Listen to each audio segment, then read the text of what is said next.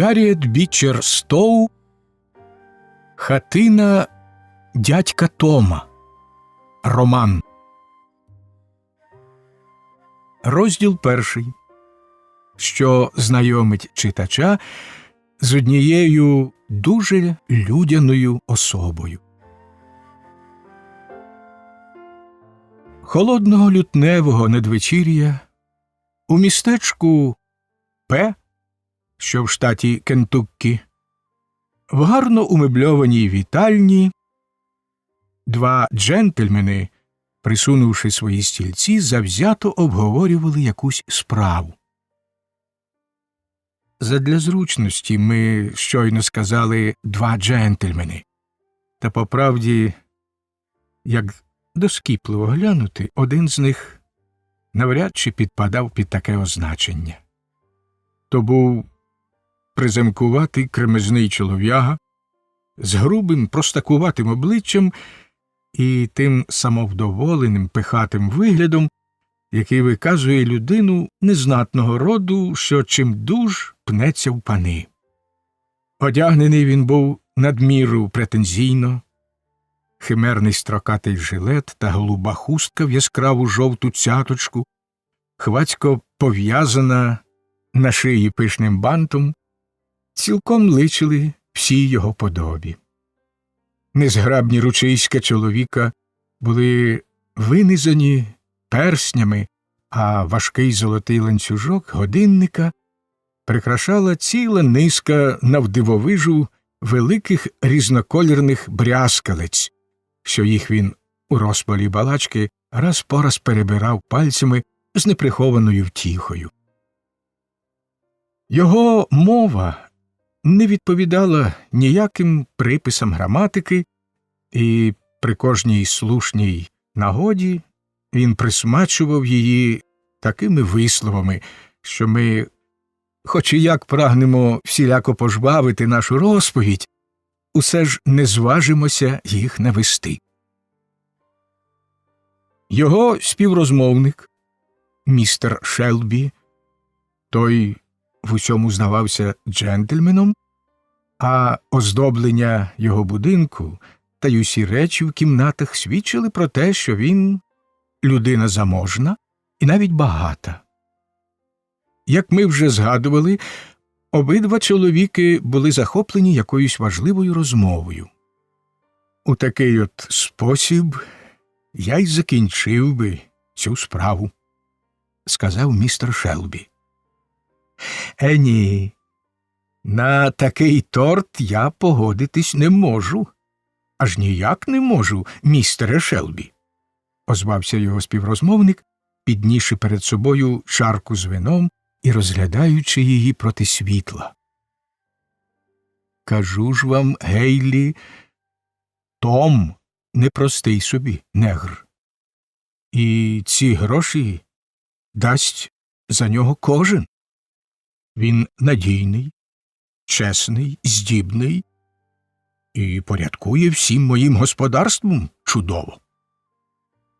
Тобто чесний, як на чорношкірого, промовив Гейлі, наливаючи собі в чарку вина. Ні, по-справжньому чесний. Том добрий, надійний, тямущий і побожний чоловік.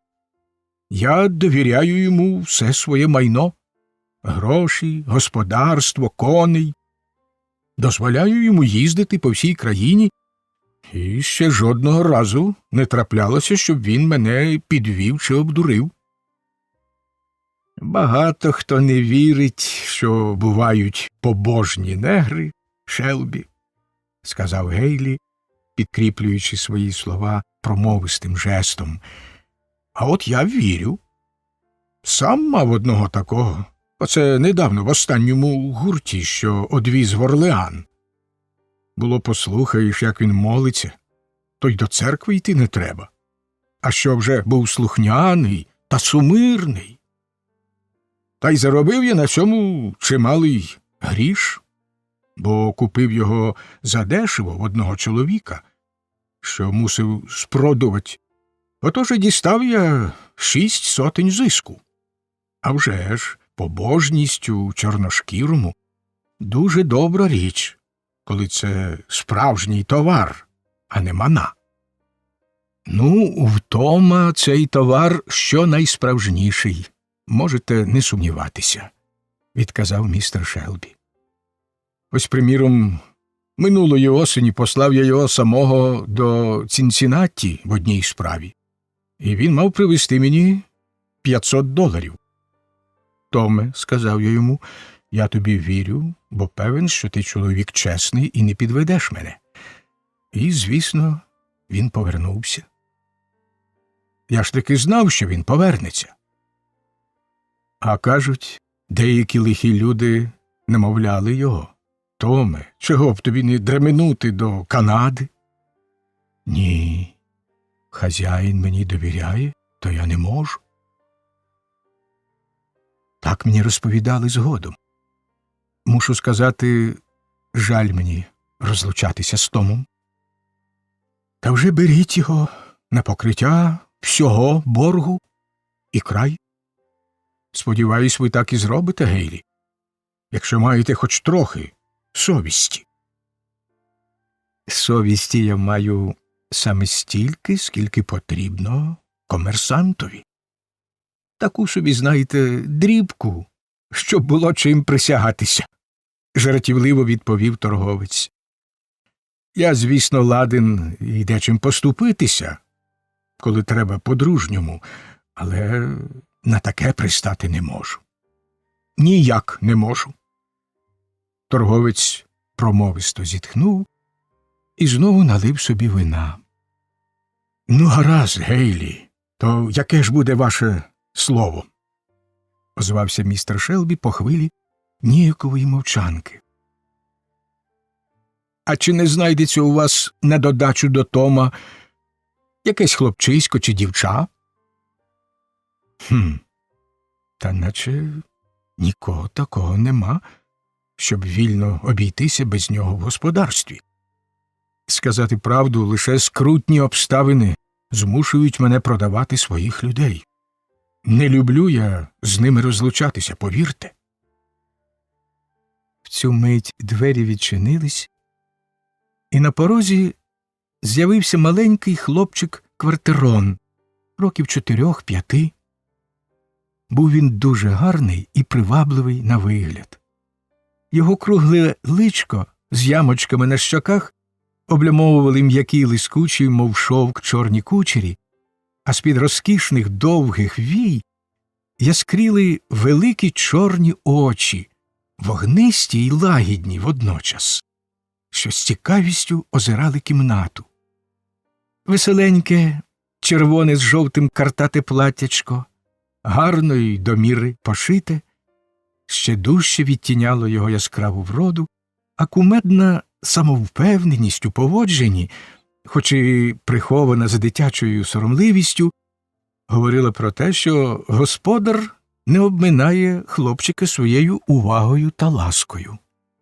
«Гей, Джиме, галченя!» – мовив містер Шелбі, а тоді свиснув і кинув хлопчикові гроно родзинок.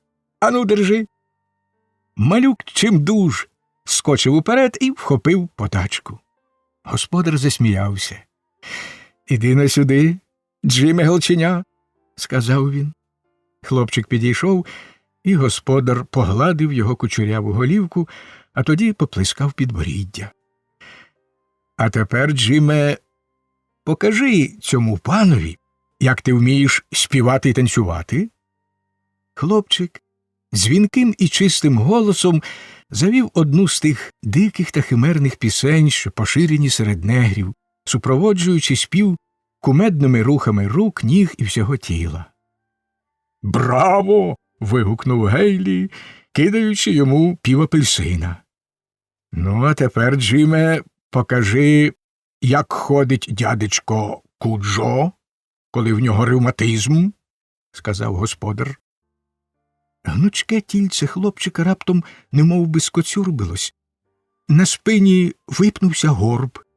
Спираючись на господареву тростину, він зашкутильгав по кімнаті, скрививши обличчя і спльовуючи на всі боки точнісінько, як старий дідуган. Обидва чоловіки зареготали. «Браво! Знаменито! Оце то малий!» – промовив Гейлі. «З цього Пуцьверінка будуть люди, щоб я так жив!» «А знаєте що?» – раптом сказав він, плеснувши містера Шелбі по плечу. «Докиньте мені ще малого, і хай буде по всьому. Отак. Ну що, хіба це не по справедливості?» Об тій такій хвилі двері тихо відчинились, і до кімнати зайшла молода квартиронка, що виглядала років на 25. Досить було перевести погляд з хлопчика на неї, щоб зрозуміти, то його мати. Ті самі глибочезні темні очі під довгими віями, ті самі пишні шовковисті чорні кучері, легкі рум'янці на її смаглявому обличчі враз проступили дужче, коли вона побачила незнайомого чоловіка, що пильно й зухвало розглядав її, не приховуючи свого захоплення. Сукня була на ній, як облипла й вигідно окреслювала її гарну постать. Тендітні руки і стрункі ноги також не уникнули гострого ока торговця, що звик за одним поглядом складати ціну доброму людському товарові. «Чого тобі, Елізо?» – спитав господар, коли вона зупинилась і нерішуче поглянула на нього. «Даруйте, пане, я шукала Гаррі». Хлопчик підскочив до неї, показуючи свої набутки, що їх поскладав у пелену платтячка. «Ну, то забирай його», – сказав містер Шелбі. Підхопивши дитину на руки, вона квапливо подалася з кімнати. «Бий мене, сила Божа!» – вигукнув торговець, у захваті обертаючись до господаря. «Оце ви маєте товар! Та за цю дівулю в Орлеані хоч сьогодні можна хапнути ціле багатство. Я ж сам бачив, як там платили по 1000 й більше за жінок, ані Скілечкін не кращих». «Я не хочу наживати на ній багатства», – сухо відказав містер Шелбі, і, щоб змінити тему розмови, відкоркував ще одну пляшку вина і спитав гостя, як воно йому смакує. «Чудове, сер, чудове! Перший сорт», – сказав торговець, а тоді, за панібрата поплескуючи містера Шелбі по плечу, знову повів своєї. «Ну, то скільки ви хочете за цю дівулю?» «Що я маю дати? Яка буде ваша ціна?» «Містере Гейлі, я не продаю її», – відказав Шелбі. «Моя дружина не розлучиться з нею, хоч би її оцінили на вагу золота». Жінки завжди таке кажуть, бо не здатні рахувати. А тільки-но розтлумачити їм, скільки годинників, страусового пір'я та всіляких там брязкалець можна купити за ту вагу золота, і вони миттю заспівають інший. Ось як я це розумію. «Кажу ж вам, Гейлі, про це годі й балакати. Коли вже я сказав «ні», то значить «ні», – рішуче промовив Шелбі. «Ну, гаразд, а хлопчиська віддасте?» – спитав торговець. «Погодьтеся, що я заправив з вас по-божому». «Та навіщо вам, скажіть, цей малюк?» – запитав Шелбі. «Бачте, я маю одного приятеля, що прибрав собі таке діло. Скуповує гарних хлопчиків і вирощує їх на продаж. То панський товар. Їх продають у лакеї до великих багатіїв, що мають грошву на таких красунчиків. Вони ж полюбляють у домі гарних молодиків, щоб відчиняли їм двері, прислуговували коло столу, доглядали їх. Отож і ладні платити за них добрячі гроші. А це мале бісеня таке кумедне, та ще й до музики хист має. Одне слово, товар добрячий. Не хотів би я його продавати, замислено промовив містер Шелбі. Річ у тім, що я маю добру душу, і мені страшенно прикро розлучати хлопчика з матір'ю. Он як? Та що ж тут дивного? Я вас чудово розумію. То неабияка халепа мати справу з жінками. Терпіти не можу, коли вони починають скиглити і верещати. Воно таки страх неприємно. Але я, знаєте, в цьому ділі завжди обходжуся без них. Чом би й вам не відпровадити кудись цю дівулю, хоч на якийсь там день чи, може, й на тиждень? Ми б тим часом тихенько все влаштували, а тоді нехай вона собі вертається. Ваша жінка може подарувати їй якісь там сережки, чи нову сукню, чи ще якийсь дріб'язок, і вона враз про все забуде. Боюся, що ні. Забуде, щоб я так жив. Адже ці створіння зовсім не те, що білі. Їм усе дарма. Треба тільки вміти з ними повестися. Ось дехто каже, провадив далі Гейлі, прибравши щирого і довірчого вигляду, нібито така комерція робить людину бездушною, а я не згоден. Я сам, приміром, ніколи не веду справу у такий спосіб, як декотрі інші торговці. Мені не раз траплялося бачити, як вони видирають дитинча з материних рук, щоб продати його, а вона верещить, мов різана. То дуже погано.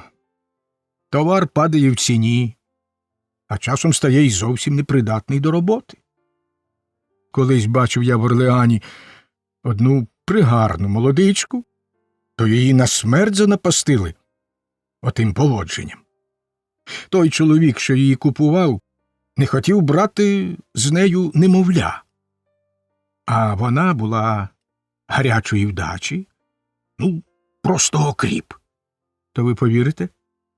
Вона як притисла до себе те немовля, та як почала репетувати, страх було глянути. Мене й досі мороз бере поза шкірою, як згадаю.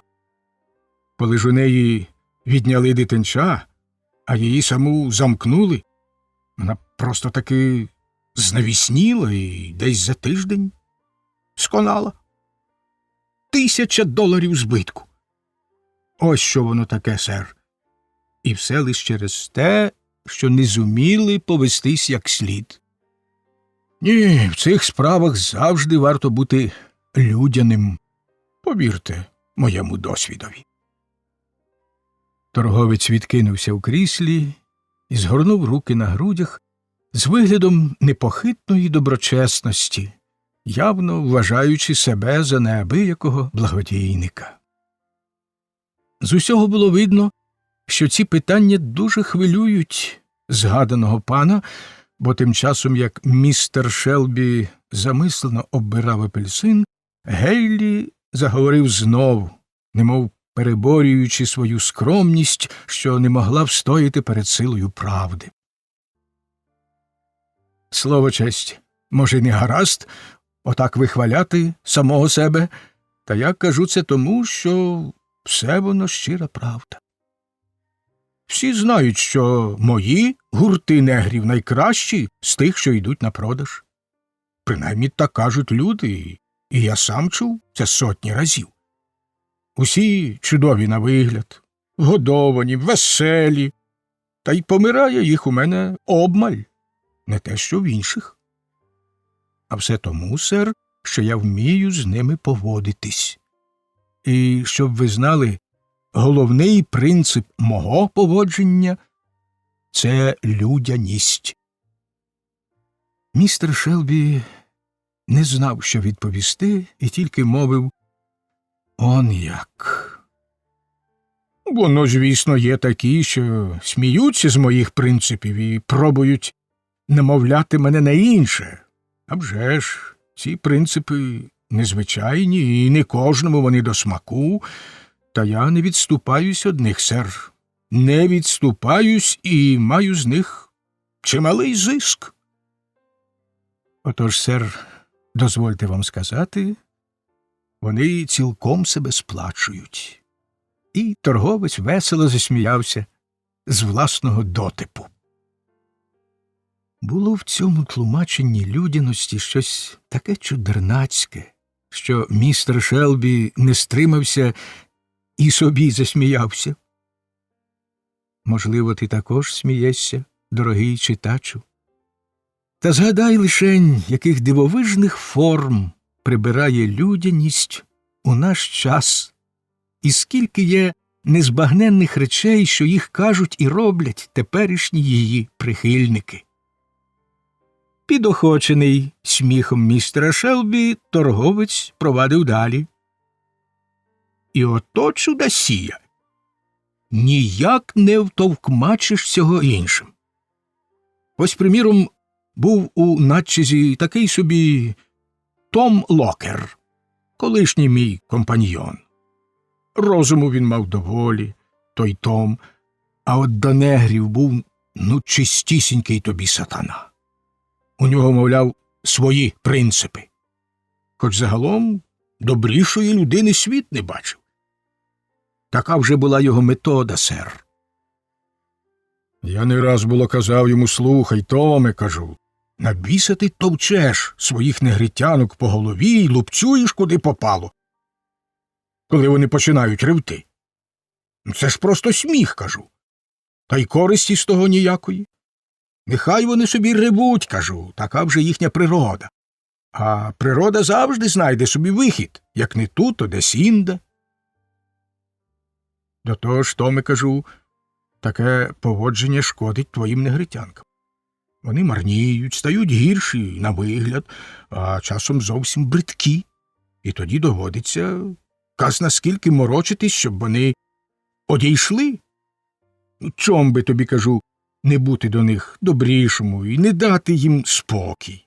Повір мені, Томе, людяним поводженням ти здобудеш куди більше, аніж усіма отими стусанами й ляпасами, та й зиск із того більший, слово честі. Одначе Томові все те було невтямки, і він перевів мені стільки негритянок, що я мусив порвати з ним, хоч який він був добросердий чолов'яга і в ділі дуже чесний.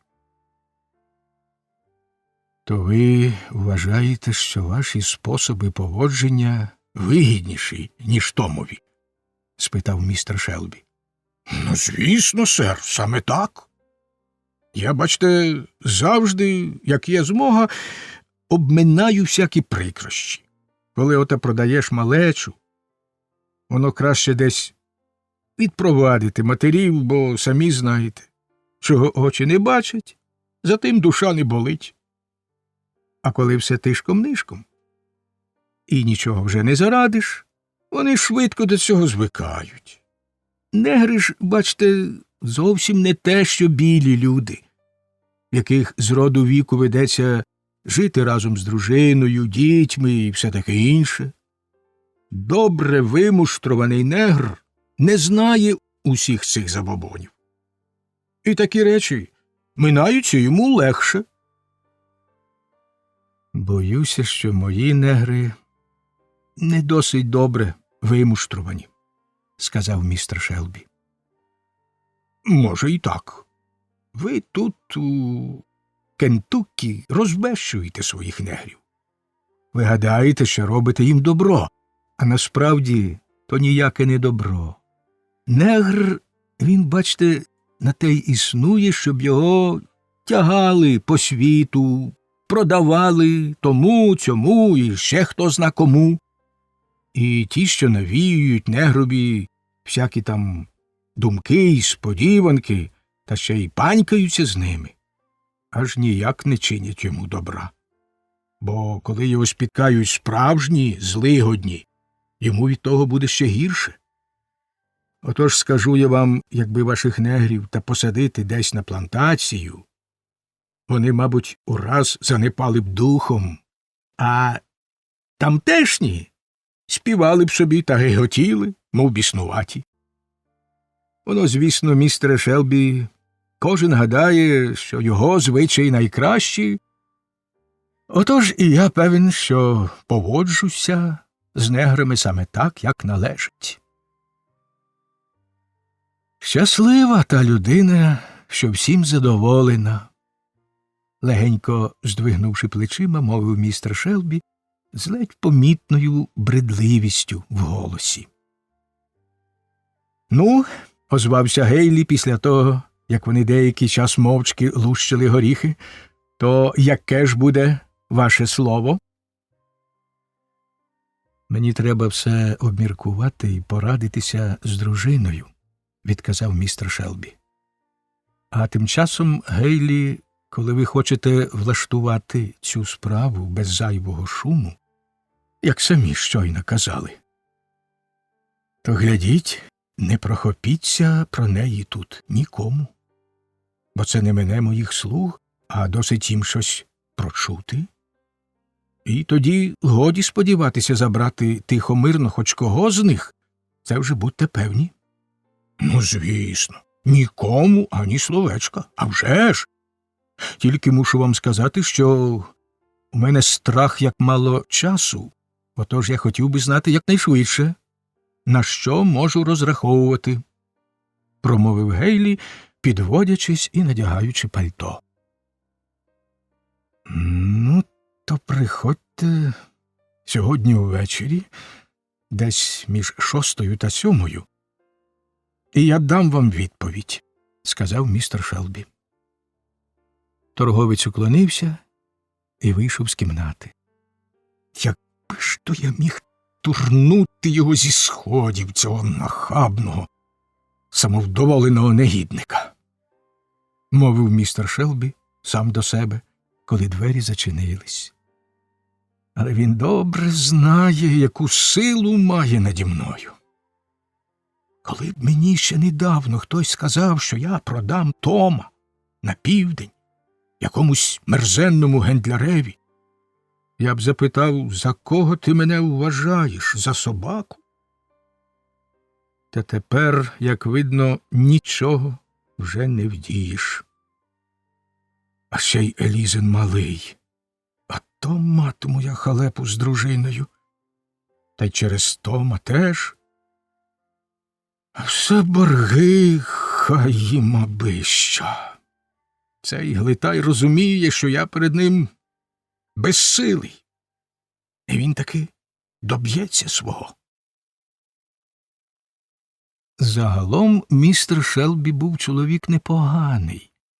Вдачу мав добру та лагідну, до челяді ставився поблажливо, і негри в його маєтку не терпіли ні в чому нужди.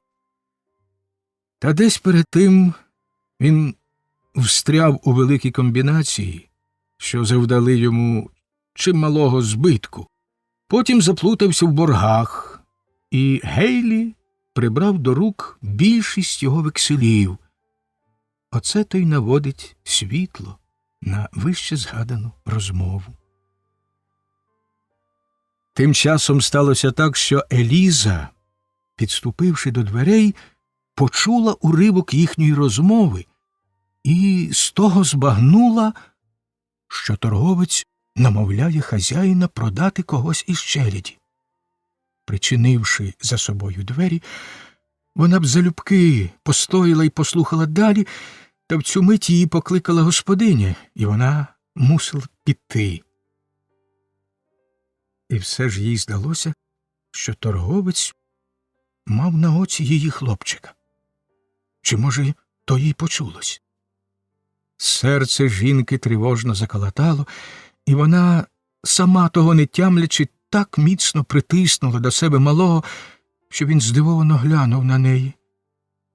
— Елізо, голубонько, що це з тобою сьогодні? — запитала господиня, коли Еліза звалила глек з водою, перекинула столик і нарешті замість шовкової сукні, яку господиня сказала принести з шафи, подала їй довгу нічну сорочку. Еліза здригнулася. «Ой, пані», – мовила вона, зводячи очі, а тоді упала на стілець і гірко заплакала. «Та ну ж бо, Елізо, голубонько, що таке?» – знову спитала господиня. «Ой, пані», – відказала Еліза, – «там, у вітальні, якийсь торговець балакає з хазяїном. Я сама чула». «Ну, а коли і так, дурненька, то що тобі до того?» «Ой, пані, невже хазяїн продасть мого Гаррі?»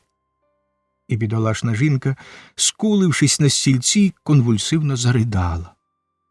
«Продасть Гаррі? Та що ти, дурненька? Ти ж знаєш, що твій хазяїн ніколи не має справ з тими південними гендлярами і ні за що не продасть жодного своїх слуг, поки вони шануються. Та й подумай, дурненька, хто б то захотів купити твого Гаррі? Чи ти гадаєш усім тільки й того світу, що він, як оце тобі, полохлива ти квочко? Ану, хутенько утри сльози та застебни мені сукню, а тоді заплетеш косу і гарненько викладеш її, як навчилась недавно. І ніколи більше не підслуховуй під дверима». «Але ж, пані, ви самі не дасте, не погодитесь». «Не кажи дурниць, серденько. Звісно, що ні. До чого ці балачки? Та це ж для мене однаково, щоб продати власну дитину». «Зрештою, Елізо, чи не надто ти вже трусишся над своїм малим? Тільки хтось поткнеться на поріг, як тобі одразу ввижається, що то прийшли його торгувати». Заспокоєна впевненим тоном господині, Еліза швидко і вправно заходилась чепурити її, вже й сама сміючись із свого недавнього переляку. Місіс Шелбі, нічого не знаючи про чоловікові скрутні обставини і цілком покладаючись на його добру вдачу, ані трохи не покривила душею, рішуче відкинувши Елізині здогади.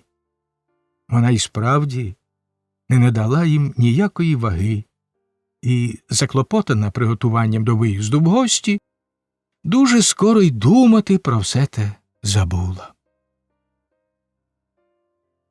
Розділ 2. Мати. Елізу від самого дитинства виховувала господиня, і дівчинка завжди була її улюбленицею і пестункою. Ті, кому траплялося подорожувати американським півднем, мабуть, не раз помічали оту особливу зграбність, оту співучість мови та елегантність рухів, що здебільшого вирізняють квартиронок і мулаток з-поміж інших жінок. До цієї природної грації квартиронок часто долучається своя особлива зваба, а що вже вродливі вони, то нема чого й казати. Еліза, як оце її щойно змальовано, теж не витвір нашої уяви. Така вона лишилась у нашій пам'яті, відколи ми бачили її багато років тому в Кентуккі. Живучи під байливим крильцем господині, Еліза досягла повноліття, не зазнавши лиха, що випадає на долю більшості вродливих рабинь, для яких краса так часто буває фатальною. Її віддали заміж за вродливого і здібного молодого мулата, раба в сусідньому маєтку, на ім'я Джордж Гарріс. Господар цього молодика послав його в найми на джутову фабрику, де своєю вправністю і кмітливістю він скоро здобув собі славу чудового майстра. Джордж змайстрував машину очищати коноплі, що, зважаючи на мізерну освіту і підневільний стан винахідника, являла собою справжній витвір технічного генія, не гірший від бавовноочисника Уїтні. Гарний на вроду, з приємними манерами, він був загальним улюбленцем на фабриці. Та оскільки перед лицем закону цей молодик вважався не за людину, а лише за річ, то всі його видатні здібності підлягали владі грубого, обмеженого і свавільного господаря. Оцей то пан, прочувши про те, якого шуму наробив Джорджів винахід, власною персоною приїхав на фабрику, щоб побачити, що там вигадала його наділена розумом худобина. Власник фабрики захоплено вітав його і поздоровив з тим, що він має такого тямущого раба.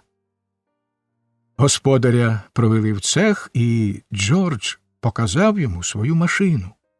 Радісно збуджений, він говорив так вільно, тримався з такою гідністю, був такий мужній та гарний на вигляд, що господаря охопило прикре відчуття приниження. Справді, з якої б то речі його раб мав роз'їжджати по країні, винаходити машини і не схиляти голови перед панами. Ось він покладе цьому край, забере його назад і змусить копати і шарувати землю. А там, мовляв, побачимо, де подінеться його гонор. І власник фабрики, і всі робітники, що були при цьому, аж заніміли з подиву, коли він раптом зажадав Джорджеву платню і сповістив про свій намір забрати його додому. Але ж, містере Гарріс, спробував заперечити власник фабрики, чи не буде це трохи з опалу? А хоч би і так. Адже він мій. Ми можемо збільшити йому платню, шановний пане. Не про те йдеться. Ні до чого мені віддавати в найми своїх рабів, коли я сам цього не хочу. Але ж він показав себе таким здібним робітником. Може, і так. А от у мене в маєтку, мушу вам сказати, він ніколи не був дуже здібний, хоч би до якого діла я його приставляв. Та він же сам придумав он яку машину, досить необачно докинув один робітник. А тож, машину, що заощаджує працю, еге? Чого ж би ще від нього чекати? Тільки негр і міг до такого додуматись, будьте певні. Та вони самі тільки те й роблять, що заощаджують працю. Всі як є. Ні, він тут не залишиться. Джордж стояв, мов громом уражений, так зненацька почувши присуд влади, що їй, як він знав, марно було опиратися. Він згорнув руки, міцно стулив уста, але в грудях у нього бурхав справжній вир гірких почуттів, і гаряча кров стугоніла в жилах. Віддих його уривався, а великі темні очі палали, мов дві жарини. Він, певно, не стримався б від якогось небезпечного вибуху, коли б недобросердий власник фабрики, що торкнув його за руку і тихенько промовив: «Не супереч, Джордже. Їдь поки що з ним, а ми спробуємо допомогти тобі». Свавільний пан помітив це і, хоч не дочув шепоту, однак збагнув, про що йдеться, а тому ще дужче затявся і твердо вирішив не попускати влади над своєю жертвою. Джорджа відвезли додому і звеліли робити найтяжчу, найбруднішу роботу на фермі. Він ані словом не виказував свого невдоволення, проте була й інша мова, яку не сила приховати. мова палаючих очей та смутного й нахмуреного чола, і ті прояви, що найпевніше говорили: ця людина ніколи не стане річчю. Саме тієї щасливої пори, коли він працював на фабриці, Джордж і познайомився зі своєю майбутньою дружиною. У той час, завдяки великій довірі й прихильності власника фабрики, він був сам собі господар і міг заходити, куди заманеться. Міс Шелбі дуже схвалювала цей шлюб. По-жіночому охоча до весільних клопотів, вона щиро тішилася, віддаючи свою милу пестунку за юнака, не нижчого від неї становищем, що був начебто цілком їй до пари з усіх поглядів. Отож їх повінчали у великій вітальні панського будинку, і господиня сама оздобила розкішні коси нареченої апельсиновим цвітом і накинула на них шлюбну фату. Мабуть, цей убір ніколи ще не лягав на прекраснішу голівку. Нічого не бракувало на тому весіллі, ні білих рукавичок, ні пирогів, ні вина, ані гостей, що захоплено вихваляли красу нареченої та ласку і щедрість її пані.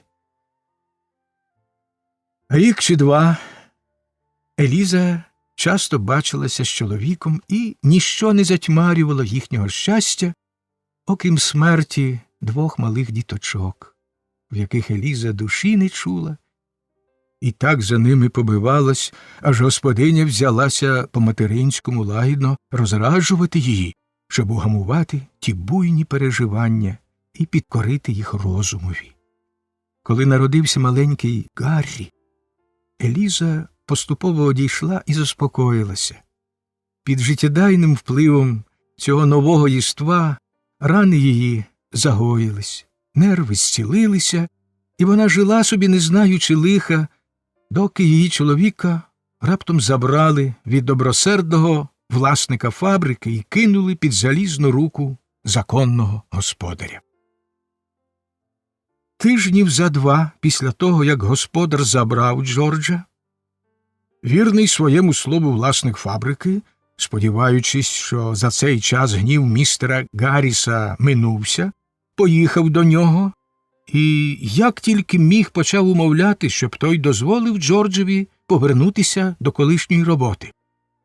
«Не завдавайте собі марного клопоту, чоловіче», – вперто відказав господар. «Я сам собі голова». «Я не мав наміру втручатись у ваші справи, шановний пане. Просто подумав, може, ви добачите тут свою вигоду і віддасте його нам на тих умовах, що я пропоную». «О, я добре розумію, до чого йдеться. Бачив, як ви переморгувались і шепотілися, коли я забирав його з фабрики.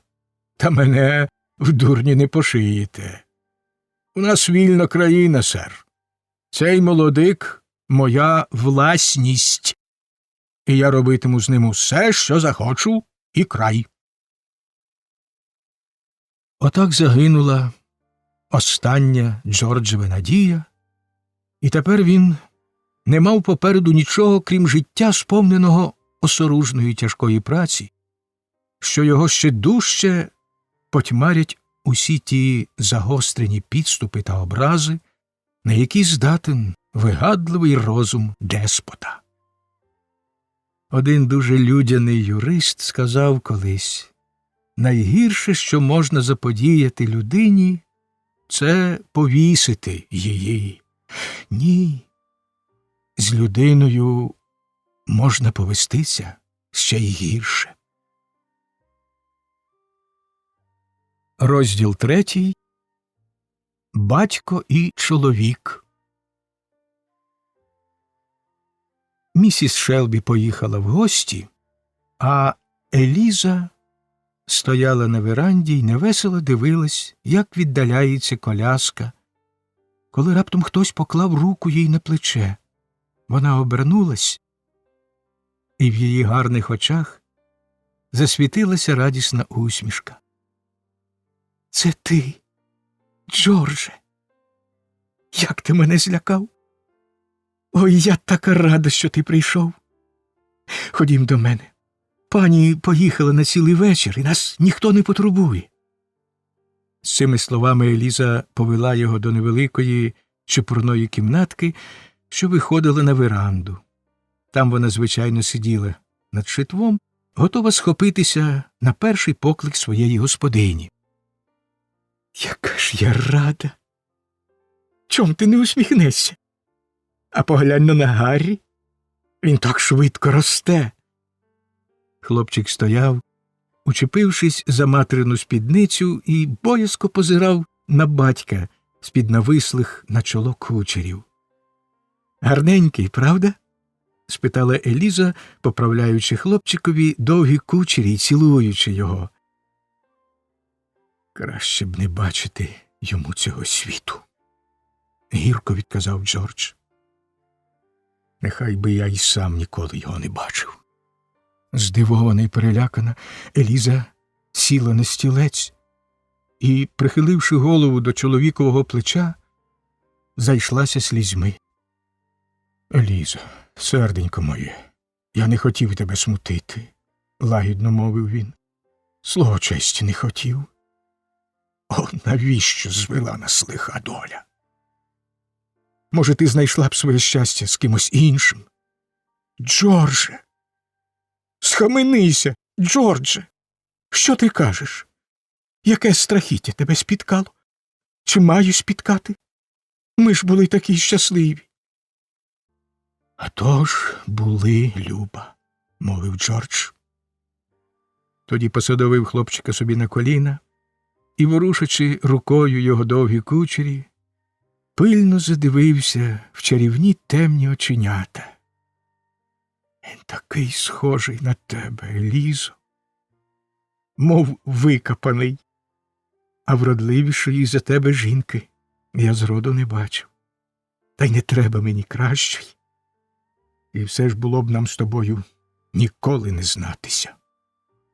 «О, Джордж, як ти можеш?» Так, Елізо, скрізь тільки лихо, лихо і лихо. Все життя моє гірке, мов полин, таке гірке, що й жити далі неохота.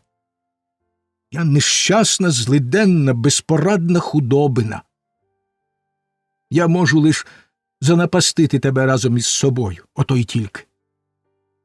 Чи варто намагатися щось робити, чогось навчатися, щось осягти?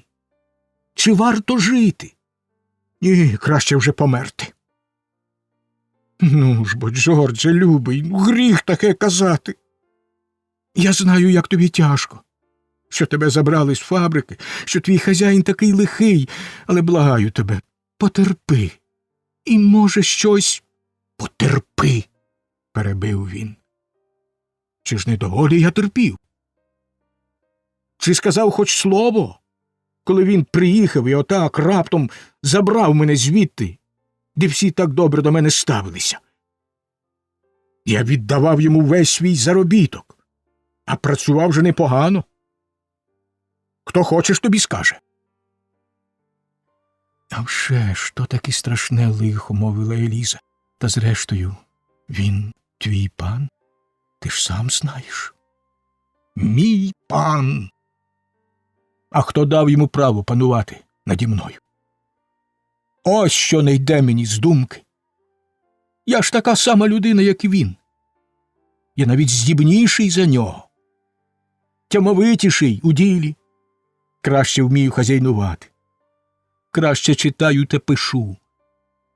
І всього цього я дійшов самотужки, не з його ласки, а навпаки, всупереч його волі. Тож за яким правом він обертає мене на чорну худобу? Забирає мене від роботи, яку я вмію робити краще, ніж він, і загадує робити те, з чим може впоратись перша ліпша коняка. А він же таке чинить. Він нахваляється знівечити мене, затоптати в багно. Він зумисне ставить мене до найтяжчої, найбруднішої, найганебнішої роботи. Ой, Джордже, як ти настрахав мене. Це ж я вперше чую від тебе такі слова. Я боюся, щоб ти не накоїв чогось жахливого. Мене ані трохи не дивує твоя гіркота. Але будь обачний, благаю тебе, будь обачний. Задля мене, задля Гаррі. Я був обачний. Я терпів, скільки міг. Та ця мука стає щодень тяжча. І далі зносити її вже не сила. Він не проминає жодної нагоди допекти мені чим тільки можна. Я думав, що коли добре робитиму свою роботу і поводитимусь сумирно, то матиму якийсь час і на те, щоб читати книжки та вчитися. Та чим більше я роблю, тим більше роботи він мені накидає. Хоч я й мовчу, каже він, але він бачить, що в мені сидить диявол. І він таки, мовляв, вижене його з мене. Та, мабуть, скоро вже цей диявол сам вирветься на волю, от тільки навряд чи мій пан з того зрадіє. Любий мій, то що нам робити? Скрушно запитала Еліза. А оце вчора, провадив далі Джордж, я накладав на віз каміння, а малий панич Том стояв поруч і цвьохкав своїм батіжком перед самісіньким носом коняки, так що вона сіпалася з ляку. Я попрохав його не цвьохкати, так лагідно, як тільки міг, та він наче й не чув. Я сказав ще раз, аж раптом він обертається і на мене з тим батіжком. Тоді я схопив його за руку, а він як заверещить, як захвицяє ногами. І бігом до свого таточка жалітися, що я його побив. Той вискочив, мов скажений, і кричить: ось я тобі зараз покажу, хто твій пан. А потім прив'язав мене до дерева, наготував різки і дав їх паничеві. Мовляв, нехай шмагає мене, доки сили стане.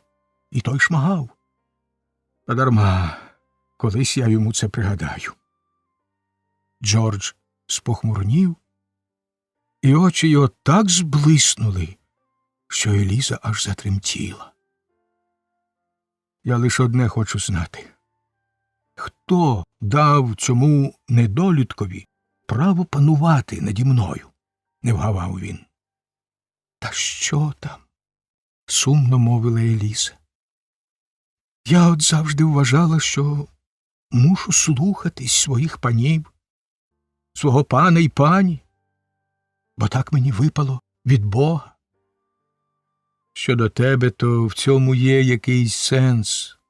Вони ж мали тебе за свою дитину. Годували, одягали, не кривдили, навіть дечого навчили, і тепер ти добре вихована. Отож вони якоюсь мірою мають право й питати з тебе. А я не знав нічого, крім побоїв, штурханів та лайки, і був радий хіба лише тоді, коли мене полишали на самоті. То що я кому завдячую? Те, що на мене витрачено, я відробив уже 100 разів? Ні, далі терпіти цього я не буду. Не буду і край! Вигукнув він, грізно нахмурившись і стиснувши кулаки. Еліза злякано тремтіла і не озивалась ані словом. Вона ще ніколи не бачила чоловіка в такому стані, і її лагідна вдача немов би похилилася від цього спалаху гніву, як тростина від буревію. Ти пам'ятаєш бідолаху Карла, собачку, якого ти мені подарувала? Знову заговорив Джордж. Той песик був чи не єдиною моєю втіхою. Він спав разом зі мною, не відходив від мене ні на крок, і часом так дивився мені в вічі, немов розумів усі мої почуття. Та от кілька днів тому я годував його недоїдками, які підібрав біля дверей кухні. Коли це йде хазяїн, і ну мені вичитувати. Собака, мовляв, живе його коштом. І що то буде, коли кожен негр заведе собі собаку? а тоді звелів почепити йому на шию каменюку і кинути в ставок. Ой, Джордже, але ж ти цього не зробив. Не зробив. Я ні. А він зробив. А коли бідолашний собака став потопати, ще й камінням його закидав разом з отим своїм Томом. Сердешний песик. Він так жалісно дивився на мене, наче питав, чому я не хочу його рятувати. А потім мене відшмагали за те, що я не втопив його сам.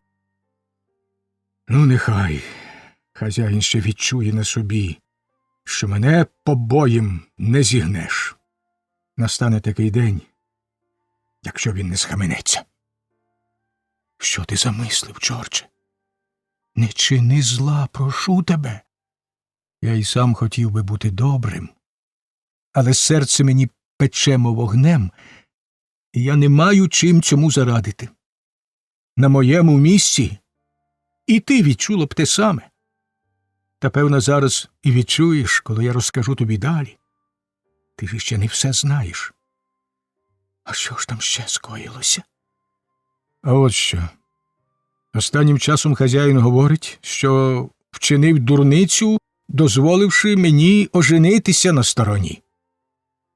Що він ненавидить містера Шелбі і весь його рід, бо вони заносяться перед ним, і що я нібито теж перейняв від тебе цю гординю. Отже, він каже, що більше не дозволить мені ходити сюди, а знайде для мене жінку в своєму маєтку. Спершу він лише побіжно згадував про це, коли сварився на мене. Але вчора сказав, що я маю одружитися з Міною і оселитись у її хатині. А як ні, то він продасть мене на південь. Але ж ти одружений зі мною. І нас повінчав священник. Так само, як білих людей, простодушно заперечила Еліза. Хіба ти не знаєш, що раб не має права одружуватись? Нема на це закону. І якщо хазяїн надумає нас розлучити, ніхто не визнає тебе за мою дружину. Тим-то я й кажу, що краще б нам було ніколи не бачити одне одного. Краще б мені взагалі не родитися на світ задля нас обох, задля цього нещасного маляти, що також побачило світ собі на лихо. Адже те саме може спіткати і його. Ні, мій пан такий добрий. Воно так, але хто знає, як усе буде. Він може померти, і тоді хлопчика продадуть комусь. Тож яка радість з того, що він такий гарненький, здібний і кмітливий? Згадаєш моє слово, Елізо, за кожну дрібку доброго в твоїм дитинчаті тобі завдадуть болючих ран у самісіньке серце. Бо чим вище буде його ціна, тим менше в тебе надії вдержати його при собі. Важким тягарем лягали на серце Елізі його слова. В її уяві знову постав той торговець, що був надвечір у пана, і вона враз пополотніла на обличчі й задихнулась, немов від смертельного удару. Тоді злякано визирнула на веранду, куди подався хлопчик. Йому набридло слухати розмову батьків, і тепер він залюбки гасав верхи на тростинці містера Шелбі. Вона хотіла була розповісти чоловікові про свої побоювання, але стримала себе. Ні, йому, бідоласі, й так невесело, подумала вона, не треба нічого йому казати. А може, все воно й неправда? Адже пані ще ніколи нас не обманювала. Ну що ж, Елізо, серденько, засмучено мовив Джордж, мужайся і кріпись. А тепер прощавай, бо я вирушаю в дорогу. В дорогу, Джордж? Куди?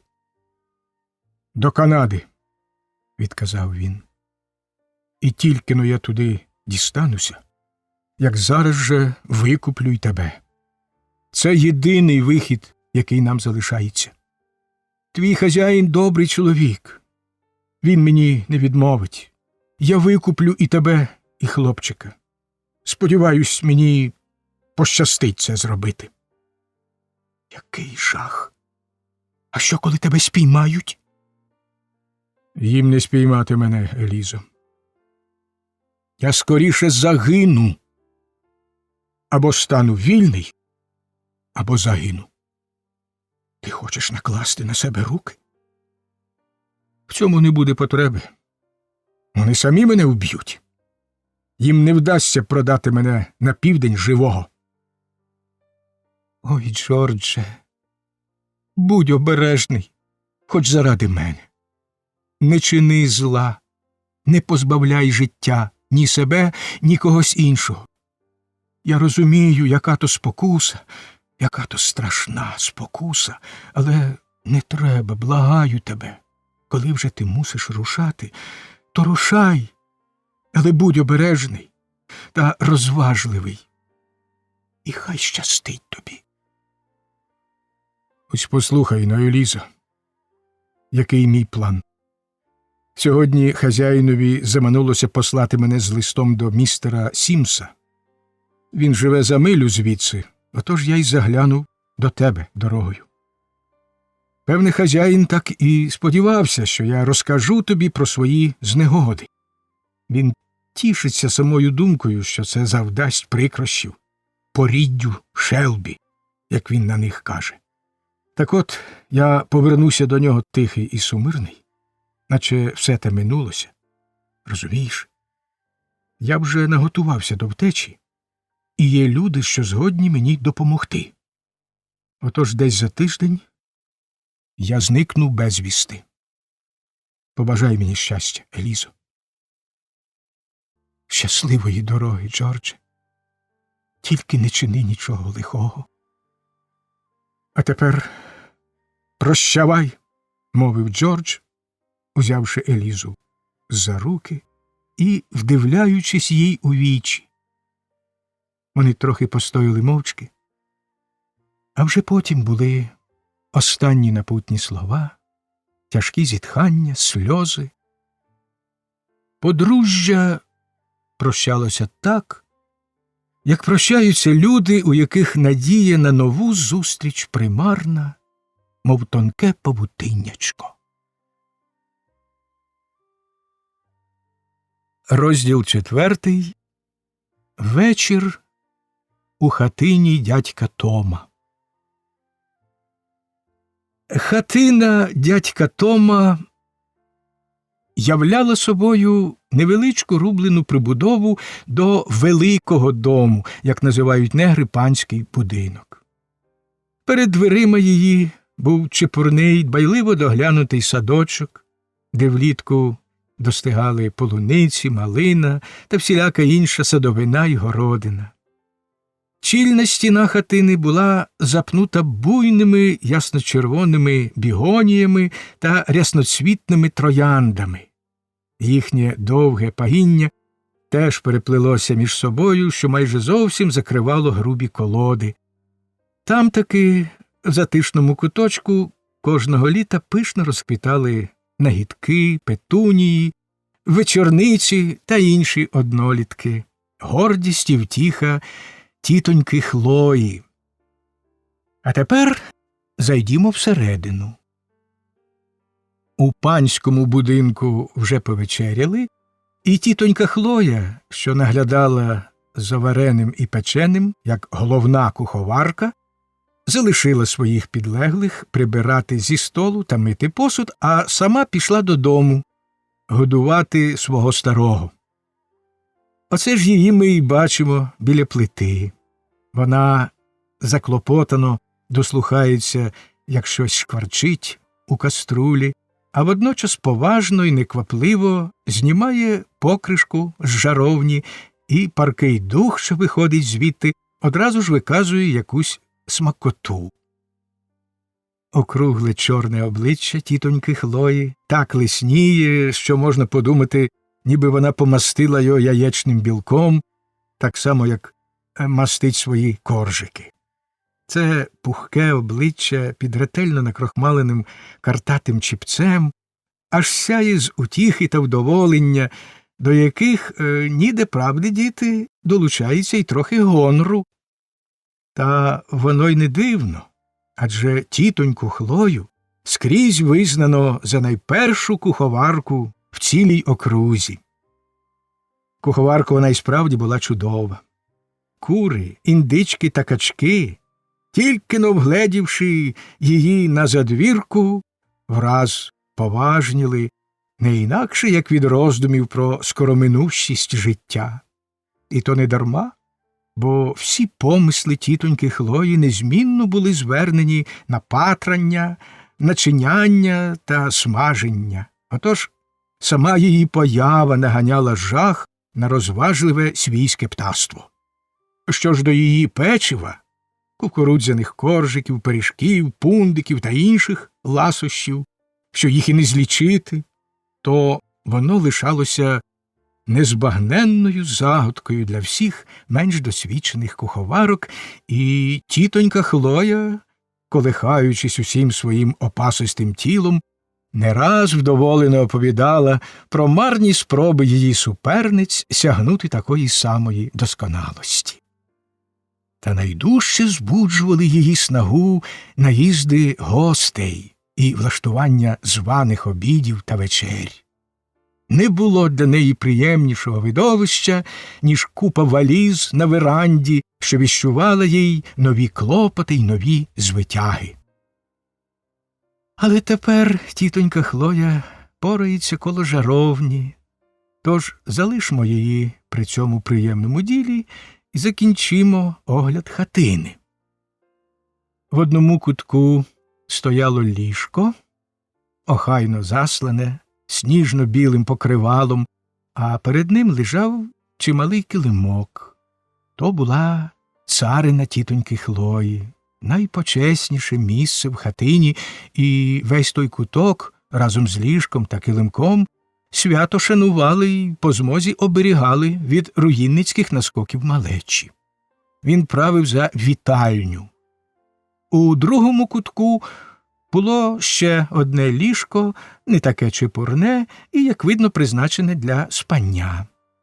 Стіну над грубкою прикрашали лискучі друковані малюнки до Святого Письма і портрет генерала Вашингтона. Так хвацько намальований та розфарбований, що, певно, сам герой дуже здивувався б, якби йому трапилось побачити те своє зображення. На грубій лаві в кутку сиділо двоє кучерявих хлопчаків з пухкими щічками та блискучими чорними оченятами. Вони наглядали за крихітною дівчинкою, що робила перші спроби ходити. Як і всі немовлята, вона раз у раз зводилась на ніжки, якусь мить стояла, похитуючись, а тоді падала додолу. І кожна така марна спроба викликала в хлопчаків гучний захват, наче то було хто зна яке розумне діяння. Перед грубкою стояв стіл, ніжки якого наче слабували на ревматизм. Він був засланий скатертиною, на якій красувалися візерунчасті чашки з блюдцями, і все свідчило про те, що скоро буде вечеря. Біля столу сидів дядько Том, найперший помічник містера Шелбі. А оскільки він має стати і головним героєм нашої розповіді, то ми вважаємо за свій обов'язок детально змалювати його читачам. То був високий на зріст, кремезний, міцної будови чоловік з лискучою чорною шкірою і обличчям суто африканського типу, поважним та розумним на вигляд, а до того ж завжди добрим і приязним. Весь його вигляд виказував спокійну впевненість і гідність, але водночас було видно, що це людина простосерда й довірлива. Перед ним лежала грифельна дошка, і він зосереджено й повільно виписував на ній якісь літери. За цими його вправами наглядав панич Джордж, миткий 13-річний хлопчик, що тримався дуже статечно, як і належало вчителеві. «Не так, дядечку Томе, не так», – жваво сказав він, побачивши, що дядько Том старанно загинає петельку літери «G» не в той бік. Ти пишеш «Q», а не «G». Ось поглянь. «Ти диви, а й справді», – озвався дядько Том, шанобливо і вражено спостерігаючи, як його юний учитель хвацько вимальовує йому на науку численні «Q» і «G». Потім, затиснувши грифель у грубих, шкарубких пальцях, знову терпляче взявся до діла. «Білим людям все воно за іграшку», – промовила тітонька Хлоя, підводячи голову від сковорідки, яку змащувала настромленим на виделку шматочком сала, і захоплено дивлячись на панича. «Он як він пише. Ти ба? А читає як? Та ще й нас вечорами приходить навчати. Ото дивина!» «Дивина, то воно дивина, тітонько Хлоє, але ж і їсти вже страх, як хочеться», – сказав Джордж. «Невже той пиріг у жаровні ще не готовий?» «Зараз буде готовий, паничу Джордже», – відказала тітонька Хлоя, піднімаючи покришку і заглядаючи до жаровні. «Ач, як гарно присмагнув. Подивитися любо. Ще пак. Тут мене вчити не треба. А оце десь тими днями пані загадала Селлі спекти пирога. Нехай, мовляв, повчиться». «Та що ви, пані, – кажу я їй, – мене аж жаль бере отак добро переводити. Ви тільки погляньте, який він у неї перехняблений. Нема на що дивитися. Ну, просто стара пантофля. Де вже їй пироги пекти?»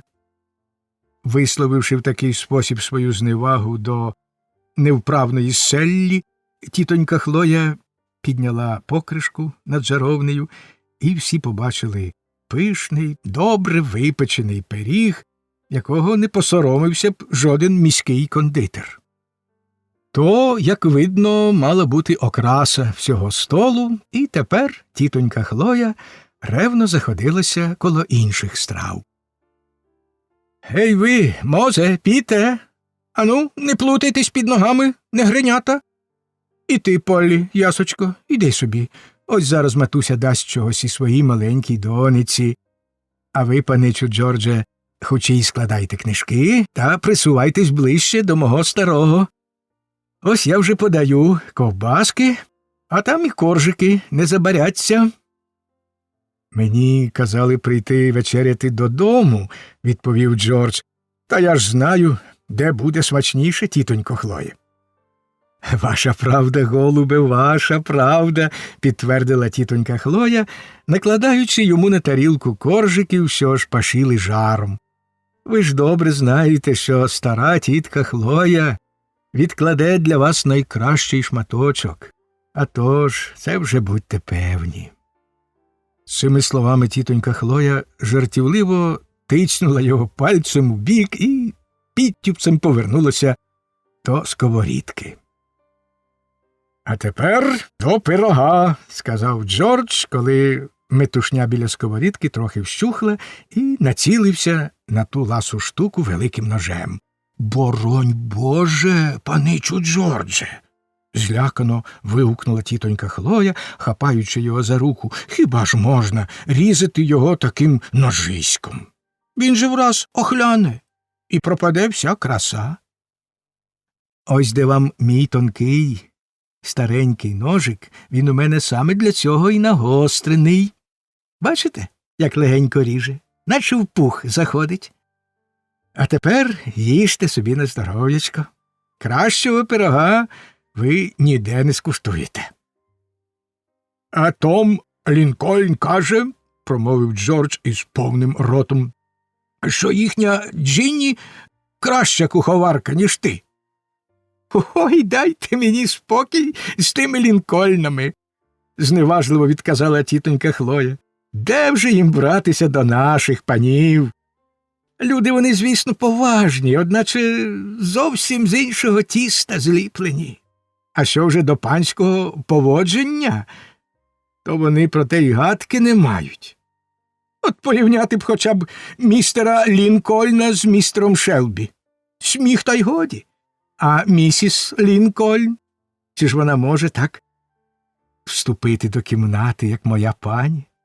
Так само гарно та гордовито. Та де там? Отож і не нагадуйте мені краще про тих Лінкольнів. І вона труснула головою з виглядом людини, що знає ціну своїм словам. Але ж ти сама не раз казала, заперечив Джордж, що Джинні дуже добра куховарка. А то ж казала, погодилася тітонька Хлоя, і тепер можу сказати. До простого, немудрящого куховарства Джинні справді здатна. Вона може спекти непоганий хліб, наварити картоплі. А от щодо кукурудзяних коржиків вже не те. Коржів Джинні не хто знає які, і хоч їсти їх можна. А коли сягнути трохи вище, то тут вона й зовсім немічна. От візьміть ви хоч би й ті ж таки пироги. Вона їх, звісно, пече, але ж яка на них скоринка? А хіба вона вміє замісити справжнє тісто? Таке пухке, щоб у роті тануло, наче воно з самого повітря зроблене? Пригадую, я була в них, коли міс Меррі мала виходити заміж, і Джинні показала мені пироги, що напекла до весілля. Ми з Джинні добрі приятельки, ви ж знаєте, і я їй нічого тоді не сказала. Та повірте мені, паничу Джордже, якби я напекла таких пирогів, то цілісінький тиждень очей не стулила б із сорому. Зовсім були негодящі. А Джинні, певно, гадала, що вони дуже добрі? Спитав Джордж. Звісно, що гадала. Ще б пак. Тим-то й вихвалялася ними так щиро. Отут, бачите, й уся розгадка. Вона просто не тямить. А вже ж, там і господарі такі, що їм до всього байдуже. Де ж би їм щось тямити? Вона і не винна, ані скілечки. Ой, паничу Джордже, ви самі не знаєте, яке то щастя для вас мати таку родину. Тітонька Хлоя зітхнула і розчулено звела очі до неба. Дарма, тітонько Хлоя, я добре знаю, яке то щастя їсти отакі пироги й пудинги, озвався Джордж. Ось ти поспитай Тома Лінкольна, як я пишаюсь перед ним щоразу, коли його бачу. Тітонька Хлоя відкинулась на стільці і зайшлася щирим добродушним реготом на таку дотепність молодого панича. Вона реготала так, що по її чорних лискучих щоках аж сльози потекли, і водночас жартівливо ляскала й торсала Джорджа, примовляючи «Ой, дайте спокій! Та ви ж мене зі світу зведете! Ой, лишенько! Оце вже, певно, помру з осміху!» І щораз дужче реготала, аж поки Джордж і справді уявив собі, ніби він хто зна який дотепник, і що йому таки треба стерегтися, жартуючи на всю губу. То ви казали про це Томові, еге? Ох, ця вже мені молодь. І пишалися перед ним нашими пирогами. Їй-богу, паничу Джордже, ви хоч кого насмішите? Так, підтвердив Джордж, я не раз йому казав. Ти б подивився, Томе, на пироги тітки Хлої. Ото справді пироги. А то ж, шкода, що він їх не бачив, мовила тітонька Хлоя, щиро вболіваючи душею за бідолашного Тома, що не звідав такої благодаті. А ви б коли-небудь запросили його на обід, паничу Джордже? Зробили б йому таку ласку? Недобре надто пишатися перед іншими тим щастям, що його дарує нам доля, ніколи про це не забувайте, докинула вона, споважнівши на обличчі. Гаразд, я запрошу Тома якось на цьому тижні, сказав Джордж. А ти вже, тітонько Хлоє, постарайся, як можеш. Нехай він подивується. От би нам так його нагодувати, щоб він потім тижнів зо два їсти не схотів. А чого ж? І нагодуємо, весело відгукнулася тітонька Хлоя. Ось побачите. Згадайте-но, які в нас бувають обіди. Пам'ятаєте отой пиріг з курятиною, що я зготувала, коли до нас приїздив обідати генерал Нокс? Ми тоді з пані мало не посварилися. На господинь іноді щось таке находить, аж дивом дивуюся. Тут тобі такий клопіт, така на тобі, сказати б, тяжка відповідальність, а вони крутяться під ногами і скрізь стромляють свого носа. От і наша пані того разу все загадувала мені робити то сяк, то так, аж урешті я не стерпіла та й кажу: «Люба моя пані, ви погляньте-но на свої гарні білі рученята, на оці тендітні пальчики, винизані блискучими перснями. Вони ж, мов ті лілеї, вмиті росою. А тепер погляньте на мої чорні зашкарублі ручиська. То ще не здається вам, що сама доля так судила мені пекти пироги, а вам приємно гаяти час у вітальні? Отак мені не дало, паничу Джордже». А що сказала на це мама? Що сказала? Ну, сміхнулась вона очима, отими своїми великими, гарнющими очима, та й каже: «А знаєш, тітонько Хлоє, мабуть, твоя правда». І пішла собі до вітальні. Їй було б стукнути мене по шиї за мою зухвалість. Та так уже я звикла, що господиня мені в кухні ні до чого. Еге ж, обід тоді вийшов знаменитий. Я пам'ятаю, всі так казали, підтвердив Джордж. А правда ж? Та й сама я стояла того дня за дверима їдальні. Сама бачила, як генерал аж тричі присував тарілку, щоб йому поклали ще того пирога. А тоді й каже: «У вас чудова куховарка, місіс Шелбі». Я мало не луснула з гордощів, їй-богу. Адже ж той генерал добре тямить, що таке смачна страва. Провадила далі тітонька Хлоя самовдоволеним виглядом. Він дуже милий чоловік, той генерал. З одного дуже високого роду, в старій Віргінії. А то ж він тямить що до чого, той генерал, не гірше за мене. Щоб ви знали, паничу Джордже, кожен пиріг має свій секрет. От тільки не всім воно до тями. А в генерала смак тонкий, я одразу це збагнула з його слів. Отож він таки знається на куховарстві. Тим часом Джордж дійшов до такого стану, що іноді буває навіть у хлопчаків, правда, лише за надзвичайних обставин, коли вже не сила проковтнути більше ані шматочка. Аж тепер він помітив кучеряві хлопчачі голівки та блискучі оченята, що жадібно слідкували за вечерею з протилежного кутка. «Ей ви, Мозе, піте!» – гукнув він, уломивши від пирога по чималому шматку і кидаючи їх дітлахам. «Мабуть, і вам хочеться солоденького? Тітонько Хлоє, спекла б ти їм якогось коржика?»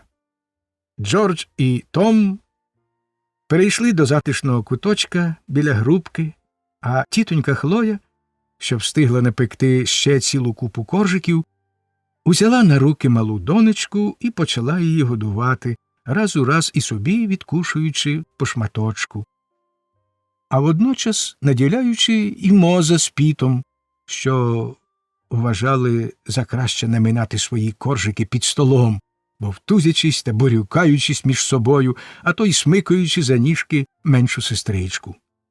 «Ану, годі вам! погукувала на них мати, час від часу навмання тицяючи ногою під столом, коли хлопчаки надто вже розходилися. Невже не можете посидіти тихенько, коли в нас у домі білі люди? Цидьте ви, чуєте? Ось постривайте, покажу я вам смаленого вовка. Нехай тільки піде панич Джордж. Важко сказати, що мала означати та страшна погроза, та, видно, саме через таку непевність вона майже не справила враження на малих грішників. — Ну, лихо та й годі, — озвався дядько Том. Так уже розбестились, що ніякого впину не знають. Аж ось хлопчаки вилізли з-під столу, геть пообмазувані мелясою, і накинулися на сестричку з буйними поцілунками. — Ану, забирайтеся звідси! — гукнула мати, відхиляючи їхні кучеряві голівки. — Ви ж усі мені позліплюєтесь докупи і ніколи вже не розліпитесь. Біжіть на хучій до рівчака та вмийтеся, — звеліла вона, супроводжуючи свої слова двома потиличниками, що здавалися досить замашними, але викликали тільки новий вибух сміху, і хлопчаки, вискочивши на двір, повалилися один на одного і заверещали від захвату. — Ну, чи бачили ви ще десь таких шибеників? — потішено мовила тітонька Хлоя.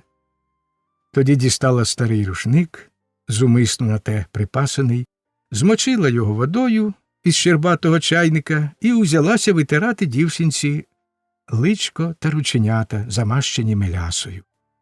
Начистивши малу так, що вона аж заблищала, тітонька Хлоя посадовила її на коліна дядькові Томові, а сама почала прибирати зі столу. Дівчинка скористалася з нагоди і тут таки почала смикати батька за ніс, дряпати йому обличчя й торсати пухкими рученятами його кучеряву чуприну. Ця розвага, як видно, подобалась їй найдужче. — Ач, яке жваве маля! — вигукнув Том, піднімаючи дівчинку на випростаних руках, щоб краще її роздивитися. Тоді підвівся, примостив малу на своєму широкому плечі і затанцював з нею по хатині, тим часом як Джордж махав на них своїм носовичком, а Моз і Піт, що вернулися з надвору, гарчали, наслідуючи ведмедів, аж поки тітонька Хлоя заявила, що їй уже голова розколюється від того галасу. Та оскільки, як вона сама визнала, таке лихо траплялося з її головою щодня, веселощі в хатині ані трохи не вщухли, і всі гарчали, стрибали й витанцьовували до цілковитої знемоги. — Ну, вгамувалися вже? — спитала тітонька Хлоя, висуваючи з-під ліжка грубий приземкуватий поміст з постіллю. — А тепер, Мозе й Піте, гайда на боковеньку, бо скоро почнуть збиратися люди до молитов. — Ой, мамо, ми не хочемо спати. Дозвольте нам посидіти і подивитися, це ж так цікаво. — А й справді, тітонько Хлоє, сховай-но ти цю штуку, нехай вони посидять, — вибагливо мовив Джордж, штовхнувши ногою ту неоковирну подобу ліжка.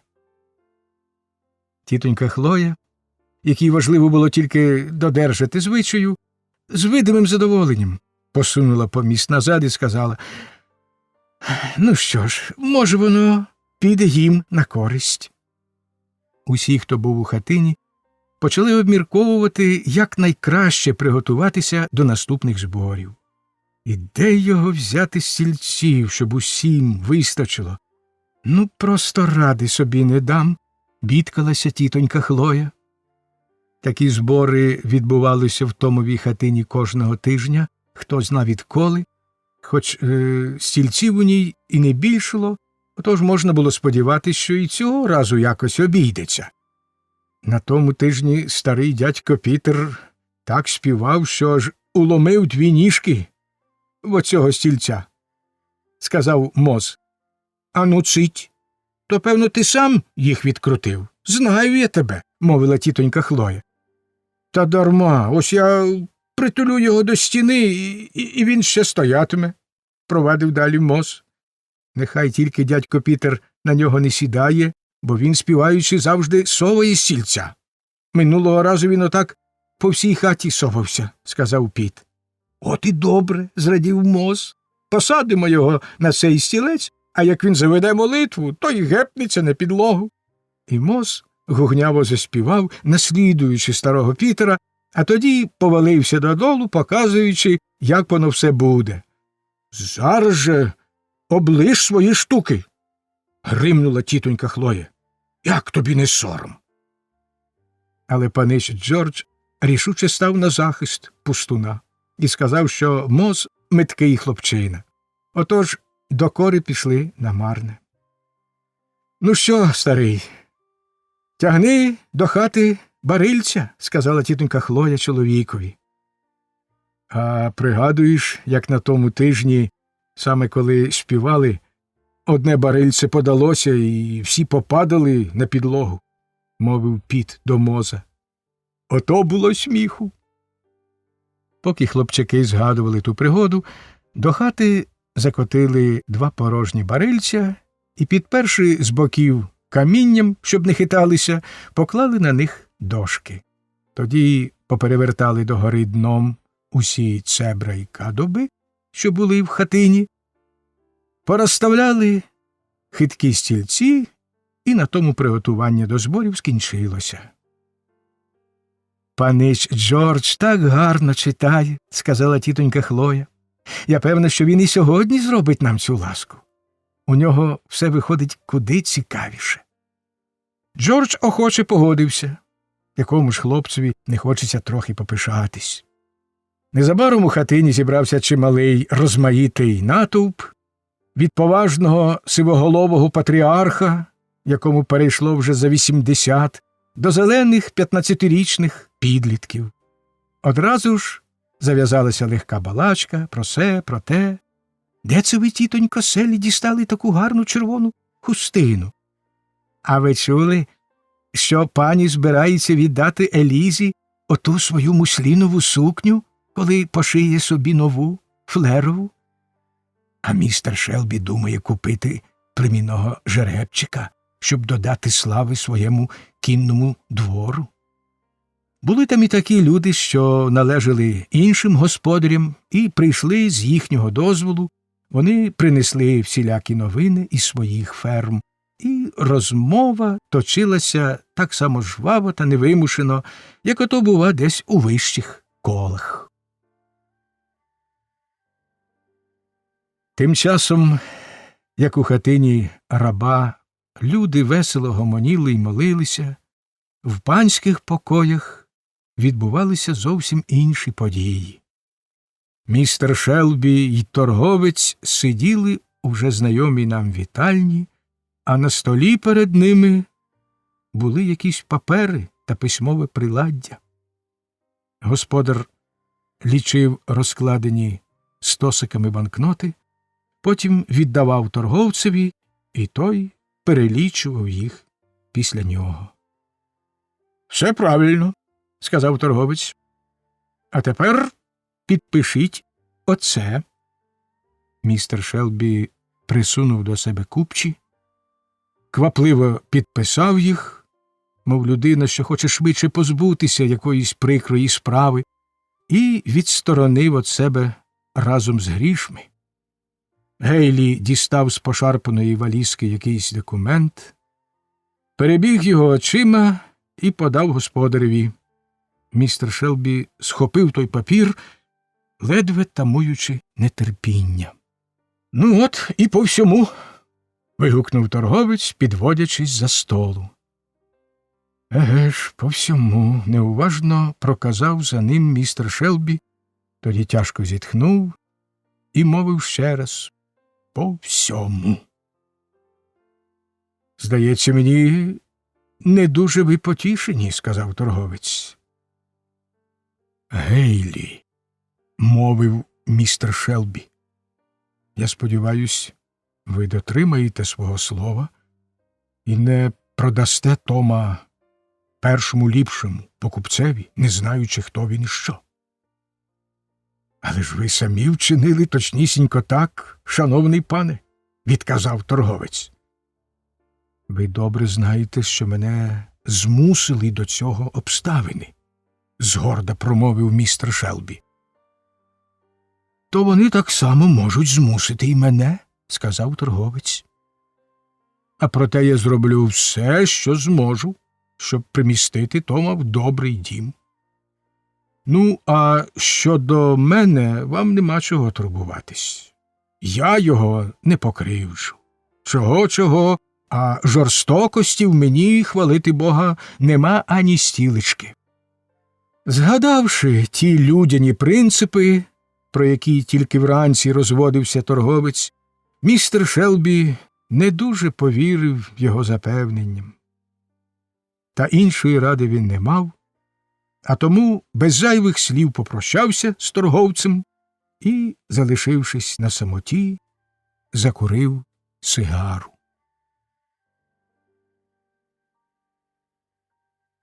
Розділ 5, де показано, як почуває себе жива власність, переходячи з рук у руки. Містер і місіс Шелбі вже перейшли до спальні. Господар сидів собі в зручному кріслі, переглядаючи листи, що надійшли з вечірньою поштою, тим часом як його дружина стояла перед дзеркалом і розчісувала коси, що їх так вигадливо заплела й виклала їй Еліза.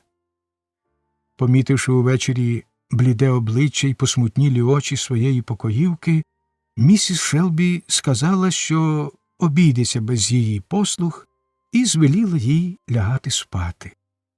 Тож тепер, розплітаючи сама собі коси, вона мимоволі пригадала оту недавню розмову з Елізою і, обернувшись до чоловіка, недбало запитала: «До речі, Артуре, що то за мужлай, якого ти привів сьогодні до столу?»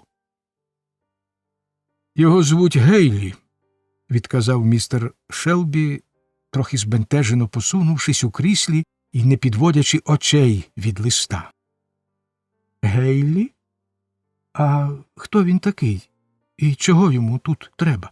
«Та бачиш, я мав з ним деякі справи, коли востаннє їздив до Нанчеза», – пояснив містер Шелбі. «І невже цього досить, щоб він з'являвся сюди обідати, наче до себе додому?»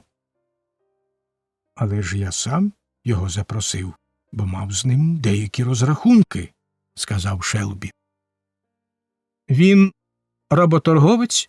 – спитала місіс Шелбі, помітивши в чоловіковій поведінці якусь непевність. «Та ну, Люба, з чого це ти взяла?» – мовив Шелбі, зводячи на неї очі. З нічого. Оце тільки Еліза прийшла після обіду у великій тривозі. Плакала і казала, що ти розмовляєш з торговцем і що вона нібито чула, як він пропонував тобі продати її хлопчика. Ото дурненька квочка». «Еліза, кажеш?» – промовив містер Шелбі, знову беручись до листа. Якусь хвилю він удавав, ніби цілком заглиблений у читання, не помічаючи навіть, що лист у нього в руках перевернутий догори. «Так чи так, а все однаково викриється», – подумав він. «Як не тепер, то в четвер». «А я сказала Елізі», – провадила місіс Шелбі, розчісуючи собі коси, «що то все дурні страхи, і що ти ніколи не маєш справ з такими людцями. Я ж певна, що тобі й на думку не спаде продавати когось із нашої челяді. Та ще й кому? Отому бурмилу». «А то ж, Емілі», – озвався Шелбі, – «я й сам завжди так думав. Та, бачиш, обставини склалися так, що цього не уникнути. Мені доведеться продати декого з наших слуг». «Отому недолюдкові? Та ні за що! Містере Шелбі, ви, мабуть, жартуєте? На жаль, ні, відказав Шелбі. Я погодився продати Тома. Що? Нашого Тома? Чого доброго, відданого чоловіка, що вірою і правдою служить вам від самого дитинства. Та що ви, містере Шелбі? До того ж ви обіцяли дати йому волю, і ви, і я стільки разів казали йому про це. О, тепер я ладна повірити чому завгодно, навіть і тому, що ви могли б продати й малого Гаррі, єдину дитину бідолашної Елізи. Скрушно і обурено промовила місіс Шелбі. Ну, щоб ти знала все, то й це правда. Я погодився продати їх обох. І Тома, і Гаррі. Не розумію тільки, чому треба вважати мене за якогось бузовіра, коли інші роблять таке мало не щодня. Але чому з усіх наших людей треба було обрати саме їх? Запитала місіс Шелбі. Хіба не можна продати когось іншого, коли вже без цього не обійтися? А тому, що за них мені дають найбільше. Ось чому. Можу продати й інших, коли хочеш. Той чоловік пропонує мені чималі гроші за Елізу. Як тобі таке? Більш до душі, відказав містер Шелбі. Який негідник, гнівно вигукнула місіс Шелбі. Я, звісно, й слухати його не схотів, бо знаю, як би це тебе засмутило. Тож не суди мене надто суворо. Любий, мовила місіс Шелбі, опановуючи себе, пробач мені, я не подумала. Усе це так вразило, таке воно несподіване. Але ж ти дозволиш мені замовити слівце за цих бідолах? Том такий благородний, відданий чоловік, хоч він і негр. Я певна, Шелбі, що, коли б довелося, він радо віддав би за тебе життя. Я знаю, воно так. Але ці розмови тепер ні до чого. Іншого виходу я не маю. Чому б нам не поступитися грішми? Як на мене, то я згодна терпіти хоч яку скруту. Я ж завжди намагалася сумлінно виконувати свій обов'язок щодо цих бідних, простосердих, підневільних істот. Усі ці роки я піклувалася про них, навчала їх чого могла, наглядала за ними, знала всі їхні маленькі радощі й прикрощі. То як же я тепер покажу їм на очі, коли ми задля якоїсь там дріб'язкової вигоди продамо такого чесного, доброго і відданого чоловіка, як сердешний Том, і в одну мить одірвемо його від усіх тих речей, що їх ми самі привчили його шанувати. Я прищеплювала їм свідомість родинних, батьківських і подружніх обов'язків. То як же мені визнати перед ними, що коли йдеться про гроші, ми ладні зневажити будь-які принципи, будь-які обов'язки, будь-які святі почуття? Я навчала Елізу бути доброю матір'ю своєму хлопчикові, пильнувати його, виховувати, доводити до розуму. То що я скажу їй тепер, коли ти забираєш його від неї і продаєш грубому, бездушному ділкові, аби тільки не зазнати збитку? Я казала їй, що людська душа дорожча від усіх грошей на світі. То чи віритиме вона хоч одному моєму слову, коли побачить, що ми вчинили навпаки і продали її дитину, продали на муки, а то й на загибель? Мені дуже прикро, Емілі, що ти береш усе так близько до серця, мовив містер Шелбі. Я поважаю твої почуття, хоч і не цілком поділяю їх. Але повір мені, всі ці розмови марні, і я не можу нічого зарадити. Я не хотів тобі казати, але річ у тім, що коли не продати цих двох, ми неминуче втратимо все. Отже, або їх, або все.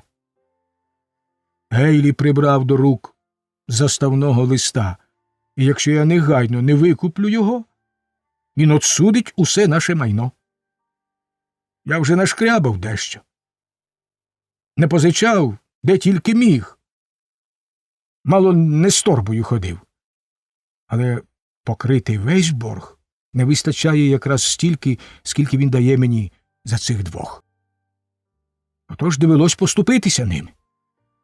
Гейлі вподобав хлопчика, і то була його обов'язкова умова. А я цілком залежав від нього і мусив погодитись. Коли вже ти так побиваєшся за Томом і Гаррі, то що б було, якби довелося продати всіх? Місіс Шелбі стояла, мов громом уражена. Нарешті, відвернувшись до дзеркала, вона затулила обличчя руками і тихо застогнала. «Не плач, моя люба», – сказав містер Шелбі. «Сподіваюся, тепер ти розумієш, що не було в мене іншого виходу, і з двох лих я вибрав менше». «А тож», – відказала місіс Шелбі, квапливо й неуважно перебираючи ланцюжок свого золотого годинника. «Я не маю великих коштовностей», – замислено промовила вона, «та, може, хоч цей годинник стане в пригоді. Колись за нього заплачено чималі гроші. Якби я могла врятувати хоч і Лізиного хлопчика, я б охоче віддала все, що маю». «Мені страшенно жаль, Емілі», – сказав містер Шелбі, «що ця історія не дає тобі спокою. Але нічого тут не вдієш, вороття нема. Емілі, купчі вже підписано, і вони в руках у Гейлі. Подякуй долі, що все так минулося, бо могло бути й гірше. Цей чоловік мав змогу зовсім занапастити нас, а тепер ми щасливо позбулись його. Коли б ти знала його так, як я, то зрозуміла б, що ми мало не загинули». «Невже він такий жорстокий?» «Та ні, не те, щоб жорстокий, але він грубий ділок, людина, що живе лише торгівлею і зиском. Він холодний, незворушний і невблаганний, мов сама смерть. Якби трапився вигідний покупець, він продав би й рідну матір, хоч у душі не бажав би їй найменшого лиха. І от такий негідник став господарем нашого доброго, вірного Тома і Елізиного хлопчика? Повір, Люба, мені це теж дуже прикро. А ще гірше те, що Гейлі поспішає і хоче завтра ж їх забрати. То я думаю рано вранці сісти на коня і податися геть, бо не сили мені бачити бідолашного Тома. І тобі я радив би десь поїхати. Разом з Елізою. Нехай усе станеться без неї». «Ні-ні», – заперечила місіс Шелбі. «Я не хочу бути помічницею в цьому чорному ділі. Я піду і навідаю сердешного Тома в його біді. Нехай вони хоч побачать, що їхня господиня не зреклася їх і тужить разом з ними. Що ж до Елізи, то про це мені страшно навіть подумати. Боже мій, за що нам таке тяжке випробування?» Містер і місіс Шелбі і не підозрювали, що їхню розмову чує ще одна людина. До панської спальні примикала чимала комірчина, двері якої виходили в коридор. Коли місіс Шелбі відпустила Елізу, в гарячково збудженій свідомості молодої жінки майнула думка про ту комірчину. Вона сховалася там і, притулившись вухом до щілини в дверях, почула розмову господарів до останнього слова. Коли голоси замовкли, Еліза підвелась і крадькома вийшла з комірчини. Вся тремтячи і побліднувши на обличчі, з нахмуреним чолом і міцно стуленими устами, вона втратила будь-яку подібність до тієї лагідної і соромливої жінки, якою була досі. Вона тихо скрадалася коридором, на хвильку зупинилася перед дверима господині і звела руки до неба в німому благанні, тоді обернулась і прослизнула в свою кімнатку. То був затишний чепурний куточок, неподалік покою місіс Шелбі. Гарне світле віконце, біля якого Еліза так часто сиділа з шитвом, стиха щось наспівуючи, невелика полиця з книжками та вишукуваними рядком дрібничками, подарунками на Різдво, шафа й комод, де вона зберігала свою нехитру одіж. Одне слово, її рідна домівка, донедавна така щаслива, але онда на ліжку спить її хлопчик. Його довгі кучері вільно спадають на безхмарне чоло, рожеві уста трохи розтулені, пухкі рученята випростані поверх ковдри, а на личку, мов промінь сонця, грає усмішка.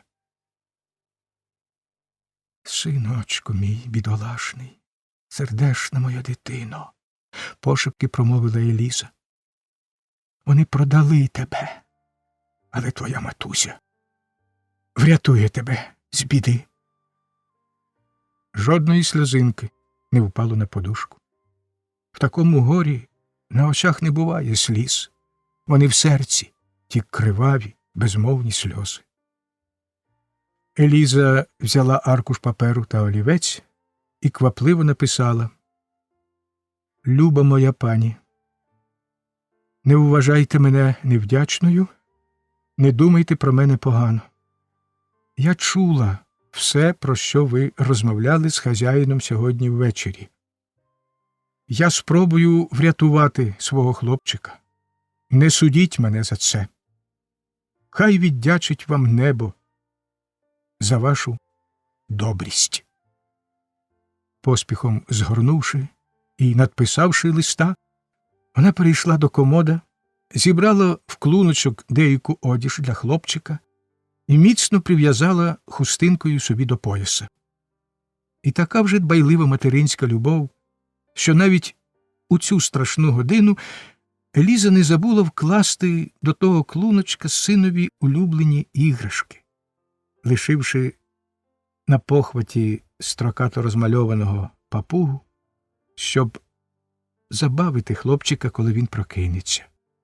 Збудити малого сплюха було не так легко. Та ось нарешті він прокинувся від сну, сів на ліжку і почав гратися зі своїм папугою. Тим часом Еліза напнула на голову капор і загорнулася в шаль. «Куди ти, матусю?» – спитав хлопчик, коли вона обернулася до ліжка з його пальтичком і шапкою в руках. Еліза підступила до нього і так промовисто зазирнула йому в вічі, що він ураз відчув якусь біду. «Цить, Гаррі», – сказала вона, – «не можна говорити голосно, бо нас почують. Прийшов лихий дядько. Він хоче забрати маленького Гаррі від матусі і повести ген-ген у темні хащі. Але матуся не віддасть свого хлопчика. Ось зараз вона одягне його в пальтичко, надіне йому шапочку, і вони разом утечуть від того страховища». Отак, примовляючи, вона зав'язувала й застібала на хлопчикові одіж. Потім узяла його на руки, пошепки звеліла мовчати і, відчинивши двері, що виходили на веранду, тихо вислизнула з кімнати. Була холодна зоряна ніч.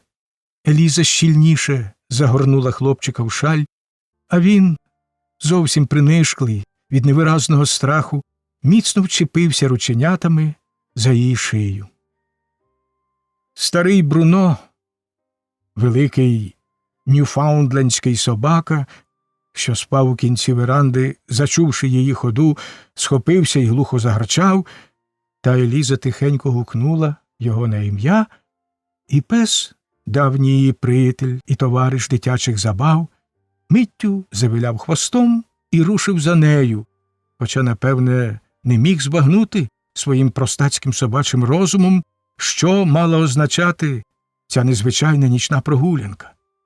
Скидались на те, що його дуже бентежить сумніви щодо її потреби і доречності, бо він раз у раз спинявся і запитливо позирав то на Елізу, що неухильно простувала вперед, то на будинок.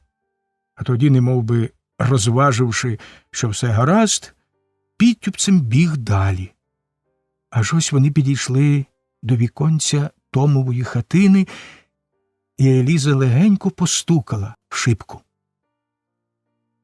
Того вечора молитовні збори в Томовій хатині затяглись допізна. І хоч було вже десь за північ, ні він сам, ні його вірна подруга життя ще не спали. «Ой, хто це там?» – вигукнула тітонька Хлоя, скочивши з ліжка й квапливо відсуваючи завіску. «Гай-гай, та це ж наша Ліззі! Ану, старий, хутенько вдягайся. А онде й Бруно коло неї тупцює. І з чого б то раптом? Зараз я їм відчиню». Вона швидко відчинила двері. Том похапцем засвітив Лоєву свічку, і обоє побачили змарніле обличчя й безтямні чорні очі втікачки. «Ой, лишенько, на тебе ж глянути страшно, Ліссі. Що з тобою таке? Може, занедужала?» «Дядечку Томе, тітонько Хлоє, я йду звідси і забираю свого хлопчика. Наш пан продав його». «Продав?» Луною озвались обоє, з жахом зводячи руки до неба. «А того ж продав», – рішуче підтвердила Еліза. «Сьогодні ввечері я сховалась у комірчині біля покою пані і чула, як пан казав їй, що продав мого Гаррі і вас, дядечко Томе. Обох продав торговцеві, і завтра той приїде вас забрати, а сам пан ще зранку десь подасться верхи». Том слухав її, мов сновида, не спускаючи зведених догори рук і широко розплющивши очі. І лиш тоді, коли зміст Елізиних слів нарешті дійшов до його свідомості, він не те щоб сів, а майже звалився на старий стілець і важко згонив голову на коліна. «Ой, Леле!» – вигукнула тітонька Хлоя. «Та невже ж це правда? Чим він завинив, що хазяїн надумав його продати?» «Нічим він не завинив, не в тому річ. Хазяїн не хотів продавати, і пані теж, вона така добра. Я сама чула, як вона просила за нас. Та пан сказав, що нічого вже не можна вдіяти, що він заборгував тому чоловікові гроші, і той має над ним владу. Мовляв, коли він не сплатить усього боргу, доведеться продати і маєток, і всіх людей, і виїхати звідси. Він сам сказав, я чула, що коли не продати вас двох, то треба буде спродати все. Так притиснув їх той торговець. А ще він казав, що йому дуже прикро, а пані, о, ви б тільки послухали її, от уже хто справжнісінький ангел. Я знаю, що дуже погано мені отак її покинути, але інакше вчинити я не можу. Вона ж сама казала, що людська душа дорожча над усе, а мій хлопчик теж має душу. І хто знає, що спіткає малого, коли я дам забрати його від себе. Тож, мабуть, я чиню справедливо. А якщо й ні, то нехай мені простять, бо інакше я не можу. А що, старий, мовила тітонька Хлоя, чом би й тобі не податися геть? Невже ти дожидатимеш, поки тебе завезуть на пониззя, де негри конають з голоду і тяжкої праці? Та я б краще хоч зараз померла, аніж втрапити до такого пекла. Час іще є, отож йди разом з Ліззі. Ти ж маєш дозвіл ходити вільно, не гайся, ось я зараз позбираю твої речі. Том поволі підвів голову, сумовито, але спокійно озирнувся довкола і сказав: «Ні, я нікуди не піду. Нехай Еліза тікає. Вона має на те право, і я не буду її відмовляти. Їй таки інакше не можна. Але ж ти чула, що вона сказала? Коли вже доконче мають продати або мене, або всіх наших людей, і щоб усе тут пішло прахом, то нехай краще продадуть самого мене. Я можу знести своє лихо не гірше від інших», – докинув він, і з його міцних широких грудей вихопився глухий звук. Чи то стогін, чи тяжке зітхання. «Хазяїн завжди знаходив мене на місці, і так буде до кінця. Я ніколи не обманював його довіри, не користався своїми пільгами всупереч слову своєму і ніколи цього не зроблю. Краще поступитися мною одним, аніж пустити за вітром маєток і спродати всіх. Не треба нарікати на хазяїна, Хлоє. Він подбає про тебе і про наших бідолашних». Том обернувся до грубого ліжка з кучерявими дитячими голівками, і голос його раптом урвався. Він похилився на спинку стільця і затулив обличчя своїми великими руками. Хрипкі й тяжкі ридання струшували його тіло, і буйні сльози капали з-поміж пальців на підлогу. Такі самі сльози, шановний пане, які ви проливаєте над труною свого первістка. Такі самі сльози, шановна пані, які течуть у вас із очей, коли ви чуєте передсмертний крик вашого дитинчати. Бо він людина, панове, і ви теж такі самі люди. Та й ви, шановна пані, хоч як пишно вберіться, проте й ви всього-навсього жінка. І в тяжких життєвих злигоднях, у гіркому горі вас охоплює однакова туга.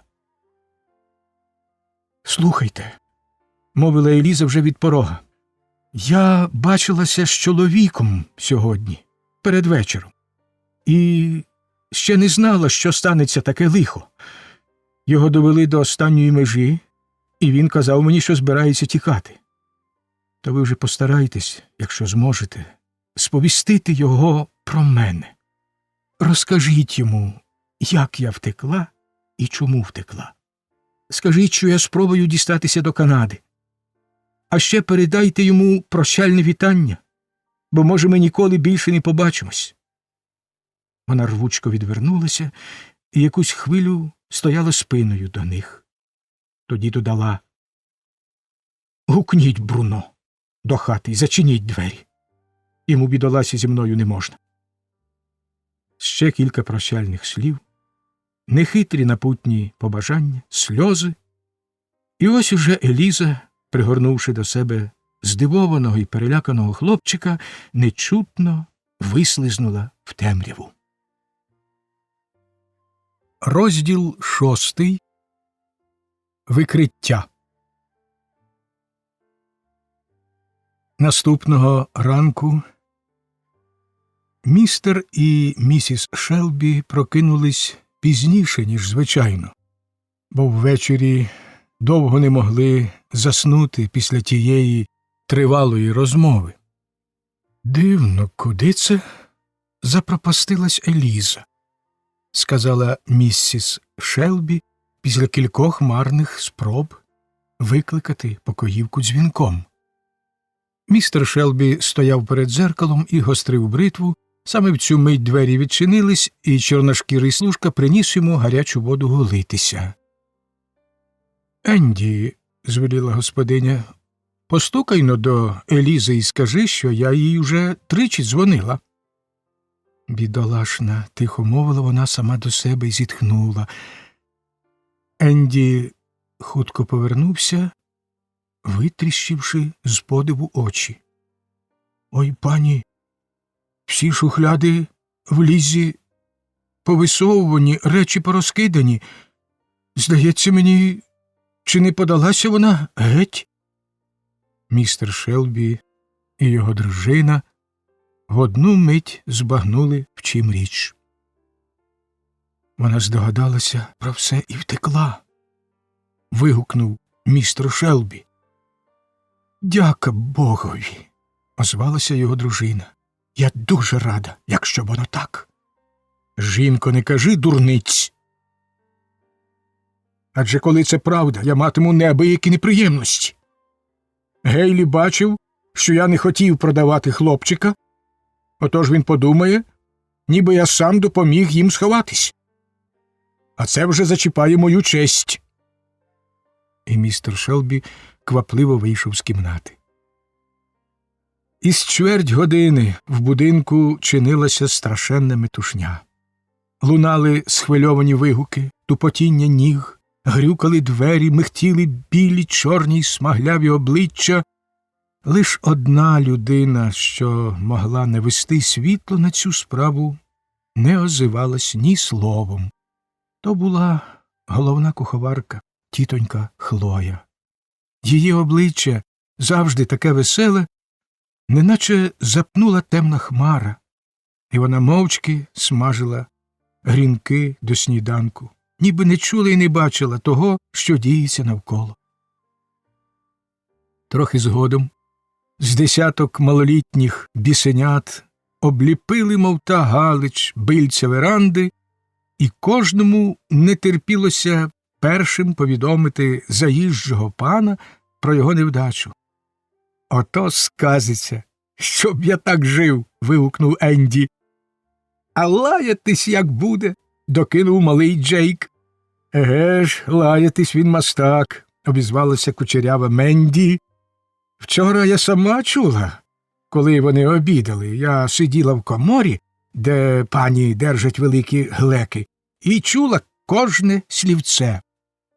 І Менді, яка тямила в тому, що їй траплялося почути не більше від чорного кошеняти, прибрала дуже обізнаного вигляду і гордо походжала по веранді, забувши, що хоч вона й була тоді в коморі, проте міцно спала, скулившись між глеками.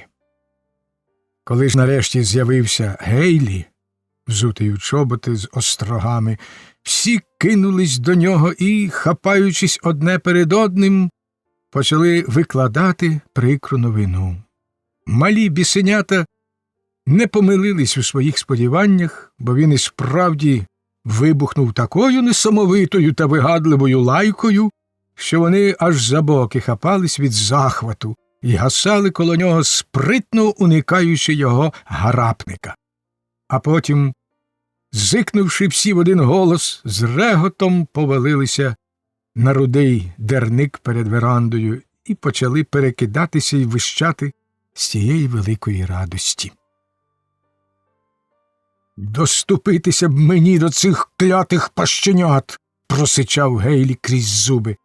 «Та вам до них не доступитися!» – переможно гукнув Енді навздогін обмороченому торговцеві і скривив у нього за спиною кілька таких гримас, що їх неможливо описати. «Слухайте, Шелбі, це ж чорт зна що!» – промовив Гейлі, вскочивши до вітальні. «Кажуть, та дівка чкурнула геть зі своїм малим». Містера Гейлі Тут моя дружина, перепинив його містер Шелбі. Даруйте, пані, недбало вклоняючись, кинув Гейлі так само похмуро. І все ж я мушу сказати те саме. Це ні на що не схоже. Невже це правда, сер? Містере Гейлі, відказав господар, коли ви хочете розмовляти зі мною, будьте ласкаві поводитись пристойно. Енді, візьми у пана капелюх і гарапник. Сідайте, містере Гейлі. Так, шановний, хоч як мені прикро, але та жінка, чи то підслухавши нашу розмову, чи, може, дізнавшись про неї від когось іншого, забрала вночі свою дитину і пішла з дому. Мушу сказати, я сподівався чесного торгу, буркнув Гейлі. Як звелите вас розуміти, шановний? Рвучко обернувся до нього містер Шелбі. Для того, хто ставить під сумнів мою чесність, я маю лише одну відповідь. Торговець знітився і пробурмотів. Та я кажу тільки, що страх, як гірко впіймати облизня, коли ведеш діло по справедливості.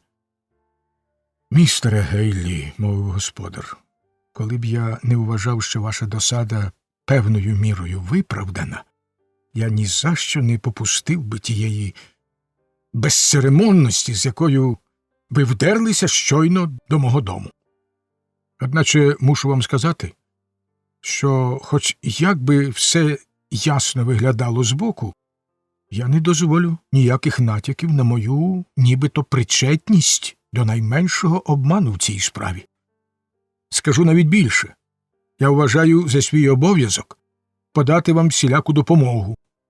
Кіньми, слугами тощо. Щоб ви могли віднайти свою власність. А тим часом, Гейлі, додав він, раптом змінивши офіційно холодний тон, незвичайну свою щиру привітність.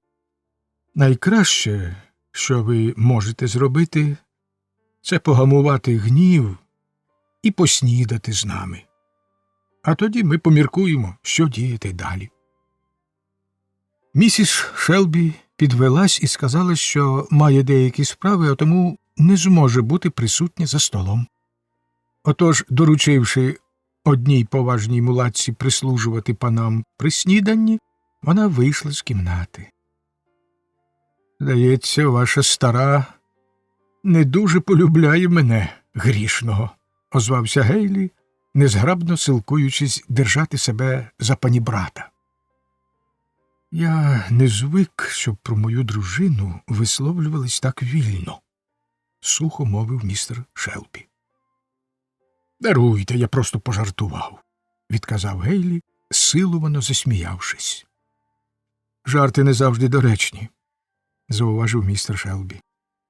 Хай йому чорт, ач як він заговорив, коли я підписав ті папери, пробурмотів Гейлі сам до себе. Страх як запишався від учора. Напевне, звістка про падіння найвищого міністра двору не викликала б такого збурення, яке охопило Томових одноплемінців, коли вони дізналися про його сумну долю. По всьому маєтку тільки про це й говорили. Ні в домі, ні в полі ніхто не працював. Усі лиш те й робили, що обговорювали новину та її гадані наслідки. А втеча Елізи теж небувала в маєтку подія, ще дужче розпалювала загальні пристрасті. Чорний Сем, так прозвали його всі, бо він був чи не втричі чорніший від будь-кого із своїх темношкірих товаришів, зважував ту подію і сяк, і так, прикидав її на всі боки, і то з такими далекосяжними замірами щодо власного звеличення, які зробили б честь першому ліпшому білому патріотові у Вашингтоні. Поганий той вітер, що нікуди не дме, це вже як є, повчально промовив Сем, підсмикуючи на собі штани і дотепно припасовуючи до шлейки чималий цвях замість одірваного гудзика, дуже потішений цим своїм винаходом. «А тож, поганий вітер», – повторив він, – «ось Томові й урвалося». «Ну, то, звісно, тепер є нагода для якогось іншого негра. А чому би й не для Сема, га?» Том роз'їжджав собі по околиці в наваксованих чоботях і з перепусткою в кишені, мов хто знає яка цяця. Та хіба б він один на світі?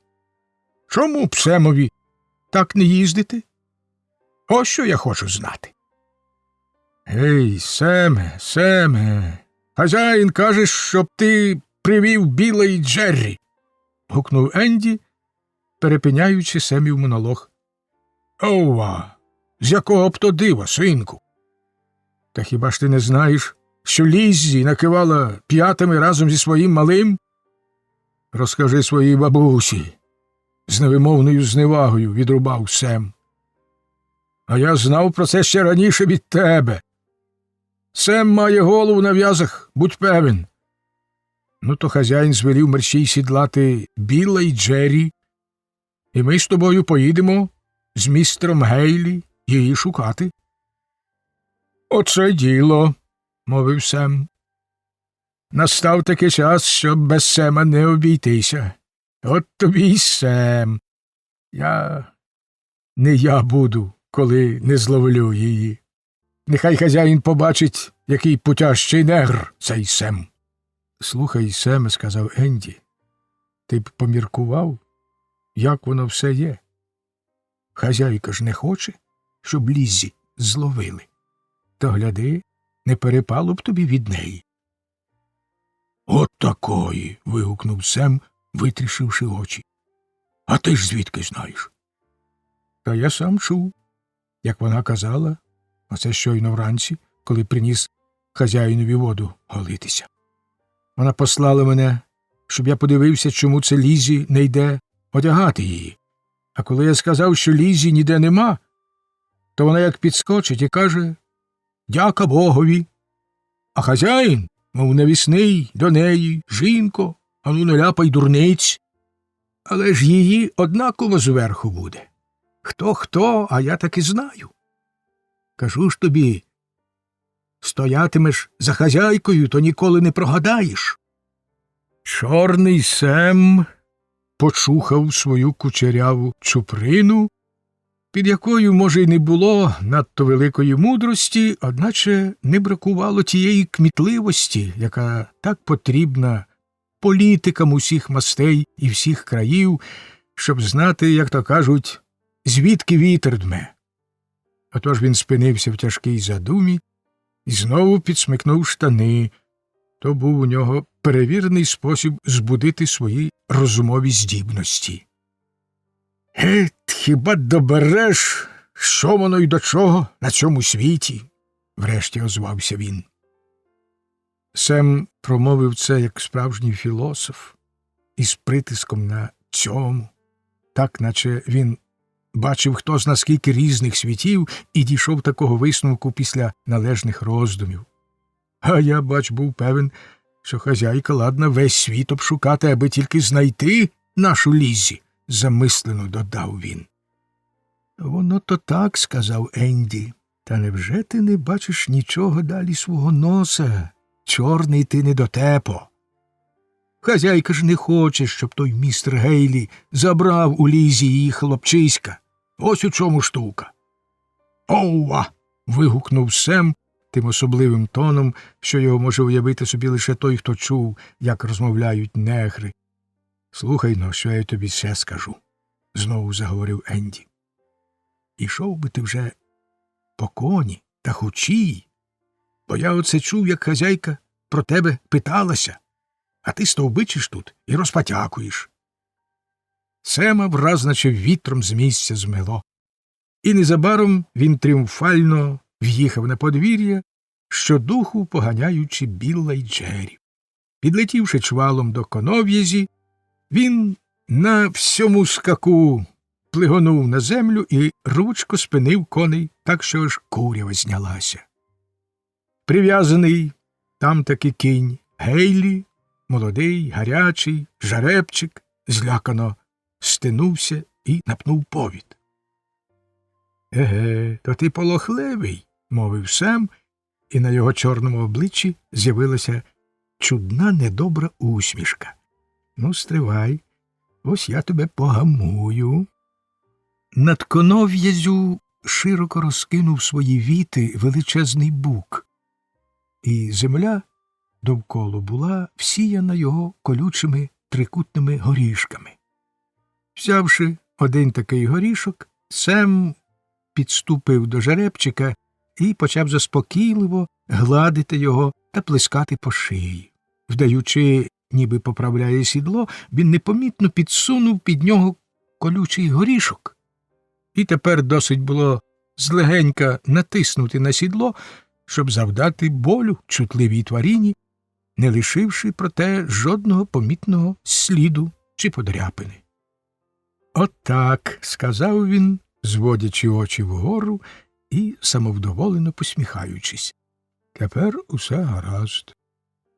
В ту ж мить на балконі з'явилася місіс Шелбі і знаком поманила його до себе. Сем рушив до неї з добре обміркованим наміром бути чемним та догідливим, точнісінько, мов якийсь претендент на вільну посаду при королівському дворі чи в Білому домі. «Де це ти так довго борився, Семе? Я ж посилала Енді поквапити тебе». «Та що ви, пані», – озвався Сем, – «хіба ж їх отак враз і зловиш, ті коні? Вони ж забігли чорзна куди, аж на нижнє пасовисько». «Семе, скільки разів я тобі казала не згадувати за кожним словом чорта? Це недобре». «От лихо, геть чисто забув. Більше не згадуватиму, хай йому чорт. Та ось же ти знову сказав чорт». «Хіба? А, чорт. Цебто я ж зовсім не хотів». «Треба бути уважнішим, Семе». «Ось нехай я трохи віддихаюсь, пані, то вже говоритиму все як слід. Буду страх який поважний». «А тепер, Семе, ти поїдеш з містером Гейлі, покажеш йому дорогу і щось там допоможеш. Бережи коней, Семе. Ти ж знаєш, Джеррі трохи накулює іще від минулого тижня.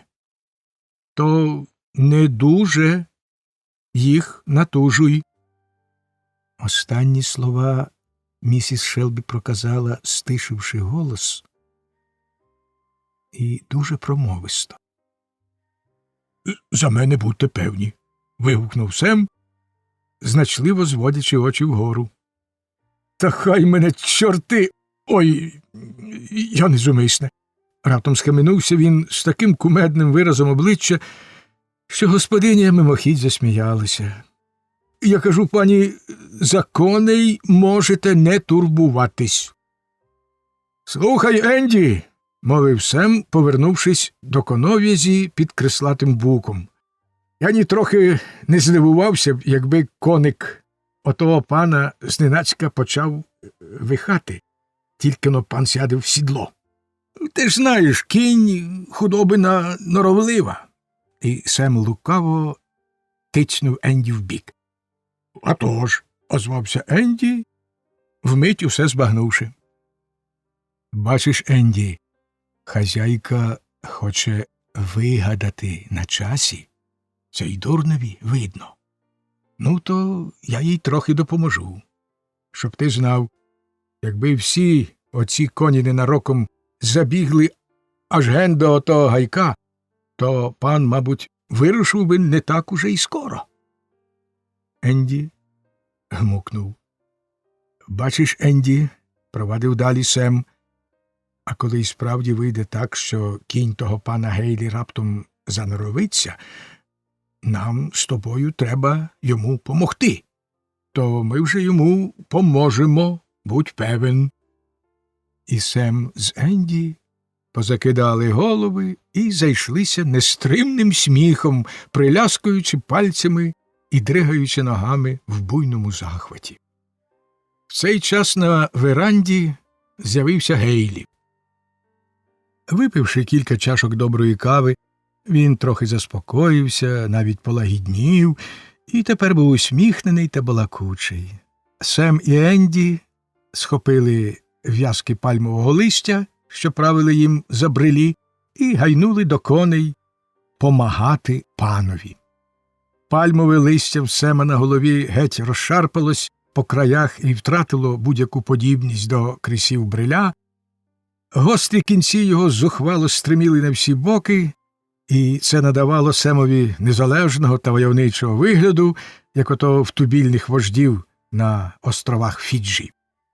Зате на брилі Енді ніяких крис зовсім не було, отож він хвацько наплюснув на себе куцого наголовка і дуже вдоволено озирнувся навколо, ніби хотів сказати: «А що, хіба поганий бриль?» «Ану, ворушіться, хлопці!» – гукнув Гейлі. «Там не можна гаяти час». «Ваша правда, пане!» – озвався Сем, віддаючи Гейлі повід його коня і піддержуючи стремено, тим часом як Енді відв'язував двох інших коней. Тільки-но Гейлі торкнувся сідла, як норовлива тварина раптом вихонула ззаду і скинула свого хазяїна, та так, що він перелетів через її голову і простягнувся на м'якому висохлому моріжку. Сем пронизливо закричав і метнувся до повода, але спромігся лише черкнути коневі по очах колючими кінцями вишезгаданого пальмового листя, що ж ніяк не сприяло заспокоєнню його нервів. Щосили рвонувшися геть, кінь повалив Сема додолу, кілька разів обурено форкнув, став дибки, а тоді поскакав аж на протилежний край галявини. Слідом за ним подалися і Біл та Джері, яких Енді, пам'ятаючи Семову настанову, не забарився пустити з припони і тепер підганяв моторошними вигуками. Щинилася неймовірна колотнеча. Сем і Енді бігали й репетували, з усіх боків валували собаки, а Майк, Моз, Менді, Фенні та інша дворова дрібнота обох статей ганяли наввипередки, плескали в долоні несамовито, зикали й врещали, прагнучи й собі чимось прислужитися. Білому коникові Гейлі, прудкому й жвавому, як видно, дуже припала до душі вся та розвага, і він чимало потішався раз у раз, підпускаючи своїх переслідувачів зовсім близько, та коли його вже от-от мали схопити, він форкав, зривався з місця й підступно тікав ген між дерева, що росли по краях тієї великої, завширшки десь на півмилі галяви. Одначе Сем і на думці не мав ловити жодного з коней, доки сам не визнає того за потрібне, хоч збоку здавалося, ніби він докладає до цього просто таки надлюдських зусиль. Так само, як меч Річарда Левиного серця завжди зблискував у самій гущі бою, Семів бриль з пальмового листя миготів усюди, де виникала хоч найменша небезпека, що котрогось коня буде зловлено. Сем стрімголов летів туди, щодуху волаючи: «Ану, хапай його, хапай!» І кінь в ту ж мить пускався навтіки. Гейлі бігав сюди й туди, страшенно лаявся й тупотів ногами. Містер Шелбі, стоячи на балконі, марно вигукував якісь настанови, а місіс Шелбі сміялася, спостерігаючи весь той шарварок з вікна свого покою, і, напевне, догадувалась, звідки воно все пішло. Нарешті, десь перед полуднем, Сем з виглядом переможця приїхав верхи на Джері, ведучи за повід коня Гейлі, боки якого лисніли від поту, але очі палали й ніздрі роздималися, як видно, той велелюбний порив і досі не давав йому спокою. «Зловив!» – радісно сповістив Сем. «Коли б не я, вони б усі духу пустились, а я зловив». «Де ж пак?» – похмуро буркнув Гейлі. «Коли б не ти, нічого цього б і не було б. Гріх вам таке казати, пане, скрушно мовив Сем. Та я ж так за ним ганявся, що аж піт очі заливає. Ну, годі, сказав Гейлі, через твою кляту дурість я згайнував майже 3 години. Тепер їдьмо, і щоб більше жодних штук. Та що ви, ласкавий пане, докірливо заперечив Сем. Мабуть, ви хочете всім нам віку вкоротити, і людям, і коням. Ми й так ледве на ногах стоїмо. І коні геть змилені. Ні, пане, годі й думати про те, щоб вибратися до обіду. Та й коника вашого треба почистити. Ви тільки гляньте, як він забрьохався. А тут іще Джері зовсім підупав на ноги. Наша пані ні за що не схоче отак нас пустити. Це вже як є. Ось перепочинемо, часинку, а тоді вже поїдемо ловити Лізі. Вона не дуже прутконога, далеко не втече. Міс Шелбі, що стояла на веранді, і на превелику свою втіху слухала ту розмову, вирішила й собі докинути слівце. Вона підійшла до Гейлі і, гречно поспівчувавши йому з приводу тієї лихої пригоди, стала умовляти його пообідати, запевняючи, що стіл буде накрито зараз же. Отож, зважаючи на всі обставини, Гейлі знехотя погодився і почвалав до вітальні, а Сем, скрививши йому вслід таку гримасу, що її важко описати, повагом рушив з кіньми до стайні. — Ти бачив його, Енді? — Бачив? — спитав він, припинаючи коней. Ото було подивитись, як він аж гопки скаче і лає нас на всі заставки. Чи я його не чув? Лайся, лайся, голубе, думаю собі. Хочеш мати свого коня, то пожди, доки я його зловлю. І Сем з Енді, прихилившись до стіни, вдоволено зареготали. А побачив би ти, як він казився, коли я привів йому того коня. Та він би залюбки вбив мене, коли б міг. Щоб я так жив. А я собі стою перед ним, мов те невинне ягнятко. Еге ж, я бачив, сказав Енді. Ти стріляний горобець, Семе, це правда. Та це вже як є, погодився Сем. А бачив ти нашу хазяйку, як вона стояла біля вікна і сміялася? Де там? Я так гасав за кіньми, що і світу білого не бачив, відказав Енді. Слухай, Енді, мовив Сем, неквапливо беручись чистити коника Гейлі. Я оце надбав собі таку, знаєш, звичку до постереження. Це дуже корисна звичка, Енді, і я раджу й тобі її набувати, поки ще молодий. Підніми-но йому задню ногу, Енді. Бачиш, Енді? Отим-то й різняться між собою негри. Один здатен постерігати, а другий – ні. Чи не я вгадав, чого хоче хазяйка? А вона ж не давала того в знаки. Вся річ у постереженні, Енді. А це, мабуть, такий уже в людини хист. Не в кожного він однаковий, та коли старанно вправлятися, можна чимало досягти. Якби я вранці не допоміг твоєму постереженню, то хто зна, чи був би ти тепер такий розумний, озвався Енді. Енді, сказав Сем, ти ще молодий, але з тебе будуть люди, я певен.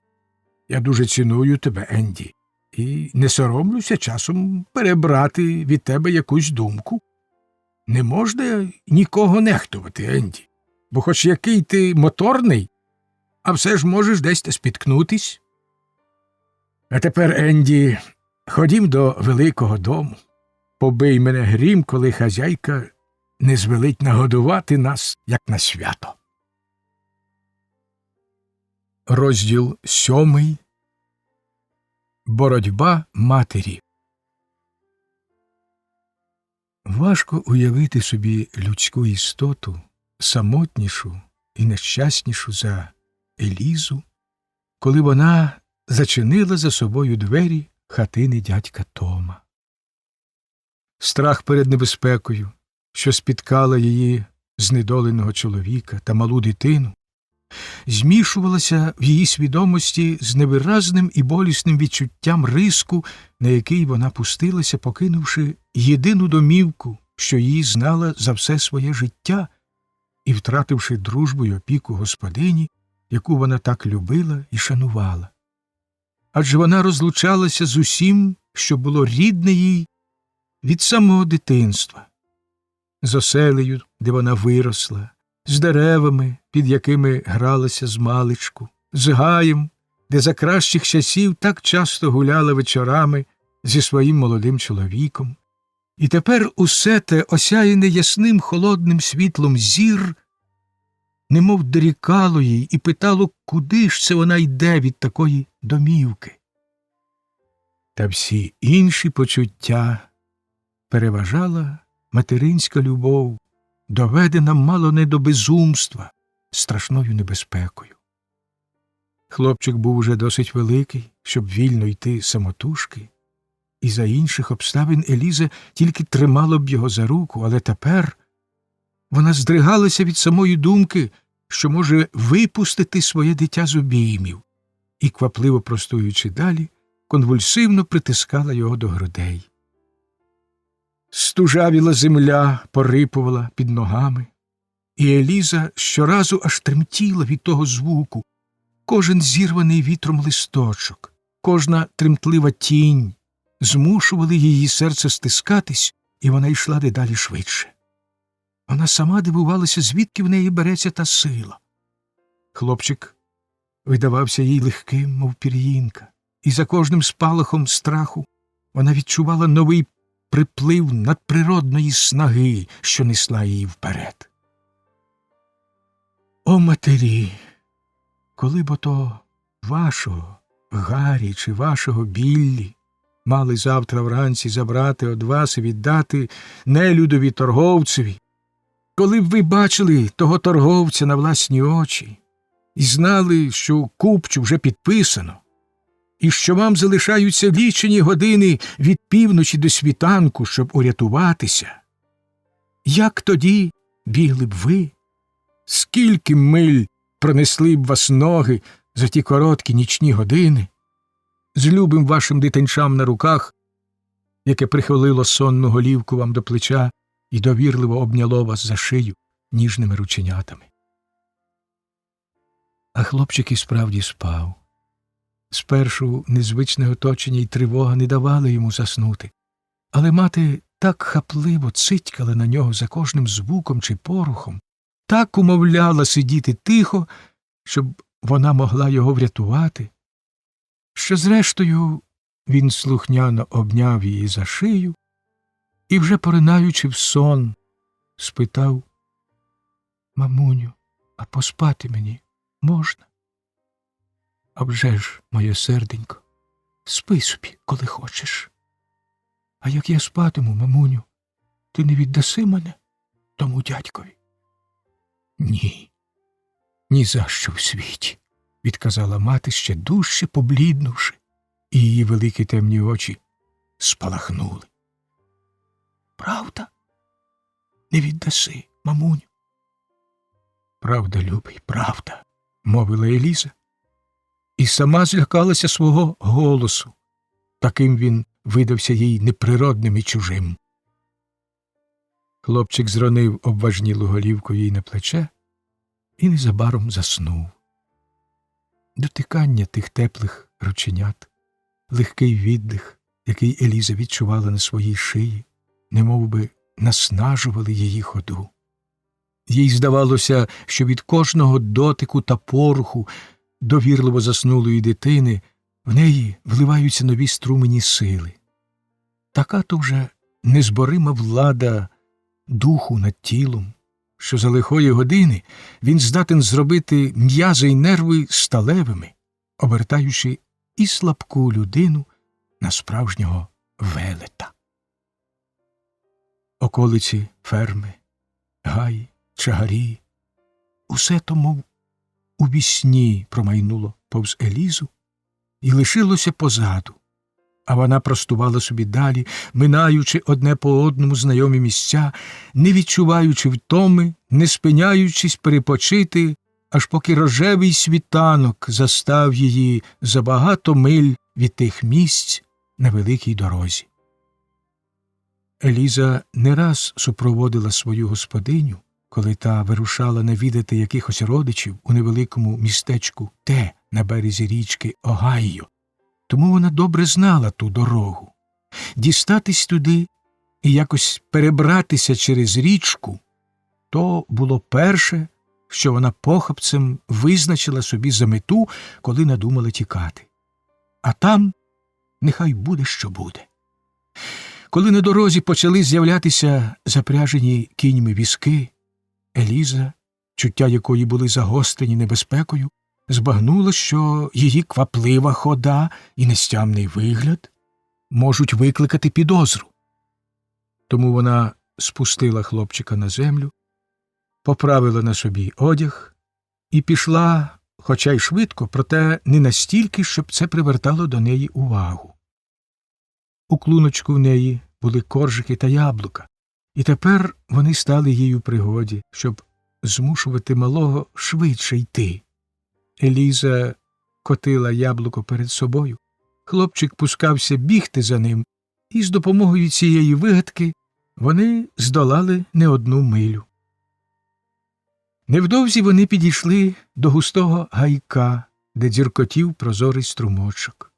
Хлопчик давно вже просив їсти й пити, тож Еліза перелізла разом з ним через огорожу і, примостившись за великою кам'яною брилою, щоб не видно було з дороги, дістала з клуночка йому поснідати.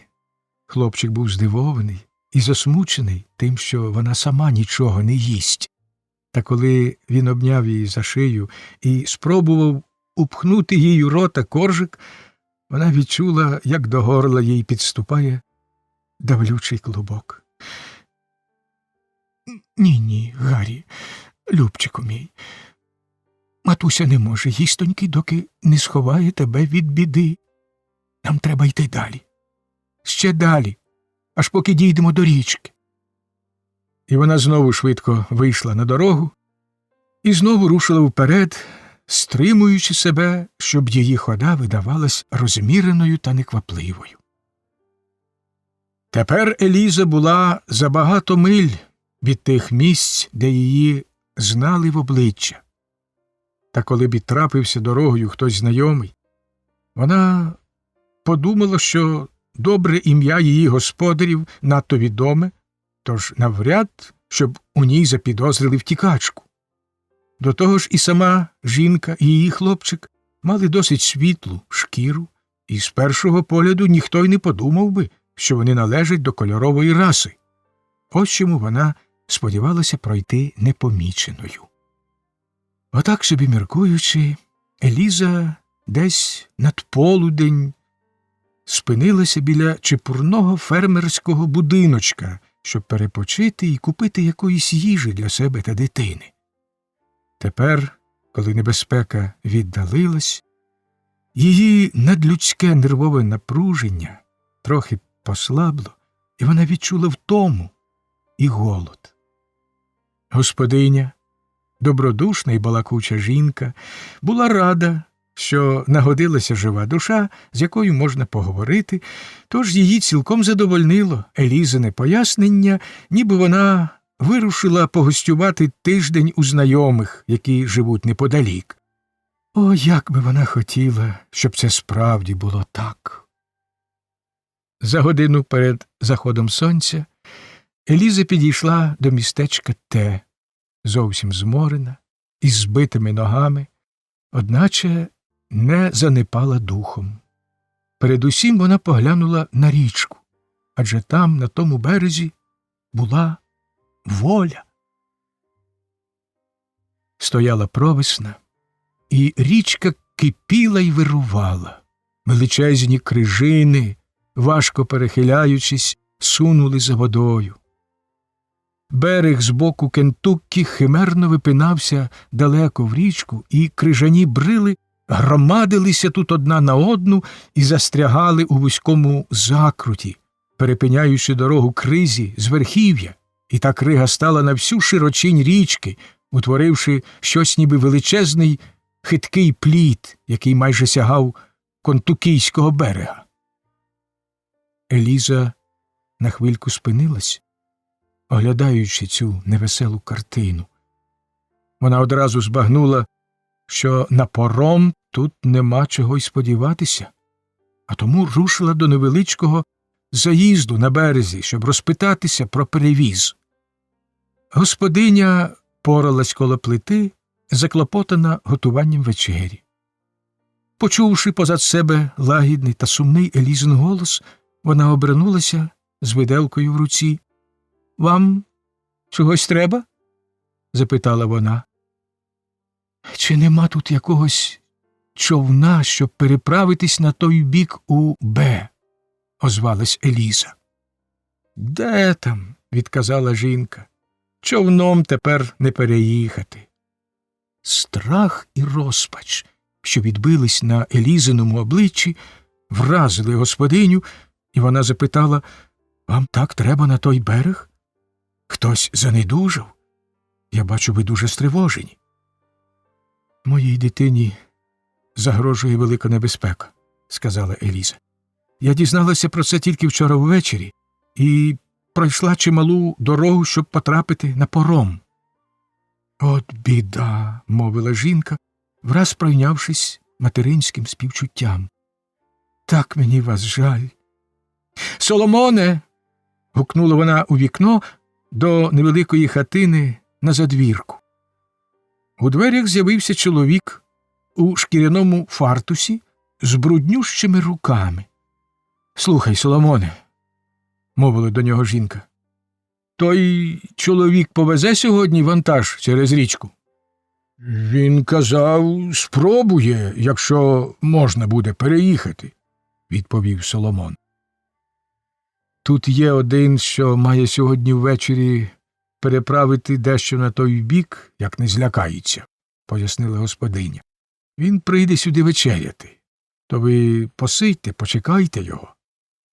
«Ач, який гарненький хлопчик», – додала вона, простягаючи малому коржика. Та хлопчина, зовсім знеможений, аж плакав з утоми. «Бідолаха! Він не звик так багато ходити, а я його весь час підганяла», – мовила Еліза. «Ну, то покладіть його отут», – сказала господиня, відчиняючи двері до маленької спальні, де стояло зручне ліжко. Еліза поклала змореного хлопчика на ліжко і тримала його рученята в своїх, доки він заснув. Та для неї спочинку не було. Її вогнем пекла думка про переслідувачів, і вона втупила тужливий погляд на збурену неспокійну річку, що пролягала між нею та жаданою волею. Тут ми її на час і залишимо, щоб побачити, що роблять її переслідувачі. Хоч місіс Шелбі обіцяла, що обід буде подано зараз же, проте скоро з'ясувалося, і то вже вкотре, що слово куди пруткіше від діла. Отож, незважаючи на наказ господині, вголос даний у присутності містера Гейлі і переказаний тітоньці Хлої, принаймні 50 юних посланців, та високоповажна особа лише сердито пирхнула, покрутила головою і знову взялася до роботи з надзвичайною статечністю і неквапливістю. Не знати чому, але вся челядь була переконана, що зайве зволікання не завдасть господині великої прикрості. Аж подив бере, скільки враз нагодилося всяких причин, щоб затягти справу. Один безталанний невдаха примудрився перекинути підливу, і довелось готувати її наново, з усією належною увагою та ретельністю.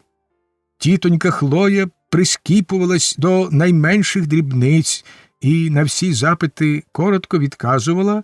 Вона, мовляв, не подасть на стіл сиру підливу з цієї причини, що комусь там треба когось ловити. Ще один грішник перекинув відро з водою і мусив знову тюпати до криниці, а інший, в свою чергу, упустив на підлогу масло. Час від часу в кухні з'являвся якийсь вісник і, хихочучи, повідомляв, що містер Гейлі такий сердитий, аж на стільці ніяк не всидить, і тільки те й робить, що бігає то до вікна, то до дверей. «Хай побігає», – обурено мовила тітонька Хлоя. «Ще не те йому буде, коли не схаменеться. Ось прийде його остання година, то побачимо, якою він тоді заспіває. Не минути йому пекла. Щоб я так жив», – сказав малий Джейк. «Та й по заслузі», – похмуро докинула тітонька Хлоя. «Він же стільки душ людських занапастив, що й не злічити». І вона високо піднесла руку з виделкою. Усі в кухні дуже шанували тітоньку Хлою і пильно дослухалися до кожного її слова. Отож і тепер, коли обід нарешті понесли до їдальні, кухонна челядь мала хвилину дозвілля погомоніти з нею і послухати, що вона скаже. «Він горітиме в пеклі цілу вічність, правда ж?» – спитав Енді. «Ото б мені подивитись на нього», – докинув малий Джейк. «Діти!» – раптом пролунав голос, і всі здригнулися. То був дядько Том. Він тихо зайшов до кухні і стояв у дверях, слухаючи їхню балачку. «Діти», – сказав він, – «ви самі не тямите, що кажете. Вічність – то страшне слово. Жах навіть подумати. Не можна бажати вічної муки ні одній живій істоті. А ми й не бажаємо нікому, крім торговців людьми», – озвався Енді. «Їм же всі цього бажають, тим проклятим лиходіям». «Чи не волає проти них сама природа?» – вигукнула тітонька Хлоя. «Хто ж, як не вони, одривають немовлят від материнських грудей? Хто, як не вони, забирають і продають малих діточок, що заходяться плачем і чіпляються за материну спідницю? Хто, як не вони, розлучають жінок з чоловіками? Дарма, що така розлука страшніша від смерті?» – промовляла вона крізь сльози. «Та чи мучить їх хоч трішечки совість? Де там? Вони п'ють собі, смалять сигари, а до всього іншого їм байдужісінько. Та коли вже їх чорти не вхоплять, то на що ті чорти й годні?» І тітонька Хлоя, затуливши обличчя подолом картатого фартуха, гірко заплакала. «Я радий, що хазяїн не поїхав сьогодні зранку, як намірявся», – сказав Том. «Від цього мені було б куди важче на серці, ніж від того, що він мене продав. Йому воно, може, і нічого, а мені б таки добре краялось серце. Я ж знаю хазяїна змалечку. Та оце бачив його, і тепер мені легше змиритися зі своєю недолею. Хазяїн не мав іншої ради. Він вирішив правильно. От боюся тільки, що без мене все тут піде шкереберть. Хазяїн не вгледіть за всім, як я. Не дійде до кожної дрібниці. А слуги в нас хоч і добрі, проте страшенно безтурботні. Ось що мене непокоїть». У цей час задзеленчав дзвоник, і Тома покликали до вітальні. «Томе», – лагідно сказав йому господар, – «я хочу, щоб ти знав. Я поручився за тебе перед цим паном, і якщо тебе не буде на місці, коли ти йому знадобишся, мені доведеться заплатити йому $1000. Сьогодні він їде у своїх справах, і ти маєш цілий день вільний. Можеш піти собі куди хочеш, друже. Дякую, хазяїне, мовив Том. Але добре затям собі це попередження, докинув торговець. І не здумай підвести свого пана. Від вас, чорношкірих, тільки того й сподівайся. Якщо ти десь подінешся, я йому й цента не подарую. Коли б він послухав моєї ради, то не довіряв би жодному з вас, бо всі ви ладні вислизнути з рук, мов ті вугрі. Хазяїне, мовив Том, випростуючись, мені було якраз 8 років, коли стара господиня поклала вас мені на руки, а вам тоді ще й року не минуло. Оце, Томе, каже вона до мене, буде твій молодий хазяїн. Пильно бережи його. То я вас питаю, хазяїне, чи підводив я вас коли-небудь, чи не послухався хоч раз вашого слова? Містер Шелбі був щиро зворушений, і на очі йому навернулися сльози. Мій вірний друже, відказав він, усе це правда. І коли б моя воля, я не продавав би тебе ні за що в світі. І даю тобі моє слово, докинула місіс Шелбі, що як тільки буде змога, ми одразу ж викупимо тебе. Дуже прошу вас, шановний, обернулась вона до Гейлі, запам'ятайте, кому ви його продасте, і повідомте мене, хто його новий хазяїн. За мене будьте певні, відповів торговець. Може, десь за рік я й сам привезу його сюди цілого та здорового і продам вам назад. Тоді я сама вестиму торг, і ви не прогадаєте, сказала місіс Шелбі. Та звісно, мовив торговець, мені ж однаково, чи то збувати їх за водою, чи проти води, тільки б мати з того зиск. Всякий такий прожиток – оце і все, що мені треба, пані. Та, мабуть, і кожен цього хоче. Містерові й місіс Шелбі аж з душі вернуло від його панібратського тону, проте обоє добре розуміли, що треба стримувати свої почуття. Чим нахабніший і брутальніший ставав торговець, тим дужче боялася місіс Шелбі за Елізу та її хлопчика.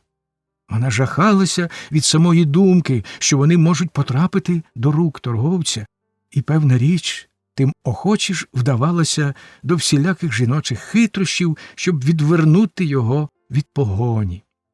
Отож вона приязно усміхалася, підтакувала йому, невимушено щебетала і старалася, як могла, щоб непомітно затримати його якнайдовше. О 2-й годині Сем і Енді привели у двір коней, відпочилих після вранішньої пробіжки.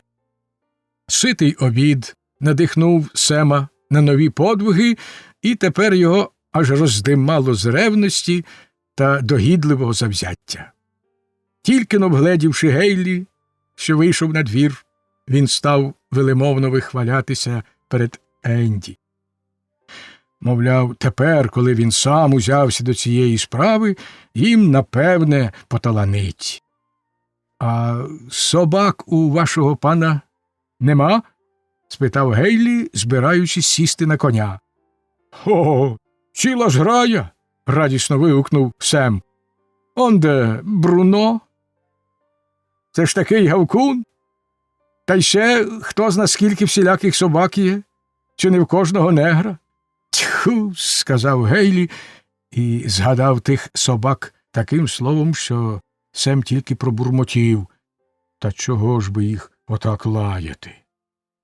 Я питаю, чи не держить ваш пан таких собак, щоб ловити негрів? Та де ж би то? Звісно, що не держить. Сем чудово розумів, про що йдеться, але й далі вдавав із себе простодушного. Наші собаки всі мають гострий нюх. Як на мене, таких вам і треба. От хіба тільки незвичні вони до ловів. А так, собаки добрячі і до всього здібні, коли їх навчити. Гей, Бруно! Гукнув він і свиснув до величезного Ньюфаундленда, що важким вистрибом подався до них. Нехай тобі чорт! Вилаявся Гейлі, скочивши в сідло. Ану, хочій залазь на коня! Сідаючи на коня, Сем примудрився мимохідь лоскотнути Енді, і той залився сміхом. Гейлі розлючено замахнувся на нього грапником. «Дивуюся я на тебе, Енді», – дуже серйозно промовив Сем. «Тут така поважна справа, Енді, а тобі все смішки. Хіба ж так треба помагати панові?» «Поїдемо навпростець до річки», – рішуче сказав Гейлі, коли вони виїхали з маєтку. «Знаю я їхні звичаї. Мерщій на той берег!» «А тож», – озвався Сем, – «це вже як є. Пан Гейлі наче у воду дивиться. Та до річки дві дороги. Є пряма, а є бічна. То котрою пан зволить їхати?» Енді здивовано зиркнув на Сема, дуже вражений цим новим географічним відкриттям, одначе й собі любісінько заходився розводитись про ті дві дороги. «Звісно, як на мене, – сказав Сем, – то Ліззі мало б піти бічною дорогою, бо там менше ходить людей». Гейлі був стріляний горобець і вважав, що його так просто не обдуриш, проте й він схилився до такої думки. «Вам тільки повір, брехуни ви бісові», – замислено мовив він по хвилі роздуму. Серйозний і заклопотаний тон, яким були сказані ці слова, так насмішив Енді, що він, трохи відставши, аж затрусився з реготу і мало не падав з коня, тим часом як Семове обличчя зберігало вираз цілковитої серйозності. «А вже ж», – докинув він, – «як пан скаже, так і буде. Коли панова воля, можна поїхати і прямою дорогою. Нам воно байдуже. Та я й сам оце подумав, що пряма дорога, напевне, краща». «Ну, звісно ж, вона подалась безлюдною дорогою», – промовив Гейлі, міркуючи вголос і пускаючи повз вуха Семові слова.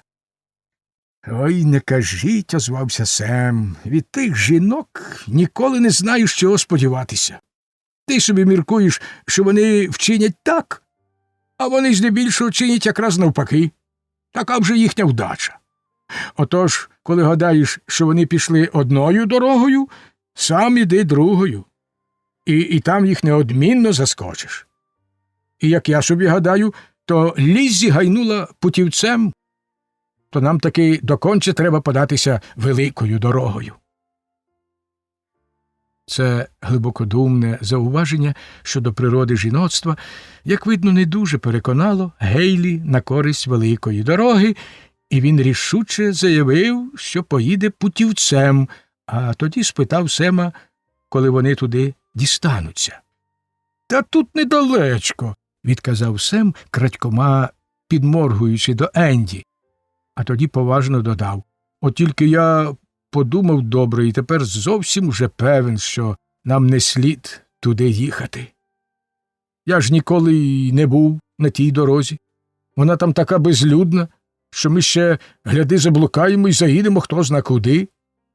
«І все ж, – сказав Гейлі, – я поїду цією дорогою.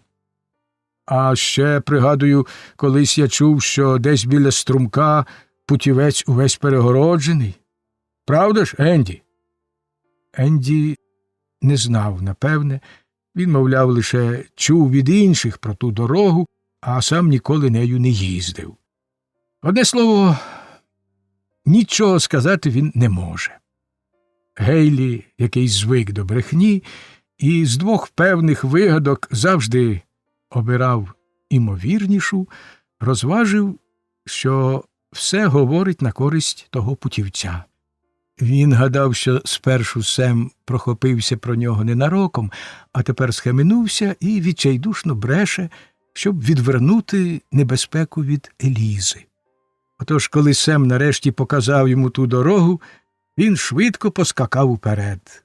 Сем і Енді подалися за ним. То була справді дорога, що колись давно вела до річки, але вже багато років, відтоді як проклали новий шлях, нею ніхто не їздив. Десь із годину там можна було вільно їхати верхи, а далі шлях перетинали фермерські будівлі та паркани. Сем добре знав про це. Що ж до Енді, то він і не чув про ту дорогу, так давно була вона занедбана. Отож він їхав собі покірливо й сумирно, лише в ряди годи голосно нарікаючи на те, що дорога до Стобіса нерівна, як на хвору ногу його Джеррі. «Ану, годі вже!» – обізвався Гейлі. «Знаю я ваші штуки. Хоч би що ви базікали, а я з цієї дороги не зверну. То ви мені замовкніть». «Панові краще знати, якою дорогою їхати», – слухняно мовив Сем і водночас так значливо підморгнув до Енді, що той насилу стримав регіт. Сем був у чудовому гуморі. Вдаючи, ніби пильно вдивляється перед себе, він раз по раз щось вигукував. То йому ввижалося десь на далекому пагорбі жіноча голова, то він обертався до Енді, питаючись, чи то не Лізі отам в улоговинці. І щоразу це траплялося в таких незручних місцях дороги, де ніяк не випадало поганяти швидше, тож Гейлі весь час аж не тямився з люті. Проїхавши близько години тією дорогою, вершники спустилися з узгірка і на всьому скаку вперлися просто в садибу якогось заможного фермера. Навколо не видно було ані душі живої. Всі працювали в полі. Та досить було одного погляду на велику стодолу, яка перетинала дорогу, щоб збагнути, далі їхати нема куди. «А що я казав панові?» – вигукнув Сем, вдаючи невинно ображеного. «Де ж би то приїжджій людині знати місцевість краще від хлопця, що тут таки народився й виріс?» «Ах ти ж бісова душа!» – вилаявся Гейлі. «То ти все знав наперед!» «Хіба ж я не казав вам, що знаю?» «Та ви мені не повірили? Я ж казав, що все тут перегороджено, і що нам не проїхати. Ось де й Енді чув». Істина була надто очевидна, і торговець, не маючи чим заперечити, мусив прикусити язика. Всі троє повернули назад і поїхали шукати пряму дорогу. Через усі ті затримки вершники дісталися до прибережного містечка аж тоді, коли Елізин хлопчик уже чи не з годину спав у тамтешньому заїзді. Еліза стояла біля вікна і дивилася в інший бік, та Семові гострі очі помітили її ще здаля. Гейлі й Енді їхали трохи позаду. Одначе і в цю критичну мить Сем не розгубився. Удавши, ніби в нього з голови здуло бриль, він голосно зойкнув, і Еліза злякано відсахнулась. Вершники чвалом промчали повз вікно і спинилися біля передніх дверей. Елізі здалося, що за одну ту хвилю вона прожила 1000 життів. Кімнатка, в якій вона була, мала ще одні двері, що виходили до річки. Еліза схопила дитину і чимдуж збігла з ганку. Торговець побачив її лише тоді, коли вона вже зникала за прибережним схилом. Він зіскочив з коня і, голосно гукнувши до Сема й Енді, кинувся за нею, мов хорт за оленицею. Не тямлячи себе з жаху, Еліза мчала вперед, ледь торкаючись ногами землі, і за мить була вже біля самої води. Погоня наступала їй на п'яти. Вся, напружившись у відчайдушному пориванні, вона дико вереснула і за одним стрибком перелетіла через каламутний потік, що вирував між берегом і кригою. То був шалений стрибок, можливий лише в нападі безумства чи розпачу. Гейлі, Сем і Енді аж скрикнули і мимоволі затулили обличчя руками. Величезна зеленкувата крижина, на яку скочила Еліза, нахилилась і затріщала. Та вона не затрималась на ній ані миті. З відчайдушним криком, гнана страхом і розпачем, вона перестрибувала з крижини на крижину, спотикалася, мало не падала, ковзалась і знову зводилася на рівні ноги. Черевики злетіли в неї з ніг, від панчіх зосталися самі клапті, за кожним скоком на кризі лишалися криваві сліди, та вона нічого того не бачила, нічого не відчувала, аж доки перед її очима невиразно, мов у вісні, забовванів протилежний берег, і якийсь чоловік допоміг їй вийти на суходіл.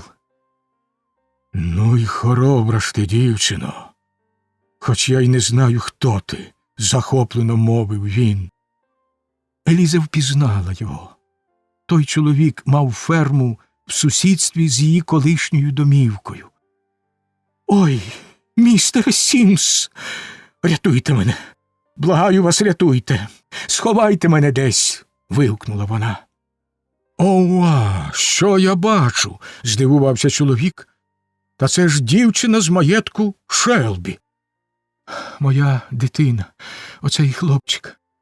Пан продав його. Он де його новий хазяїн», – промовила Еліза, показуючи на Кентукійський берег. «О, містере Сімс, ви теж маєте синочка?»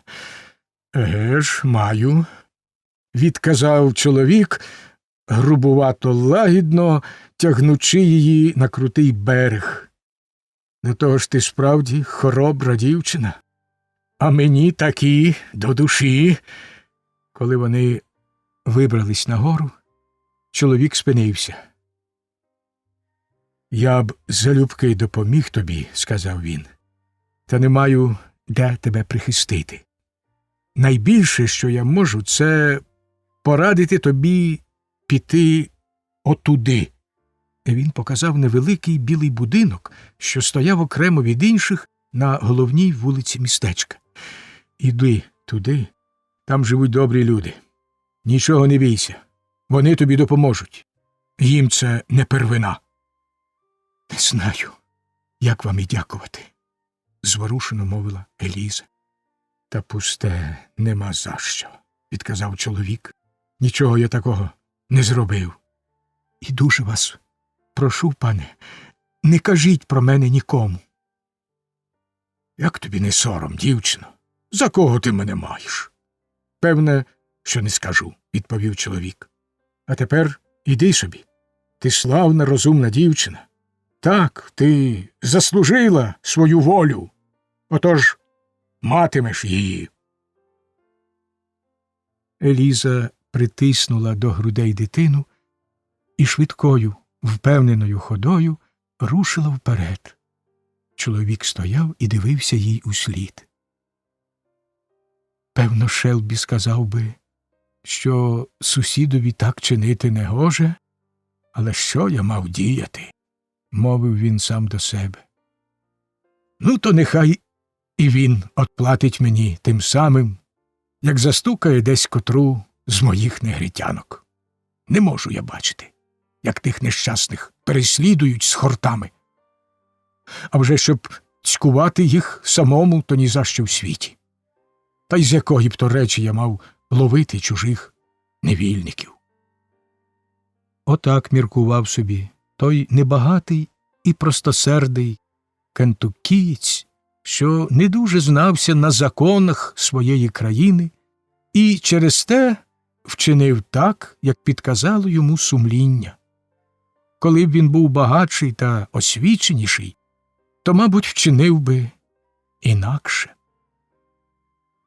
Тим часом Гейлі, зовсім ошелешений, спостерігав усю ту сцену, аж поки Еліза зникла з очей на високому протилежному березі.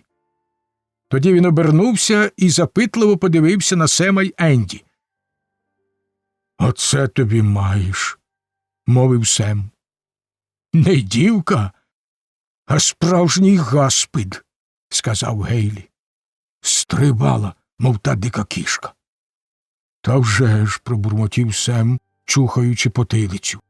«Надіюсь, пан не загадає і нам пуститися тою дорогою, бо, як правду казати, мені воно не світить аж ніяк».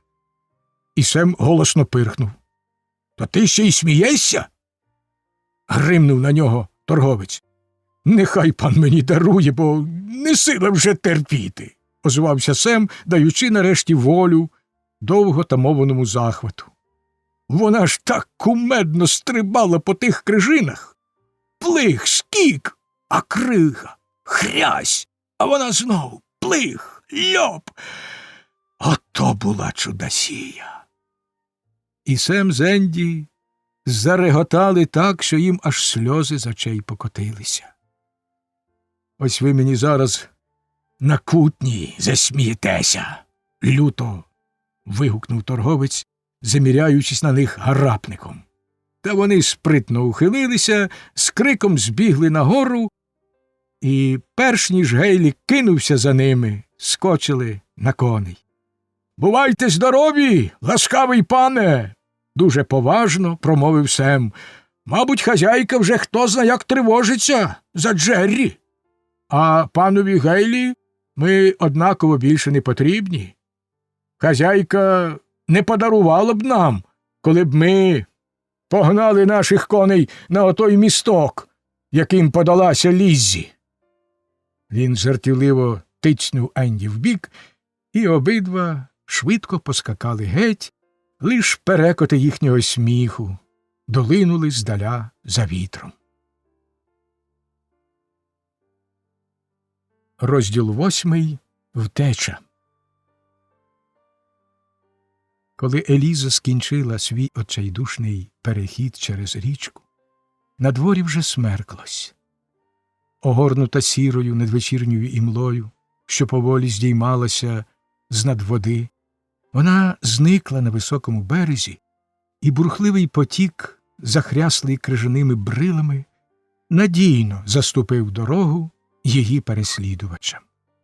Отож розлюченому Гейлі довелось повернутися до прибережного заїзду, щоб розміркувати, як йому діяти далі.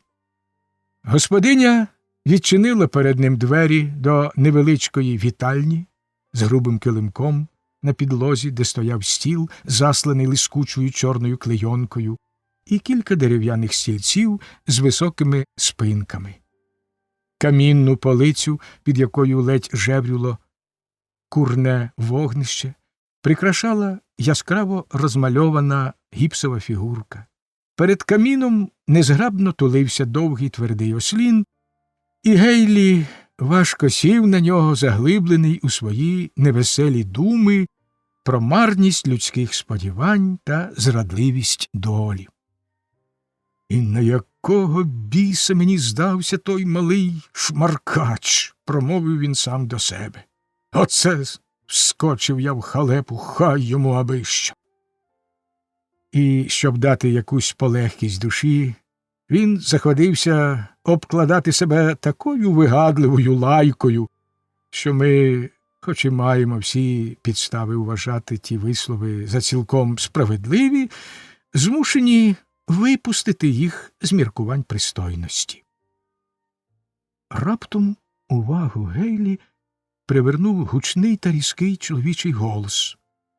Він належав прибульцеві, що, як видно, саме злазив з коня перед дверима заїзду. Гейлі метнувся до вікна. «Побий мене грім! Та й не дарма ж люди вірять у провидіння!» – зраділо вигукнув він. «Це ж не хто інший, як Том Локер!» Гейлі швидко подався за двері. Біля прилавка В кутку великої кімнати стояв міцно збитий кремезний чолов'яга на всі 6 футів заввишки та й завширшки чималий. На ньому була куртка з буйволячої шкури, вивернутої шерстю назовні, що надавало йому дикого і страхітливого вигляду, цілком відповідного до всієї його подоби. Кожна риса його грубого обличчя виказувала в ньому людину до краю брутальну й жорстоку. Якщо читач здатен уявити собі величезного бульдога, що розгулює на 2 ногах у куртці та капелюсі, він матиме точне зображення цього чоловіка. З ним був подорожній товариш, що мало не з усіх поглядів являв собою цілковиту його протилежність. Той низенький, на зріст, хирлявий чоловічок, верткий і вкрадливий у поводженні, наче кіт, мав пронизуваті чорні очиці, що немовби весь час пантрували мишу, та й з дрібного його обличчя ні на мить не сходив сторожкий вираз. Його довгий тонкий ніс випинався так, ніби хотів доскіпатись до основ усього сущого, ріденьке чорне волосся було гладенько прилизане, а всі рухи й манери свідчили про хитру та помірковану вдачу. Височенний здоровань налив собі півсклянки віскі і, ні слова не кажучи, вихилив за одним духом. Його хирлявий супутник звівся навшпиньки, покрутив головою, неначе принюхувався до пляшок, що рядком стояли на прилавку, і аж тоді, по доброму роздумі, тоненьким тремтливим голосом замовив собі м'ятної настоянки. Коли йому подали склянку, він пильно обдивився її, видимо, вдоволений своїм вибором, а тоді взявся помалу, не кваплячись, сьорбати напій. «Ну, хто б міг подумати, що мені так пощастить? Гей, Локере, якся маєш?» – обізвався Гейлі, виходячи наперед і простягаючи руку здорованеві. «100 чортів!» – почув він гречну відповідь. «Яким вітром тебе сюди занесло, Гейлі?»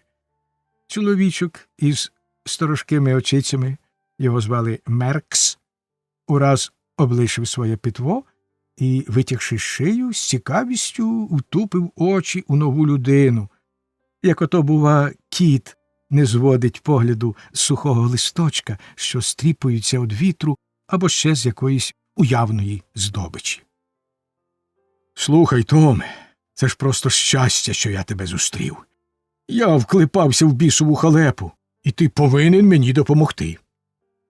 «То вже, звісно», – буркнув його чемний приятель.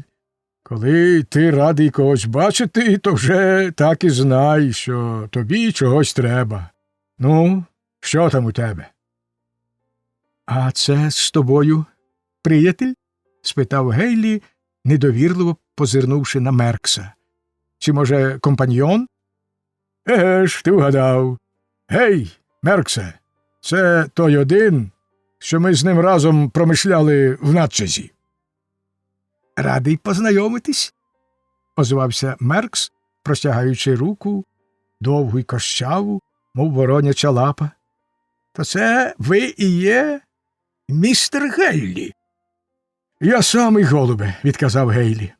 «А тепер, панове, коли вже ми тут щасливо зустрілись, ходімо в ту кімнату, я вас трохи почастую». «Ей ти, старий телепню», – гукнув він до чоловіка за прилавком. «Ану, подай нам гарячої води, цукру, сигар і допрячу міру справжнього питва, щоб було чим душу звеселити». І ось уже у вітальні засвічено свічки, роздмухано вогонь у каміні, і вся доброчесна трійця сіла коло столу, заставленого згаданими вище речами, що сприяють приятельській балачці. Гейлі заходився зворушливо розповідати про свою лиху пригоду. Локер замовк і слухав його з похмурою увагою.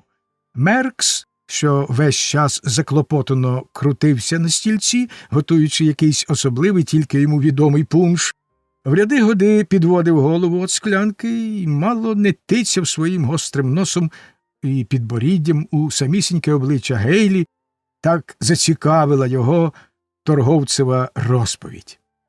А коли вона дійшла кінця, його, як видно, охопив справжній захват, бо плечі й боки в нього затрусились, а тонкі уста розтяглись у радісній усмішці. — То, виходить, вас пошили в дурні? — спитав він. — Хе-хе-хе, оце так штука. — З цією бісовою дітворою в нашому ділі сама лиш морока, — скрушно мовив Гейлі. От якби вивести таку породу жінок, що не вболівали б за своїх дітлахів, — сказав Меркс. Як на мене, то це був би чи не найбільший новочасний здобуток. І він перший тоненько засміявся з власного жарту. — А тож, — озвався Гейлі, — не збагну я цього, та й годі. Як подумаєш, скільки клопоту вони мають з цією малечею, то їм би тільки радіти, що здихались її. Та де там? І чим нікчемніший той вилупок, чим більше з ним мороки, тим дужче вони за нього чіпляються. — Ваша правда, містере Гейлі, — сказав Меркс. — Посуньте-но до мене воду. — А то ж, сер, усе, про що ви кажете, я не раз відчув на собі, та, мабуть, і кожен з нас це відчув. Було колись, як я ще торгував, купив я одну негритянку, гожу, при тілі, та й до роботи беручку. А в неї було дитинча, таке вже там нещасне, чи то воно горбате, чи то кривобоке, чи ще хто знає яке. То я взяв та й віддав його одному чоловікові, щоб той спробував заробити на ньому хоч що-небудь, бо дістав же його задурно. Я й гадки не мав, що це її дошкулить. Та ви побачили, яку бучу вона щинила. І знаєте, я ж подумав тоді, чи не того вона так за ним побивається, що воно таке кволе та немічне і ніколи не давало їй спокою. Вона ж не прикидалася, ні. Вона криком кричала. Никала, мов та причинна по всіх закутках, неначе зосталась одним одна в світі. Ото була чудосія. Не збагнеш цих жінок, та й годі. Еге ж, отак і мені раз було, обізвався Гейлі. Минулого літа купив я в пониззі Червоної річки молоду жінку з гарним на вигляд хлопчиськом. Очі в нього блищали не гірше за ваші. Та коли придивився, бачу, він сліпий. Геть сліпий, щоб я так жив. Ну, то я собі, звісно, розміркував, що треба б його швидше здихатись. Та й без зайвих слів, любісінько, проміняв на барельце віскі. Пішли забрати його від матері, та де там? Вона, як визвіриться, ну, точнісінько тигриця. А ми ще не знялись тоді з якоря, і я не встиг закувати свій новий гурт. Отож вона плиг на паку бавовни, хап у котрогось матроса ножа, і от вірите мені на слові, в першу мить усі так і позадкували. Та потім вона побачила, що однако нічого не вдіє, обернулася і шубовсть униз головою в річку, разом зі своїм малям. Тільки бульбашки за ними пішли. Тьху! Буркнув Том Локер, що слухав обидві історії, не приховуючи своєї зневаги. Дурні ви йолопи, ось що я вам скажу. Мої негритянки таких фіглів не виробляють, будьте певні. Справді? А як же ви з ними? Ладнаєте? Жваво спитав Меркс. Як ладнаю? А ось слухайте.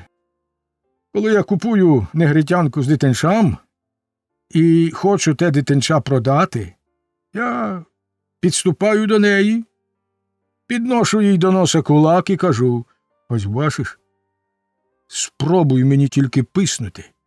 Я геть розтовчу твою чорну пику. Щоб я не чув у тебе ані слова, ані звуку, кажу я їй.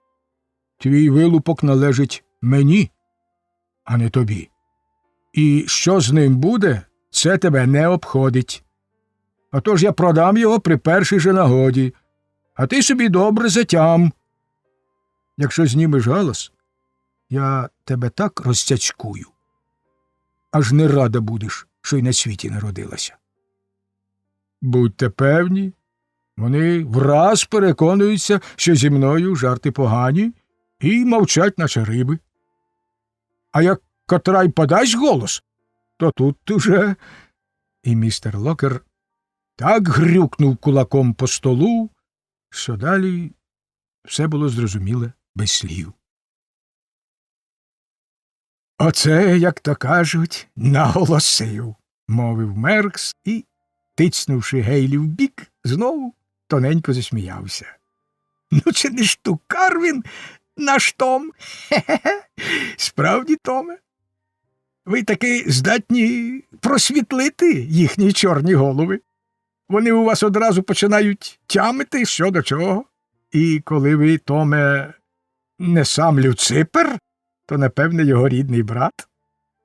Том вислухав цю похвалу з належною скромністю і прибрав такого люб'язного вигляду, на який був тільки здатен. Тим часом Гейлі, поглинувши чималу частину з пляшки, що була того вечора головною окрасою столу, раптом відчув, як у ньому прокидаються високі благородні почуття. За таких обставин це часом трапляється з поважними й розсудливими панами його породи. «Слухай, Томе», – озвався він, – «я вже не раз казав тобі, що ти перебираєш міри. Ми ж часто балакали з тобою про всі ці речі ще в начезі. То чи не доводив я тобі завжди, що ми мали ані скілечки не менший зиск, і жилося б нам у цьому світі так само гарно, коли б ти був до них трохи добріший?» «Ти ба!» – вигукнув Том. «Добріший! Облишно краще своє базікання, доки мене від нього не занудило, бо мені й без того щось не гаразд із шлунком». І він вихилив півсклянки нерозведеного бренді. «Ні, ти послухай», – не вгавав Гейлі, випроставшись на стільці і підкріплюючи свої слова промовистими жестами. «Я завжди казав і тепер скажу, що в торгівлі для мене, як і для кожної людини, передусім і над усе стоїть зиск. Але ж торгівля – це ще не все. І гроші теж не все, бо кожен з нас має і душу. Можете думати собі і про мене що завгодно, але мені не байдуже, що з нею станеться. Чоловік я побожний, отож і розміркував собі так. Ось зіб'ю я ще трохи грошенят, а тоді піду на спочинок і дбатиму про свою душу. Навіщо ж чинити більше лиха, аніж це мені потрібно? Як на мене, то це просто нерозсудливо». «Дбатимеш про свою душу», – презирливо перекривив його Том. «Довгенько ж довелось би шукати тієї твоєї душі. Тож не завдавай собі марної праці. Мабуть, і сам нечистий, коли перепустить тебе крізь густе сито, та й то не знайде її». «Ну, ти розгнівався, Томе», – сказав Гейлі. «Невже не можна побалакати по-людському, коли тобі бажають тільки добра?» «Заткни вже свою пельку», – сердито відрубав Том. «Можеш базікати собі все, що хочеш, та коли ти починаєш розводитись про душу, тут мені вже не сила терпіти. Та яка врешті між нами різниця? Чи ти справді маєш добріше серце, або хоч якусь крихту жалю? Дідька лисого, то ніякий не жаль, а чистісінька підлота. Ти просто хочеш одурити диявола і порятувати свою шкуру. Я ж тебе знаю, як облупленого. Уся твоя славлена побожність просто шахрайство. Ціле життя давав векселі нечистому, а коли надходить час платити, думаєш викрутитись від пекла. Тьху на тебе! Ну, годі вам, панове, годі. Не можна ж так, їй право. Втрутився до розмови Меркс. Кожен міркує по-своєму. Містер Гейлі – чоловік, безперечно, достойний, він має свої принципи, і ви, Томе, маєте свої погляди, і вони теж гідні всілякої поваги. Отож зовсім ні до чого вам сваритися. Поговоримо краще про справи. То що, містере Гейлі, ви хочете, щоб ми спіймали вам ту дівчину? До неї мені байдуже, вона належить Шелбі. Мені потрібен тільки хлопчисько. Дурень я був, що купив це бісове мовпеня. Ти й без того дурень, буркнув Том. Годі вам, Локере, не треба грубощів, мовив до нього Меркс, облизнувши губи. Ви ж бачите, містер Гейлі хоче дати нам непоганий заробіток. Сидіть собі тихенько, а я тим часом усе влаштую. На такі речі я мастак. То розкажіть нам про цю дівчину, містере Гейлі. Хто вона? Яка з себе? Ну, вона білолиця, гарна на вроду, добре вихована. Я давав за неї Шелбі $800, або навіть і 1000, та й то заробив би на цьому чимало. Білолиця, гарна на вроду, добре вихована, проказав за ним Меркс, і його гострі очиці, довгі ніс і тонкі вуста враз пожвавішали, передчуваючи поживу. Ви чуєте, Локере? Дільце то багатонадійне. Ми облагодимо його на власну руку і спіймаємо їх обох. Малого, звісна річ, віддамо містерові Гейлі, а дівчину одвеземо до Орлеана і хапнемо за неї грубі гроші. Як вам подобається такий план? Том, що слухав його, роззявивши свого величезного рота, зненацька зімкнув важкі щелепи, немов собака, якому кинуто шмат м'яса, і, здавалося, став поволі перетравлювати ту ідею. Річ у тім, мовив Меркс до Гейлі, колотячи ложечкою свій пунш, що тут у нас по всіх прибережних містечках судді досить поступливі, і з ними неважко домовитись щодо будь-якої нашої справи. Томове діло орудувати кулачиськами, а от коли доходить до присяги, тут уже з'являюсь я. Убраний, мов на весілля, в лискучих чоботях, усе найвищого гатунку. Ви тільки побачили, провадив Меркс, аж сяючи від професійної гордості, як гарно у мене виходить. Сьогодні я містер Твікем з Нового Орлеану, завтра приїжджий плантатор з Перлової річки, де в мене роблять 700 негрів. Минає кілька днів, і я вже далекий родич самого Генрі Клея, чи якийсь старий поміщик із Кентуккі. Кожен, знаєте, має свій хист. Наш Том, приміром, справжній герой убійці чи ще який колотнечі, а от збрехати він не здатний. Нема в нього, бачите, такого хисту. Що ж до мене, то хотів би я подивитись на другого такого, що може присягнутися чим завгодно і в чим завгодно, дійти до суті будь-якої хитромудрої карлючки, обернути її собі на користь і виборсатись із будь-якої халепи. Нехай би хто спробував, де там. А от я пролізу скрізь, вужем прослизну, нехай би наші судді хоч які були доскіпливі. Часом мені навіть хочеться, щоб вони більше чіплялися, бо тоді було б куди приємніше їх ошукувати. Якось потішніше, знаєте. Та в цю мить Том Локер, що був, як певно, вже помітив читач, досить забарний у думках та рухах, раптом перебив Меркса, грюкнувши своїм важким кулачиськом по столу так, що все на ньому аж заблящало. «Це тіло!» – вигукнув він. «Та ну ж бо, Томе, зовсім ні до чого бити посуд», – мовив Меркс. «Та й кулаки вам ще знадобляться на інше». «Але ж, панове, хіба й мені не належить якась пайка з виторгу?» – озвався Гейлі. «Чи не досить буде того, що ми зловимо для тебе, хлопчиська?» – запитав Локер. «Чого ж тобі ще?»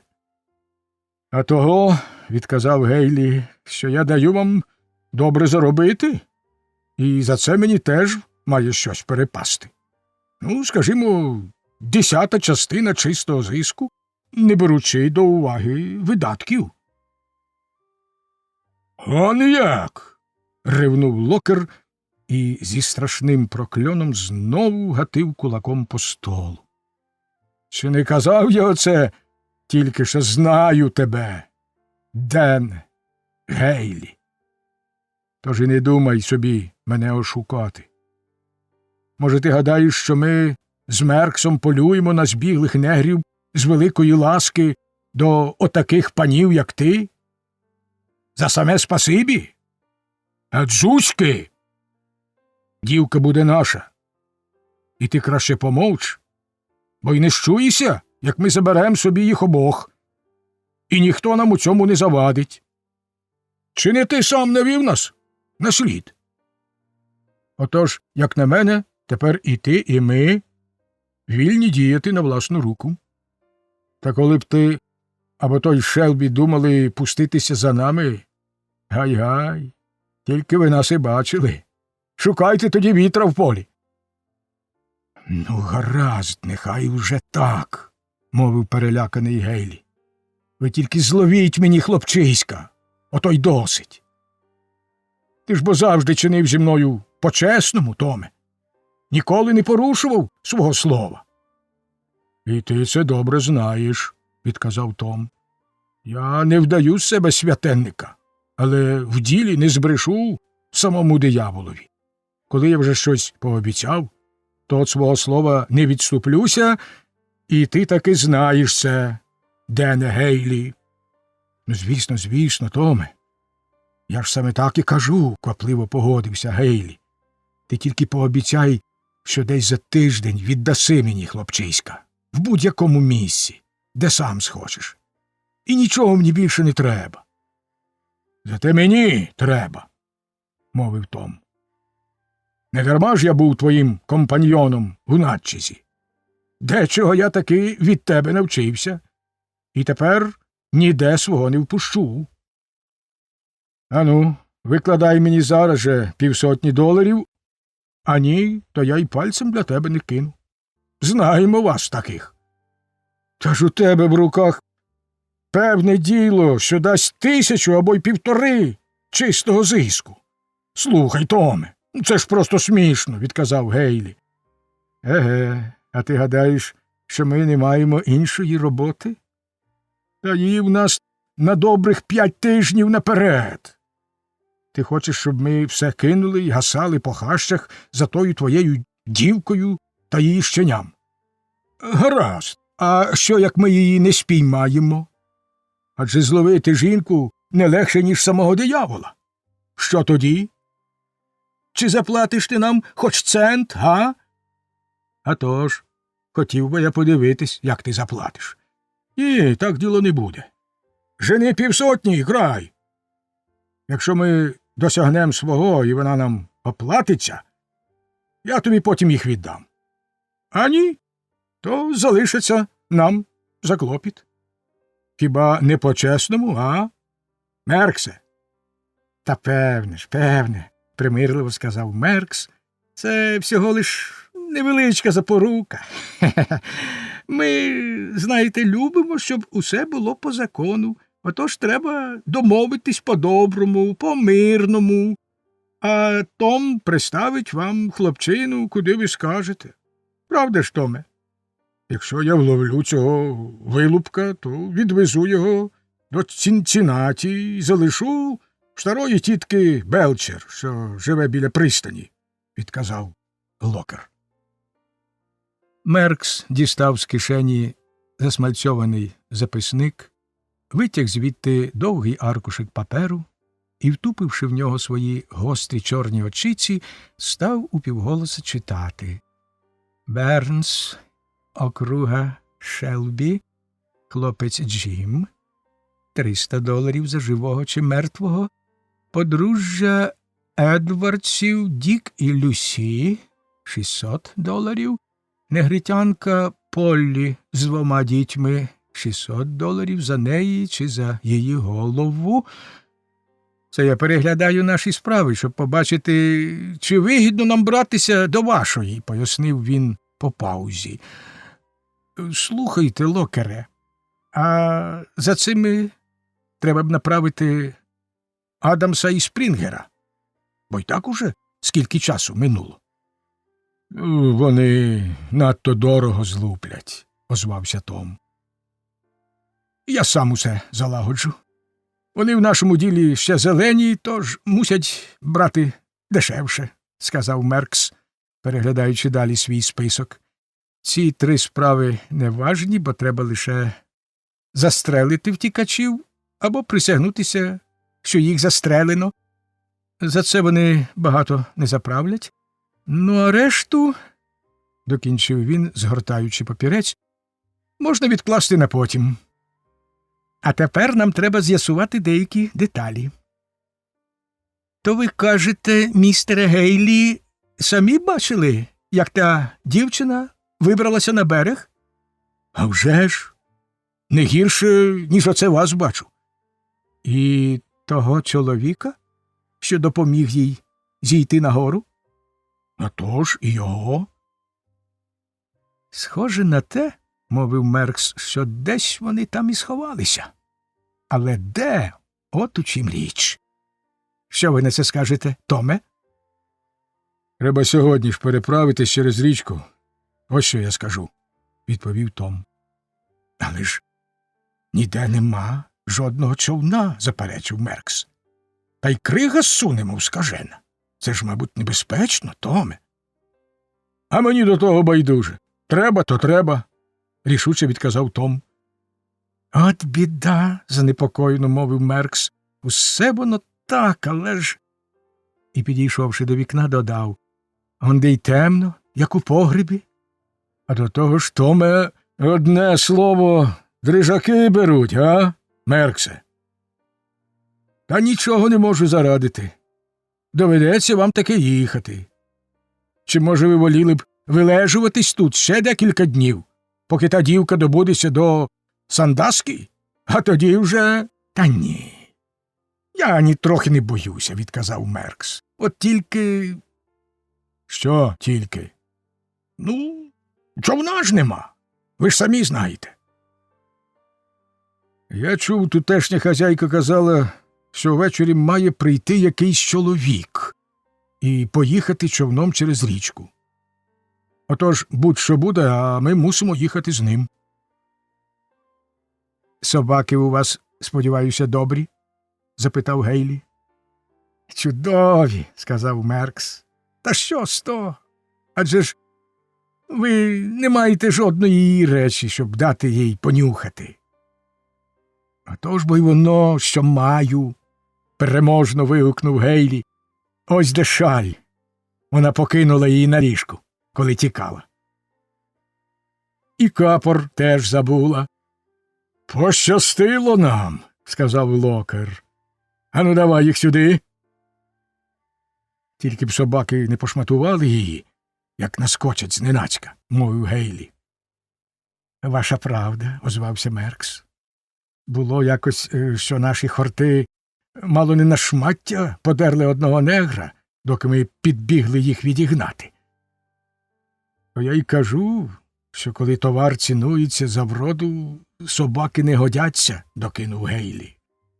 А тож, підтакнув Меркс. Та якщо вона сховалася десь у домі, вони теж ні до чого. І взагалі тут у Північних Штатах від собак мало користі. Той негр підсяде собі на якогось воза і шукай тоді його сліду. Собака придатна лише у понизі, на плантаціях, де збіглим неграм ніхто не допомагає, і вони мусять скрадатися самотужки. Ну, от, сказав Локер, що ходив до прилавка довідатися про перевіз. Каже, той човняр уже тут. Ходімо, Мерксе. Згаданий пан скрушно повів очима по затишеній кімнаті, з якої мусив іти, одначе слухняно підвівся. Вони перемовились кількома словами щодо подальшого, і Гейлі з видимою неохотою віддав Томові $50. Після того доброчесна трійця розпрощалася. Тим часом, як у заїзді відбувалась описана сцена, Сем і Енді, щасливі, по саме нікуди, простували собі додому.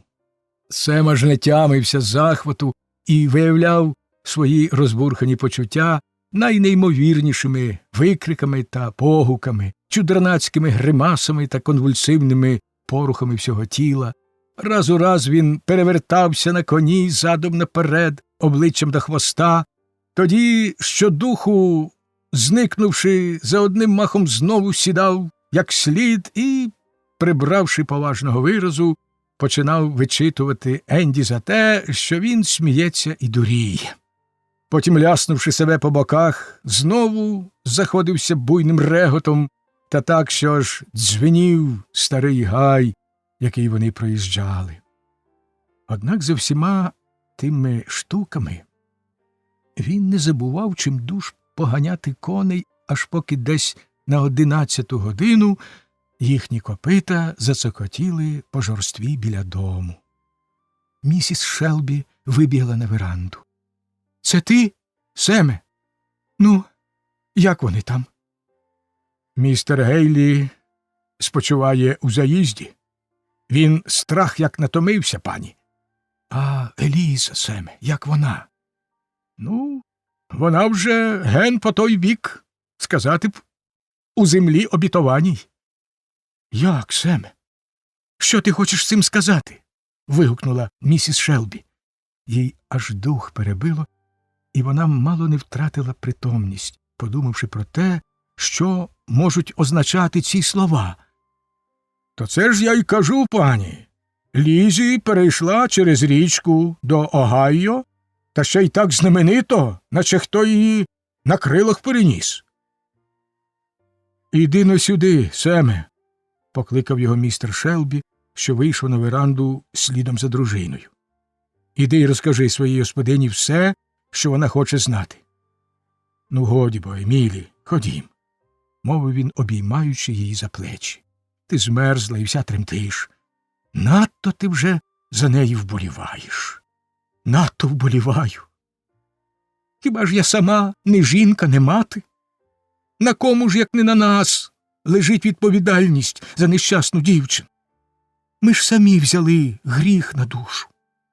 Який гріх, Емілі? Ти ж добре знаєш, що нас примусили обставини.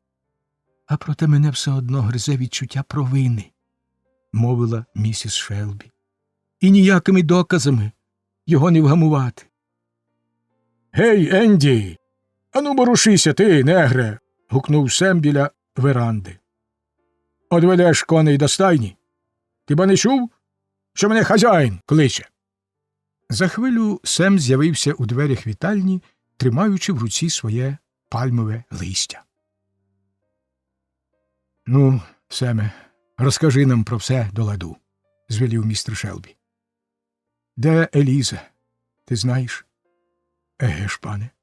Я оцими власними очима бачив, як вона перейшла річку по пливучій кризі. Ще й як перейшла? То було справжнє чудо. А тоді якийсь чоловік на тому березі допоміг їй вилізти схилом, і вона зникла в тумані.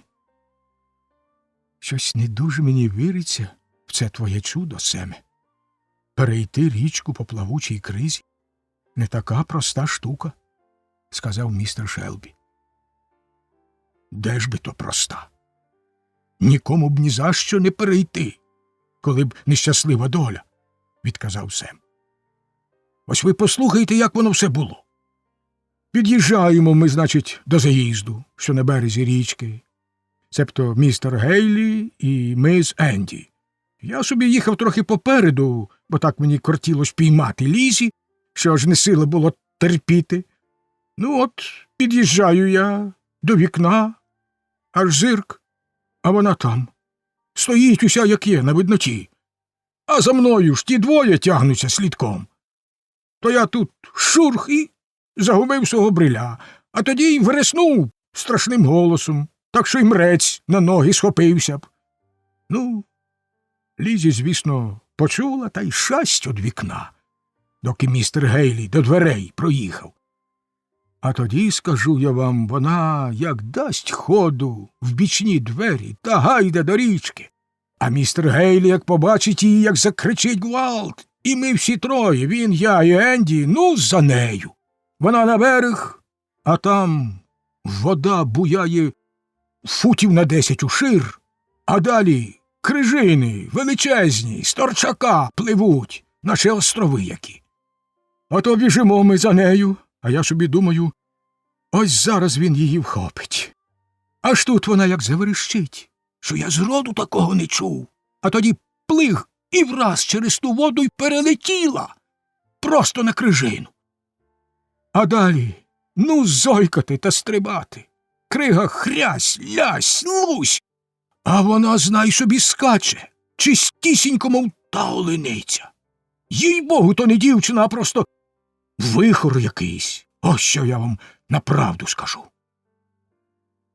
Місіс Шелбі, побліднувши від збудження, мовчки слухала Семову розповідь. Яке щастя, що вона жива, озвалась вона. Але де ж то вона тепер, бідолашна дитина? Доля її не зрадить, сказав Сем, промовисто зводячи очі до неба. Це ж, напевне, сама доля її порятувала. Недарма наша пані завжди нам кажуть, як доля судила, так воно й буде. Отож і сьогодні, коли б не напровадила мене доля, нашу Лізі вже були б 10 разів піймали. Хіба не я вранці пустив коней і ганявся за ними аж до обіду? А потім, хіба не я завів містера Гейлі аж ген на 5 миль від дороги? Якби не я, він здогнав би Лізі, не гірше, як собака єнота. А все воно велінні долі. То все таке веління долі, що краще тобі його не слухатись, паничу Семе. Я не дозволю, щоб мої люди так поводилися з панами, сказав містер Шелбі, як міг найсуворіше за таких обставин. Та вдавати сердитого перед негром однаково, що перед дитиною. Обоє підсвідомо відчувають, де справжній гнів, а де прикидання. Отож і Сем ані трохи не засмутився тією доганою, хоча винувато похнюпився і стояв, гірко скрививши уста, мов той розкаяний грішник. Пан каже правду, щиру правду. Я вчинив дуже погано, це вже як є. Звісно, що пан і пані не будуть такого попускати, я вже добре собі затямив. Одне тільки лихо часом бідолашного негра, як оце я, аж муляє встругнути якусь капость, коли хтось починає отак викаблучуватись, як той містер Гейлі. Та й ніякий він зовсім не пан. Кожен, кого навчено, як мене, одразу це добачить. Ну, гаразд, Семе, мовила місіс Шелбі. Тепер, коли ти збагнув свою провину, можеш і ти сказати тітоньці Хлої, щоб вона дала тобі тієї шинки, що лишилася сьогодні від обіду. Певне, ви з Енді добре зголодніли. Пані аж надто ласкава до нас, відказав Сем і, квапливо вклонившись, зник за дверима. Читач уже, мабуть, помітив з попереднього, що панич Сем мав природжений хист, який, напевне, довів би його до великих висот на політичній ниві. Він умів скористатися з першої ліпшої нагоди і обернути її на користь та славу собі. Отож, показавши у вітальні на втіху господарям свою доброчесність і покірливість, він наплюснув на голову своє пальмове листя і з хвацьким безтурботним виглядом попростував у володіння тітоньки Хлої, сподіваючись добре похизуватися перед кухонною челяддю. «Ну й заб'ю ж я зараз бакитим неграм», – мовив він сам до себе. «Ото вирячать очі, щоб я так жив». Треба сказати, що найбільшою Семовою втіхою було супроводити господаря на всілякі політичні збори, де він, примостившись на огорожі чи видряпавшись на високе дерево, з видимим захватом прислухався до кожного слова, а потім, вернувшись до своїх темношкірих братів, збирав їх навколо себе і з кумедною поважністю і перебільшеним пафосом наслідував перед ними почутих красномовців. Часом до його зачудованих чорних слухачів приставали особи світлішого кольору і, на превелике Семове задоволення, також наставляли вуха, раз у раз посміхаючись та переморгуючись між собою.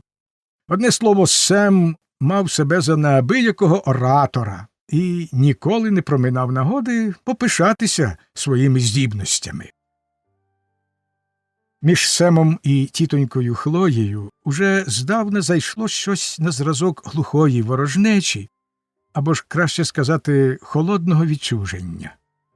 Одначе, простуючи цього разу до кухні, Сем справедливо розмірковував, що там, напевне, є чим поживитись, і вирішив бути гранично миролюбним. Він чудово знав, що хоч волю пані і без того буде виконано неухильно, проте він вигадає куди більше, якщо це буде зроблено ще з доброю охотою. Отож він з'явився перед очі тітоньки Хлої із зворушливо сумирним і покірливим виглядом людини, що зазнала тяжких злигоднів задля добра своїх знедолених братів, сказавши на додачу, що пані послала його до самої тітоньки Хлої, щоб вона підкріпила його шлунок та душу, і тим беззастережно визнавши її високу владу над кухонним світом та всім, що до нього належить. Усе вийшло так, як він собі замислив. Жоден політичний діяч не улестив би якогось простосердого і доброчесного виборця швидше, ніж Сем улестив тітоньку Хлою. Не минуло й кількох хвилин, як він, гордий і щасливий, сидів уже перед величезною мискою, повною мішанини з усіляких страв, що позалишалися від панського столу за останні 2-3 дні, смаковиті окрайці шинки, золотаві шматки кукурудзяних коржів, різноманітні формою кусники, пирога, курячі крильця, пупці та лапки.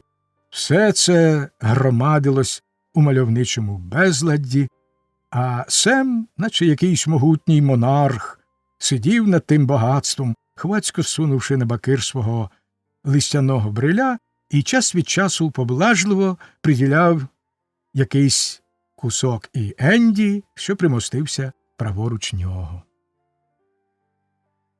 У кухні було повно Семових приятелів, які позбігалися з усіх околишніх хатин, щоб послухати, чим скінчились його подвиги. То була його година слави. Всі події дня переказано ще раз з безлічу нових барвистих деталей та прикрас, які мали ще дужче вразити слухачів. Оповідь раз у раз перепиняли вибухи сміху, і до них приєднувалась навіть малеча, що тулилася на підлозі й по кутках. Та Сем і серед усього того гамору й веселощів зберігав незворушний поважний вигляд і лише в ряди годи, не уриваючи своєї повчальної мови, зводив очі догори і кидав на слухачів такі прикумедні погляди, що ті аж за боки хапалися. «Отож, любі мої співвітчизники», – просторікував Сем, вимахуючи індичою ніжкою, «ви маєте в моїй особі гідного свого заступника. Так, заступника за кожного з вас.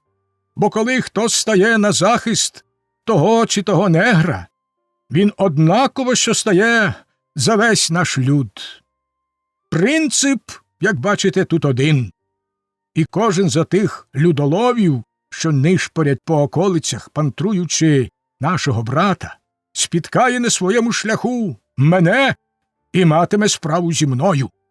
Ви тільки прийдіть до мене, братове, і я стану за ваші права і боронитиму їх до кінця». «Але ж, Семе, чи не ти сам сьогодні вранці казав мені, що помагатимеш тому панові ловити Ліззі?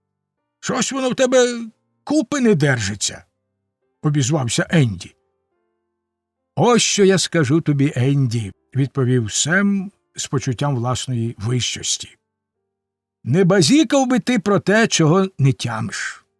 Такі хлопці, як ти, Енді, може, й не мають на думці нічого лихого, одначе далеко їм до усвідомлення великих принципів».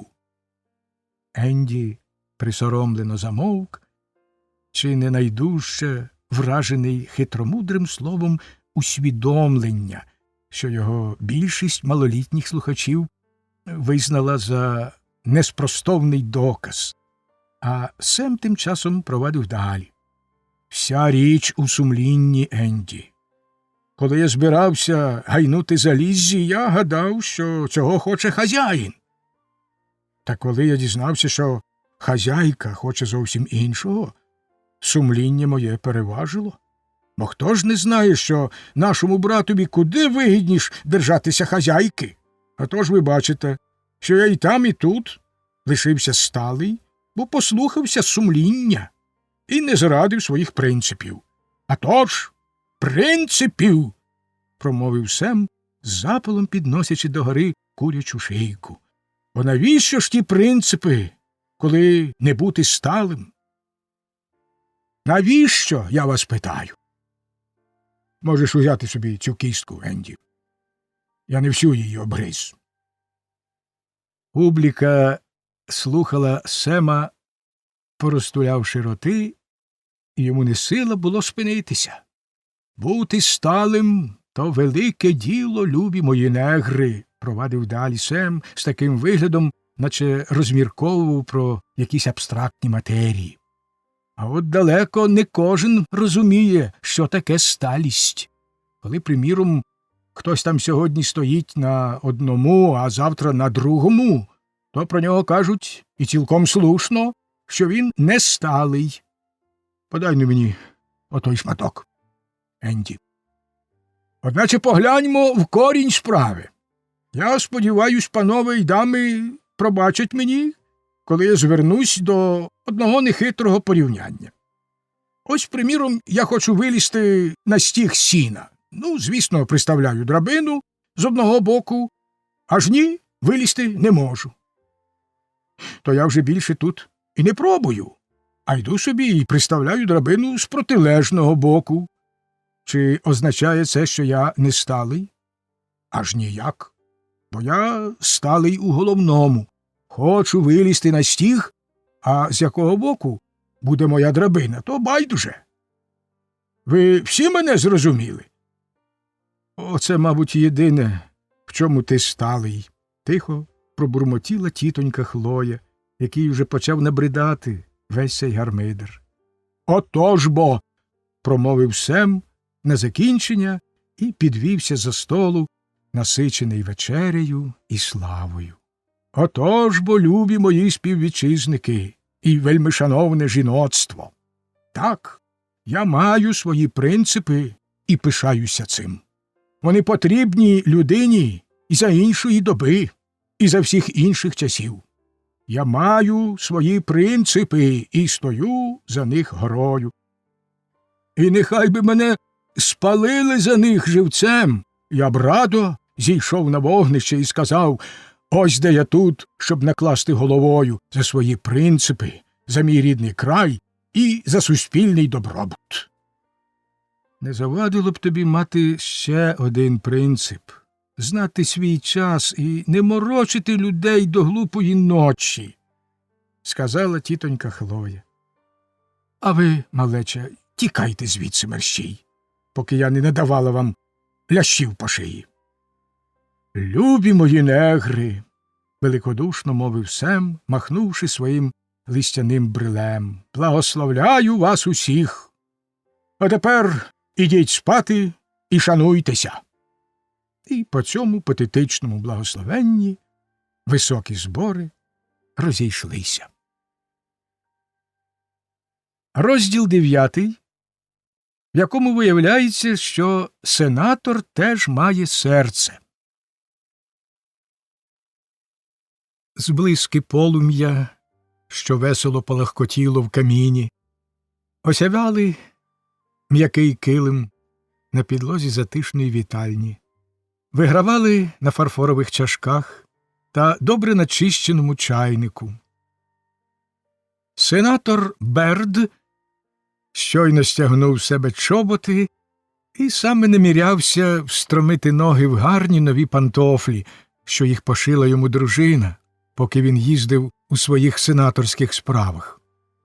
Місіс Берд, що вся ніби променилася щастям, наглядала за тим, як накривають стіл, і раз у раз погукувала на пустотливих дітлахів, які чимдуж скакали по кімнаті й робили, що кому заманеться. Томе, ану, оближ смикати клямку. От молодець. Мері, не тягни кицю за хвіст. Бідна киценька. Джиме, на стіл лізти не можна. Не можна, чуєш? Тоді, вибравши хвилинку, щоб звернутися до чоловіка, сказала: ти собі не уявляєш, любий, які ми всі раді, що ти нарешті приїхав. А тож, я подумав, що варто відбути цю подорож, щоб хоч одну ніч відпочити вдома. Страх як натомився, аж голова болить. Місіс Берд митнула оком на пляшечку з камфорою, що стояла в прочиненій шафці, і вже хотіла дістати, та чоловік зупинив її. Ні, Мері, не треба ліків. Чашечку твого доброго гарячого чаю і трохи домашнього затишку. Оце і все, чого мені треба. Та й нелегко ж бути державним діячем. І сенатор усміхнувся, немов би його потішила думка про те, що він приносить жертву рідному краю. Ну, що там чути в сенаті? Спитала його дружина, коли метушня біля столу трохи вщухла. Тендітна й лагідна місіс Берд ніколи не мала звичаю сушити собі голову державними справами, мудро розваживши, що в неї вистачить і власного клопоту. Отож містер Берд здивовано витріщив очі, а тоді відказав: то нічого особливого. А це правда? Ніби мають ухвалити закон, що забороняє давати їжу та воду отим нещасним неграм, які тікають на північ. Я чула, кругом говорять про такий закон, але думаю, що жодна людяна влада його не ухвалить. Еге, Марі, то ти, виходить, зацікавилася політикою? Ані трохи. Як на мене, то вся ваша політика анічогісінько не варта. Одначе я вважаю, що такий закон був би надто жорстокий і несправедливий. Сподіваюся, любий, ви його не ухвалили? Ні, голубонько, закон ухвалено. Він забороняє подавати допомогу збіглим рабам, що приходять з Кентуккі? Як це розуміти? Невже можна заборонити нам прихистити на ніч когось із тих бідолах, нагодувати його, дати якусь стару одіж і пустити з миром далі? Саме так, голубонько. Це ж, бач, і є допомога і сприяння. Місіс Берд була невеличка на зріст, боязка й сором'язлива жінка, з добрими голубими очима, ніжним, мов персиковий цвіт обличчям та напрочуд м'яким лагідним голосом. Вона ніколи не відзначалась хоробрістю, і всі знали, що досить їй почути сердите геркотіння не дуже то й великого індика, як вона чимдуж пускається навтіки, а звичайнісінький двірний собака може нагнати на неї страху, лиш злегенька вишкірівши зуби. Весь світ був обмежений для неї чоловіком та дітьми, але й тут вона порядкувала більше проханням, аніж примусом. Лише одна річ здатна була збудити гнів у її навдивовижу добрій і лагідній душі. Найменший прояв жорстокості викликав у неї такий бурхливий спалах, що аж страх і подив брав, звідки ж то воно в цій тихій сумирній жінці. Навряд чи була в світі ще одна така поблажлива і згідлива мати, проте сини її все життя шанобливо згадували, як одного разу вона суворо покарала їх за те, що разом з лихими сусідськими хлопчаками вони кидали каміння в беззахисне кошеня. Ось і тепер місіс Берд рвучко підвелась і вся, розшарівшись, від чого її обличчя стало ще милішим, рішуче підступила до чоловіка. «Я хочу знати, Джоне, – твердо промовила вона, – чи ти вважаєш цей закон справедливим? Але ж ти не вб'єш мене, Мері, коли я скажу, що так». «Не сподівалася від тебе, Джоне. Ну, хоч сам ти за нього не голосував?»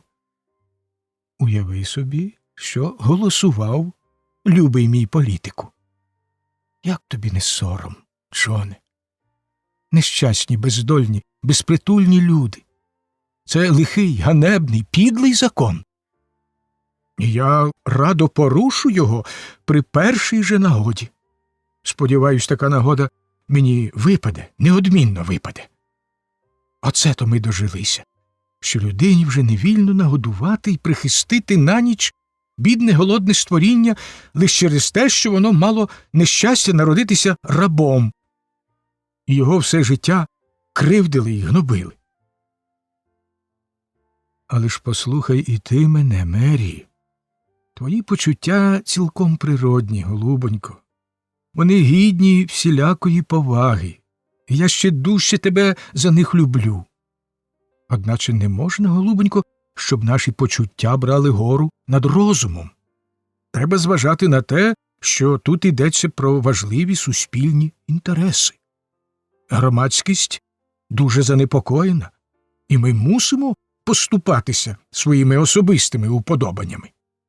Ні, Джоне, я не розуміюся на політиці, але твердо знаю одне. Коли я бачу голодну, нещасну людину, я повинна її нагодувати і втішити. Так велить мені сумління. Ну, а якщо цим ти завдаєш шкоди цілому суспільству? Доброчинність не може завдати суспільству ніякої шкоди, я певна. Найкраще чинити так, як підказує сумління. Ось послухай мене, Мері. Я наведу тобі такий переконливий доказ, що ти дурниці, Джоне. Ти можеш говорити хоч до ранку, але нічого мені не доведеш. А от скажи но мені, Джоне, чи ти сам прогнав би від своїх дверей злиденну, змучену, голодну людину тільки тому, що вона втекла від свого пана? Прогнав би, скажи. Коли відкрити всю правду, Наш сенатор на свою біду мав надзвичайно людяне й добре серце і ніколи не був здатен прогнати людину, що потребувала допомоги. Його становище в цій суперечці ускладнювалось тим, що дружина знала його вразливе місце і провадила наступ на досить слабко укріплену позицію. Отож йому не лишалось нічого іншого, як відтягувати час із допомогою звичайних за таких обставин способів. Він гмукнув, прокашлявся, тоді витяг з кишені хусточку і заходився протирати окуляри. Помітивши замішання в стані супротивника, місіс Берд не забарилася скористатись із своєї переваги.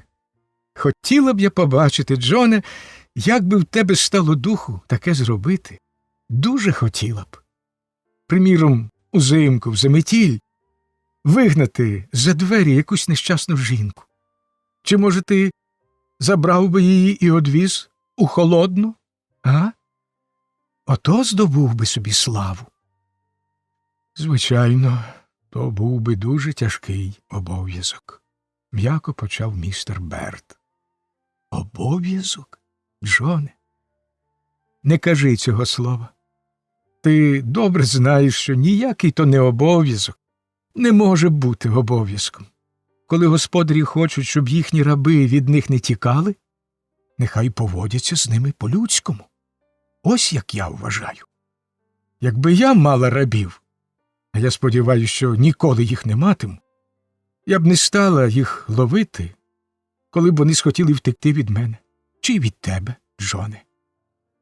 Ніхто ж не тікатиме від добра, правда? А коли вони й утечуть, то подумати лишень, скільки їм, бідолашним, усього терпіти доводиться. І холод, і голод, і страх. І ви ще хочете, щоб усі їх цькували? Ні, хай там буде хоч якийсь закон, а я цього ніколи не робитиму. Мері, голубонько, поміркуємо разом. Я не люблю розмірковувати, Джоне, а надто про такі речі. То ви, політики, маєте звичай туману напускати, навіть і там, де все ясно, мов Божий день. А коли доходить до діла, ви й самі не вірите в те, що говорите. Я ж добре знаю тебе, Джоне. Ти віриш у справедливість цього закону не більше, ніж я. Під цю критичну хвилю в двері просунулась голова старого Куджо, негра, що робив у домі всіляку роботу. «Нехай пані вийде до кухні», – мовив він. Сенатор з полегкістю подивився вслід своїй маленькій дружині, і на обличчі в нього кумедно змішались задоволення і досада. Він сів у крісло і узявся читати газету. Та за мить біля дверей почувся схвильований голос дружини. «Джоне! Джоне, іди на мерщій сюди!» Він поклав газету, вийшов до кухні і раптом завмер на місці, вражений видовищем, що постало перед його очима. На двох зсунутих докупи стільцях лежала непритомна якась струнка молода жінка. Одяг на ній був весь подертий і обмерзлий. Одного черевика бракувало. Розірвана панчоха зсунулась, і з порізаної ноги текла кров. На обличчі її лежала печать знедоленої раси, однак не можна було не помітити його сумовитої і зворушливої вроди. Побачивши це змарніле обличчя, заклякле й нерухоме, мов у мерця, сенатор відчув холодний дрож. Він стояв мовчки, затамувавши віддих. Тим часом його дружина і темношкіра тітонька Діна, єдина їхня служниця, клопоталися коло жінки, намагаючись привести її до притомності, а старий Куджо посадовив собі на коліна хлопчика і, стягнувши з нього черевички та панчохи, почав розтирати його холодні ноженята. «Ви тільки подивіться на неї», жалісливо проказала стара Діна. Мабуть, це вона від тепла зомліла. А була ще сяк так кріпилася, як зайшла і попрохала пустити їй трохи обігрітись. Я її питаю, звідки вони йдуть, а вона тут таки заточилася додолу, а руки в неї он які білі. Знати, ніколи не бачили тяжкої праці. Бідолашні, співчутливо мовила місіс Берт. Жінка поволі розплющила свої великі темні очі і втупила в неї невидющий погляд. Раптом на обличчі її відбився розпач, і вона з криком схопилася на ноги. «Мій Гаррі! Вони забрали його!» Почувши материн голос, хлопчик зіскочив з колін старого Куджа й підбіг до неї, простягаючи рученята. «Ні, він тут, зі мною!» – вигукнула вона і в нестямі обернулася до місіс Берт. «О, пані, захистіть нас! Не дайте їм забрати його!» «Ніхто вас не скривдить, сердешна!» Заспокійливо відказала місіс Берт. «Тут ви в безпеці, тож не бійтеся». «Дякую вам, дякую», – сказала жінка і, затуливши руками обличчя, гірко заплакала. Побачивши, що вона плаче, хлопчик поліз до неї на коліна. Нарешті, після довгих і лагідних умовлянь, до яких така здібна була місіс Берт, бідолашна жінка трохи заспокоїлась. На швидку руч послали постіль на скрині біля груби, і невдовзі вона вже спала глибоким сном, пригорнувши до себе хлопчика, що стомився не менш від неї і відразу ж міцно заснув у її обіймах. Мати з відчайдушним страхом опиралася найменшій спробі покласти його окремо, і навіть у вісні не попускала руки, якою обіймала хлопчика, наче й тепер йому загрожувала страшна небезпека. Містер і місіс Берт повернулися до вітальні. Хоч як це не дивно, але ні він, ні вона жодним словом не згадали про попередню розмову. Місіс Берт заклопотано схилилася над плетивом, а містер Берт удавав, ніби читає газету. Цікаво, хто вона така і звідки? Нарешті обізвався він, відклавши газету. Нехай вона поспить, відійде трохи. Тоді спитаємо, відказала місіс Берт. Слухай, голубонько, мовив містер Берт, кілька хвилин поміркувавши про щось над своєю газетою. Що, любий? Чи не підійшла б їй котрась твоя сукня, якби її трохи випустити або що? Здається, вона таки більша за тебе. По обличчю місіс Берт перебігла ледь помітна усмішка. Побачимо, сказала вона. Знову запала мовчанка, і знову її порушив містер Берт. Слухай, голубонько. Ну, що там ще? Знаєш, отой старий плащ, яким ти накриваєш мене, коли я лягаю задрімати по обіді, ти могла б і його віддати тій бідоласі, адже ж їй потрібен одяг. В цю мить до кімнати заглянула Діна і сказала, що та жінка прокинулась і хоче бачити пані. Містер і місіс Берт пішли до кухні. Слідом за ними подались і двоє більших хлопчиків. Дрібнота на той час уже мирно спочивала в своїх ліжках. Жінка сиділа на скрині біля груби, втупивши очі в вогонь. Обличчя її було сумне, але спокійне, без жодного сліду недавньої дикої нестями. «Ви хотіли мене бачити?» – лагідно спитала місіс Берт. «Сподіваюсь, вам трохи полегшало, сердешна?» У відповідь вона почула лиш тяжке, уривчасте зітхання. Жінка звела свої темні очі і подивилась на неї так тужно та благально, що в місіс Берд аж сльози не вернулися. «Вам нема чого боятися, бідолашко. Ми всі ваші друзі», – мовила вона. «Розкажіть нам, звідки ви прийшли і чого хочете?» «Я прийшла з Кентуккі», – відказала жінка. «Коли?» – запитав містер Берд, і собі приєднуючись до розмови. «Сьогодні ввечері». «Як же ви сюди дісталися?» «Перейшла по кризі». «По кризі?» – перепитали всі в один голос. «Еж», – тихо відповіла жінка. «Мене врятувала щаслива доля.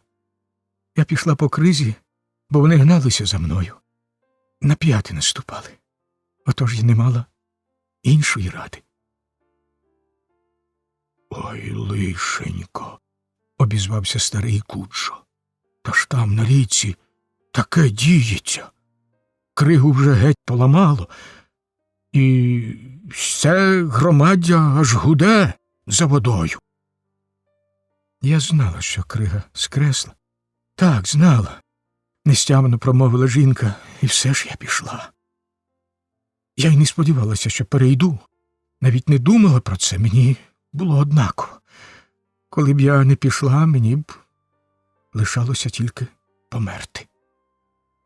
«Ви були невільниця?» – запитав містер Берд. «Так, пане. Я належала одному господареві в Кентуккі». «Він вас кривдив?» «Ні, пане. Він був добрий хазяїн». «То, мабуть, хазяйка була лиха?» «Ні, пане, ні. Моя хазяйка завжди була добра до мене». «Що ж тоді змусило вас покинути їх і податися світ за очі в таку небезпечну дорогу?» Жінка допитливо подивилась на місіс Берд, і від її пильного ока не сховалося те, що господиня ходить у жалобі. «Пані», – раптом мовила вона, – «вам доводилося втратити дитину?» Запитання було несподіване і роз'ятрило незагоєну рану. Минув лише місяць, як у цьому домі померло мале. Містер Берд відвернувся і одійшов до вікна, а місіс Берд не могла стримати сліз. Нарешті вона опанувала себе і відказала: «Чому ви про це спитали?» «Так, я недавно поховала дитину».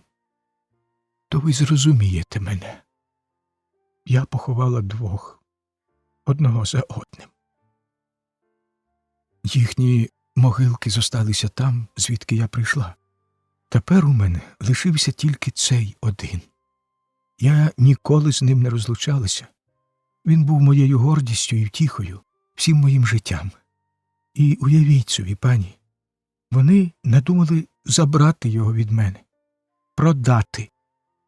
Так, продати на пониззя одного, малу дитину, яка від самого народження і дня не була без матері. Чи могла я таке знести, пані?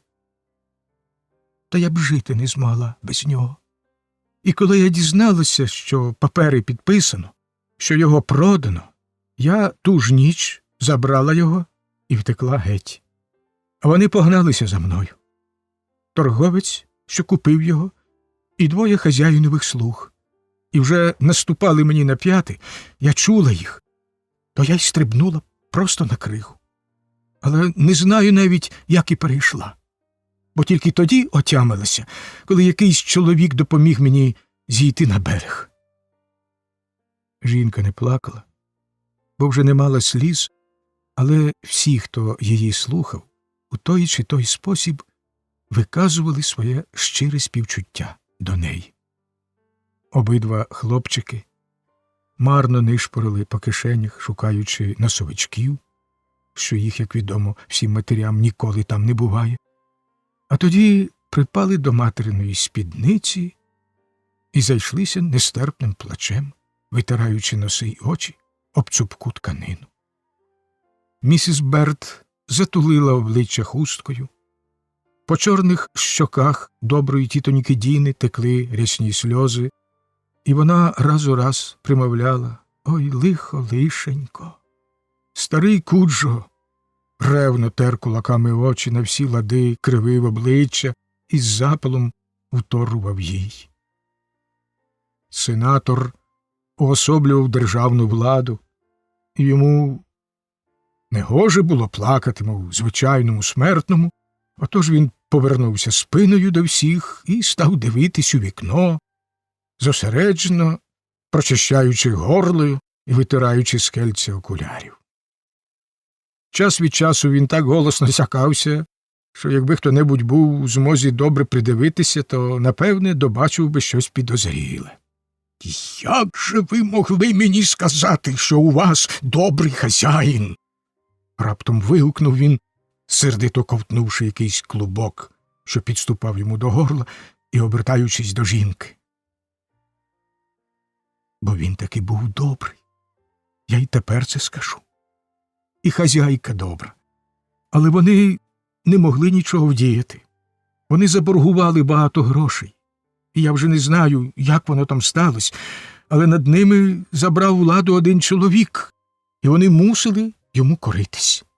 Я сама чула, як хазяїн казав про це хазяйці, а коли вона стала просити за мене, він сказав, що нічого вже не зарадить, бо всі папери підписано. Отоді я й схопила малого і подалася з дому. Я знала, що мені без нього не жити. Ця дитина – все, що я маю. А чоловіка у вас нема? Є, але він належить іншому господареві. Його пан дуже недобрий до нього і не хоче, щоб ми зустрічалися. Він усе дужче злоститься на нас і погрожує продати мого чоловіка на пониззя. Мабуть, я вже ніколи його і не побачу. Вона промовила ці слова досить спокійним тоном, і неуважний спостерігач міг би подумати, що їй до того байдуже, та вираз глибокої туги в її великих темних очах свідчив про інше. «А куди ж ви думаєте йти, голубонько?» – спитала місіс Берт. «До Канади, якщо тільки знайду туди дорогу. Вона дуже далеко?» «Та Канада», – мовила жінка простодушно і довірливо, дивлячись на господиню. «Бідолашна!» – несамохіть вигукнула місіс Берт. «Що, так далеко?» – серйозно запитала жінка. «Куди далі, ніж ви собі уявляєте, сердешна дитино», – відказала місіс Берт.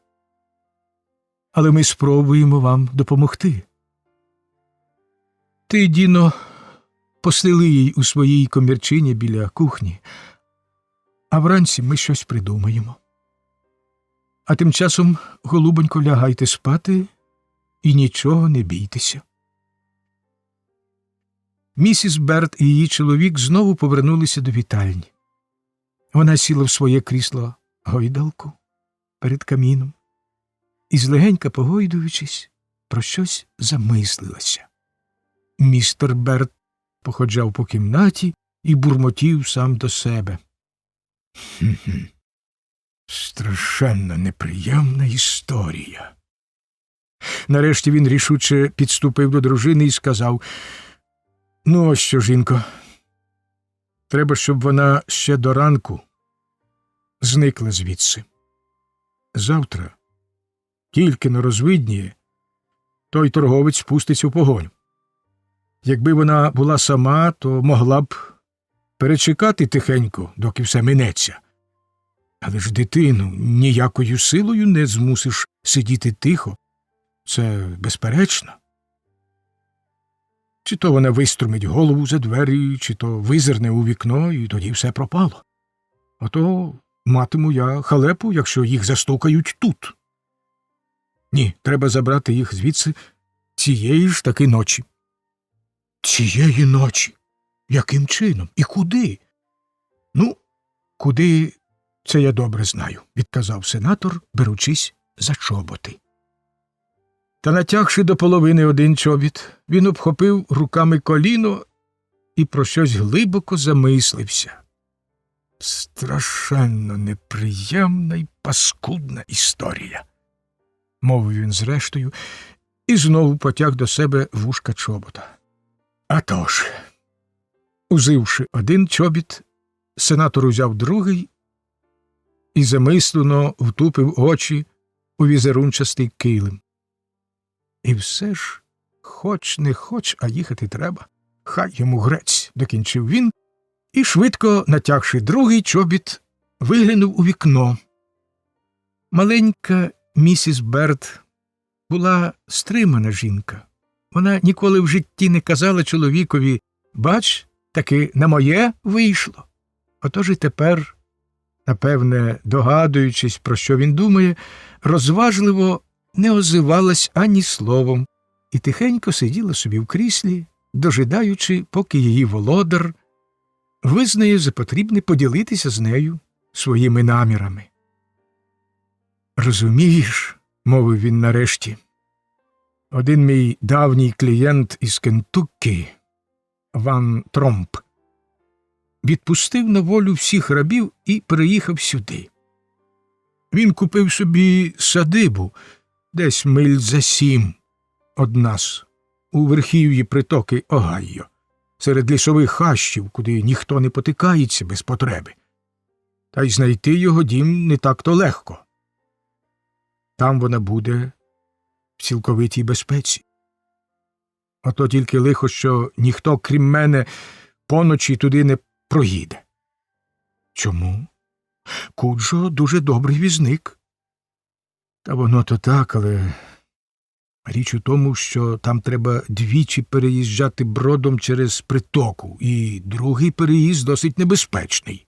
Коли не знати його так, як я, бо я їздив там верхи безліч разів і добре знаю, де треба повертати. А тож, як бачиш, іншої ради нема. Нехай Куджо десь над північ потихеньку запряже коней, і я повезу її сам. А потім, щоб сховати кінці у воду, Куджо відвезе мене до найближчого заїзду, і я сяду в диліжанс до Колумбуса, що проходить там між 3-ю і 4-ю. Тож усе й виглядатиме так, наче я саме до диліжанса і поїхав каретою. А вранці я вже засідатиму в Сенаті. От тільки, мабуть, почуватиму я себе там досить кепсько після всього, що ми тут сьогодні говорили і робили. Та біси з ним, нікуди не дінешся». «Серцем ти добріший, аніж розумом, Джоне», – сказала місіс Берд, поклавши свою маленьку білу руку чоловікові на плече. «Та чи могла б я тебе покохати, якби не знала тебе краще, ніж сам ти себе знаєш?» На очах маленької жінки зблиснули сльози, і така була вона гарна в ту мить, що сенатор мимоволі подумав: певно, він і справді неабиякий розумник, коли вже зумів полонити серце цієї чарівної істоти. Тепер йому лишалося одне – піти подивитись, чи запрягають там коней. Одначе біля дверей він спинився і, обернувшись до дружини, нерішуче мовив: «Мері, не знаю, як ти, але там в нас повна шухляда речей нашого бідного маленького Генрі». З цими словами він рвучко крутнувся на підборах, і двері за ним зачинились. Його дружина перейшла до невеличкої спальні, суміжної з її кімнатою, і поставила свічку на комод. Потім дістала ключ, задумано встромила його в замкову щілину шухляди і раптом завмерла. Обидва хлопчики, що весь час ходили слідом за нею, стояли мовчки значливо поглядаючи на матір. Місіс Берт поволі висунула шухляду. Там лежали курточки різних кольорів та фасонів, безліч фартушків, панчішок, навіть пара крихітних черевичків зі збитими носками, дбайливо загорнутих у папір. Було там і декілька іграшок. Конячка, візок, дзига, м'ячик. Сумні пам'ятки, що краяли серце і не вертали на очі сльози. Місіс Берт схилилася над ними і, затуливши обличчя руками, гірко заплакала, так що аж сльози її, просочуючись між пальцями, почали капати в шухляду. Потім рвучко підвела голову і взялась хапливо підбирати найпростіші та найнеобхідніші речі і зв'язувати їх у клуночок.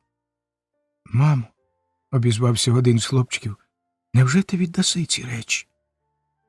«Милі мої діточки», – лагідно й серйозно відказала вона, – «якби наш любий маленький Генрі побачив нас зараз, він би щиро зрадів душею.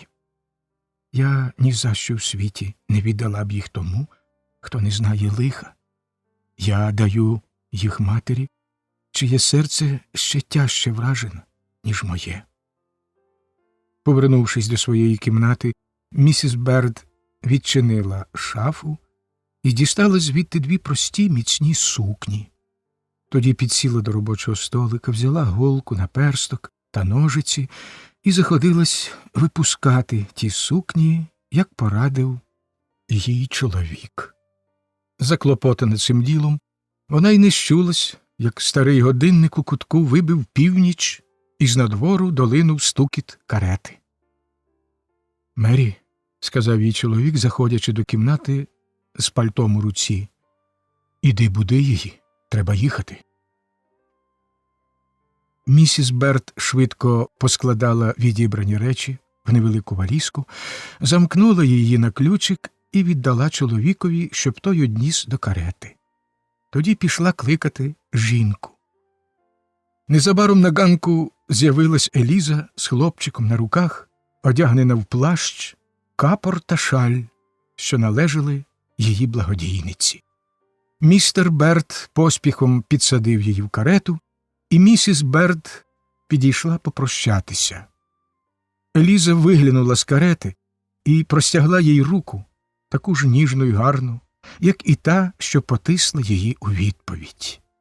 Вона пильно подивилась в обличчя місіс Берт своїми великими темними очима, сповненими безмежної вдячності, і, певне, хотіла щось сказати.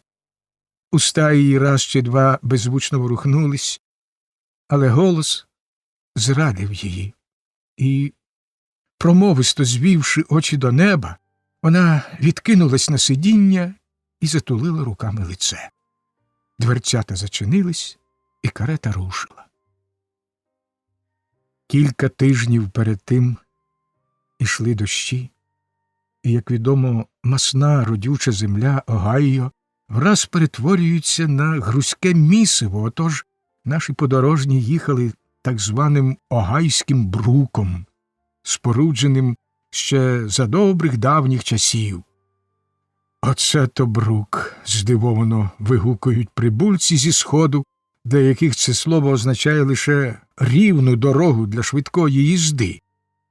То знайте ж, необізнані східні друзі, що в благословенному західному краї, де під час дощів стоїть просто таке неймовірне, невилазне болото, дороги викладають грубими колодами, а потім прикидають їх зверху землею, дерном або чимось іншим, що трапиться на похваті, а ощасливлені тамтешні люди називають таку дорогу бруком і навіть пробують нею їздити. З часом дощі зовсім розмивають той дерен чи землю, колоди розлазяться і стирчать у різнобіч в мальовничому безладді, а між ними тут і там зяють глибокі чорні баюри. Отакою дорогою і труситься наш сенатор занурений у свої невеселі думи, що раз у раз перериваються, коли карету кидає на вибоях чи заносить у баюру. Торох! Торох! А тоді шелеп!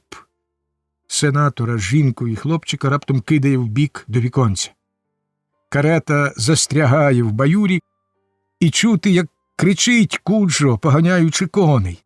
Після кількох марних спроб, коли сенаторові вже уривається терпець, карета раптом вискакує з ями, але її передні колеса провалюються в нову прірву, і сенатор, жінка й хлопчик усі разом падають на переднє сидіння. Капелюх безцеремонно зсувається сенаторові на ніс, закриваючи очі, і він уже думає, що настав його кінець. Хлопчик голосно плаче, а старий Куджо, сидячи напередку, звертається до коней з палкими напутніми словами. Під ударом його батога коні борсаються, спотикаються, шарпають і нарешті зрушують карету з місця, але тут таки провалюються задні колеса, і подорожні перелітають назад. Сенатор ліктем збиває на жінці капор, а вона обома ногами попадає в його капелюх, що від поштовху звалився додолу. Та ось трясовина лишається позаду, і засапані коні спиняються. Сенатор знаходить свій капелюх, жінка поправляє капор і заспокоює дитину, а тоді вони сідають міцніше, готуючись до нових випробувань. Деякий час карета помалу посувається далі, лиш в ряди годи перехиляючись набік чи струшуючись на вибої. І наші подорожні вже тішать себе надією, що вони ще добре відбулися. Та от їх знову кидає так, що вони аж злітають на ноги, і ту ж мить падають назад на сидіння, і карета спиняється. Знадвору чути вигуки, ляскання батога, а тоді біля дверцят з'являється старий Куджо. «Даруйте, пане, але цього разу ми таки вскочили. Не знаю, як тепер і виліземо. Мабуть, доведеться підкладати жердини». Сенатор у розпачі вилазить з карети, обережно намацуючи ногою тверду місцинку. Аж раптом нога його зісковзує кудись у безодню, він намагається витягти її, втрачає рівновагу і гепається в болото, звідки його витягає Куджо у дуже жалюгідному стані. Була вже глупа ніч, коли карета, вибравшись із трясовини і переїхавши бродом річечку, мокра й заляпана болотом, спинилася перед дверима великого фермерського будинку. Тамтешні мешканці спали міцно, і довелось докласти чималих зусиль, щоб підняти їх з ліжка. Нарешті двері відчинились, і на порозі з'явився сам господар. То був височенний, опасистий чолов'яга, понад 6 футів на зріст, одягнений у червону фланелеву сорочку. Його буйна рудувата чуприна була розкойовджена, борода не голена, і це надавало поважному панові, м'яко кажучи, не дуже привабливого вигляду. Кілька хвилин він стояв отак на порозі, тримаючи в руці свічку і вражено блимаючи на наших подорожніх, і то було досить кумедне видовище. Сенатор на силу розтлумачив йому, в чим річ, і поки він робить ті пояснення, ми коротко відрекомендуємо господаря нашим читачам. Доброчесний Джон Ван Тромп був колись відомий у штаті Кентуккі поміщик і рабовласник. І хоч на вигляд він був справжній ведмідь, проте серце мав від природи велике й справедливе, цілком відповідне до його велетенської постаті. Багато років, тамуючи душевний неспокій, спостерігав він згубні наслідки рабовласницької системи, що однаково калічила душі і гноблених, і гнобителів. Нарешті його велике серце переповнилось і не витримало. Отож якось він узяв гаманець, переправився через річку до штату Огайо і купив там чималу ділянку родючої землі. Тоді виправив визвільні листи на всіх своїх рабів, чоловіків, жінок і дітей, посадовив їх у фургони і вирядив на проживання в ті місця, а сам подався у верхоріччя і оселився на невеличкій відлюдній фермі, де й жив тепер із спокійною душею та чистим сумлінням.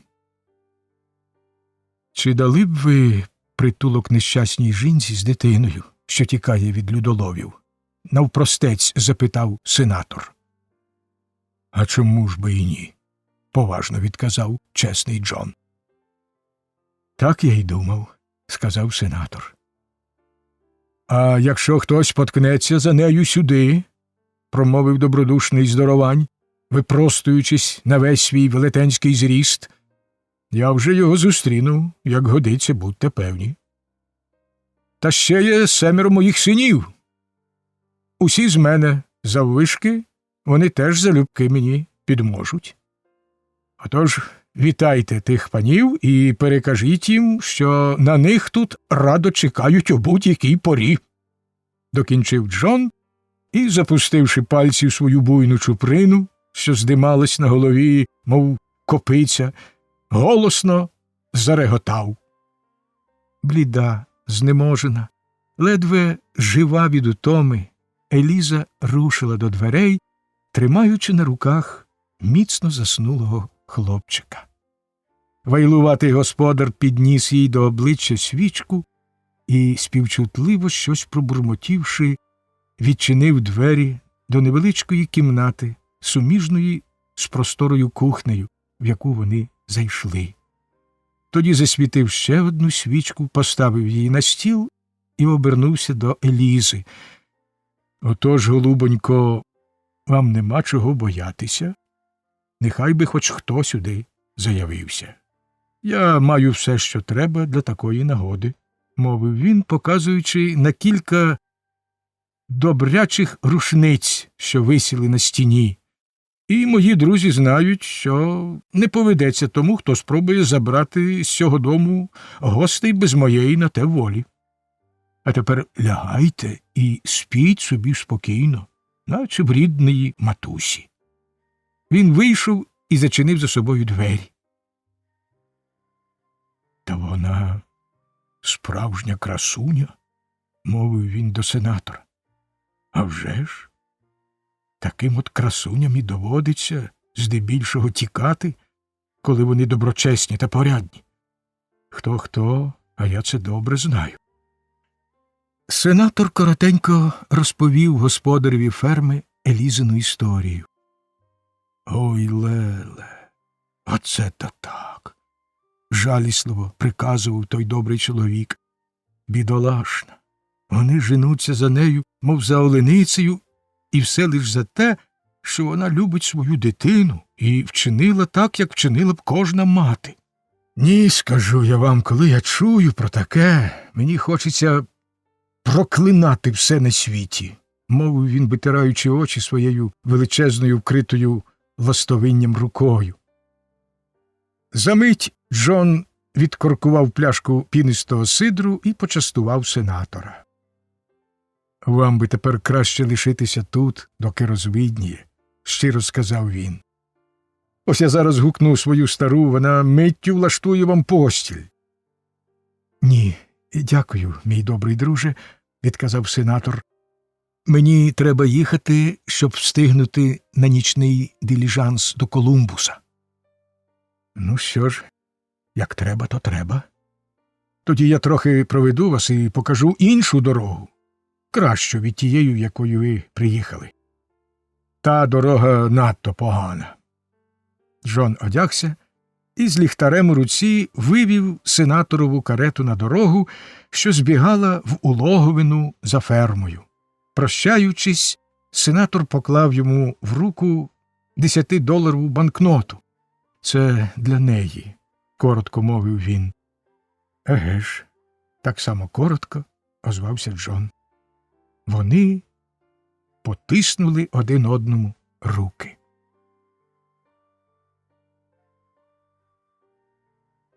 Розділ 10. Живу власність забрано з дому. Сірий і дощуватий лютневий ранок зазирнув у вікно хатини дядька Тома. Він освітив засмучені обличчя, живі образи сердечної туги. Перед грубкою стояв невеликий стіл, укритий прасувальною сукниною. На стільці поруч нього висіло кілька щойно випрасуваних, грубих, але чистеньких сорочок, а ще одна така сама сорочка була розстелена на столі перед тітонькою Хлоєю, і вона дбайливо та ретельно відпрасовувала кожний рубчик і кожну складинку, раз у раз підносячи руку до обличчя втерти сльози, що збігали в неї по щоках. Том сидів поряд, підперши голову рукою. Обоє мовчали. Година була рання, і малеча ще спала покотом на своєму грубо збитому ліжку. Собі на біду Том, як і більшість людей його стражденної раси, був ніжний батько, безмежно відданий сім'ї. Він підвівся і тихенько підійшов поглянути на дітей. «Останній раз», – мовив він. Тітонька Хлоя не озвалась ані словом, тільки водила й водила праскою по сорочці, що й так уже була гладенька, аж далі нікуди. Та раптом вона рвучко поставила праску, сіла біля столу й гірко заплакала. «Кажуть, ми повинні коритися. Та як же я можу коритися? Коли б я хоч знала, куди тебе повезуть і як тобі там буде. Пані обіцяє, що десь через рік чи два викупить тебе. Але ж ніхто ще не вертався живий з того клятого пониззя. Негрів там мордують до смерті. Я сама чула, що вони конають від тяжкої праці на тих плантаціях». «Дякуємо Богові, хоча б за те, що продали мене, а не тебе чи дітей», – сказав Том.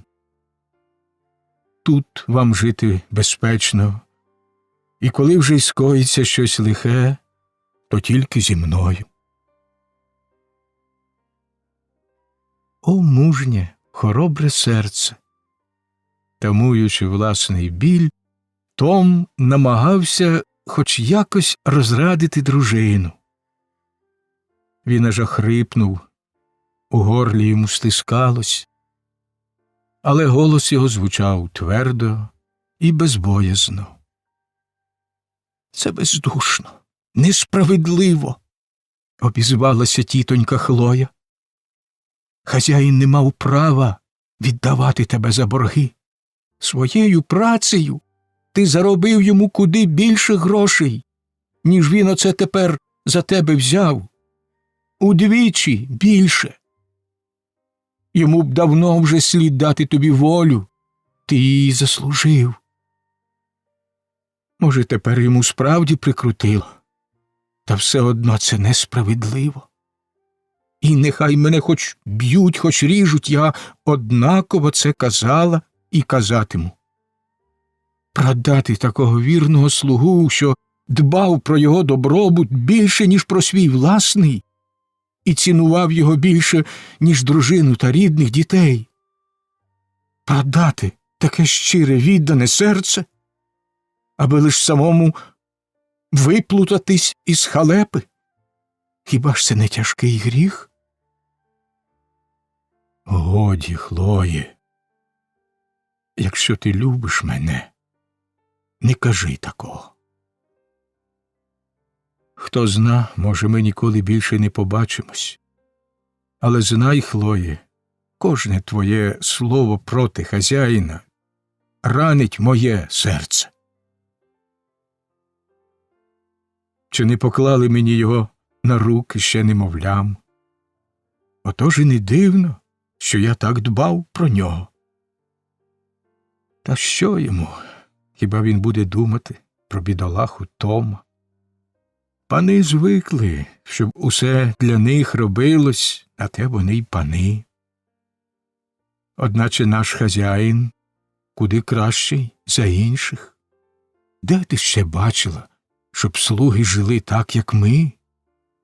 Та він і не допустив би, щоб мене спіткало таке лихо, коли б знав про все наперед. Я певен, не допустив би. Нехай там хоч як, а щось він зробив недобре, сказала тітонька Хлоя, для якої справедливість була над усе. От не знаю я, що саме, але щось воно не гаразд. Це напевне. Покладімось на ласку Божу. Як судилося, так усе й буде. Як на мене, це мала розрада, відказала тітонька Хлоя. Та що там про це балакати? Ось я краще спечу коржа та зготую тобі добрий сніданок, бо хто зна, коли ти тепер такого скуштуєш. Незабаром сніданок уже парував на столі. Того ранку місіс Шелбі увільнила тітоньку Хлою від роботи у великому домі, і бідолашна жінка доклала всю свою снагу до тієї прощальної трапези. Вона зарізала і попатрала найдобірніше курча, спекла коржа, саме такого, який смакував чоловікові, і виставила кілька таємних глечиків, що з'являлися на столі тільки на великі свята. «Ти ба, Піте!» – зраділо вигукнув Моз. «Оце то бенкет у нас сьогодні!» І в ту ж мить схопив шматок курчати. Тітонька Хлоя дала йому замашного ляпаса. «Ану, киш! Бідний тато останній раз снідає вдома, а вони, бач, зраділи!» «Хлоя!» – лагідно докорив їй Том. «Ой, не сила мені!» – мовила тітонька Хлоя, затуляючи обличчя краєм фартуха. «Усе йде шкереберть. Отож я й не тямлю, що роблю». Хлопчики стояли принишклі, позираючи то на батька, то на матір. Тим часом мала дівчинка вчепилася за материну спідницю і зайшлася настирним вимогливим криком. «Ну, годі!» – сказала тітонька Хлоя, витираючи очі і беручи на руки дитину. «Не буду більше. А тепер сідайте, їжте. Це моє найкраще курча, і вам, хлоп'ята, щось перепаде. Насварилась матуся на вас, бідолашних». Хлопчиків не треба було просити двічі, і вони враз накинулись на їжу. Та й не дарма, бо якби не вони, то навряд чи хтось віддав би належне всім тим ласощам. «Ну, а тепер», – сказала тітонька Хлоя, прибравши зі столу, – «треба поскладати твої речі. От тільки б він не забрав їх у тебе. Знаю я, що вони за люди, ті торговці, геть усі лихі й підлі. Ось дивись, у цьому кутку твоя тепла білизна, як нападе ревматизм. Бережи її, бо іншої тобі ніхто там не справить. З цього боку старі сорочки, а з цього нові. Панчохи твої я з вечора доплела і поклала всередину клубочок вовни, щоб було чим їх штопати. Та тільки хто ж тобі тепер штопатиме?» І тітонька Хлоя знову, знеможена горем, похилила голову на скриньку і заридала. «Ой, лишенько, це ж ні одна душа тебе не догляне, чи то здорового, чи хворого. То де вже мені тепер бути добрі? Хлопчики, поївши все, що було на столі, помалу збагнули, що в домі щось негаразд. Бачачи, що мати плаче, а батько дуже смутний, вони й собі почали пхикати і терти очі. Дядечко Том посадив на коліна малу донечку і дав їй волю розважатися досхочу. Дівчинка дряпала йому обличчя, смикала за чуприну і раз у раз верещала від захвату, щиро радіючи з якихось своїх почуттів. «Веселися, безталанна дитино», – мовила тітонька Хлоя. «Доживеш і ти до такого. Прийде час, і ти теж побачиш, як продадуть твого чоловіка, а може, й саму тебе продадуть. А що вже оцих хлопчаків, то напевно. Ось нехай лиш трохи підростуть і стануть на щось годні. Бо навіщо тоді й негри, як не мати з них прибутку?» В цю мить один з хлопчиків вигукнув: «Он де пані сюди йде!» «Нічим вона не зарадить. То чого б їй іти?» – буркнула тітонька Хлоя. Місіс Шелбі зайшла до хатини. Тітонька Хлоя похмуро й непривітно посунула до неї стілець. Та господиня нічого того не помітила. Обличчя її було бліде й свильоване. «Томе», – сказала вона, – «я прийшла, щоб…» Голос її раптом урвався. Не зводячи очей з мовчазних мешканців хатини, вона сіла на стілець, затулила обличчя хусточкою і гірко заплакала. «Та що ви, пані? Не треба, не треба», – мовила тітонька Хлоя і сама заходячись слізьми. А за якусь хвилю вже плакали всі разом. «Мій вірний друже», – сказала Томові місіс Шелбі, – «я не маю чим тобі допомогти. Якщо я дам тобі грошей, їх у тебе однаково заберуть. Але я даю тобі слово честі, що не згублю твого сліду, і як тільки матиму потрібні гроші, одразу викуплю тебе. А тим часом хай береже тебе доля». Тут хлопчики закричали, що йде містер Гейлі, і наступної миті, безцеремонно штовхнувши ногою двері, на порозі став торговець. Він був у припоганому гуморі. Шалені гони попереднього вечора і невдача, що спіткала його, аж ніяк не вплинули на нього миротворно. «Ну?» – гукнув він. «Ти готовий, негре?» Тоді, побачивши місіс Шелбі, зняв капелюха і сказав: «Добрий день, пані». Тітонька Хлоя зачинила скриньку і перев'язала її мотузкою.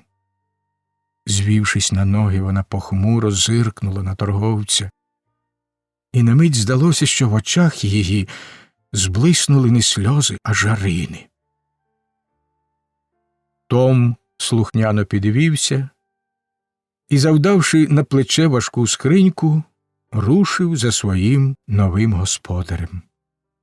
Його дружина взяла на руки малу донечку і пішла слідом за ним до візка, а обидва хлопчики, все ще плачучи, плентались позаду. Місіс Шелбі на кілька хвилин затримала торговця біля дверей і про щось поважно з ним розмовляла, а тим часом уся сім'я підійшла до візка, що стояв напоготові перед хатиною. Навколо нього юрмилися негри, що геть усі, від старого до малого, прийшли попрощатися із своїм давнім товаришем.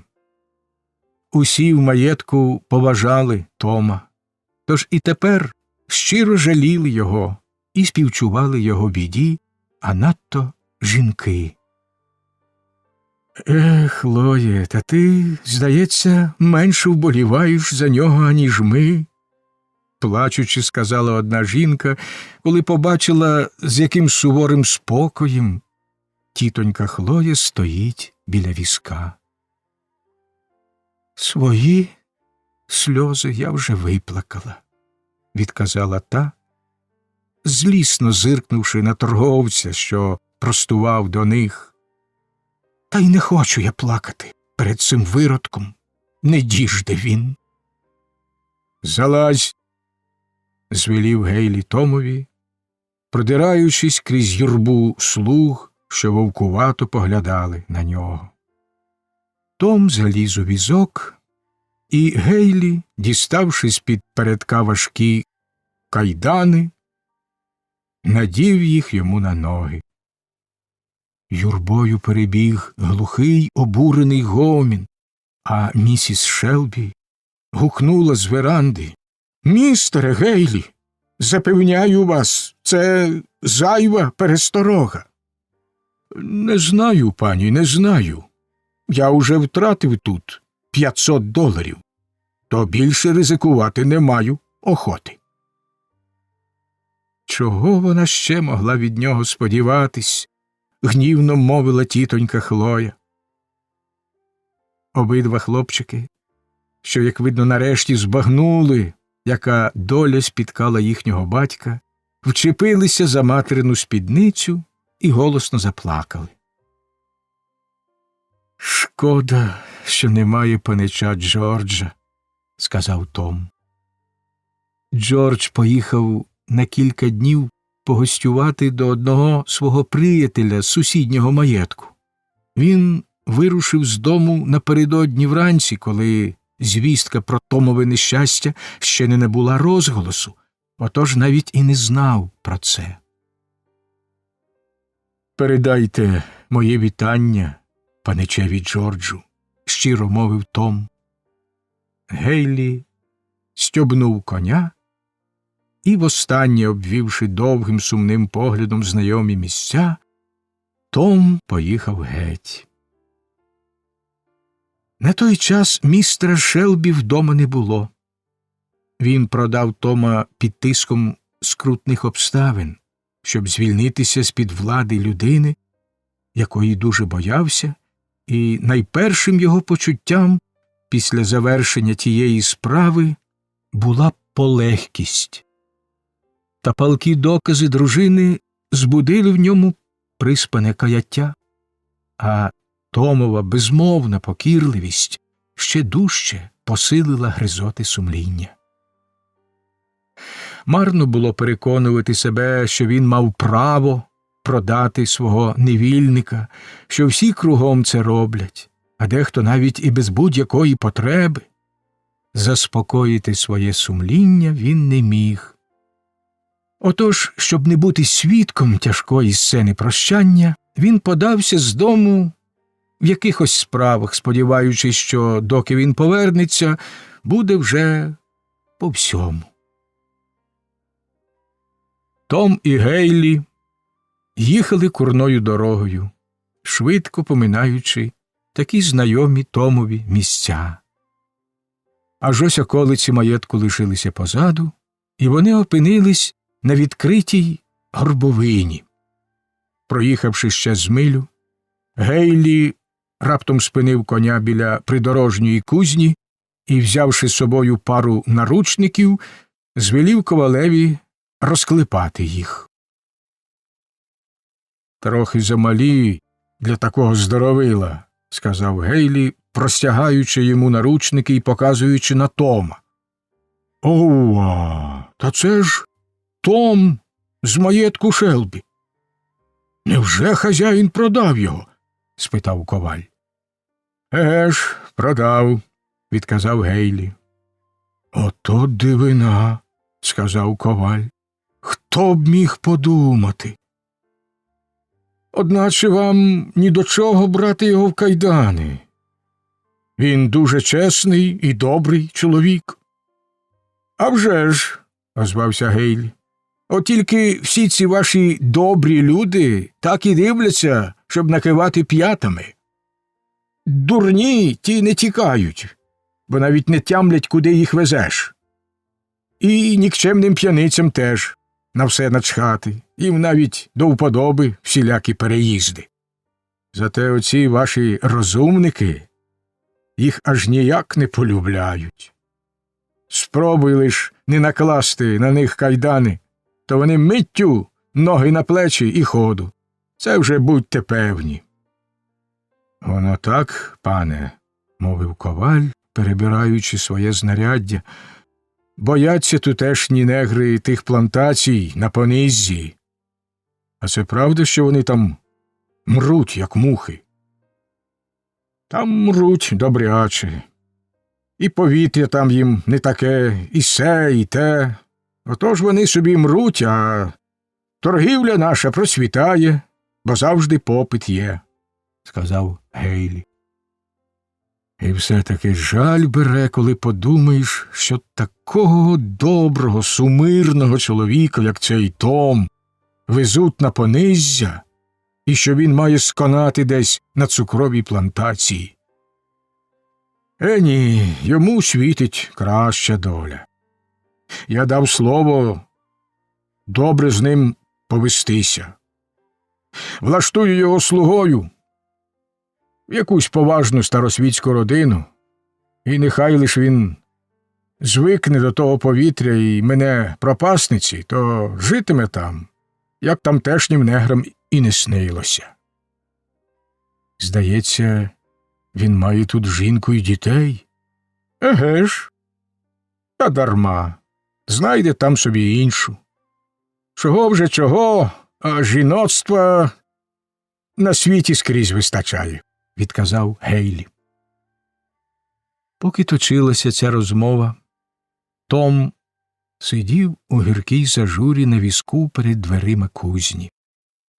Раптом він зачув позад себе швидкий уривчастий стукіт кінських копит і не встиг отямитися з подиву, як юний панич Джордж скочив на візок, кинувся йому на шию і зі слізьми на очах гнівно заговорив: «Це ж справжня підлота! Нехай вони там кажуть, що хочуть, а це підлота, мерзота, ганьба! Якби я був дорослий, вони б ніколи цього не зробили. О, ні!» – промовляв Джордж, насилу тамуючи ридання. «Паничу Джордж, який же я радий!» – мовив Том. «Мені було так тяжко їхати, не попрощавшись з вами. Ви собі й не уявляєте, який я радий!»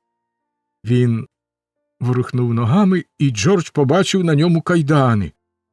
«Яка ганьба!» – вигукнув він, стискаючи кулаки. «Де він, цей негідник? Ось я йому зараз покажу!» «Ні-ні, паничу Джордж, не треба так кричати. Ви тільки дужче розлютите його, і тоді мені добра не ждати».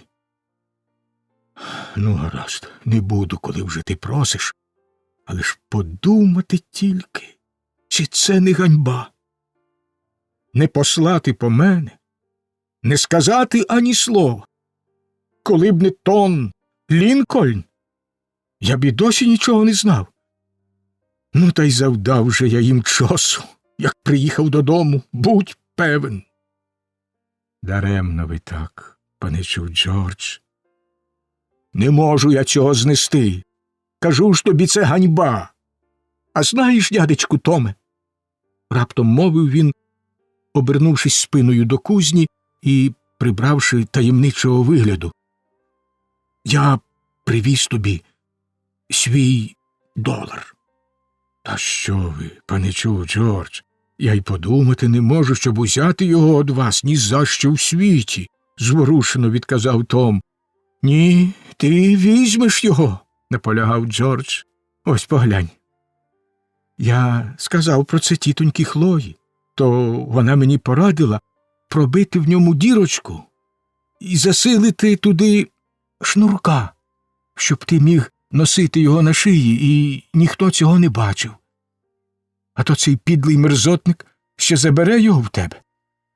Чуєш, Томе, мені аж руки сверблять натовкти йому пику. То була б для мене така приємність. Ні, паничу, Джордж, не треба. Мені від того добра не буде. Ну, гаразд, хай по-твоєму, мовив Джордж, заклопотано пов'язуючи йому на шию шнурок з доларом. А тепер застебни куртку. Отак. Та бережи його як слід. І щоразу, як подивишся на нього, згадуй, що я неодмінно приїду по тебе і заберу додому. Ми з тітонькою Хлоєю сьогодні розмовляли про це.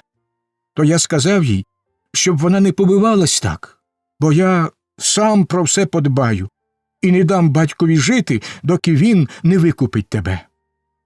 Ой, паничу, Джордж, не гоже так говорити про батька.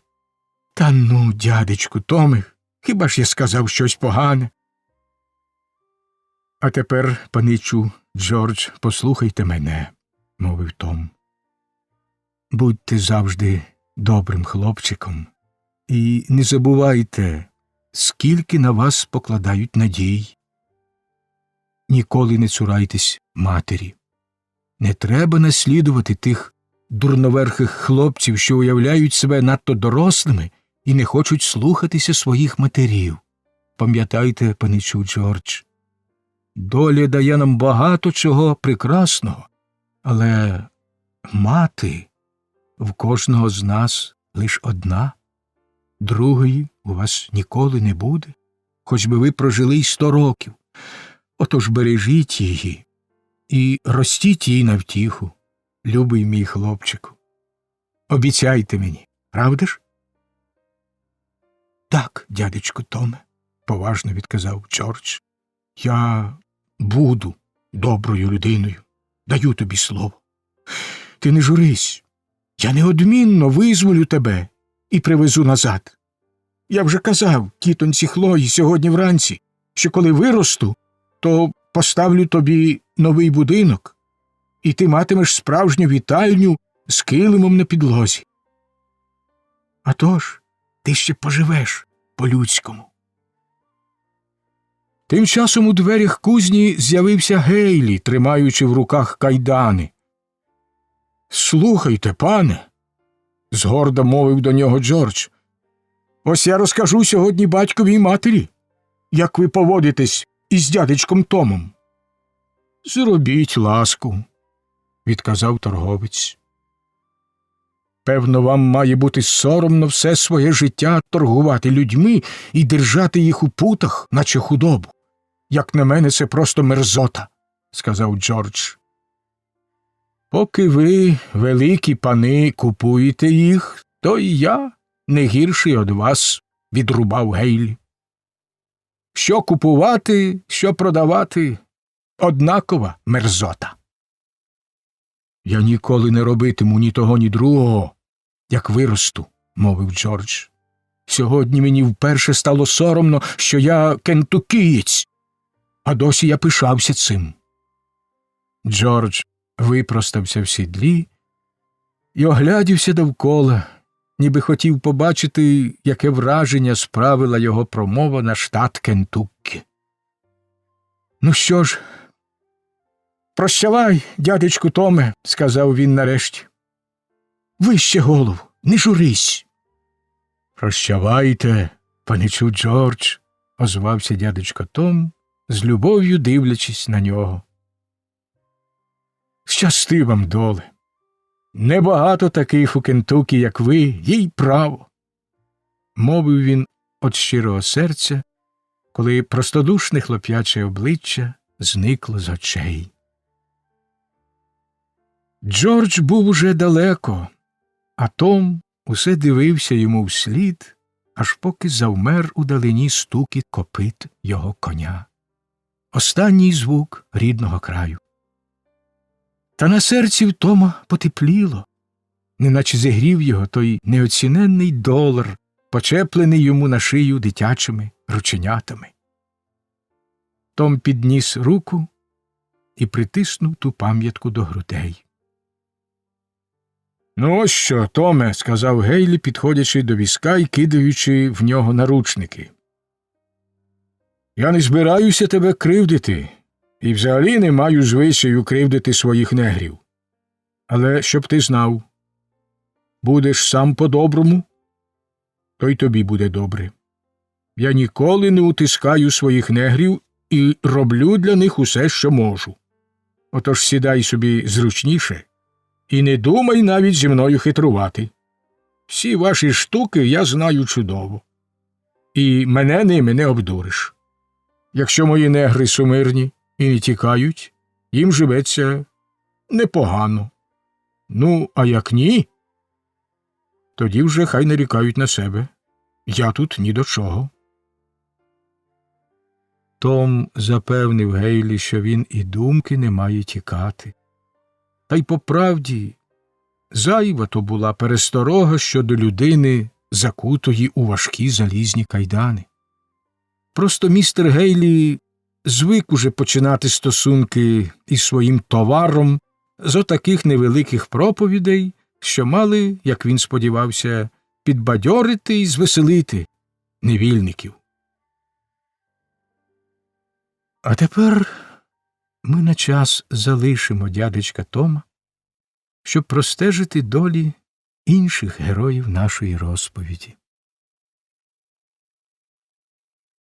Розділ 11, де власність проймається невластивим духом. На дворі вже споночило, сіявся дрібний дощ, коли якийсь подорожній вийшов з карети перед дверима невеликого заїзду в селищі Ен у штаті Кентуккі. На той час у загальній вітальні вже зібралося чимале товариство, зігнане в це затишне пристановище негодою, і кімната, як завжди в таких випадках, була схожа на похідний табір. Передусім впадали в око довготелесі, міцно збиті кентуккійці, одягнені в мисливські куртки, що з притаманною цьому людові невимушеністю порозлягалися на стільцях по всій кімнаті, тим часом як їхні рушниці, патронташі, мисливські торби, хорти й негренята тулилися по кутках. Перед каміном, заслонивши його від краю до краю, сидів цибатий чолов'яга у сунутому на потилицю капелюсі й заляпаних болотом чоботах. Відхилившись на стільці, він простягся на весь зріст, і ноги його спочивали аж на камінній полиці. Не зайве сказати читачеві, що це улюблена поза всіх гостей у тамтешніх заїздах. Вона якнайкраще сприяє процесові мислення, отож вони охоче вдаються до неї, щоб піднести в такий спосіб свої розумові здібності. Господар заїзду, що стояв за прилавком, був, як і більшість його земляків, опасистий, але жвавий, добродушний чолов'яга з буйною копицею волосся, на вершечку якої стримів високий капелюх. Треба сказати, що й усі, хто був у кімнаті, мали на голові якийсь убір.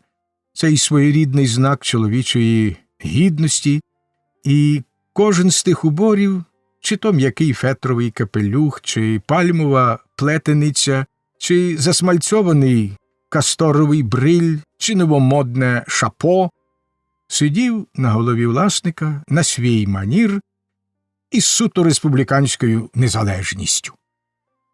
Дивлячись на ті убори, можна було безпомилково визначити вдачу тієї чи іншої особи. Одні по-молодецькому носили капелюх на бакир, то були спритні, веселі паливоди, інші насували його трохи на носа, і це свідчило про тверду вперту вдачу. Такі люди носили капелюх свідомо і носили його так, як самі визнавали за належне. Були й такі, в яких капелюх сидів десь аж на потилиці.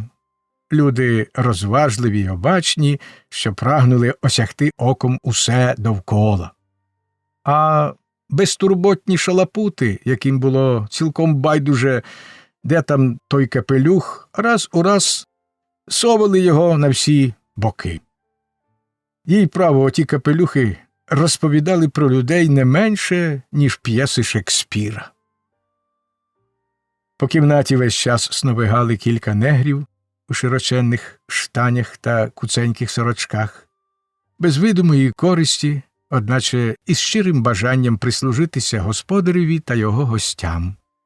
А коли ви ще уявите собі веселе палахкотливе полум'я, що аж гуде у великому каміні, розчинені навстіж надвірні двері та вікна з ситцевими завісками, що тріпочуть від свіжого вітру, то й матимете живе уявлення про всі принади кентукійського заїзду.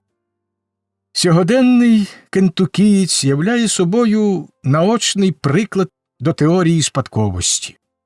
Його діди були відважні мисливці, вони жили по лісах, спали просто неба, і зорі правили їм за свічки. Отож і нащадок їхній дотепер поводиться в домі, наче в таборі. Ніколи не скидає капелюха, простягається де попало, задираючи ноги на спинку стільця, точнісінько так, як лежав його пращур десь у лісі на моріжку, впершися ногами в стовбур дерева.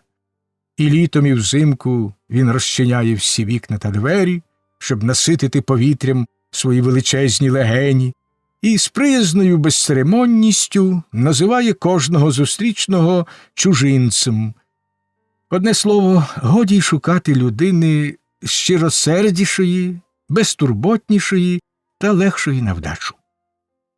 Саме в таке от безжурне товариство і потрапив наш подорожній. То був невисокий на зріст, досить огрядний, дбайливо вдягнений чоловік з добродушним круглим обличчям, чемний і пристойний на вигляд. Певно, він дуже дорожив своєю валізою і парасолькою, бо ніс їх сам, рішуче відхиливши всі спроби слуг допомогти йому. Він стурбовано розглянувся по кімнаті і подався ближче до вогню, де примостив свої речі під стільцем, а сам сів і з деякою осторогою позирнув на чолов'ягу, який прикрасив своїми чоботами камінну полицю і так завзято чвиркав слиною на всі боки, що людині чутливій і делікатній аж лячно було на те дивитись. «Ну що, чужинцю, як живете?» – обізвався вище згаданий пан, на знак вітання пальнувши тютюновою жуйкою в бік прибульця. «Дякую, добре», – відказав той, стривожено відсуваючись далі від такого вітання. «Що новенького?» – запитав співрозмовник, витягши з кишені брусок пресованого тютюну й великий мисливський ніж. «Та начебто нічого», – відповів прибулець. «Жуєте?» – спитав кентукієць, по-братерському простягаючи літньому подорожньому частку свого тютюну. «Ні, дякую, мені шкодить», – сказав той, обережно відсторонюючись. «Шкодить? Та невже?» – невимушено промовив його сусід і запхав до рота чималий шмат тютюну, щоб знову наготувати жуйку для загального добра. Літній подорожній щоразу аж здригався, коли довготелесий сусід вистрілював у його бік.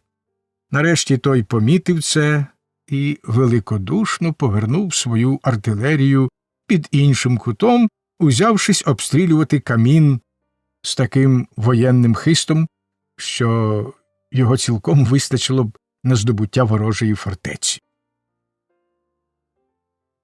«Що там таке?» – запитав літній подорожній, побачивши, що кілька чоловік стоять перед великою об'явою на стіні. «Негр утік», – коротко відказав один з того гурту. Містер Вілсон, так звали літнього подорожнього, підвівся дбайливо поправив валізу й парасольку, потім неквапливо дістав з кишені окуляри, насадив їх на ніс і аж тоді прочитав: утік від нижче підписаного молодий мулат на ім'я Джордж. Зріст 6 футів, шкіра світла, волосся каштанове, кучеряве, досить здібний, гарно говорить, вміє читати і писати. Очевидно, видаватиме себе за білого. На плечах і спині має глибокі рубці.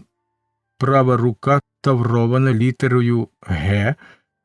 Сплачу $400 за нього, живого, і стільки ж за переконливе засвідчення його смерті.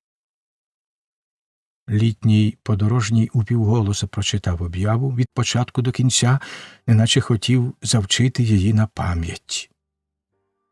Цибатий вояк, що взяв під обстріл камін, спустив додолу довжелезні ноги, підвівся на весь свій велетенський зріст, а тоді підступив до тієї об'яви і влучним, точно розрахованим пострілом заліпив у неї чималий заряд тютюнової жуйки.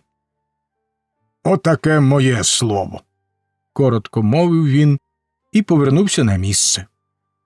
«Чого це ви так, чужинцю?» – запитав господар. «Я б залюбки плюнув отак і на того, хто написав цього папірця, коли б він був тут», – спокійно відказав довготелесий, знову беручись різати тютюн.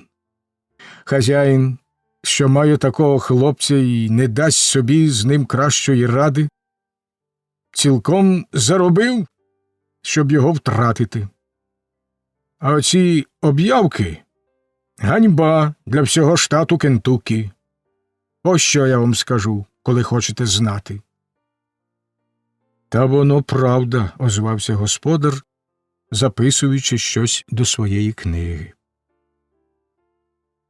«Я сам маю цілу ватагу негрів, панове», – провадив далі довготелесий, поновлюючи обстріл каміна. «То я завжди кажу їм: ну, хлопці, кажу, тікайте, тікайте хоч зараз. Я й не подумаю за вами гнатися. Ось як я вдержую їх при собі. Досить їм знати, що вони вільні втекти, коли схочуть, і вони вам ніколи не втечуть. До того ж, я виправив їм усі визвільні листи, на випадок, як мене десь приб'ють. І вони теж про це знають. І можете мені повірити, чужинцю, що в нашій окрузі ніхто не має з негрів такого прибутку, як я. А оце недавно мої хлопці їздили до Цінціннатті продавати коней. Аж на $500. То повернулися вчасно, і всі гроші привезли, як є. Та воно й не диво. Будеш до них, як до собак, то вони тобі чинитимуть і працюватимуть по-собачому. А поведешся з ними, як з людьми, то й працю матимеш, як від людей». І чесний скотар у збудженні підсилив свою моральну науку чудовим пострілом у камін. «Цілком з вами згоден, друже», – обізвався містер Вілсон. «А той хлопець, про якого там говориться, і справді розумна голова. Це я добре знаю. Він кілька років працював у мене на джутовій фабриці і був там найкращий з майстрів. А кмітливий який. Сам вигадав коноплеочисник. Ну, просто таки неоціненну машину. Її поставлено вже й по інших фабриках. Хазяїн того хлопця взяв на неї патент. «Ще б пак», – мовив скотар, – «і патент узяв, і гроші на тій машині наживає, а хлопцеві, бачте, наклав тавро на руку. Нехай би він мені тільки десь трапився, то я припечатав би йому такий знак, що до віку на ньому зостався б». З тими тямущими неграми завжди сама морока. подав голос якийсь вайлуватий здоровило з другого кінця кімнати. Отож і доводиться шмагати і таврувати їх. Якби вони шанувалися, з ними такого не чинили б. То, по-вашому, треба обернути їх на худобу, неприязно мовив скотар. З ученого негра користі хазяїнові ні на гріш, уперто гнув своєї той здоровило, навіть і не дочувши презирство у голосі співрозмовника. То на дідька ж його розум і все таке інше, як не мати з того зиску. А сам він, певно, так і дивиться, щоб пошити хазяїна в дурні. Мав я колись кількох таких розумників, то скоро збув їх на пониззя. Знав, що як не збуду, то вони однаково втечуть. На цьому розмова урвалась, бо перед дверима заїзду спинилася невелика чепурна коляска з темношкірим кучером напередку. В ній сидів благородний з вигляду, вибагливо одягнений пан. Усе товариство з цікавістю звернуло очі на прибульця, як буває завжди, коли перед знудженими негодою та безділлям людьми з'являється нова особа. Подорожній був дуже високий на зріст, із смуглявим іспанського типу обличчям, виразними темними очима і чорними, як вороняче крило, кучерями. Його красивий орлиний ніс, рівно окреслені тонкі уста і зграбна струнка постать справили неабияке враження на глядачів.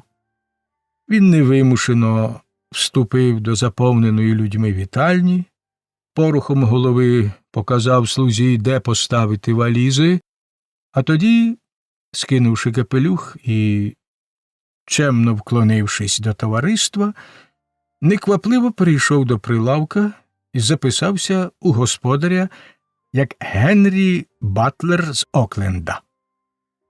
Обернувшись, він побачив на стіні об'яву, з байдужим виглядом підступив до неї і перебіг її очима. — А що, Джиме? — звернувся він до свого слуги.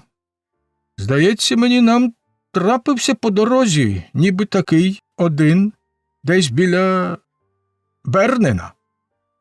— А то ж, пане, — відказав Джим, — от тільки за руку я не певен. — Ну, на руку йому я, звісно, не дивився, мовив прибулець і недбало позіхнув. Тоді повернувся до господаря і загадав приготувати йому окрему кімнату, бо мав негайно писати якогось листа. Господар запопадливо схопився з місця, і не минуло й хвилини, як з десяток негрів, негритянок і негритят, старих і малих, з галасом заметушилися по заїзду, мов сполоханий табунець куріпок, і, хапаючись, штовхаючись, наступаючи одне одному на ноги, старанно заходилися ладнати панові кімнату. Тим часом він сам спокійнісінько вмостився на стільці посеред вітальні і завів розмову з чоловіком, що сидів поруч. Власник фабрики, містер Вілсон, ще відтоді, як незнайомець тільки-но з'явився на порозі, весь час пильно й збентежено придивлявся до нього. Йому здавалося, що він уже десь бачив цього чоловіка і навіть був з ним знайомий, але де, він ніяк не міг пригадати. Щоразу, як той щось казав, чи рухався, чи усміхався, він аж здригався і втуплював у нього очі, але тут таки відводив їх, зустрівшись із холодним та байдужим поглядом великих темних очей незнайомця. Нарешті в нього, як видно, сяйнула раптова згадка, бо він уп'явся в незнайомця таким враженим і переляканим поглядом, що той сам підійшов до нього. «Містер Вілсон, чи не так?» – мовив він, немовби щойно пригадавши собі щось, і подав руку. «Таруйте, що не впізнав вас одразу. Я бачу, ви теж мене пам'ятаєте. Містер Батлер з Окленда, округа Шелбі. Так, сер, пробелькотів містер Вілсон, наче в вісні. В цю мить до вітальні зайшов темношкірий служка і сповістив, що кімната панові готова. «Джиме, забереш валізи», – неуважно мовив молодик і знову обернувся до містера Вілсона. «Я хотів би трохи побалакати з вами в одній справі. Може, ходімо до мене в кімнату, коли ваша ласка?» Містер Вілсон, мов сновида, поплентався за ним. Вони зайшли до просторого приміщення на горі. У каміні потріскував щойно розпалений вогонь, і кілька слуг металися з кутка в куток, роблячи останні опорядження. Коли все було готове і слуги пішли, молодик повільно замкнув двері, поклав ключ до кишені, а тоді обернувся і, згорнувши руки на грудях, подивився просто в обличчя містерові Вілсону. «Джордж!» – вигукнув містер Вілсон. «Так, Джордж», – відказав молодик. «Хто б міг подумати?» «Здається, я добре перемінився», – з усміхом сказав молодик. «Горіхова кора зробила моє жовте обличчя смаглявим, наче у благородного пана, а волосся я пофарбував на чорне.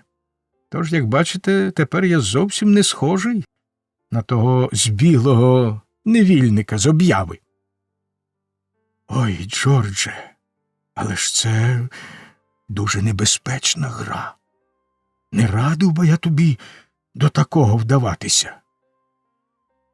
«А я затіяв її самотужки», – відказав Джордж з тим самим гордовитим усміхом.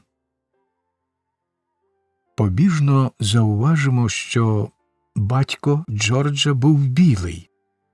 Мати його належала до тих нещасних представниць своєї раси, яких сама врода прирікає на те, щоб слухняно коритися пристрастям своїх господарів і народжувати дітей, що ніколи не знатимуть батька.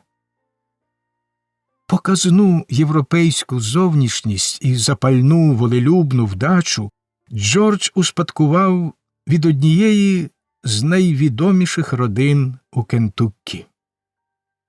Від матері йому передався тільки відтінок шкіри, що виказував у ньому мулата, проте і його чималою мірою приховували прекрасні чорні очі. Отож досить було йому трохи змінити колір обличчя і пофарбувати волосся, як він обернувся на справжнього іспанця, а вроджена горда постава і добрі манери якнайкраще допомогли йому грати ту зухвалу роль, яку він собі прибрав – удавати благородного пана, що подорожує зі своїм слугою. Містер Вілсон, добросердий, але дуже нерішучий і обачний чоловік, розгублено тупцяв по кімнаті, вагаючись між бажанням допомогти Джорджеві та невиразним острахом перед законом і владою. Незграбно переступаючи з ноги на ногу, він міркував уголос. Так, Джордже, отже ти втік, подався геть від свого законного господаря. Мене це не дивує, Джордже, але я вражений, так, прикро вражений. Гадаю, я мушу тобі сказати, Джордже, просто зобов'язаний тобі сказати. Чим ви вражені, сер? Спокійно запитав Джордж.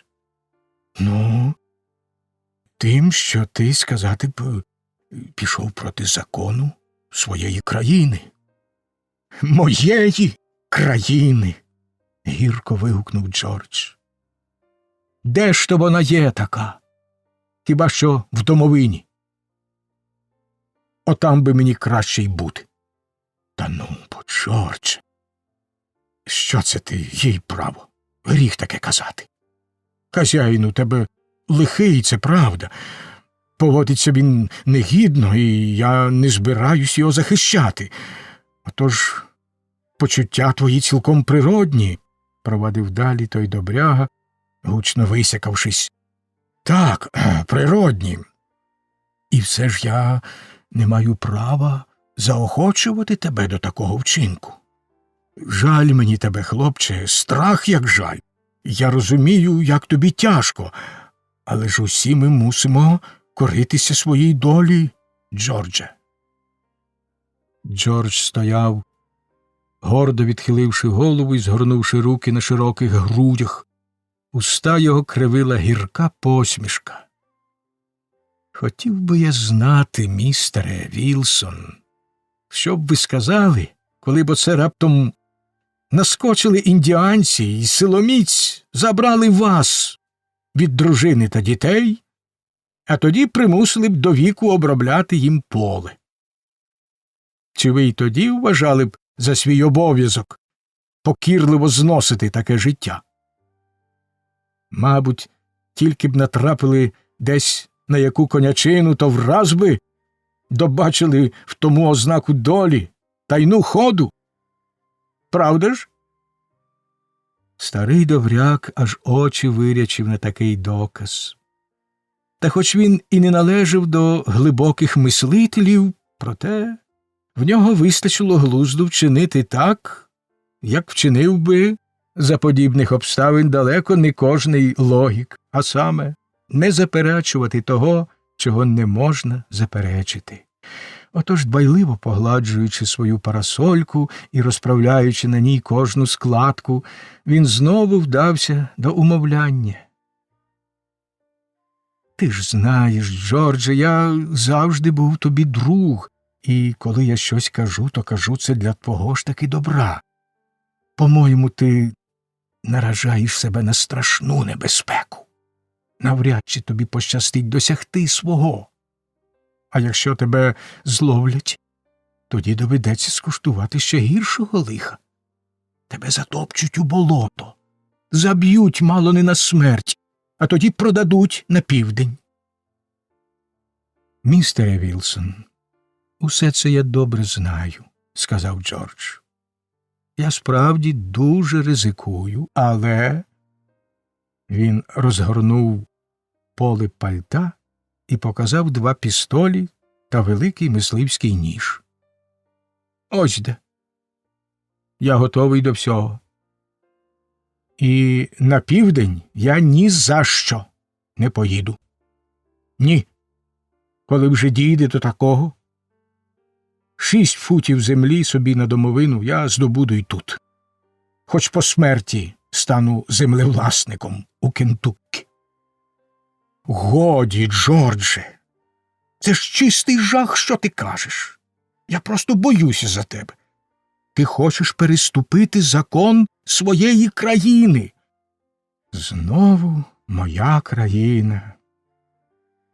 Містере Вілсон, ви маєте рідну країну, але яка ж вона рідна мені, чи будь-кому з нас, народжених матерями-рабинями? Які закони існують для нас? Хіба ми ухвалюємо їх? Хіба хтось питає нашої згоди? Отож і нам до них байдуже. Усі ваші закони скеровані лише на те, щоб іще дужче нас гнобити й утискувати. Містер Вілсон мав вдачу, яку чи не найкраще порівняти з пакою бавовни, таку ж м'яку, податливу, пухку та безформну. Він справді жалів Джорджа від щирого серця, навіть невиразно уявляв собі ті почуття, що хвилювали молодика, і все ж вважав своїм обов'язком терпляче наставляти його на добрий розум. Ти говориш лихі речі, Джордже. По-дружньому тобі раджу. Облишив би ти краще такі балачки. Людині в твоєму становищі, Джордже, від них тільки лихо. Нічого, крім лиха. З цими словами містер Вілсон сів біля столу і заходився знервовано гризти держалко своєї парасольки. «Ну от що, містере Вілсон», – мовив Джордж, підступивши до нього і рішуче сів навпроти. «Подивіться на мене. Ось я тут перед вами. Чи не точнісінько така сама людина, як і ви? Погляньте на моє обличчя, на руки, на статуру». І молодик згорда випростався. «То чому ж я не така людина, як усі? Ось ви послухайте, містере Вілсон, що я вам розкажу. Мій батько був одним з ваших кентукійських поміщиків. То він навіть не завдавав собі клопоту подбати про те, щоб після його смерті мене не виставили на продаж разом з його кіньми та собаками. Я бачив, як мою матір та 7 її дітей пустили з торгів. Всіх 7 продали в неї перед очима, одного по одному, і всіх різним хазяям. Я був найменший. Вона впала на коліна перед отим моїм паном і почала благати, щоб він купив і її разом зі мною. Тоді хоч одна дитина лишилася при ній. Та він відштовхнув її своїм важким чоботом. Я сам це бачив.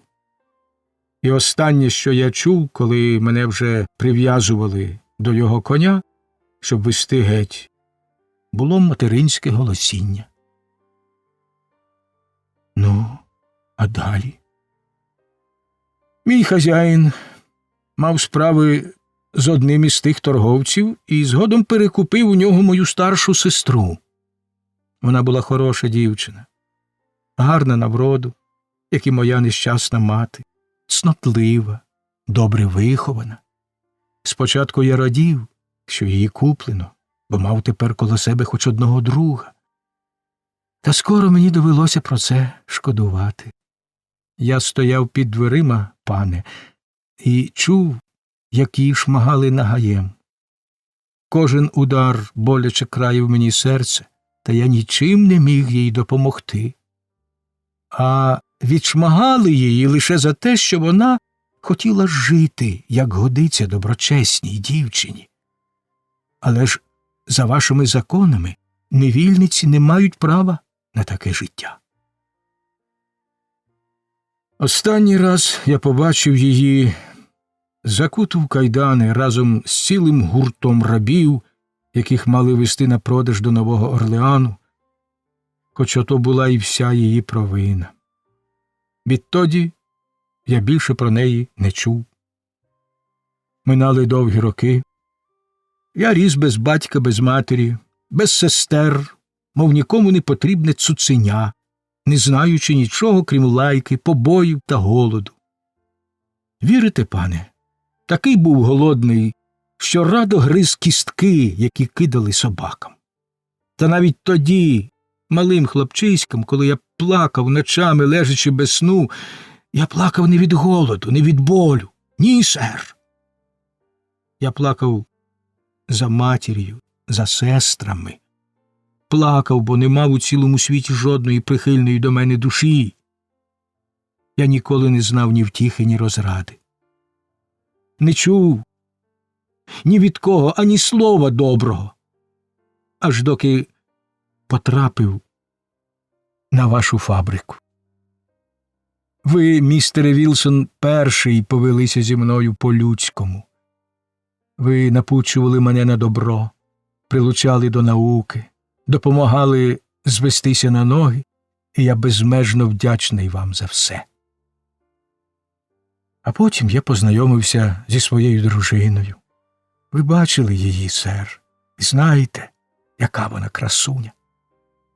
Коли я переконався, що й вона покохала мене, коли ми з нею побрались, я себе не чув від щастя. Вона ж і душею така сама прекрасна, як і на вигляд. Але що ж далі? А далі з'являється мій хазяїн, забирає мене від роботи, від товаришів, від усього, що було мені любе, і кидає в самісінький бруд і гній. За що? За те, каже він, що я забув, хто я такий. Отож він, мовляв, змусить мене затямити, що я всього-навсього нікчемний негр. Та й це ще не все.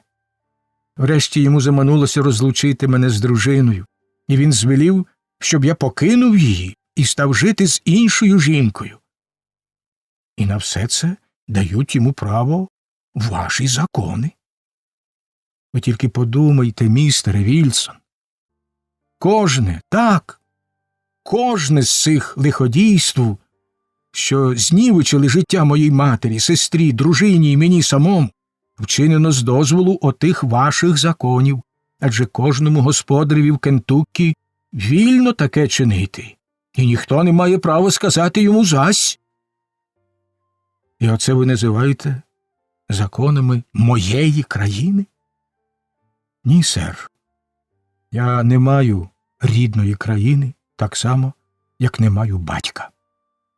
Але я знайду її. Від вашої країни мені нічого не треба. Нехай лиш дадуть мені спокій, щоб я міг з миром її покинути. От коли я дістануся до Канади, де закони визнаватимуть мене за людину і захищатимуть мої права, отам і буде моя рідна країна, і ті закони я шануватиму. Та якщо хто й надумає мене спинити, хай начувається, бо я битимусь за свою волю на відчай душі до останку. Промовляючи це, Джордж спочатку сидів біля столу, а тоді підвівся і, схвильовано жестикулюючи, заходив по кімнаті. Очі його палали, в них зблискували сльози, і старий добряга, до якого він звертався, зрештою не витримав і, діставши з кишені жовту шовкову хустину, заповзявся витирати нею обличчя. «100 чортів їм у печінку!» – раптом скипів він. «Я ж завжди казав, що всі вони кляті мерзотники. Ти вже даруй, що я так лаюся. Ну що ж, щасти тобі, Джордже. Тільки будь обережний, синку, не вбивай нікого. Тобто постарайся не вбивати. Як на мене, то краще цього не робити, їй право. А де твоя дружина, Джордже? Спитав він, починаючи й собі збуджено ходити по кімнаті. Втекла, сер. Втекла. З дитиною на руках світ за очі. Подалася десь на північ. І хто зна, коли ми тепер побачимось? І чи побачимось взагалі? Не може бути.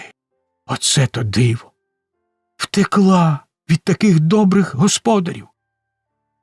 Добрі господарі часом залазять у борги, а закони вашої країни дозволяють їм одірвати дитину від матері і продати на виплат тих боргів. Гірко відказав Джордж. Ото дивина, мовив старий добряк, засунувши руку в кишеню. Можливо, я чиню нерозважливо. Та де вже тут у біса бути розважливим? Раптом вигукнув він. Ось, візьми, Джордже. І, витягши пачку грошей, він простягнув її Джорджеві. Ні, мій добрий заступнику, сказав Джордж, ви й так чимало для мене зробили, а це може вам зашкодити. Гадаю, в мене вистачить грошей, щоб дістатися, куди мені треба. Ні, ти неодмінно візьмеш їх, Джордже. Гроші – то скрізь велика підмога, вони ніколи не вадять, якщо надбані чесно. Отож бери їх, синку, бери й не балакай. Гаразд, але з умовою, що я поверну їх вам, коли зможу, сказав Джордж, беручи гроші. А тепер, Джордже, скажи мені, чи довго ще ти збираєшся так мандрувати? Сподіваюся, що недовго і недалеко. Усе це дуже дотепно, але надто вже ризиковано. А отой хлопчина з тобою, хто він? То вірний товариш. Він утік до Канади десь понад рік тому. А вже там почув, що його хазяїн з люті до нього жорстоко відшмагав його матір. То він пройшов усю дорогу назад, щоб розрадити бідолашну стару і якось забрати її з собою. І забрав? Ще ні. Він чатував коло маєтку, та все поки що не випадало нагоди. То оце тим часом він поїхав зі мною, щоб провести мене до Огайо. Там він залишить мене на друзів, що допомогли йому втекти, а сам повернеться до неї. Небезпечно. Ой, як небезпечно, мовив містер Вілсон. Джордж випростався і зневажливо посміхнувся. Старий добряк з простодушним подивом розглядав його з голови до ніг. Джордже, з тобою сталася дивовижна річ. Ти поводишся і розмовляєш, наче зовсім інша людина, сказав він. Бо я тепер вільна людина, гордо відказав Джордж. Так, сер, я вже нікого не назву своїм паном. Я вільний. Стережися, хто зна, тебе ще можуть спіймати. Коли б таке й сталося, містере Вілсон, то в домовині всі люди однаково вільні та рівні, мовив Джордж. Я й досі не можу отямитись від твого зухвальства, сказав містер Вілсон. Заявитися так до найближчого заїзду. Тім то й річ, що до найближчого, містер Вілсон. Воно й справді таке зухвальство, що їм і на думку не спаде сюди заглянути. Вони шукатимуть мене десь далі. До того ж навіть ви мене ледве впізнали. Що ж до Джима, то він не з тутешніх невільників, і його в цих місцях ніхто не знає, та його вже, мабуть, і шукати покинули. Ну, а мене з цієї обяви теж навряд чи щоб впізнав хто. А тавро на руці? Джордж стягнув рукавичку і показав ледь загоєний рубець. Це прощальний дарунок містера Гарріса, гидливо мовив він. Тижнів зо два тому він забрав собі в голову потаврувати мене, бо, мовляв, я от-от від нього втечу. Цікава штука, правда ж? Додав він, знову надягаючи рукавичку. У мене аж кров холоне, коли про все це подумаю. Такий риск, така небезпека, сказав містер Вілсон. І в мене вона холола багато літ, містере Вілсон. Зате тепер аж кипить, відказав Джордж. З хвилину обидва мовчали.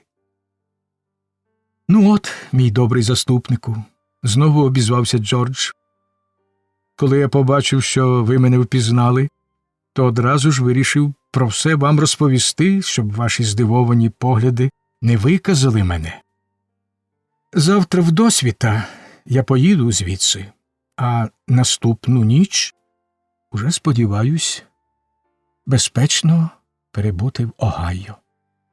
Їхатиму вдень, спинятимусь у найкращих готелях і сидітиму за одним столом з великими панами. Отже, прощавайте, сер. Як почуєте, що мене спіймали, то знайте, я вже мертвий. Джордж устав, високий, мов скеля, і величним жестом простягнув руку. Старий добряк щиро потиснув її, узяв свою парасольку і, докинувши на прощання ще кілька застережень, поплентався з кімнати. Джордж стояв і замислено дивився на двері, що зачинилися за старим. Раптом у нього сяйнула ще якась думка. Він квапливо ступив до дверей, розчинив їх і гукнув: «Містере Вільсон, ще одне слово!» Старий повернувся до кімнати. Джордж, як і раніше, замкнув двері на ключ і якусь хвилину неначе вагався, втупивши очі в підлогу. Нарешті з видимим зусиллям підвів голову і сказав: «Містере Вільсон, ви завжди ставились до мене по-людяному, то я хотів би попросити вас, щоб ви зробили мені ще одну, останню ласку». «Я слухаю, Джордже». «Все, що ви тут казали, сер, це правда. Я таки ризикую, страшенно ризикую. Якщо я загину, жодна жива душа за мною не пожаліє», – сказав він, тяжко дихаючи і насилу вимовляючи слова. «Мене кинуть у яму і закопають, як собаку, і вже другого дня ніхто про мене й не згадає, крім моєї нещасної дружини. Як вона тужитиме і плакатиме, бідолашна. То чи не погодилися б ви, містере Вілсон, якось передати їй оцю шпильку? Вона подарувала її мені на Різдво. Віддайте їй цю пам'ятку і скажіть, що я любив її до останнього зітхання. Ви зробите це для мене?» «Зробите?» – схвильовано запитував він. «Ну, звісно, мій друже», – відповів старий добряк, беручи шпильку. Голос його тремтів, на очі наверталися сльози. «І скажіть іще одне», – додав Джордж. «Це мій останній заповіт. Якщо вона зможе дістатися до Канади, нехай пробивається туди. Хоч яка добра її хазяйка, хоч як тяжко покинути рідну домівку, однаково переконайте її не вертатися, бо рабство завжди несе біду. Скажіть їй, нехай вона виростить нашого хлопчика вільною людиною, щоб він не зазнав таких страждань, як я. Скажіть їй це, містере Вілсоне, добре?»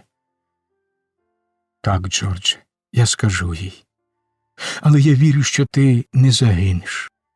Мужайся, друже, ти хоробрий хлопець. Усім серцем бажаю тобі щасливо здолати всі перешкоди. А тож, саме так». Джордж, ходячи по кімнаті, спинився, якусь мить постояв у задумі, а потім тихо мовив: «Дякую вам за щире слово, мій добрий друже. Я цього не забуду».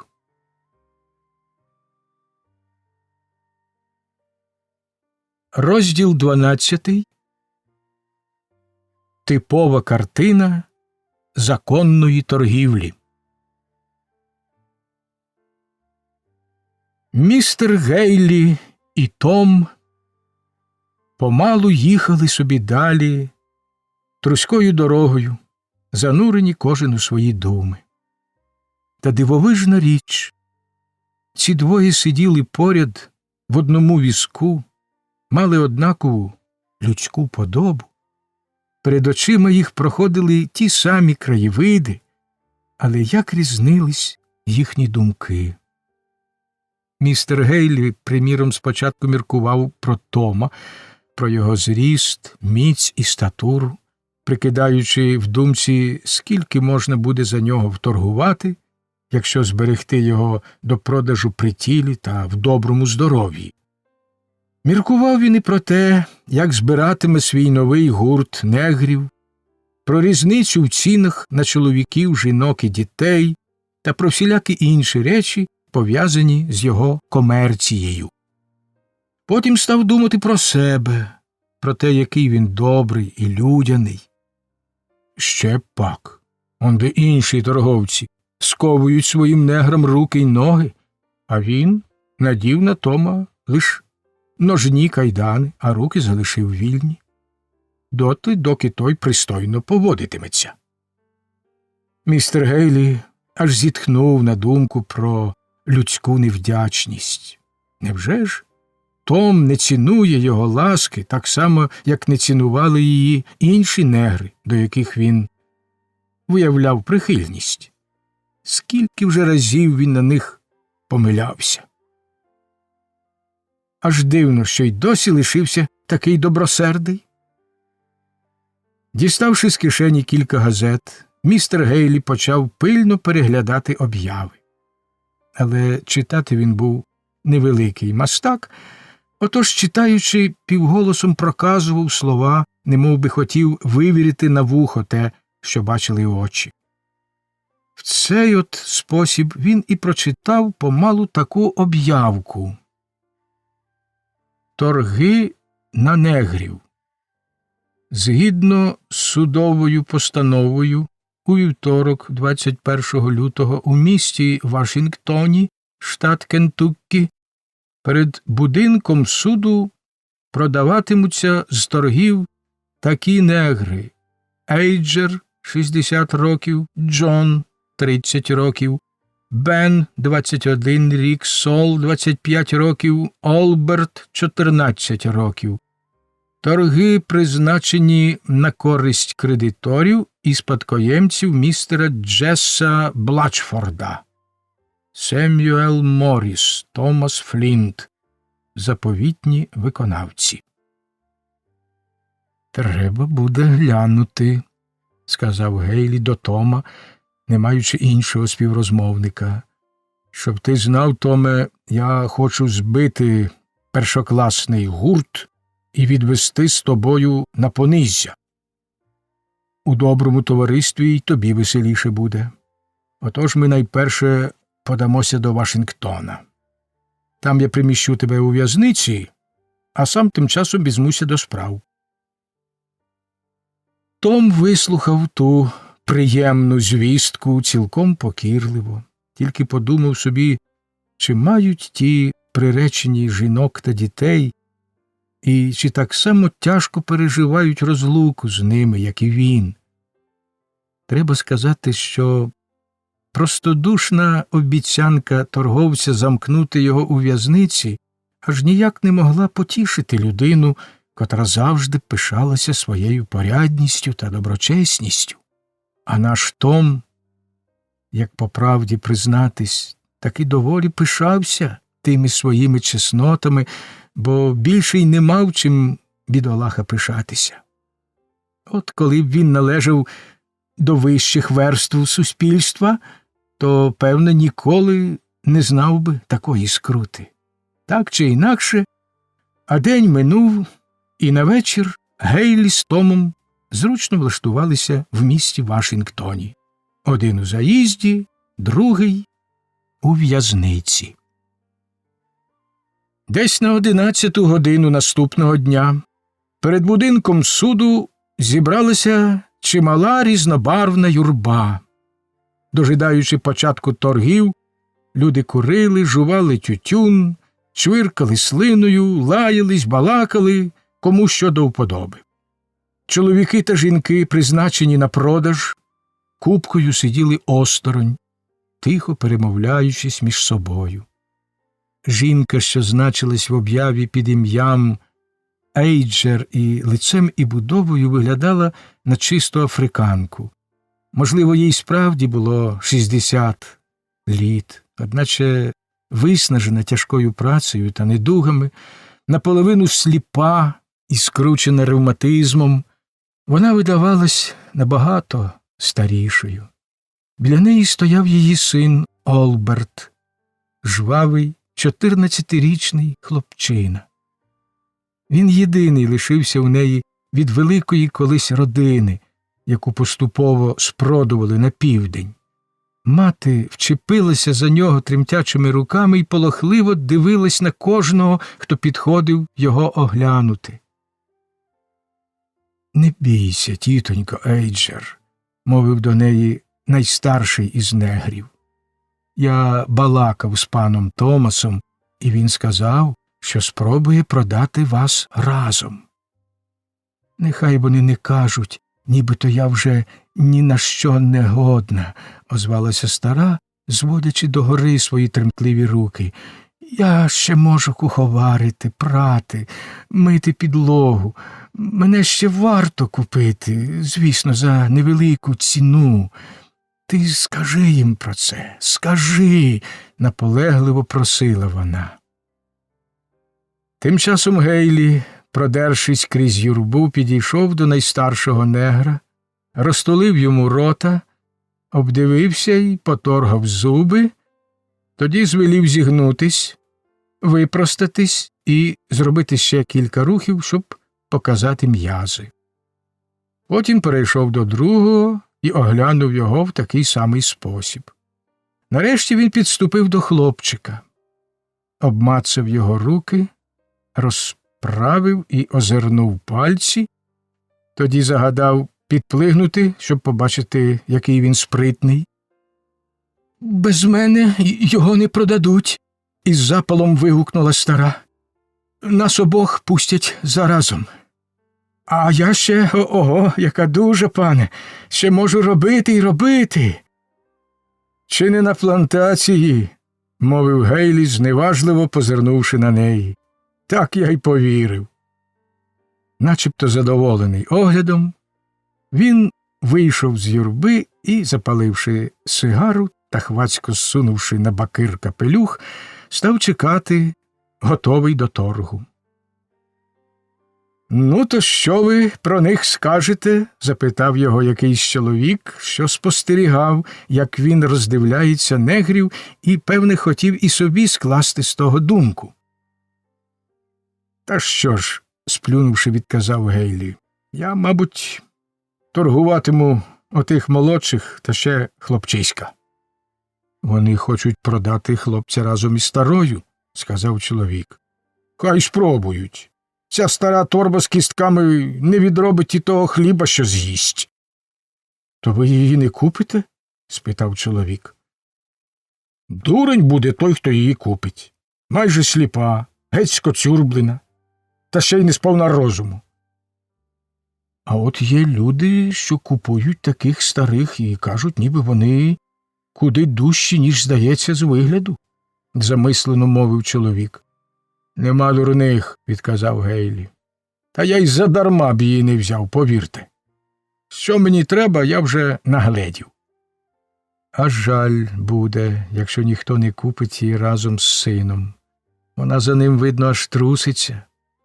Та й віддадуть її, певно, за безцінь. От як хто має зайві гроші, то хай її купує. Хлопчиська я заберу і продам на плантації, а з нею морочитись мені нема чого, навіть якби її віддали й задурно», – сказав Гейлі. «Вона дуже побиватиметься», – мовив чоловік. «Та певне», – холодно відказав торговець. Їхню розмову перепинив збуджений гомін. Крізь натовп пробивався розпорядник, що мав провадити торги. То був присадкуватий метушливий чоловік з поважним обличчям. Стара жінка затамувала віддих і конвульсивно вчепилася за сина. «Притиснись міцніше до матусі, Олберте. Ще міцніше. Тоді вони поставлять нас разом», – сказала вона. «Ой, мамо, не захочуть вони», – озвався хлопчик. «Захочуть, синку. А як ні, то не жити мені на цім світі», – нестямно мовила стара. Розпорядник гучним голосом звелів дати йому дорогу. Юрба розступилась, і незабаром почалися торги. Кілька зазначених у списку чоловіків швидко пішли з молотка по цінах, що свідчили про добрий попит на живий товар. Двоє з них дісталися Гейлі. «А тепер ти, малий», – сказав розпорядник і тичнув на хлопчика своїм молотком. «Іди-но сюди і покажи, на що ти здатний». «Поставте нас разом, разом, благаю вас, панночку», – обізвалася стара, міцно вчепившись за сина. «Ану геть!» гримнув розпорядник, відкидаючи її руки. Ти підеш остання. А ти, чорнопикий, плигай сюди. І він штовхнув хлопчика до підвищення. Позаду розлігся тяжкий стогін. Хлопчик обернувся, але стояти не було коли, і рвучко втерши від сліз свої великі гарні очі, він миттю скочив на підвищення. Його зграбна постать, пружні ноги і жваве обличчя одразу ж збудили суперництво, і з півдесятка голосів водночас вигукнули свою ціну. Наполоханий хлопчик боязко озирався, а звідусіль сипалися все нові пропозиції. Аж ось розпорядник стукнув молотком. Хлопчика придбав Гейлі. Його штовхнули з підвищення до нового господаря, але він на мить зупинився і поглянув назад, де його нещасна стара мати, уся трясучись, простягала до нього немічні руки. «Купіть і мене, панночку, купіть, благаю вас, бо як не купите, то я помру». «От як я тебе куплю, то ти таки вріжеш дуба», – відказав Гейлі. «Ні», – і одвернувся. Торг за нещасну стару тривав недовго. Чоловік, що перед тим розмовляв з Гейлі, і, як видно, мав досить жалісливу душу, купив її за якусь мізерію, і натовп цікавих почав розходитись. Бідолашні жертви торгів, що багато років прожили разом в одного господаря, зібралися навколо вбитої горем матері, на яку жаль було дивитися. Чи не могли вже залишити мені хоч одного? Хазяїн же завжди казав, що його від мене не заберуть. Завжди казав, гірко ридаючи, повторювала вона. «Мамо, мамо, не треба», – мовив хлопчик. «Кажуть, вас купив добрий пан». «Ой, та що мені з того, що мені з того, Олберте, синочку мій, остання моя дитино, як же я житиму без тебе?» «Та заберіть же її хтось, чуєте?» – різко сказав Гейлі. «Добра їй з того однаково не буде». Найстарший з невільників то умовлянням, а то й силою відірвав зневіснілу з горя стару від сина і, намагаючись хоч трохи заспокоїти, повів її до візка нового господаря. «Ну, – сказав Гейлі, зібравши докупи свої 3 набутки, він витяг в'язку кайданів і понакладав їх на руки невільникам, а тоді, щепивши їх за наручники довгим ланцюгом, погнав перед себе до в'язниці. За кілька днів Гейлі із своєю живою власністю щасливо повантажився на пароплав, що йшов униз по Огайо. Основу гурту було закладено, і тепер він мав поповнюватись у дорозі новими невільниками, яких Гейлі та його помічник прикуповували в різних місцях на поріччі. Красуня Огайо – найшвидше й найпоказніше з суден, що будь-коли розтинали хвилі річки, на честь якої його названо, весело пливла собі за водою під ясною блакиттю неба, і над нею майорів смугасто-зоряний прапор вільної Америки. По палубі, милуючись погожою дниною, походжали пишно виряджені дами та пани. Всі були радісні, веселі й щасливі. Всі, окрім невільників Гейлі, що тулилися на нижній палубі разом з іншим вантажем. Скидалося на те, що вони не дуже тішаться своїми численними привілеями. Посідавши гуртом на помості, вони стиха розмовляли між собою. «Гей, хлопці!» – сказав Гейлі, швидко підходячи до них. «Сподіваюся, ви тут у мене всі в доброму настрої і не журитесь». щоб я не бачив кислих облич. Зрозуміло? Не журіться, хлопці. Будьте до мене по-доброму. То й вам буде добре. Хлопці озвалися своїм незмінним «Еге ж, пане», вікодавнім словом стражденної Африки. Але треба сказати, що вигляд у них був при цьому не надто радісний. Кожен з них мав свої невеличкі химери. Той любив свою дружину, той матір, а той сестру чи дітей, з якими їх щойно розлучили назавжди. І хоч кривдники їхні жадали одних веселощів, звеселити їх так скоро було неможливо. «Я маю жінку», – поклавши Томові на коліно закуту руку, промовив один, що значився у списку як Джон 30 років. «То вона й досі нічого не знає, бідолашна». «А де вона живе?» – спитав Том. «В одному заїзді, тут, недалеко, по річці», – відказав Джон. «Якби ж то мені ще хоч разочок її побачити», – додав він. Нещасний Джон. Його бажання було цілком природне, і сльози текли в його з очей так само природно, як і в першого ліпшого білого. Засмучений Том тяжко зітхнув і спробував хоч якось його розрадити. А на горі, в каютах, сиділи батьки й матері, щасливі подружжя, і коло них пурхали веселі діти, схожі на різнобарвних метеликів, і життя було легке й безжурне. «Ой, мамо!» – сказав один хлопчик, щойно пробігши з нижньої палуби. «З нами їде работорговець, а там унизу у нього 4 чи 5 негрів». «От бідолашні!» – мовила його мати з жалістю і обуренням. «Що там таке?» – спитала інша дама. «Внизу їде кілька нещасних рабів», – відказала хлопчикова мати. «І всі в кайданах», – докинув хлопчик.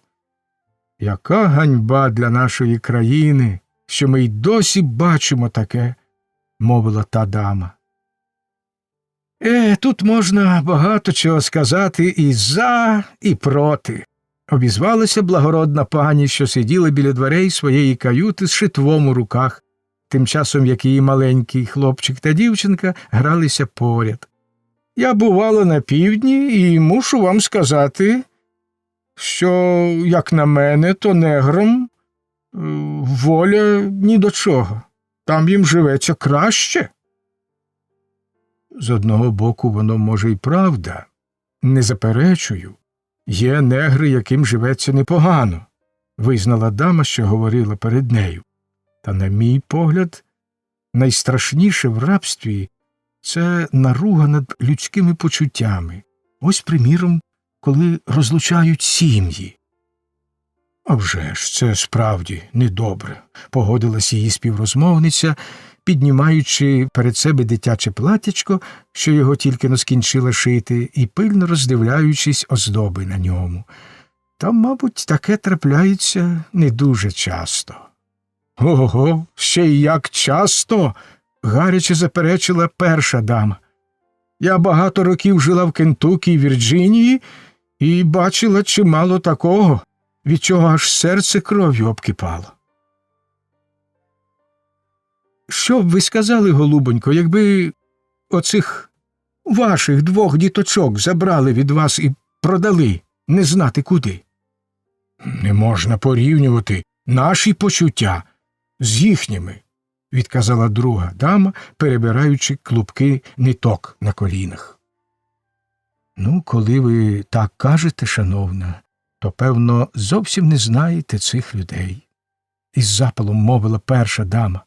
«А от я народилася і виросла серед них, і добре знаю, що почуття в них такі самі, як і в нас, а може навіть і глибші». «Он як?» – озвалась її співрозмовниця, а тоді позіхнула, виглянула у віконце каюти і нарешті закінчила тим, з чого почала. І все ж, як на мене, воля їм ні до чого. Що й казати, сама доля судила африканцям бути рабами і коритися своїм господарям, докинув поважний пан у чорному, що сидів біля дверей. От і чудово, обізвався довготелесий чоловік, який стояв неподалік. Нумо всі торгувати неграми, коли вже сама доля так судила. Що ви на це скажете, чужинцю? Обернувся він до Гейлі, що, застромивши руки в кишені, стояв осторонь і уважно прислухався до розмови. «А тож», – провадив далі довготелесий, – «ми повинні слухатись велінь долі. Негрів треба продавати, міняти, кривдити, на те ж їх і створено. Дуже дотепний доказ, правда ж, чужинцю?» Знову звернувся він до Гейлі. «Ніколи про це не думав», – відказав Гейлі. «Я людина темна і красно балакати не вмію. А до торгівлі пристав лише на те, щоб заробляти собі на прожиток. Коли воно й погано, я ще, мабуть, встигну покаятись. А тим часом навіщо завдавати собі клопоту, правда ж?» І довготелесий незнайомець то був ніхто інший, як чесний скотар, з яким ми познайомили читача в кентукійській таверні, сів і закурив сигару. На його довгастому сухорлявому обличчі блукала дивна усмішка. Раптом пароплав зупинився, і всі, як звичайно, подались на палубу глянути, що то за пристань. Тільки-но з пароплава спустили сходні, як на борт швидко збігла якась чорношкіра жінка. Вона стрілою увігналася в натовп, замить опинилася на нижній палубі, де сидів гурт невільників, і з гіркими риданнями кинулася на шию бідоласі, що його продали як Джона 30 років. То був її чоловік. Цю сцену спостерігав високий молодий пан з чутливим та виразним обличчям. Раптом він обернувся до Гейлі, що стояв поряд, і хрипким від хвилювання голосом сказав: «Чоловіче добрий, як ви можете, як ви смієте торгувати людьми? Погляньте на цих нещасних. Ось я тішуся собі з того, що їду додому, де жінка і дитина. Але ж той самий дзвін, що звелить пароплавові вести мене до них, назавжди розлучить цього знедоленого чоловіка з його дружиною. Бійтеся Бога, ще відплатиться вам за все». Торговець мовчки відвернувся і перейшов на другий кінець палуби. Там він дістав з кишені записник і зайнявся підрахунками, до яких так часто вдаються, щоб заспокоїти нечисте сумління. Тим часом пароплав повільно одійшов від берега, і на ньому знову стало весело, як і раніше. Чоловіки тинялися по палубі, розмовляли, читали, курили, жінки шили, діти гралися, а пароплав сунув собі далі.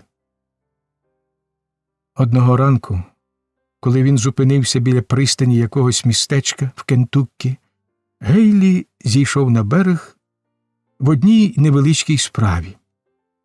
Том, хоч він і мав на ногах кайдани, міг помалу ходити. Отож він пришкандибав до поруччя і став, байдужно втупивши очі перед себе. Через деякий час він побачив торговця, що хутко простував назад, ведучи за собою чорношкіру жінку з малим дитинчам на руках. Вона була пристойно вдягнена, і за нею слідував негр, несучи невелику скриньку.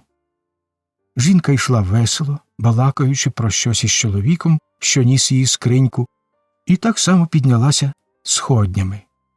Задзвонив дзвін, засичала пара, машина застогнала, крекнула, і пароплав рушив далі за водою. Опинившись на нижній палубі, захаращений ящиками та паками бавовни, жінка знайшла вільну місцину, сіла й почала бавити дитину.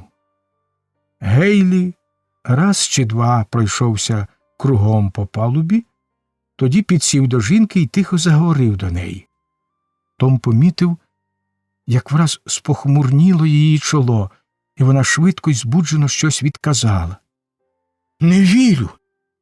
Не може бути!» – почув Том. «Ви мене просто морочите!» «Коли не віриш мені, то гляди сюди», – сказав Гейлі, витягаючи з кишені якийсь папір. «Оце тобі купча, а отут підпис твого хазяїна. І, щоб ти знала, я виклав за тебе чималий гріш. Отак-то». «Не вірю, щоб хазяїн так обдурив мене. Це неправда», – вигукнула жінка, дедалі дужче хвилюючись. «Ну, то спитай хоч кого, хто вміє читати». «Гей, пане!» – звернувся він до якогось чоловіка, що саме проходив повз них. «Ану, прочитайте, що тут написано, бо ця дівуля мені не вірить». «Це купча за підписом Джона Фоздіка», – сказав чоловік. «А в ній говориться, що негритянка Люсі та її дитина переходять у вашу власність. Як на мене, все тут по закону». Розпачливі вигуки жінки зібрали коло неї гурт цікавих, і торговець коротко пояснив їм, у чому тут річ. «Він же сказав мені, що я поїду у Луїсвіл і наймуся куховаркою до заїзду, де робить мій чоловік. Ось що сказав мені хазяїн, це його слова, і я не вірю, щоб він мені збрехав», – не вгавала жінка. «Але він продав тебе, бідолашна, це правда», – сказав якийсь добросердий на вигляд чоловік, уважно прочитавши купчу. «Ось його підпис. Усе правильно». «Ну, коли так, то нема про що й балакати», – мовила жінка, раптом опанувавши себе. Міцніше пригорнувши до себе дитину, вона сіла на свою скриньку, відвернулася і незворушно втупила очі на річку. «Дарма, перемелиться», – сказав торговець. «Дівуля, як я бачу, не з плаксивих». Пароплав ішов собі далі, і жінка начебто зовсім заспокоїлась. Легенький теплий вітерець пестливо торкався її чола, немов би хотів розрадити. Лагідний вітерець, що з однаковою ніжністю обвіває і чорні, і білі обличчя.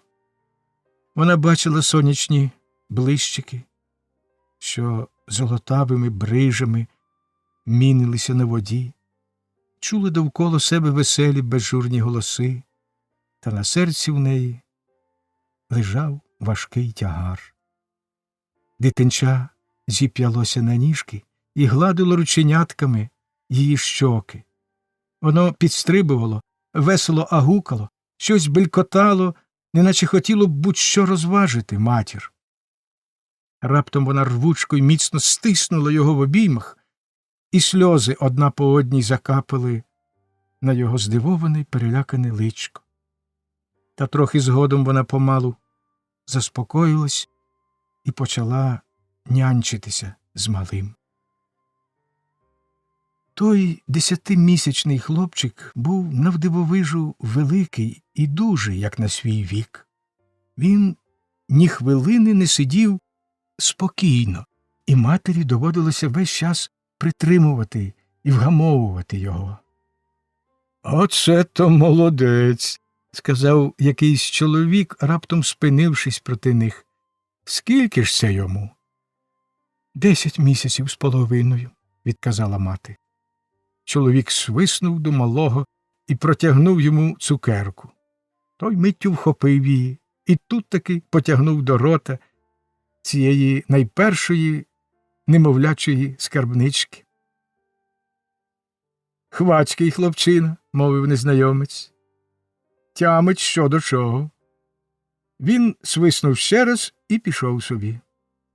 На другому боці палуби він знайшов Гейлі, що сидів на зіставлених докупи ящиках і курив. Незнайомець дістав сірники і, запалюючи сигару, сказав: «А ви, чужинцю, непогану негритянку придбали». «Та начебто», – відказав Гейлі, пахкаючи сигарою. «Везете на пониззя?» – спитав незнайомець. Гейлі кивнув головою і курив собі далі. «На плантації?» «Еге ж», – відказав Гейлі. «Я маю замовлення від одної плантації, то, певно, і її туди збуду. Мені казали, що вона добра куховарка, то, може, і там її до цього діла приставлять. А ні, то збиратиме бавовну. Пальці в неї на те годящі, я дивився. Так чи так, а візьмуть її охоче». «А от малий на плантації, певне, ні до чого», – сказав незнайомець. «Та позбудусь його при першій же зручній нагоді», – озвався Гейлі, запалюючи нову сигару. «Гадаю, небагато за нього заправите?» – спитав незнайомець, і собі вмощуючись на ящиках. «Та не знаю», – відказав Гейлі. «Хлопчисько ж добрячий, такий здоровань, увесь як натоптаний». «А ваша правда. Але ж скільки того клопоту і витрат, доки його виростиш?» «Дарма», – мовив Гейлі, – «вони ростуть самі собою, і клопоту з ними не більше, ніж з цуценятами. А цей малий десь за місяць уже бігатиме». «Я маю де їх вирощувати, отож і хотів би прикупити ще одного-двох», – сказав незнайомець. «Наша куховарка на тому тижні поховала свого малого. Втопився в балії, поки вона вішала білизну, то можна б віддати їй цього, нехай би вигодовувала». Якусь хвилю обидва мовчки курили. Жоден не хотів перший зачіпати головного питання. Нарешті незнайомець сказав: «Коли вже вам однаково треба збути його з рук, то, мабуть, $10 вистачить?» Гейлі похитав головою і промовисто плюнув. «Ні, так діло не буде», – відказав він і знову взявся курити. «Яка ж ваша ціна, сер?» «Та бачите, – мовив Гейлі, – я й сам міг би виростити цього хлопчика. Чи десь його влаштувати? Він на диво здоровий та гарний, і десь за півроку за нього можна буде хапнути цілу 100, а за рік то й 2. Отож я й тепер не віддам його менше, як за 50. «Ну, чужинцю, та це ж просто смішно». «Отак, як сказав», – ствердив Гейлі, вперто хитнувши головою. «Даю 30, – мовив незнайомець, – і ні цента більше». «Ось що», – рішуче сказав Гейлі і знову плюнув. «Нехай буде ні по-вашому, ні по-моєму. Давайте 45. Це моє останнє слово». «Згода», – трохи подумавши, відказав незнайомець. «От і гаразд», – мовив Гейлі. «Де вам сходити?» «В Луїсвілі», – відповів незнайомець. «В Луїсвілі», – проказав за ним Гейлі. «Чудово. Ми будемо там, коли вже стемніє. Хлопчисько спатиме, отже, все гаразд. Ви його тихенько заберете, щоб він і не писнув, і по всьому. Я завжди люблю, щоб було тихо. Терпіти не можу всякої колотнечі та галасу». Кілька банкнот перейшли з гамана незнайомця до гамана Гейлі. І торговець знову взявся до сигари.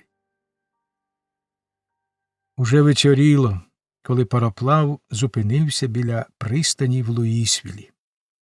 Жінка сиділа, тримаючи на руках дитину. Малий міцно спав.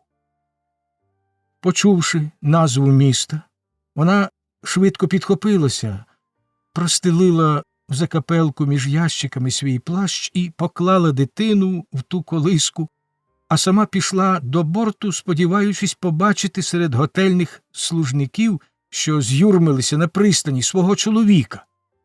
Вона протиснулась до самих поручів і перехилилася далеко вперед, пильно вдивляючись у людський вир на пристані. А тим часом натовп заступив від неї дитину. «Ну, саме час», – мовив Гейлі, піднімаючи сплячу дитину і віддаючи її незнайомцеві. «Гляді тільки, щоб воно не прокинулось і не запищало, бо тоді буде нам мороки з тою бісовою дівкою». Незнайомець обережно взяв загорнуту дитину і за мить загубився в натовпі, що сходив на берег. Коли пароплав, сапаючи, крекчучи та бухаючи димом, відчалив від пристані й поволі рушив далі своєю дорогою, жінка повернулася на місце. Там сидів лиш торговець. Дитина зникла. «Що таке? Де?» – почала була жінка, приголомшена несподіванкою. «Люсі», – мовив до неї торговець, – «малого твого нема. І нехай ти вже одразу все знатимеш. Тобі, однак, не можна було вести його з собою на понизя. А тут трапилась нагода продати його в добру родину. Там йому буде куди краще, ніж при тобі». Жінка кинула на нього нестямний погляд, сповнений болю та розпачу. Він міг би збентежити когось менш досвідченого, але для Гейлі то була не первина. За своє життя він бачив сотні таких поглядів. Отож і тепер, помітивши гримасу пекельної муки, що спотворила чорне обличчя жінки, її конвульсивно стиснуті руки та хрипкий уривчастий віддих, він сприйняв усе те за цілком звичайні речі, невід'ємні від його торгівлі, і його непокоїло лише одне – чи не почне вона голосити і не збере коло себе натовп, бо, як і інші поборники деяких наших принципів, він рішуче не полюбляв непорядку. Та жінка не закричала.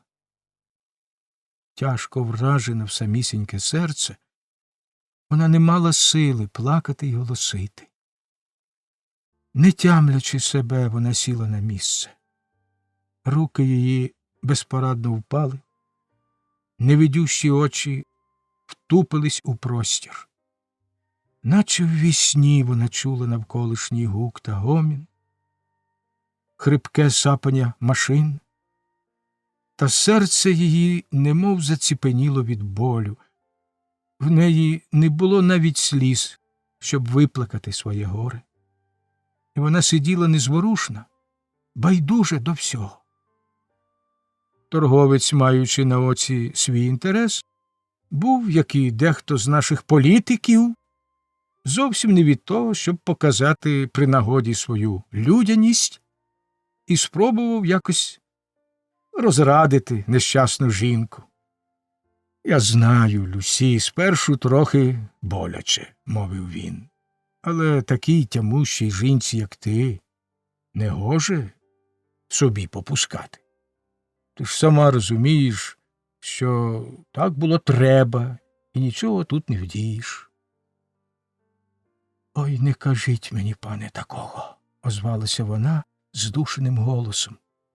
«Ти метка жіночка, Люсі», – не вгавав торговець, – «і я тебе не скривджу. Ось приїдемо на понизя, я тебе влаштую в добрий маєток, а там і чоловіка нового собі знайдеш. Ти ж он яка красуня. Ой, пане, та не говоріть ви до мене, мовила жінка, і в голосі її бринів такий пронизливий біль, що торговець відчув, тут його звичний метод нічого не зарадить. Він підвівся, а жінка відвернулась і затулила обличчя плащем. Торговець походжав по палубі, час від часу спиняючись і позираючи на жінку. Добре таки їй дошкулило, пробурмотів він сам до себе, а проте мовчить. Ну, та дарма, пожуриться трохи і помалу заспокоїться. Том бачив усе, що діялося на палубі, і одразу збагнув, у чим річ. Він підійшов ближче і намагався заговорити до жінки, та вона лиш стогнала у відповідь. Настала ніч, тиха, незворушна й урочиста, вона всіяла небо незліченними мерехтливими зорями, ясними й прекрасними, але байдужими до людських страждань. Мало-помалу завмирали ділові розмови та згуки веселощів. Скоро все довкола поринуло в сон, і стало виразно чути легенький плюскіт хвилі, яку розтинав ніс пароплава. Том і собі простягся на ящику, і до нього раз у раз долинав приглушений стогін чи тихе тужіння вбитої горем матері. Ой, як же я тепер житиму? О, Боже, зглянься на мене нещасну. І так знов і знов, аж доки замовк і той шепіт. Десь серед ночі Том зненацька прокинувся. Щось чорне шаснуло повз нього до поручів, і він почув сплеск води. Ніхто, крім нього, цього не помітив. Том підвів голову. Жінки на місці не було. Він устав і пошукав її довкола, та намарне. Її стражденна душа знайшла нарешті спочинок. А річка текла собі неквапливо та безжурно, як і раніше, ніби нічого й не сталося. Торговець прокинувся на світанку в доброму гуморі й вийшов подивитися на свій живий товар. Та тепер довелось і йому вражено вирячити очі. «Де ж це вона в біса поділася, та дівуля?» – запитав він Тома. Том, навчений досвідом не базікати зайвого, визнав за краще лишити свої здогади при собі і відказав, що нічого не знає. Зійти десь на берег вона ніяк не могла. Коли пароплав зупинявся, я не спав і був насторожі. В таких справах я ні на кого не звіряюся.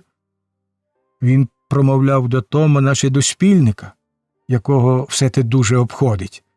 Том нічого не відповів.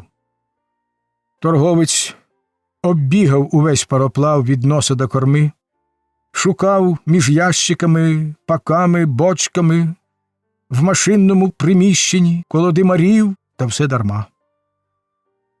«Слухай, Томе, признайся по щирості», – сказав він, повернувшись після тих марних пошуків. «Не може бути, щоб ти нічого не знав. Не огинайся, я певен, що ти знаєш. Я сам бачив, дівка була тут близько 10-ї, потім над північ, тоді між 1-ю і 2-ю, а десь о 4-й раптом зникла. І ти ж увесь час спав тут таки? Ні, ти напевне щось знаєш, отож розказуй». «Гаразд, пане», – сказав Том. «Я собі спав, аж десь над ранок щось наче шмигнуло біля мене. Я ще й очі не встиг розплющити, аж чую шубовсь. Прочнувся, а її вже нема. Оце все, що я знаю». Томова розповідь не вразила і не злякала торговця. Як ми вже казали, він звик до багатьох таких речей, що нам з вами й не снилися. Навіть страшна тінь смерті не змусила його здригнутись. Приставши до работоргівлі, він стільки разів бачив смерть, що міг вважати її за давню знайому. Вона була для нього чимось на зразок безжального конкурента, що підступно завдавав шкоди його комерції. Тож і тепер він тільки вилаяв жінку клятою дурепою і сердито пробурчав, що йому страх як не щастить, і коли так піде далі, він не заробить цього разу ані цента. Одне слово, він почував себе несправедливо скривдженим. Проте вдіяти нічого не міг, бо та жінка подалася до такого штату, що ніколи не повертає втікачів, навіть і на вимогу верховної влади нашої преславної держави. Отож роздратованому торговцеві не лишалось нічого іншого, як витягти свій записник і занести пропащі тіло й душу в рубрику збитків. Розділ 13. Селище квакерів. Тепер перед нами мирна картина. Велика простора кухня з чисто побіленими стінами. На гладенькій та лискучій жовтій підлозі ані порошинки. Чепурна кухонна плита і начищений до блиску олов'яний посуд наводять на думку про дивовижно смачні страви. Вилискують зеленою фарбою старі, але ще міцні дерев'яні стільці. Біля вікна невелике крісло-гойдалка з плетеним сидінням, укритим дбайливо пошитою з клаптиків різноколірної вовни м'якою підстилкою. Поруч ще одне більше крісло з широкими бильцями, що немовби гостинно запрошують вас відпочити на його пухких подушках. Справжнє старовинне крісло, зручне та затишне, і варте з цього погляду доброго десятка отих новомодних плюшевих кріселиць, що стоять нині по всіх вітальнях. У цьому от кріслі, злегенька погойдуючись і схилившись над якимсь тонким шитвом, сидить уже знайома нам Еліза. Так, це вона, хоч і поблідла та змарніла проти того, якою ми бачили її в Кентуккі. А скільки тихого смутку ховаються під її темними віями і в куточках ніжних уст. Неважко побачити, як змужніло і загартувалось її лагідне серце від тяжких злигоднів. Коли вона в ряди годи підводить свої глибокі темні очі на малого Гаррі, що весело пурхає по всій кухні, мов той тропічний метелик, у них прозирає така непохитна рішучість і впевненість, якої вона ніколи не мала за минулих щасливих днів. Поруч Елізи сидить ще одна жінка. На колінах у неї олов'яна таріль, і вона уважно перебирає сушені абрикоси. На вигляд їй років 55 чи 60, але вона належить до тих жінок, яким літа ніби лиш додають краси та привабливості. Сніжно-білий чіпець з обшивкою і така сама перкалива хустка, кінці якої вільно лежать на грудях, прості й неяскраві сукня та шаль одразу виказують у ній квакерку. Обличчя в неї округле й рожеве, з ніжною, мов стиглий персик, шкірою. Припалі сріблом коси, рівно зачесані назад з високого спокійного чола, на якому час не залишив жодного сліду. Під ним лагідно світяться великі ясні карі очі. І досить тільки поглянути в них, щоб відчути, яке добре, щире серце б'ється в грудях цієї жінки. Скільки вже славили й оспівували дівочу красу, а чом би не оспівати красу літньої жінки? Коли хтось захоче надихнутися цією темою, нехай лишень подивиться на нашого доброго друга Рейчел Геллідей, що сидить оце в своєму невеликому кріслі-гойдалці. Крісло те весь час тріщало й рипіло, чи то воно застудилося замолоду, чи то мало вроджений нахил до астми, чи, може, в нього просто розладналися нерви, але за кожним рухом господині воно видавало такі рипи, що десь в іншому місці їх не сила було б терпіти. Одначе старий Саймон Геллідей не раз казав, що для нього вони не гірші за будь-яку музику, а діти їхні всі в один голос запевняли, що рипіння материного крісла їм найдорожче від усього на світі. Чому? Та тому, що ось уже років з 20 чи навіть і більше усі чули з того крісла тільки добре слово та щирі напучення, сповнені материнської любові і турботи.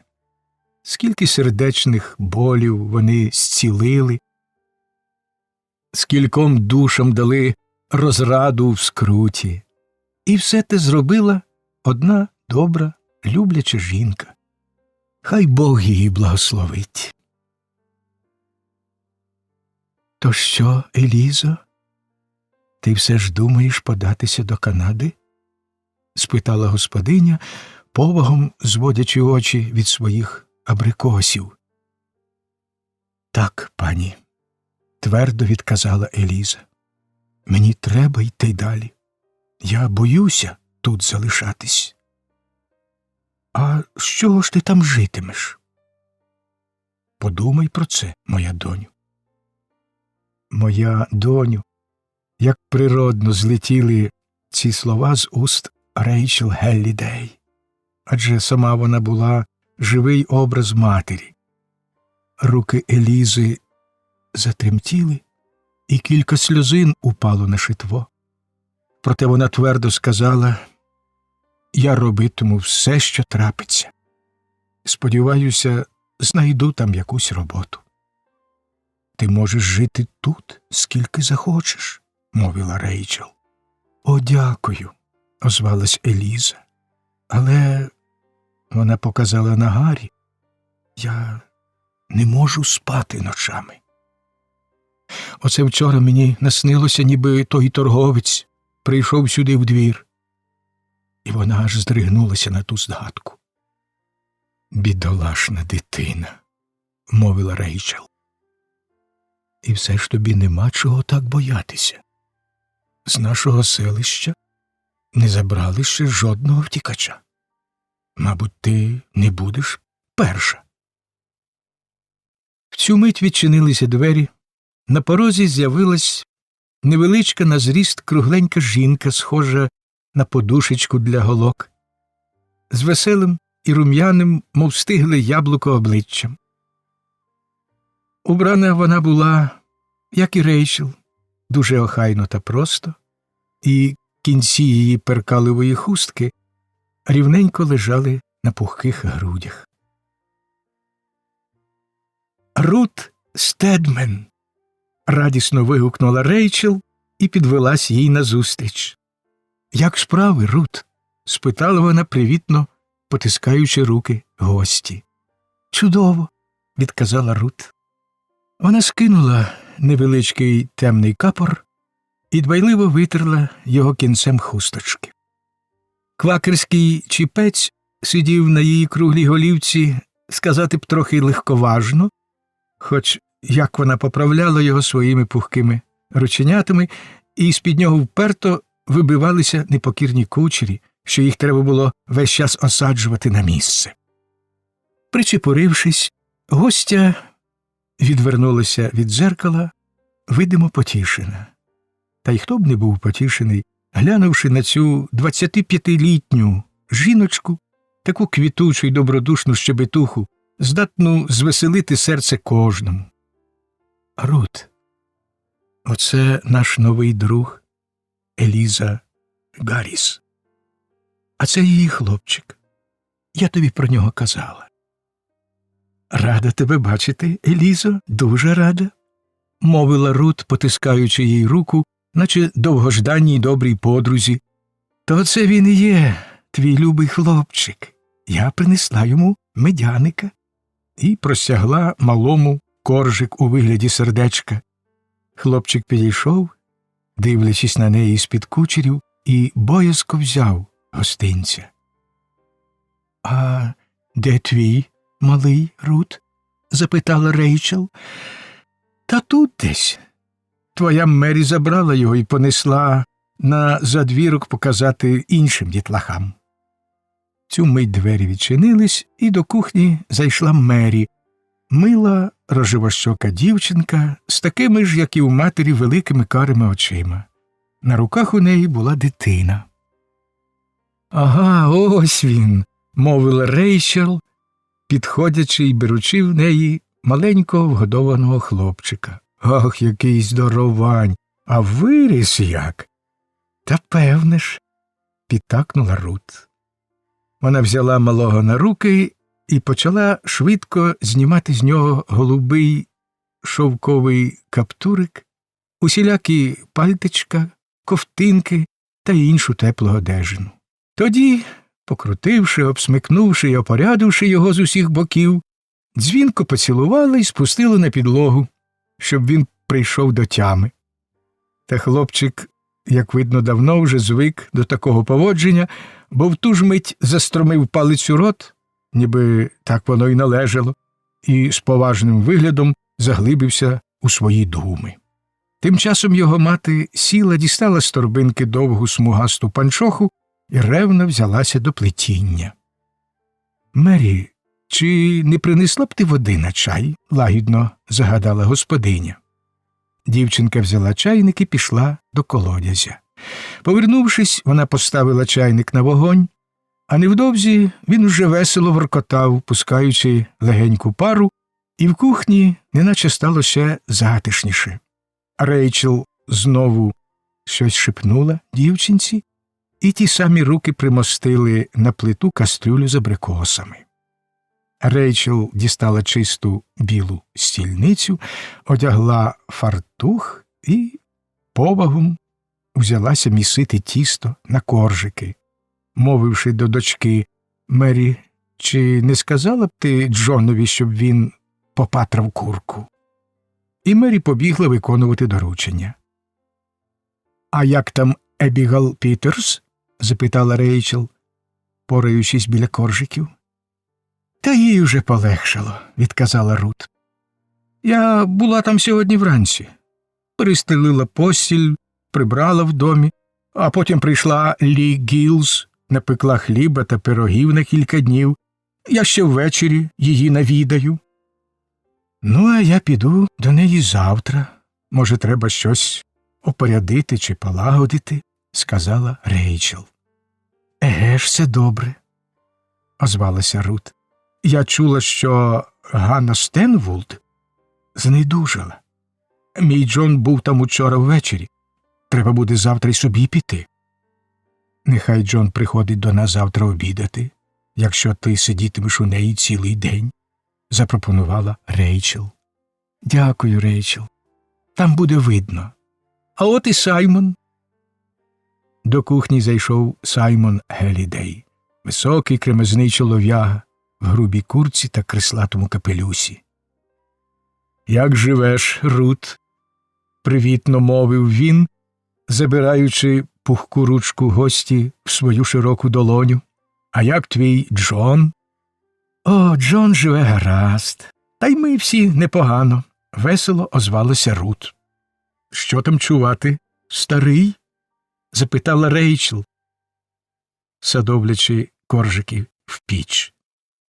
Пітер Стеббінс казав мені, що ввечері вони приведуть нових друзів, значно відповів Саймон, миючи руки над мискою за дверима. Он як, замислено мовила Рейчел і позирнула на Елізу. Ти, здається, казала, що твоє прізвище Гарріс? Запитав Саймон в Елізи, повернувшись до кухні. Рейчел швидко метнула оком на чоловіка. Так, тремтливим голосом підтвердила Еліза, гадаючи, що, мабуть, про неї вже повивішували об'яви. Жінко, покликав Саймон, виходячи за двері. Чого тобі, старий? Озвалася Рейчел і, витираючи з рук борошно, пішла за ним. Її чоловік у селищі і буде тут сьогодні ввечері, сказав Саймон. Та що ти кажеш?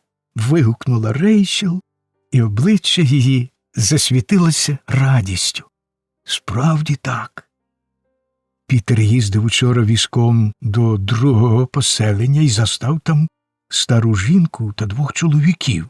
І один з них сказав, що його звуть Джордж Гарріс, а з його розповіді про себе я переконався, що то він.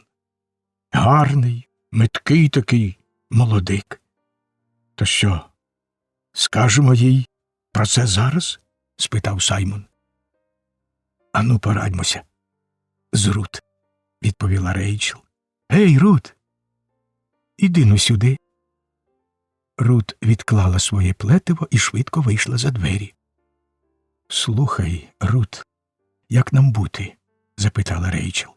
Ось старий каже, що з новими втікачами прийшов Елізин чоловік і сьогодні ввечері буде тут.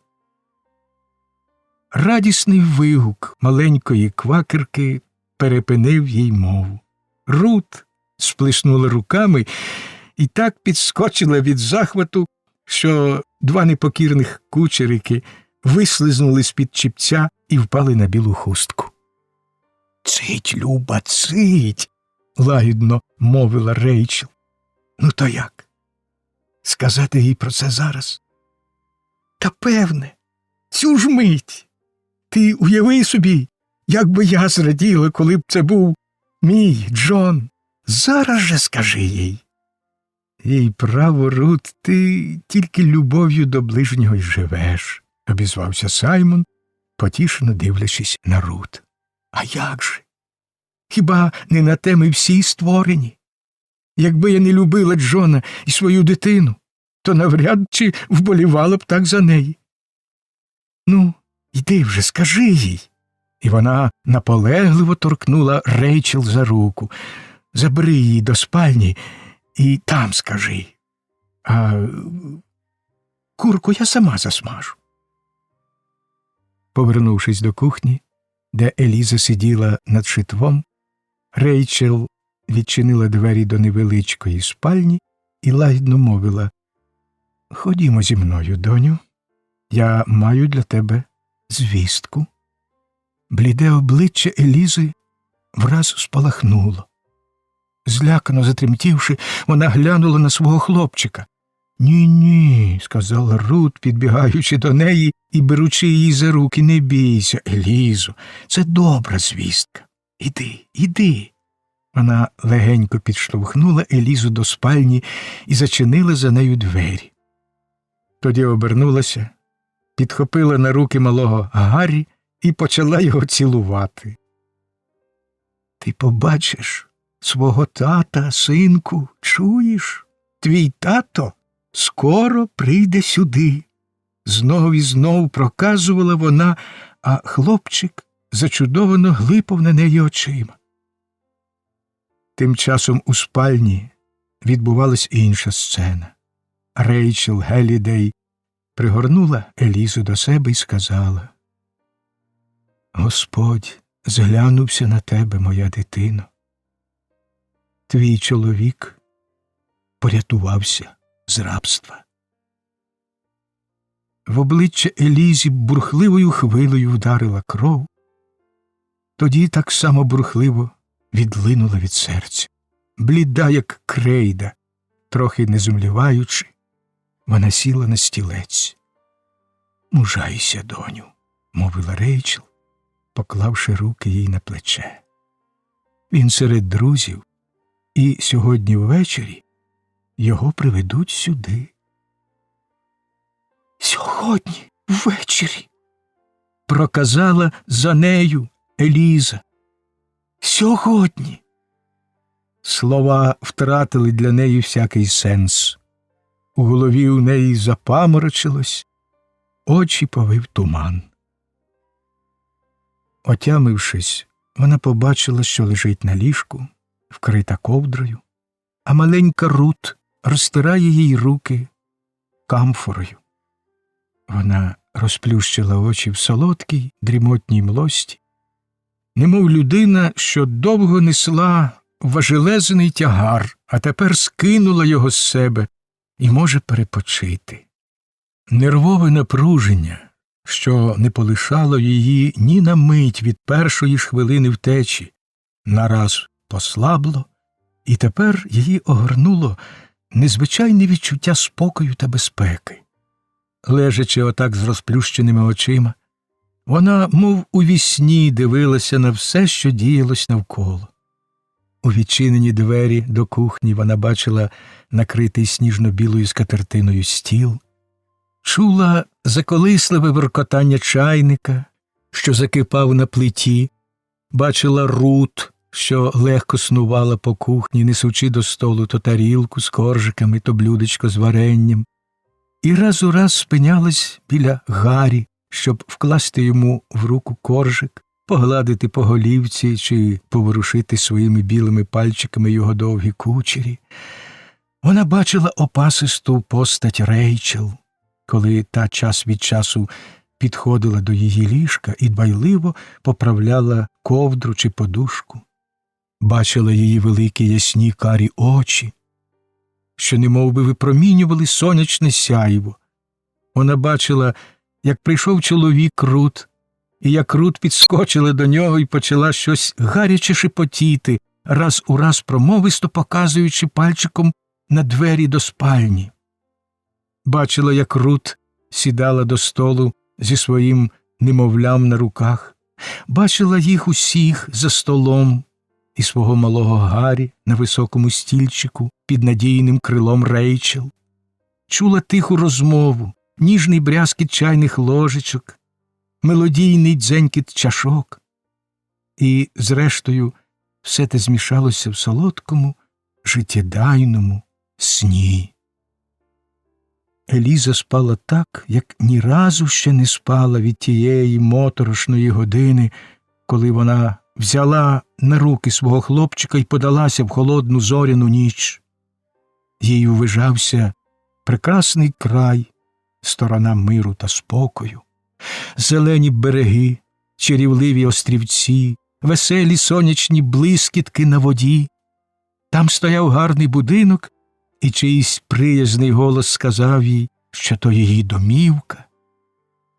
А в тій домівці грався її хлопчик, вільний та щасливий.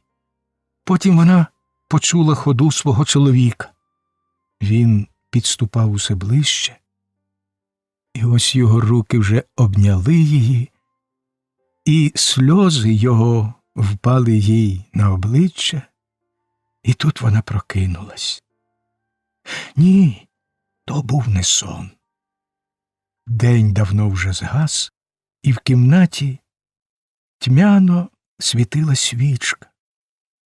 Її хлопчик тихо спав поряд з нею, а в узголов'ї, припавши лицем до подушки, ридав її чоловік.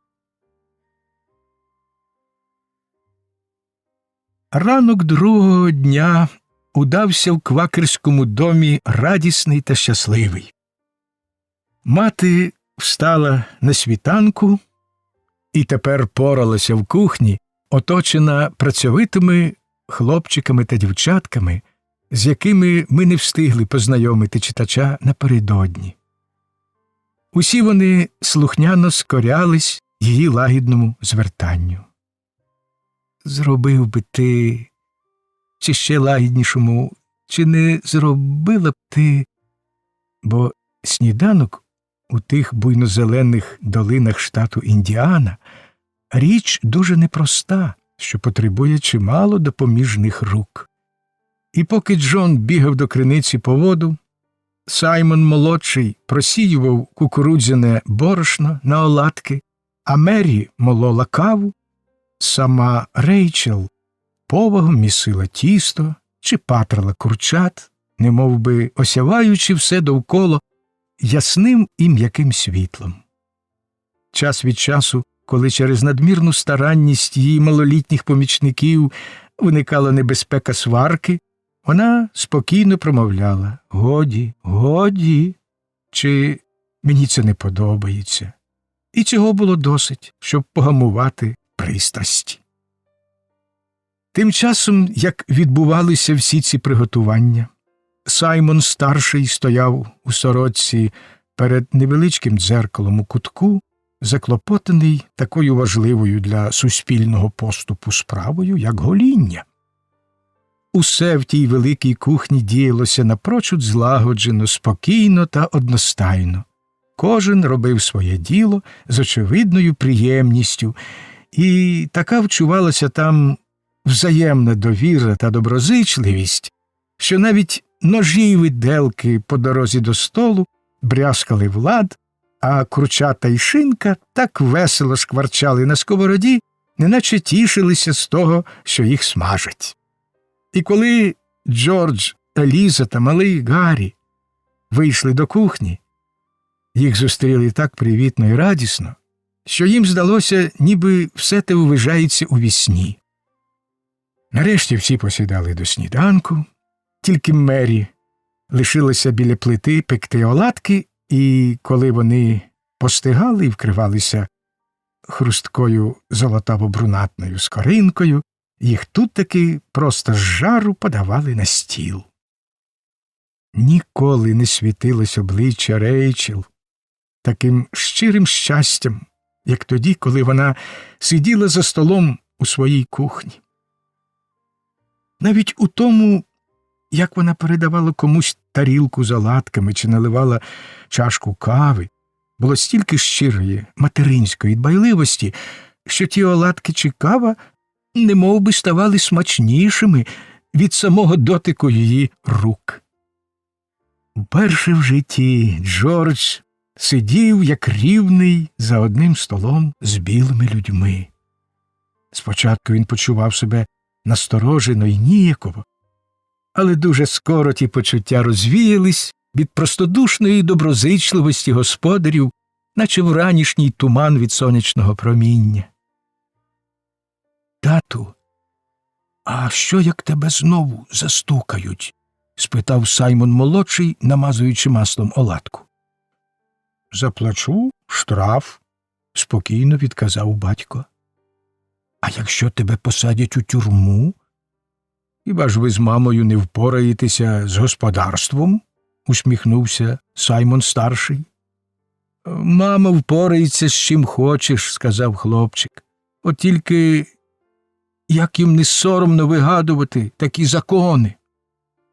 «Сподіваюся, хазяїне, вам ніщо через нас не загрожує?» – стурбовано запитав Джордж. «Не журися, Джордже. На те ми й живемо на світі. Якби ми не ризикували задля добра, то чого були б варті? Але ж ви ризикуєте через мене», – мовив Джордж. «Не можу я цього допустити». «Хай тебе це не тривожить, Джордже. Ми ризикуємо не через тебе, а в ім'я справедливості», – відказав Саймон. «Отож, перебудеш тут до вечора, а десь годині о 10-й Файнес Флетчер відвезе тебе до дальшого поселення, тебе і твоїх супутників. За вами йде погоня, і зволікати не можна». «Коли так, то навіщо дожидати вечора?» – спитав Джордж. «Удень тут нема чого боятися, бо кругом друзі і всі насторожі. та й безпечніше їхати поночі.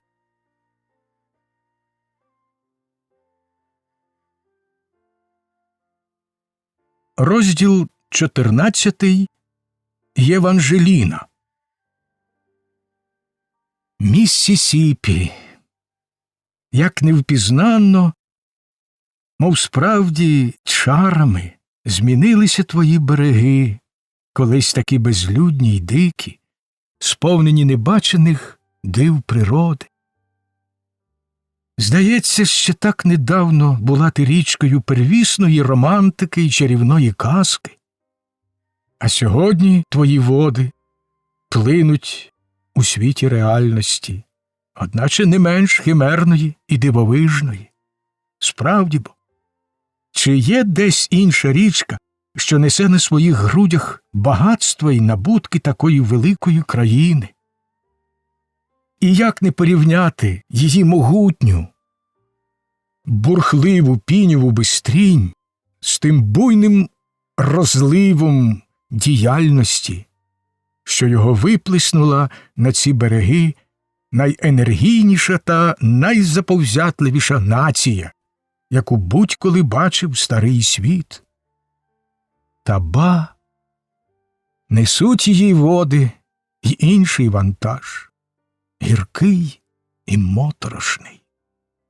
Сльози гноблених, стогін знедолених, жалі нещасливих.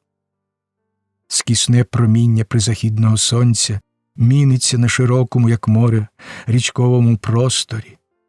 Золотисте сяйво повиває прибережні зарослі тремтливого очерету і стрункі чорні кипариси, пообвішані жалобними гірляндами темного моху. Тяжко навантажений пароплав іде далі за водою. Вщерть завалений паками бавовни з нещисленних плантацій, на віддалі він здається безформним сірим громадищем, що важко суне вперед.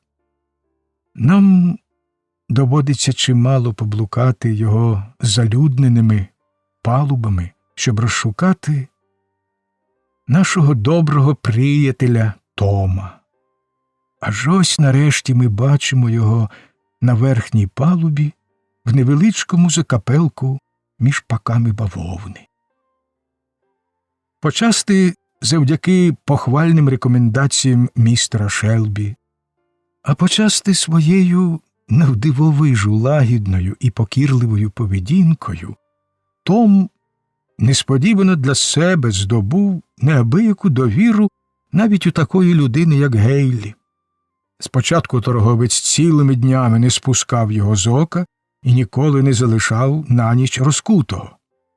Та врешті мовчазне терпіння, з яким Том зносив ті утиски, переконало його, і, звірившись на Томове слово, Гейлі дозволив йому вільно ходити по всьому пароплаву. Завжди тихий і доброзичливий, готовий у будь-яку мить прийти на допомогу судновій обслузі, Том швидко здобув симпатію всіх матросів і годинами працював з ними разом так само охоче і старанно, як колись у панському маєтку в Кентуккі. А коли ніякого діла для нього не знаходилось, він сідав собі в закапелку між паками бавовни на верхній палубі і брався читати свою Біблію, як оце й тепер. Десь за 100 миль перед Новим Орлеаном рівень Міссісіппі піднімається, і цей могутній потік плине вище берегів між двома великими насипами у 20 футів заввишки. З верхньої палуби пароплава, наче з вежі якоїсь плавучої фортеці, можна озирнути всю околицю на багато миль навкруги. Отож і перед Томовими очима проходила плантація за плантацією, являючи картини того життя, якого йому судилося скоро зазнати.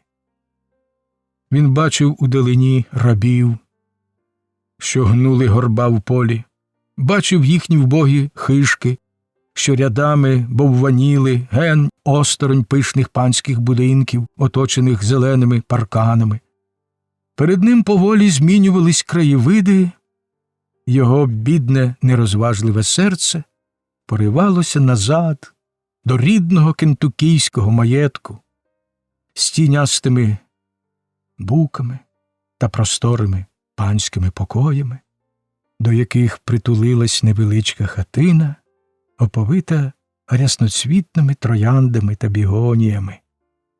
Йому вижалися знайомі з дитинства обличчя товаришів, заклопотана дружина, що поралась біля плити, готуючи йому вечерю. Він чув дзвінкий сміх своїх пустотливих хлопчаків та веселе белькотіння малої донечки в нього на колінах. Та раптом ті привиддя зникли, і він знову бачив лиш буйні хащі очерету, чорні кипариси і все нові й нові плантації.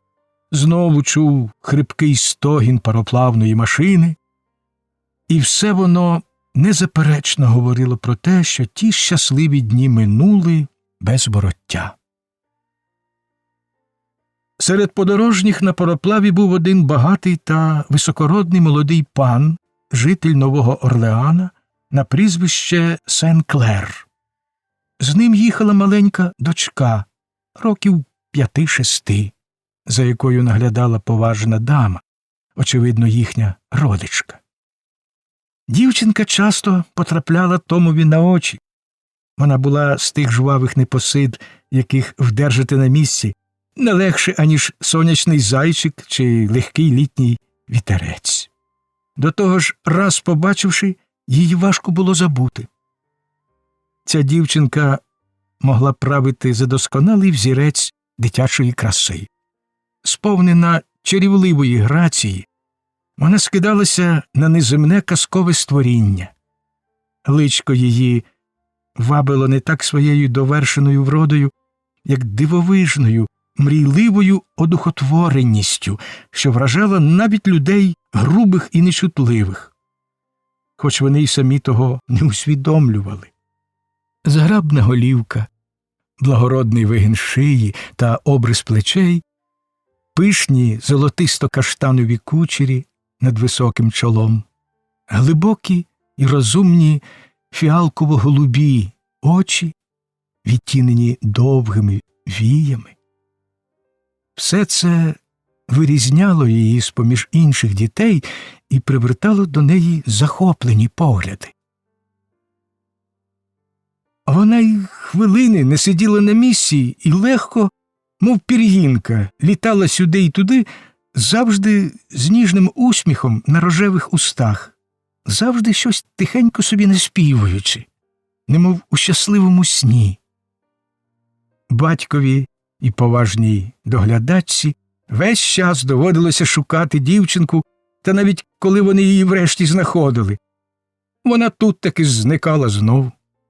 Та хоч би що вона виробляла, ніхто й разу не насварився на неї ані словом. Отож вона й далі гасала собі, як хотіла, по всьому пароплаву. Завжди вдягнена в біле платячко, вона, мов легенька хмаринка, з'являлась то тут, то там, і ніде до неї не брався ніякий бруд. Не було такого куточка на горі чи внизу, де б не мелькала її чарівна золотиста голівка та ясні голубі очі. Кочегар, на хвильку розігнувши спину, щоб утерти піт з чола, часом перехоплював заворожений погляд тих очей, втуплених в вогненні надра топки, а тоді вони з ляком і жалем зверталися до нього, ніби йому загрожувала хто зна яка страшна небезпека. Часом і стерновий на мить спиняв своє колесо й усміхався, побачивши у віконці перед собою ту гарненьку голівку.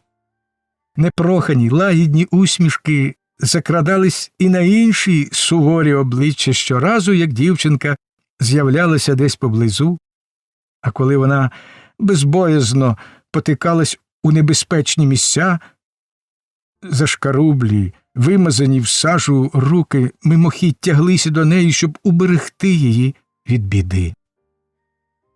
Добрий та чутливий, як і всі його одноплемінці, Том завжди горнувся душею до дітвори. Отож і тепер він з дедалі більшою цікавістю придивлявся до цієї маленької істоти. Вона здавалась йому особливим, мало не потойбічним створінням. І коли її голубі очі боязко визирали на нього з-під паки бавовни чи в прогалину між ящиками, він майже вірив, що бачить перед собою ангела небесного. Дівчинка часто приходила туди, де сиділи закуті в кайдани невільники Гейлі. Посмутніла на личку, вона тихо скрадалася між ними і поглядала на них з подивом і глибокою недитячою тугою. Часом вона піднімала своїми тендітними рученятами їхні кайдани, а тоді, жалісно зітхнувши, нечутно йшла геть. Кілька разів вона раптом з'являлася поміж них з повними руками солодощів, горіхів та апельсинів, радісно роздавала їм ті ласощі, швидко зникала. Том довго спостерігав, поки зважився на перший крок до знайомства. Він знав безліч нехитрих способів зацікавити і привернути до себе малечу і взявся до діла завбачливо та помірковано. Він умів робити гарненькі крихітні кошечки з вишневих кісточок, кумедні личка з горіхової шкаралупи, смішних стрибунців з бузинового осердя, а щодо всіляких свищиків і прискавок, то на них він був просто такий неперевершений мастак. В кишенях у нього й досі було повно різних забавок, нароблених ще вдома для дітей свого господаря, тож тепер він розважно й ощадливо став виймати їх одну по одній, щоб почати знайомство та приязні стосунки. Хоч яка велика була спокуса, та спершу дівчинка трималася насторожено, і приручити її було нелегко. Вона, мов канарка, вмощувалась на якомусь ящику поблизу і з цікавістю роздивлялася згадані дрібнички, але приймала їх від Тома боязко і невпевнено. Та зрештою він таки здобув її довіру. «Як панночку звуть?» – спитав Том, вважаючи, що таке запитання вже цілком доречне. «Єванжеліна Сен-Клер», – відказала дівчинка. «Але тато і всі вдома звуть мене Євою». «А тебе як звати?» «Том». У Кентукі, там, де я жив, діти звали мене дядечком Томом. «Тоді і я зватиму тебе так. Бо, знаєш, ти мені сподобався», – мовила Єва. «А куди ти їдеш, дядечку Томе?» «Не знаю, панночко Єво». «Не знаєш?» – здивовано перепитала Єва. «Ні. Мене везуть, щоб комусь продати. А кому, я не знаю». «Тебе може купити мій тато», – швидко сказала Єва. «Якщо він тебе купить, тобі буде добре. Ось я попрошу його сьогодні ж». «Дякую, маленька панночко», – мовив Том. Тут пароплав зупинився біля якоїсь пристані, щоб узяти дрова, і Єва, почувши внизу батьків голос, мерщій гайнула туди. Том підвівся і пішов запропонувати свою допомогу матросам. За хвилину він уже вантажив дрова разом з ними. Єва та її батько стали біля поручів, щоб подивитися, як пароплав отчалюватиме від пристані. Його велике колесо почало повільно обертатись у воді, коли раптом від якогось різкого руху дівчинка втратила рівновагу і впала за борт. Її батько, майже не тямлячи, що робить, метнувся був за нею.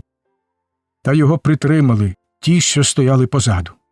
Вони вже бачили, що до дитини наспіла надійніша допомога. Коли сталося нещастя, Том був на нижній палубі, якраз проти того місця. Він побачив, як дівчинка впала й зникла під водою, і в ту ж мить кинувся за нею. Такому здоровому й дужому чоловікові було за іграшку продержатись на воді, доки дівчинка зрине на поверхню, а тоді він підхопив її рукою і поплив до пароплава, де сотні рук одностайно простяглись, щоб узяти її. За хвилину Євин батько вже поніс її, мокру й непритомну, до жіночої каюти.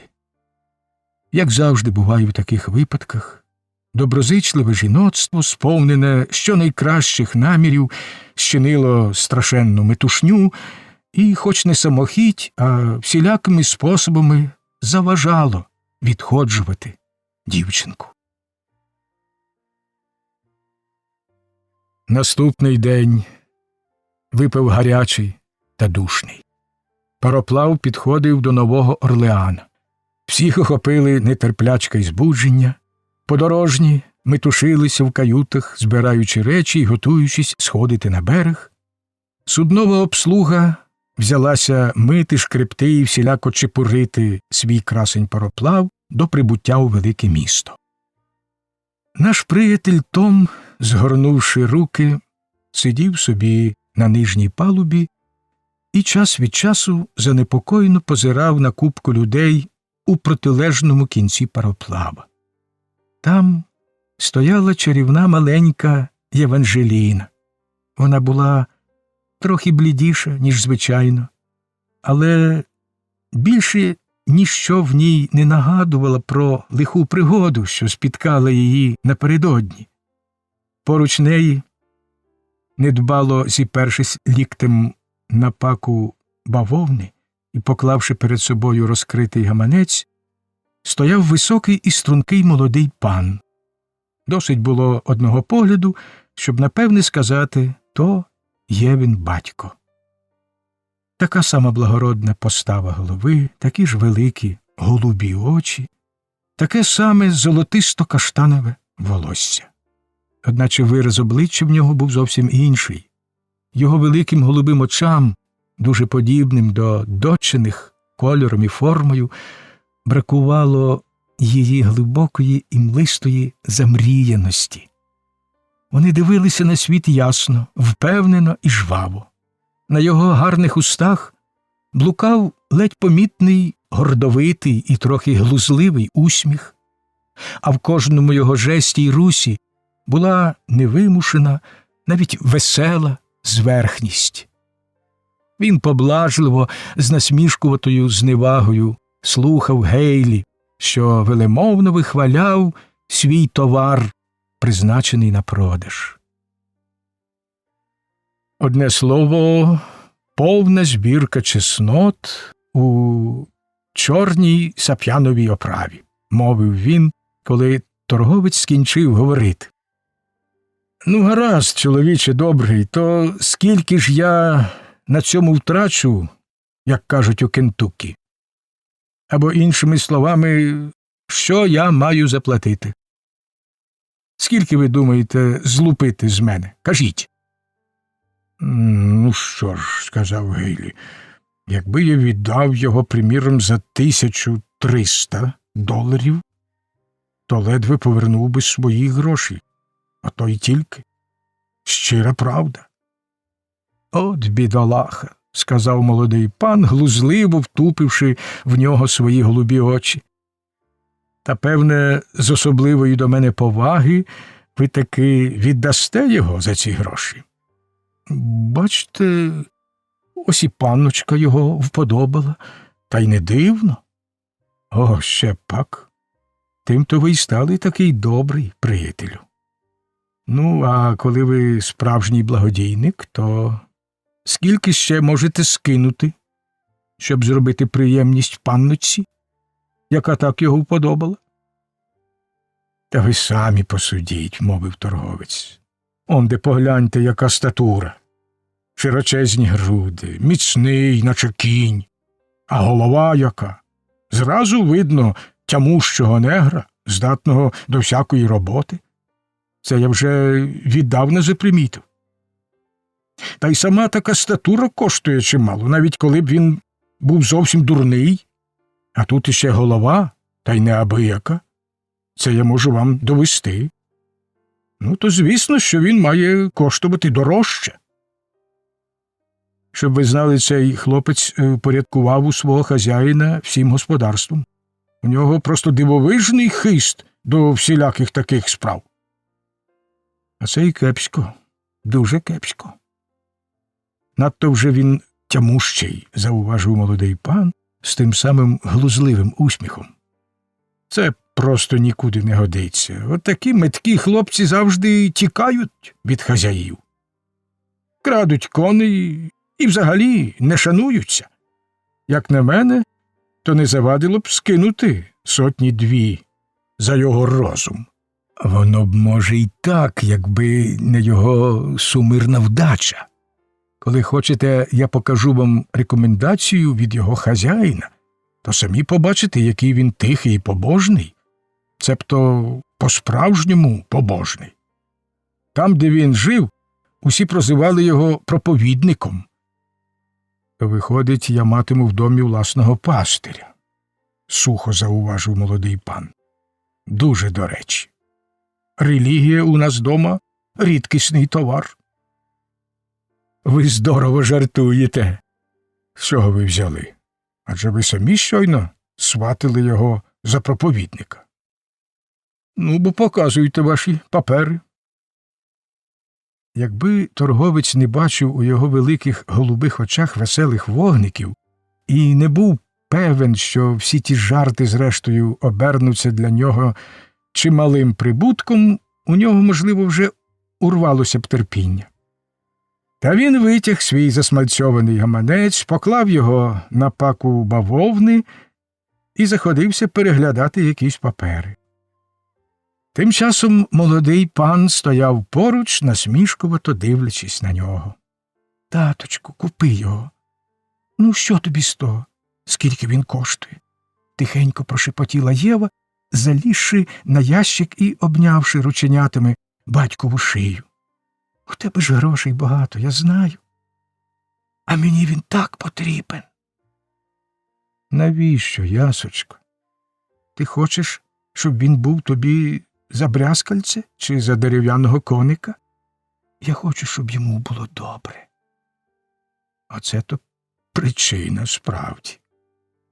В цю мить торговець подав йому лист за підписом містера Шелбі. Молодий пан узяв його пучками довгих пальців і недбало перебіг очима. Благородна рука, мовив він, і з правописом гаразд. Ну що ж, лічіть ваші гроші, приятелю. І подав торговцеві пачку банкнот. Усе правильно, сказав Гейлі, аж сяючи з утіхи. Діставши з кишені пляшечку з чорнилом, він узявся заповнювати купчу і за кілька хвилин подав її молодому панові. Цікаво, а що як і мене розкласти отак по артикулах, сказав той, побіжно переглядаючи документ, то скільки б за мене можна дати? Скажімо, стільки-то за поставу голови, за високе чоло, стільки-то за руки й ноги, потім окремо за освіченість, здібності, доброчесність. А втім, останнє, мабуть, недорого коштує. Ну що ж, ходім, Єво, обернувся він до дочки і взяв її за руку. Він перейшов палубу, підступив до Тома і, легенько торкнувши пальцем його підборіддя, добродушно мовив. Ану, поглянь, Томе, як тобі подобається твій новий хазяїн? Том підвів голову. Навряд чи хто не відчув би приємності, дивлячись на те молоде, гарне й веселе обличчя. На очі Томові навернулися сльози. І він щиро сказав: «Хай благословить вас Господь, пане». «Сподіваюся, що благословить. Отже, тебе звуть Том. Ти вмієш правити кіньми, Томе?» «Я до коней змалечку звичний», – відказав Том. «Містер Шелбі завжди мав їх багато». «От і гаразд. Тоді я, мабуть, поставлю тебе кучером. Тільки за умови, що напиватимешся ти не частіше, ніж раз на тиждень, не беручи до уваги особливих нагод». Том здивовано і трохи ображено мовив: «Я зовсім не п'ю, пане». «Цю байку, Томе, я вже чув, а втім побачимо. Коли так, то це буде чимала вигода для нас». «Ну, годі бо, друже», – добродушно додав він, побачивши, що Том засмутився. «Я певен, що ти й справді шануватимешся». «А вже ж, пане». «Тобі в нас буде добре», – сказала Єва. «Тато хороший, тільки він завжди з усіх кепкує». «Тато дуже тобі вдячний за таку рекомендацію», – засміявся Сен-Клер і, повернувшись на підборах, пішов собі. Розділ 15. Про Томового нового господаря та про всілякі інші речі. Оскільки примхлива доля звела нашого скромного героя з особами вищого світу, ми вважаємо за свій обов'язок відрекомендувати їх читачеві. Огюстен Сен-Клер був син заможного луїзіанського плантатора. Рід їхній походив з Канади, звідки приїхали його батько й дядько, дуже схожі один на одного вдачею. Дядько оселився на багатій фермі у Вермонті, батько став власником великих плантацій в Луїзіані. Мати Огюстена була француженка з гугенотської родини, що емігрувала до Луїзіани в числі перших поселенців. Вона народила 2 дітей – Огюстена та його брата. А через те, що Огюстен успадкував від матері її кволість і слабовитість, його ще в дитинстві, за порадою лікарів, відвезли до дядька у Вермонт, сподіваючись, що тамтешній суворіший клімат піде на користь його здоров'ю. Там він прожив багато років і закінчив коледж. Невдовзі потому в одному з північних штатів він познайомився з гарною і благородною дівчиною. Вони покохали одне одного і заручилися. Огюстен повернувся на південь, щоб підготувати все до весілля, коли раптом одного дня одержав назад свої листи до нареченої з коротенькою запискою від її опікуна, в якій говорилося, що на той час, як до нього дійдуть ці листи, вона вже буде дружиною іншого. Вражений до нестями, він, як і багато хто в таких випадках, вирішив одним відчайдушним зусиллям вирвати з серця навіть і згадку про неї.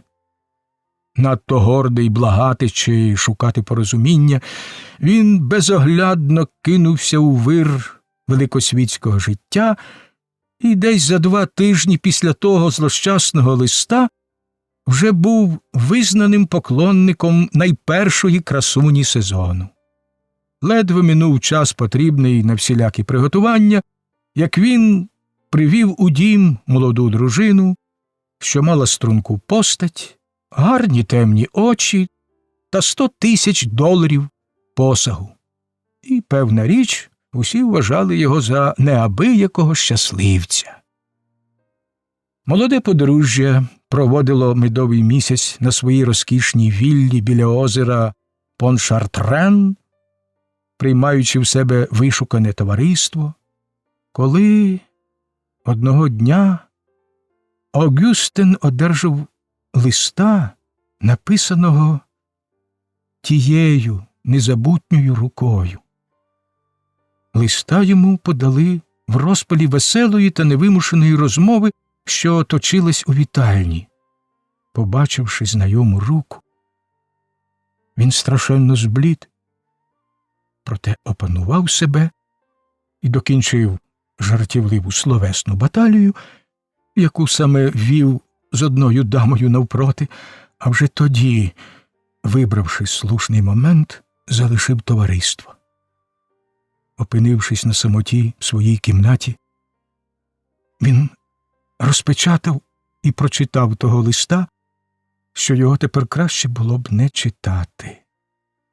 Дівчина детально розповідала, як опікун і його сім'я домагались від неї, щоб вона одружилася з його сином, як раптом перестали надходити листи від Огюстена, хоч вона й далі писала йому, аж доки знеможена сумнівами і тривогою занедужала. І як вона, зрештою, викрила ті підступи проти них обох. Закінчувався лист словами надії та вдячності і запевненнями у неминущому коханні, що були для нещасного молодика гірші від смерті. Він тут таки відписав їй: «Я одержав вашого листа, але надто пізно. Я повірив тій брехні, я був у розпачі. Тепер я одружений і всьому кінець. Забути одне одного – ось єдине, що нам лишається». Так загинули в житті Огюстена Сенклера всі романтичні ідеали. Залишилася тільки дійсність, нудна й безбарвна, мов липка твань, що лишається на березі після припливу. Відлинула іскриста голуба хвиля, зникли вдалині білокрилі вітрильники, замовкла музика весел та співучих вод, і довкола сама лише твань, липка, сіра, нудотна. Ото і вся дійсність. Відома річ, у романах люди з розбитим серцем наприкінці помирають, і там воно цілком до речі. Та в дійсності ми не помираємо, хоч би й загинуло все, що було нам утіхою в житті. Людина має повсякденні потреби й турботи, їсть, п'є, одягається, гуляє, ходить у гості, купує, продає, розмовляє, читає. І оце все ми називаємо, звичайно, життям. Воно ж таки лишилось і Огюстенові. Коли б його дружина була щира жінка, вона б ще змогла, як то вміє жіноцтво, зібрати докупи розірвані нитки життя і виплести з них новий яскравий узір. Та Марі Сенклер того навіть і не добачила. Як уже говорилося, вона мала тільки струнку постать, гарні очі та $100 000 посагу. А цього, напевно, було замало, щоб розрадити стражденну душу. Коли вона прийшла і побачила, що Огюстен, блідий, мов смерть, лежить на канапі, посилаючись на раптовий головний біль, вона порадила йому понюхати нашатирного спирту. Та коли його блідота й головний біль не минули і по кількох тижнях, вона невдоволено сказала, що ніколи не сподівалась від містера Сенклера такої немічності. Він, здається, дуже схильний до мігрені. то для неї це справжня біда, бо він не може виїжджати з нею в світ. І, мовляв, буде просто дивно, що вона скрізь їздитиме сама так скоро після весілля. Десь у душі Огюстин був навіть задоволений, що його дружина така непрониклива. Та от скінчилися веселощі й утіха медового місяця, і він побачив, що вродлива молода жінка, яку змалечку пестили й ніжили, може бути досить норовистою господинею в повсякденному житті. Марі ніколи не відрізнялася щиросердою і чутливою вдачею, а коли й мала якісь добрі нахили, то їх давно вже поглинуло безмежне сліпе себелюбство, ще страшніше своєю тихою впертістю. Для неї просто не існувало нічиїх запитів або потреб, крім її власних. Від самого дитинства її оточували слуги, які тільки на те й жили, щоб вдовольнити її примхи, і їй навіть на думку не спадало, що вони можуть мати якісь свої почуття чи права.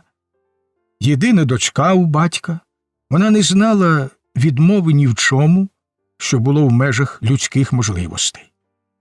Отож не дивно, що коли вона, блискуча красуня й багата спадкоємиця, почала виїжджати в світ, усі чоловіки, і годні на женихів, і негодні, враз опинилися біля її ніг, і тепер вона вважала, що, здобувши її, Огюстин має почувати себе найщасливішим із смертних. Дуже помиляються ті, що гадають, ніби безсердечній жінці байдуже до того, чи люблять її інші. Ніхто в світі не вимагає до себе любові так безжально, як себелюбна жінка. І чим менше вона любить сама, тим ревнивіше і прискіпливіше домагається, щоб їй віддавали всю душу до останнього дріб'язка. І тільки но Сен-Клер перестав упадати коло неї, так як раніше, коли залицявся, він враз побачив, що його повелителька аж ніяк не схильна зректися свого раба. Почалися сльози, образи, дрібні сварки, на нього посипались нарікання, жалі, докори.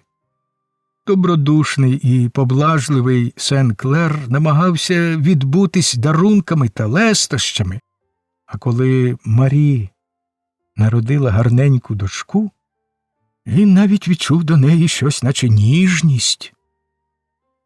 Мати Сен-Клера була незвичайно благородна і доброчесна жінка, і він дав дитині її ім'я, сподіваючись, що дівчинка виросте схожа на неї. Це не пройшло повз увагу його ревнивої та підозріливої дружини, і вона невдоволено спостерігала, як Сен-Клер цілком поринув у турботи про дочку. Все, що він віддавав дівчинці, вона вважала украденим у себе. Відтоді, як вона народила дитину, її здоров'я почало помалу підупадати.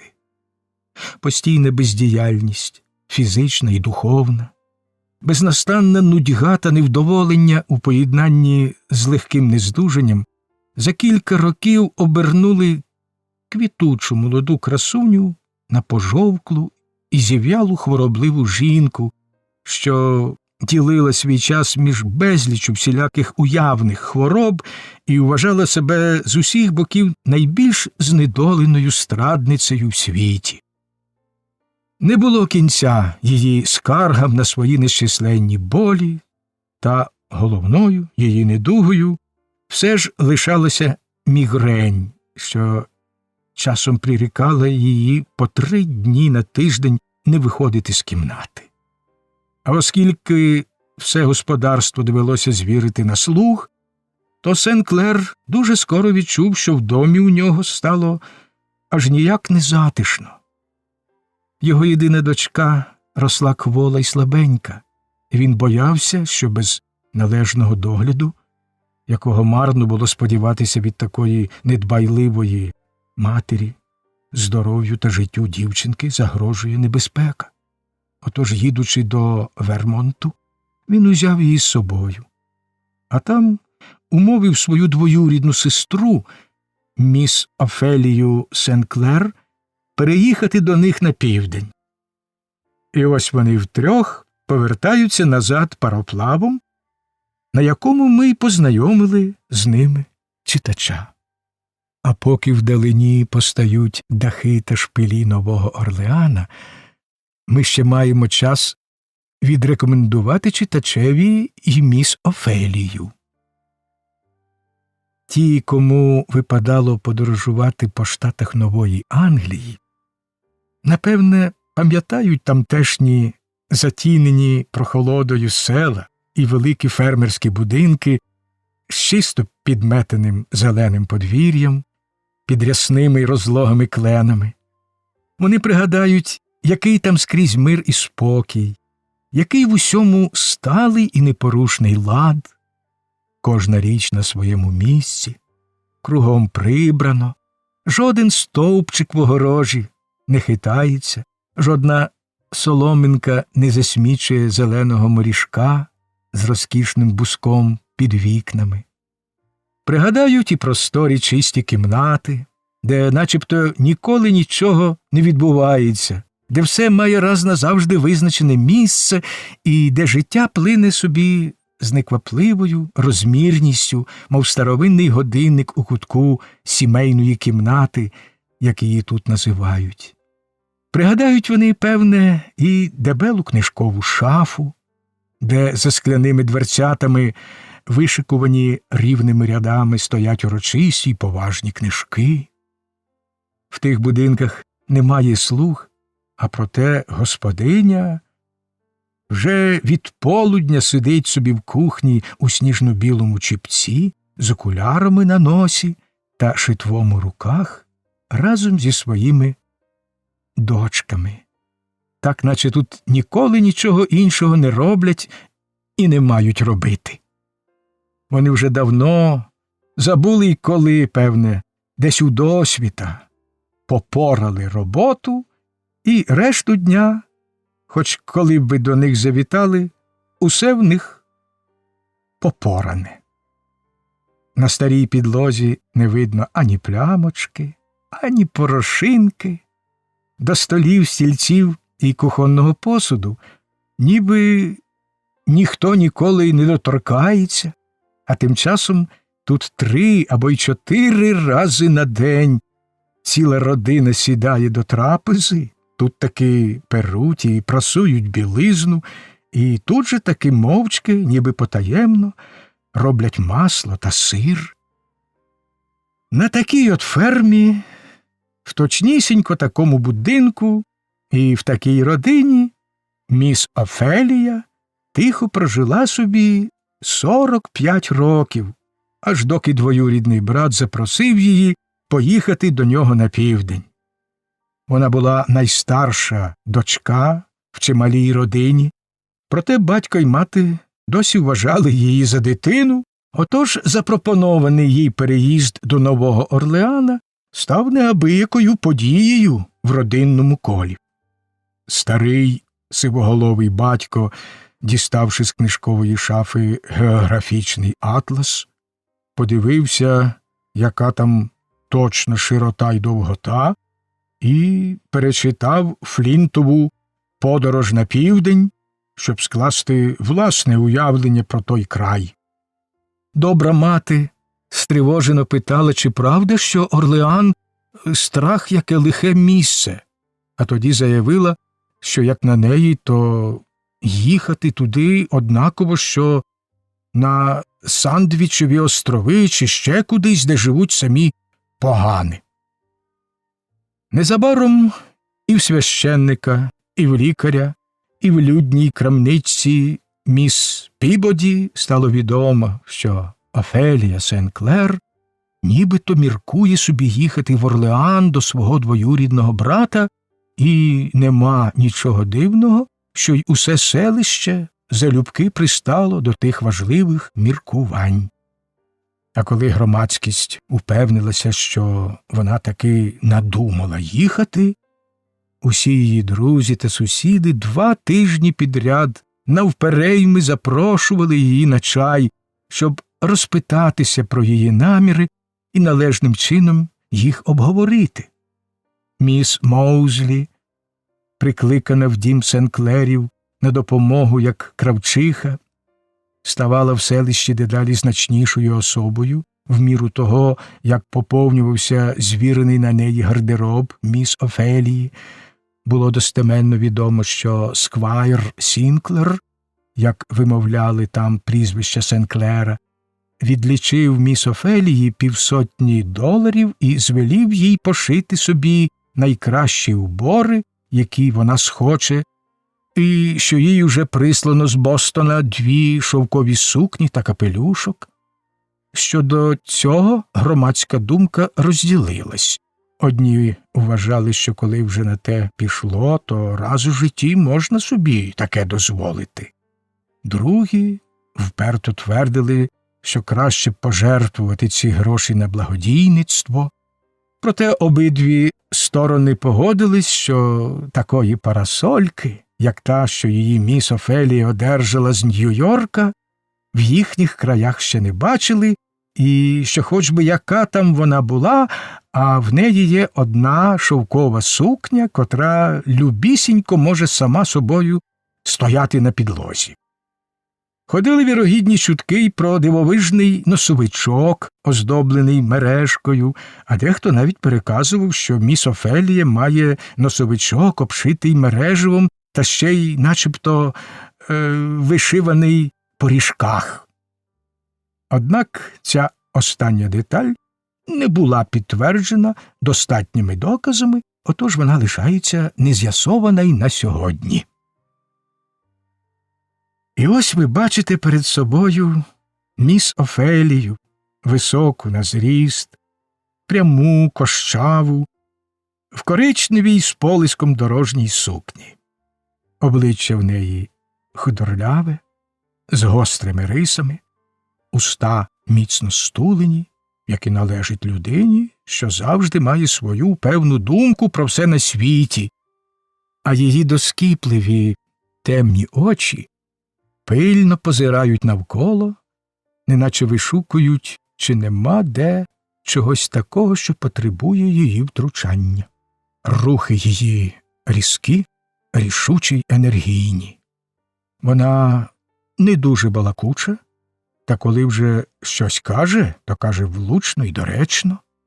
У своїх звичаях вона уособлення порядку, методичності і скрупульозності. Вона точна, мов годинник, і неухильна, мов паровоз. І до всього, що суперечить її принципам, відчуває глибоку неприязнь та зневагу. Найстрашніша з погляду міс Офелії людська вада, яку вона мала за причину причин усього лиха – безпорадність. І то було в неї чи не найуживаніше слово. Мовлене з особливим притиском, воно виявляло граничний ступінь зневаги і стосувалося всіх випадків життя, коли якесь починання не мало належного розвитку і логічного завершення.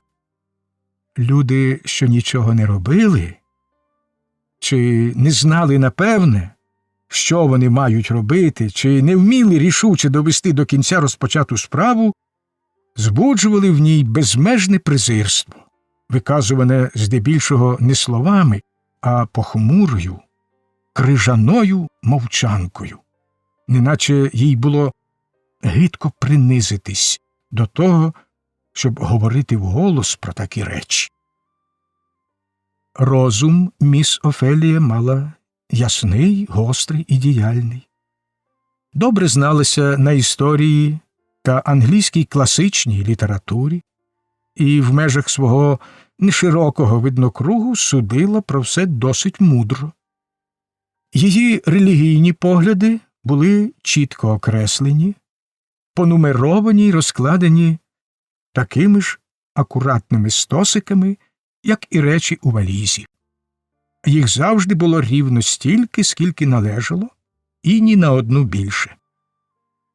Те саме можна сказати й про її засади у повсякденному житті, як от, приміром, у хатньому господарстві чи в стосунках з односельцями. Та передусім і над усе важила для неї найглибше підвалина її життя – сумлінність. Міс Офелія була справжньою рабинею обов'язку. Досить їй було повірити, що її кличе, як вона звичайно казала, голос обов'язку, то її не зупинили б ані вогонь, ані вода. Вона б залюбки кинулася в колодязь чи в гарматне жерло, аби тільки була певна, що її кличе туди той голос. Її взірець обов'язку був такий високий, бездоганний та всеосяжний і давав так мало попуску людській слабості, що й сама вона, незважаючи на всі свої героїчні зусилля, ніяк не могла його досягти. І над нею завжди тяжило дошкульне відчуття власної недосконалості.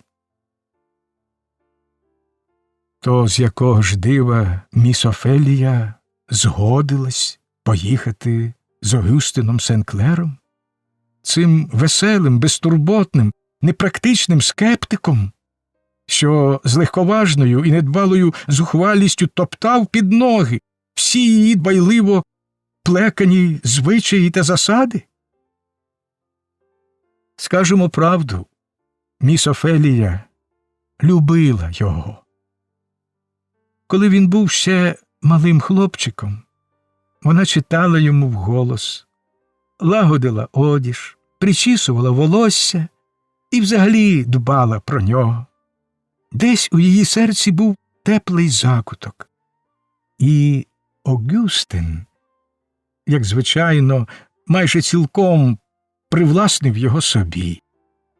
Отож йому не довелось надто довго переконувати міс Офелію, що голос обов'язку кличе її до Нового Орлеана і що вона повинна їхати з ним, щоб піклуватися про Єву і вберегти його дім від занепаду, до якого можуть призвести безнастанні недуги його дружини. Думка про будинок, що лишився без догляду, знайшла відгук у її серці. До того ж вона полюбила милу дівчинку, яку навряд чи хто не любив.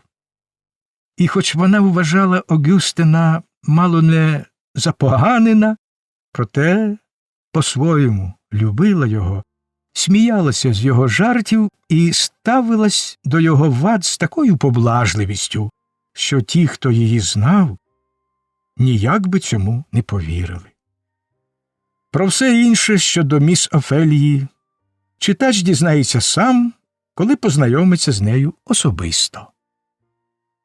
А тим часом вона сидить у своїй каюті серед великих та малих саквояжів, скриньок і кошиків, заклопотано спаковуючи, ув'язуючи та замикаючи їх. «Єво, ти пам'ятаєш, скільки в тебе речей?» «Звісно, що ні. Діти ніколи нічого не пам'ятають. Отже, крапчастий саквояж і голуба коробка з твоїм капелюшком – це 2, гумовий кошелик – 3, моя швадська скринька – 4, моя сумка – 5, коробка з комірцями – 6, і онде ще маленька валізка – 7. А де ти поділа свою парасольку? Дай-но її сюди, я загорну її в папір і прив'яжу до своїх парасолів. От так. Тітонько, навіщо? Ми ж поїдемо просто додому. Щоб усе було на місці, дитя моє. Коли хочеш мати речі, треба їх берегти. Слухай, Єво, а ти сховала свій наперсток? Ой, тітонько, я не пам'ятаю. Ну, дарма. Зараз я подивлюсь у твоїй шкатулці. Ага, ось де він. наперсток, віск, 2 шпульки, ножиці, ножик, голки. Все тут. Гаразд, поклади на місце. Як це ви їхали вдвох з татом? Певне, весь час щось губили. Еге ж, тітонько, я губила чимало речей. Та коли ми десь зупинялися, тато купував мені нові. Та що ти кажеш, дитя моє? Ну і звичай. Дуже зручний, тітонько. Яка жахлива безпорадність. Що робити з цією валізкою, тітонько? Спитала Єва. Вона така повна, що не зачиняється. Повинна зачинитися, відказала тітка войовничим тоном. Вона притоптала речі у валізі і зіпнулася на неї, та валіза однаково не зачинялася як слід. Ану, залазь і ти, Єво, рішуче мовила міс Офелія. Зачинили раз, то зачинимо й тепер. Ця валіза мусить зачинитися, нічого більше їй не лишається. І валіза, як видно, перестрашена тим категоричним присудом, подалася. Замок заклацнувся, і міс Офелія переможна сховала ключик. От ми й готові. А де твій тато? Певно, вже час виносити речі. Ану, Єво, подивись, чи не видно його де? Та он де він, у чоловічій каюті. Їсть апельсин. Може, він не знає, що ми вже під'їжджаємо? Чи не збігла б ти йому сказати? Тато ніколи не квапиться, мовила Єва. Та й ми же ще не під'їхали до пристані. Ой, ідіть сюди, тітонько, погляньте. Он де наш будинок. Он, на тій вулиці.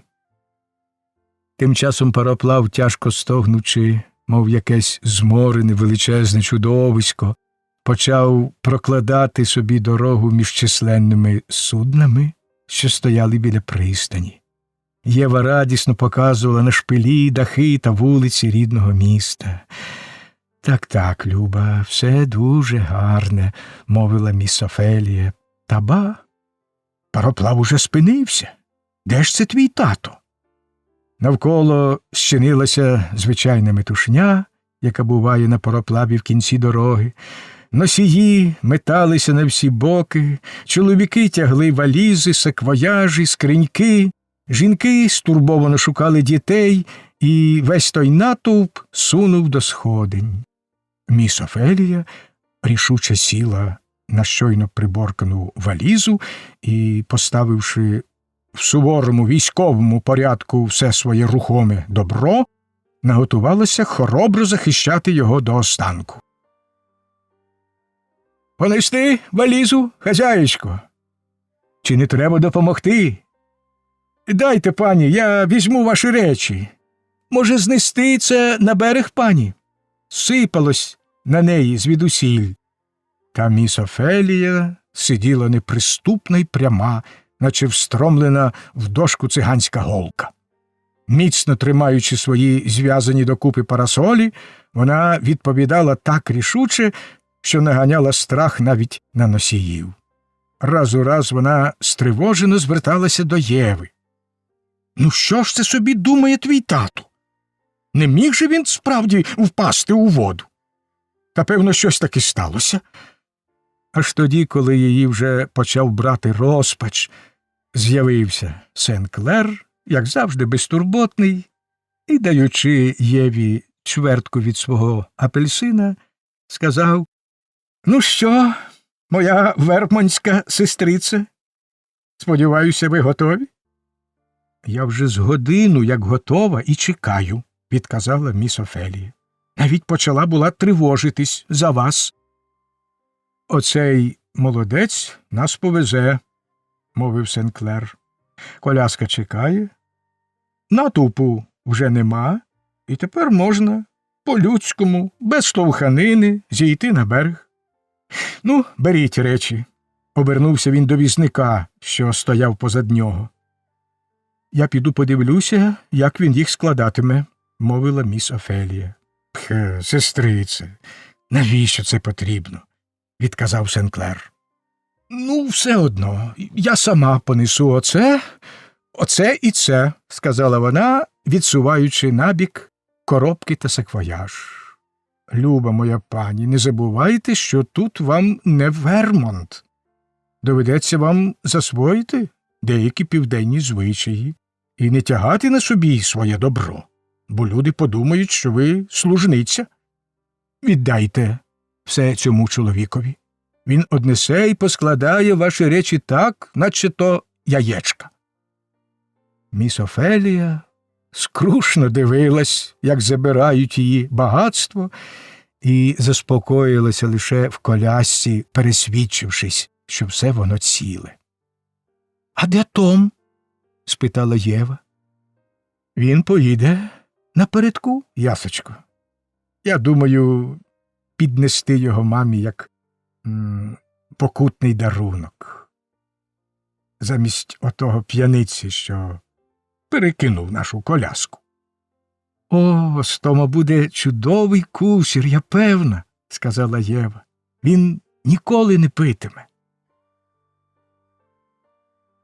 Коляска зупинилася перед старовинним будинком, спорудженим у тому химерному іспансько-французькому стилі, зразки якого трапляються подекуди в Новому Орлеані. Все там було оздоблене на мавританський лад з вигадливою і мальовничою пишнотою. Поминувши склеписту браму, коляска заїхала у внутрішній двір, з усіх боків обведений широкими галереями, що їх мавританські арки, стрункі підпори та візерунчасті орнаменти навіювали невиразні, мов сон, спомини про романтичну розкіш часів арабського панування в Іспанії. Посеред двору був фонтан. Його сріблястий струмінь шугав високо вгору і спадав у мармуровий басейн, обсаджений запашними фіалками. Прозора, як кришталь, вода в басейні аж кипіла міріадами золотих і срібних рибок, що зблискували й мінилися, мов живі діаманти. Круг басейну йшла доріжка, викладена мозаїкою з різноколірних камінців, навколо неї стелився гладенький, наче оксамит, зелений моріжок, а за ним була широка під'їзна алея.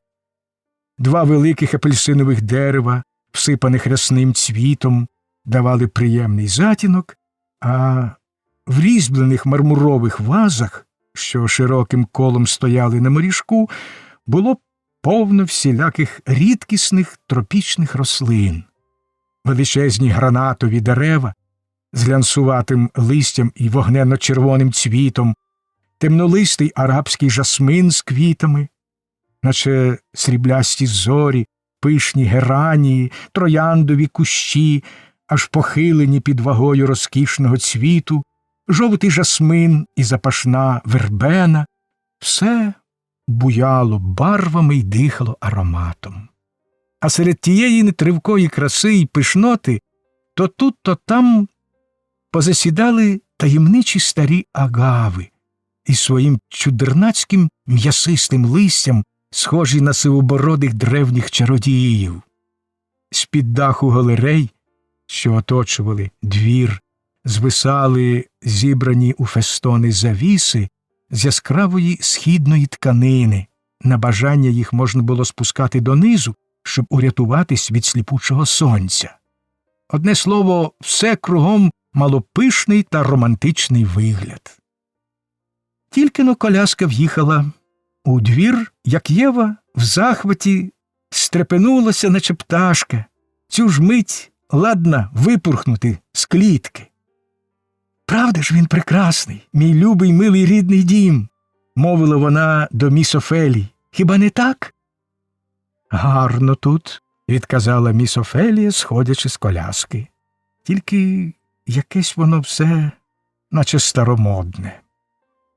Том і собі спустився з передка і розглядався довкола з тихим, спокійним захопленням. Сенклер, що мав десь у душі поетичну струнку, мовчки посміхнувся на зауваження Офелії і, обернувшись до Тома, чорне обличчя якого аж сяяло з утіхи, спитав: «Ну, а тобі, мій друже Томе, все воно начебто до душі?» «Так, пане, все тут гаразд», – відказав Том. Тим часом візник хутко позносив речі і підійшов по плату, а з усіх галерей уже збігалася челядь, чоловіки, жінки й діти, від малого до старого, з'юрмились у дворі привітати господаря. Попереду всіх був ошатний молодий мулат, з вигляду неабияка персона.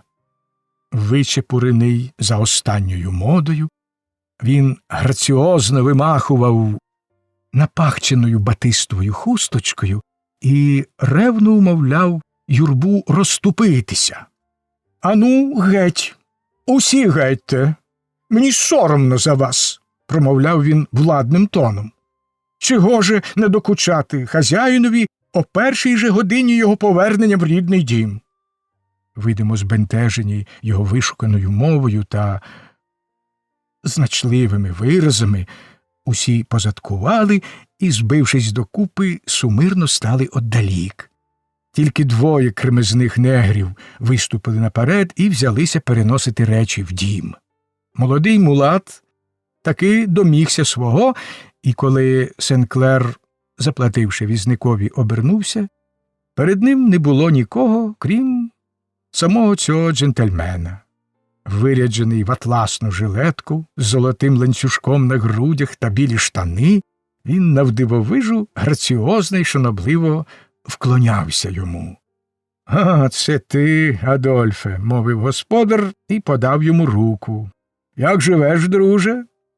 Містер Адольф зайшовся нескінченною імпровізованою промовою, до якої старанно готувався протягом 2 останніх тижнів.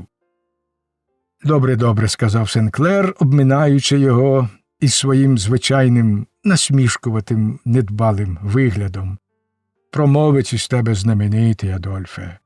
Доглянь, щоб як слід поскладали речі, і скажи людям, що я за хвилину до них вийду».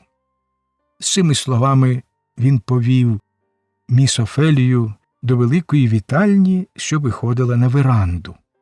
Тим часом Єва, легко, мов пташка, злетіла на ганок і вбігла до невеликої кімнати, що так само мала двері на веранду. Ставна, темноока жінка з нездоровим, жовтуватим обличчям, що спочивала на канапі, трохи підвелась їй назустріч. «Мамо!» – вигукнула Єва і, радісно кинувшись жінці на шию, почала палко її обнімати.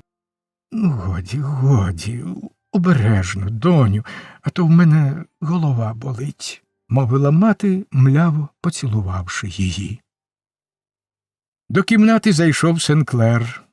Він стримано обняв дружину, а тоді відрекомендував їй свою двоюрідну сестру. Марі з ледь помітною цікавістю звела очі і млосно привіталася до неї. Тим часом біля дверей уже юрмилася челядь. Попереду, нетерпеливлячись у радісному чеканні, стояла дуже поважна з вигляду літня мулатка. «Няню!» – вигукнула Єва. Швидко перебігши кімнату, дівчинка кинулась їй в обійми і почала виціловувати її. Ця жінка не казала, що в неї заболить голова, а навпаки, міцно пригортала дівчинку до себе, сміялась і плакала, не тямлячи себе з радощів. Нарешті Єва випручилась з її обіймів і почала пурхати між слугами, тиснучи всім руки і цілуючи їх. Побачивши таке, міс Офелія, як вона сама призналася згодом, мало не зомліла з жаху. «Ну і ну», – мовила вона. «То он на що здатні діти на півдні. Мені б цього ні за що не зробити. Про що це ви? Спитав Сен-Клер.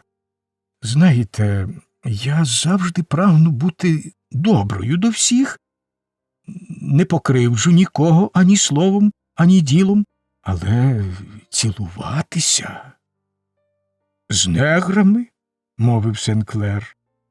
Таке вам не до душі, еге? Еге ж, як вона може?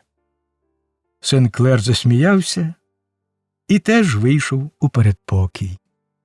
Ану, що це тут за вистава? Ей ви, няню, Джиммі, Полі, Саккі! Раді бачити свого хазяїна, мовив він, потискаючи по черзі їхні руки. Пильнуйте малечу, докинув він раптом, спіткнувшись на чорне, як сажене гриня, що рачкувало на підлозі. Якщо я на когось наступлю, хай кажуть, не соромляться. Усі сміялись і бажали панові здоров'я, а Сен-Клер роздавав їм дрібні монети, які мав у кишенях. Ну, а тепер ідіть собі і шануйтеся, сказав він, і вся громада, від найчорнішого до найсвітлішого, посунула на веранду. Єва й собі подалася за ними, прихопивши чималий кошелик, що його цілу дорогу напаковувала яблуками, горіхами, цукерками, стрічками та всілякими забавками. Обернувшись, Сен-Клер побачив Тома, що стояв збентежено переступаючи з ноги на ногу, тим часом як Адольф, недбало зіпершись на бильця, з виглядом справжнього великосвітського модника, роздивлявся його крізь лорнетку. Ач, який жевжик, мовив господар, вибиваючи в нього з рук лорнетку. Оце так ти шануєш, товариша? Здається мені, Дольфе, додав він, торкнувши пальцем вишикану жилетку, в якій красувався Адольф. Здається мені, що це моя жилетка. Ой, пане, та вона ж уся залита вином. Хіба ж такий джентльмен, як наш хазяїн, схоче носити брудну жилетку? Отож я й дотямив, що можна взяти її собі. Вона якраз годитиметься для такого бідного негра, як я. Адольф похитав головою і граціозним жестом поправив свою напахчену чуприну. Он як ти розважив, безтурботно мовив Сен-Клер. Ну, от що зараз я покажу Тома, його хазяйці, а тоді ти відведеш його в кухню і затям собі, щоб я більше не бачив отих твоїх штук. Він вартий 2 таких жевжиків, як ти. Хазяїн завжди жартує, усміхнувся Адольф. Я радий, що хазяїн у такому доброму гуморі. Ходімо, Томе, покликав Сен-Клер. Том зайшов до кімнати.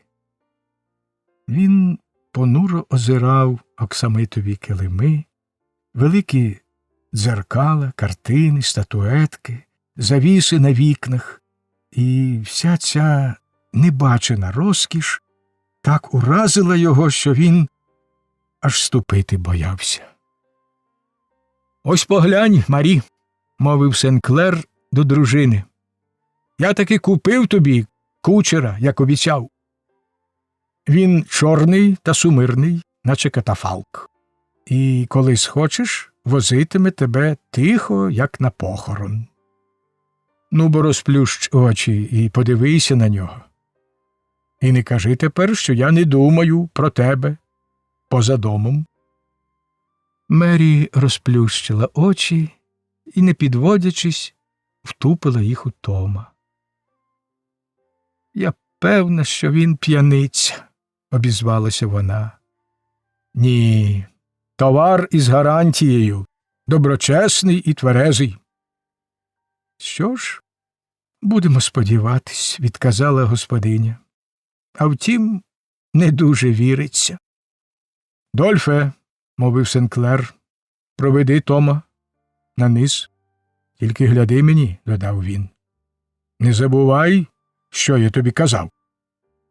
Адольф, легко ступаючи, подався з кімнати, і Том незграбно рушив за ним. Справжній бегемот, зауважила Марі. Ну, а тепер, Марі, мовив Сенклер, сідаючи на кріселко біля канапи. Будь любонька і скажи щось приємне своєму чоловікові. Ти приїхав на 2 тижні пізніше, ніж належало, ображено мовила дружина. Ну, я ж написав тобі, чому затримуюсь. Такий короткий і холодний лист. Та саме відходила пошта, і я не мав часу написати більше. Отак у тебе завжди, мовила дружина. Подорожі довгі, а листи короткі. Ось подивися, сказав Сенклер, витягаючи з кишені елегантний оксамитовий футляр і розкриваючи його. Це тобі подарунок з Нью-Йорка. То був дагеротип, тонкий і виразний, мов гравюра, на якому зображено Єву разом з батьком. Марі невдоволено подивилась на зображення. Чого це ти сидиш у такій негарній позі, мовила вона. Ну, щодо пози, можна сидіти по-різному, але загалом схоже, як ти вважаєш? Коли тобі байдуже до моєї думки про одне, то навіщо ж питати про інше? Відказала дружина, закриваючи футляр. От бісова жінка. Подумки лайнувся Сенклер, але вголос промовив: та ну ж бо, Марі, схоже все-таки чи ні? Не будь така дражлива. Який ти нечулий до мене, Сенклер, сказала дружина. Примушуєш мене говорити, на щось дивитися. Ти ж знаєш, я від самого ранку лежу з мігренню. А відколи ви приїхали, в домі таке робиться, що я взагалі ледве жива. Вас часто мучить мігрень, голубонько? Спитала міс Офелія, враз підводячись у глибокому кріслі, де вона тихо сиділа весь цей час, розглядаючи кімнату і про себе складаючи ціну кожній речі. Так, просто життя від неї не маю, відповіла господиня. Проти мігрені добре помагає відвар з ялівцевих ягід, мовила міс Офелія. Принаймні так каже Огюстіна, жінка нашого диякона, Ебрегема Перрі. А вона в нас найперша лікарка. Ось нехай вони тільки достигнуть у нашому садку біля озера, ті ягоди, і я звелю назбирати їх на ліки, сказав Сенклер і смикнув за китицю дзвоника. А тепер, сестрице, ви, певне, не від того, щоб піти до своєї кімнати і трохи спочити з дороги. Дольфе, обернувся він, скажи няні, нехай зайде сюди. Невдовзі у дверях з'явилася поважна мулатка, до якої так радісно лащилась Єва. На голові в неї був високий червоно-жовтий завій, Євин дарунок, що його сама дівчинка на неї і припасувала. Няню, сказав Сенклер, віддаю цю паню під твою опіку. Вона стомилася і хоче відпочити. Відведи її до покою і доглянь, щоб їй було добре. І міс Офелія пішла слідом за нянею. Розділ 16.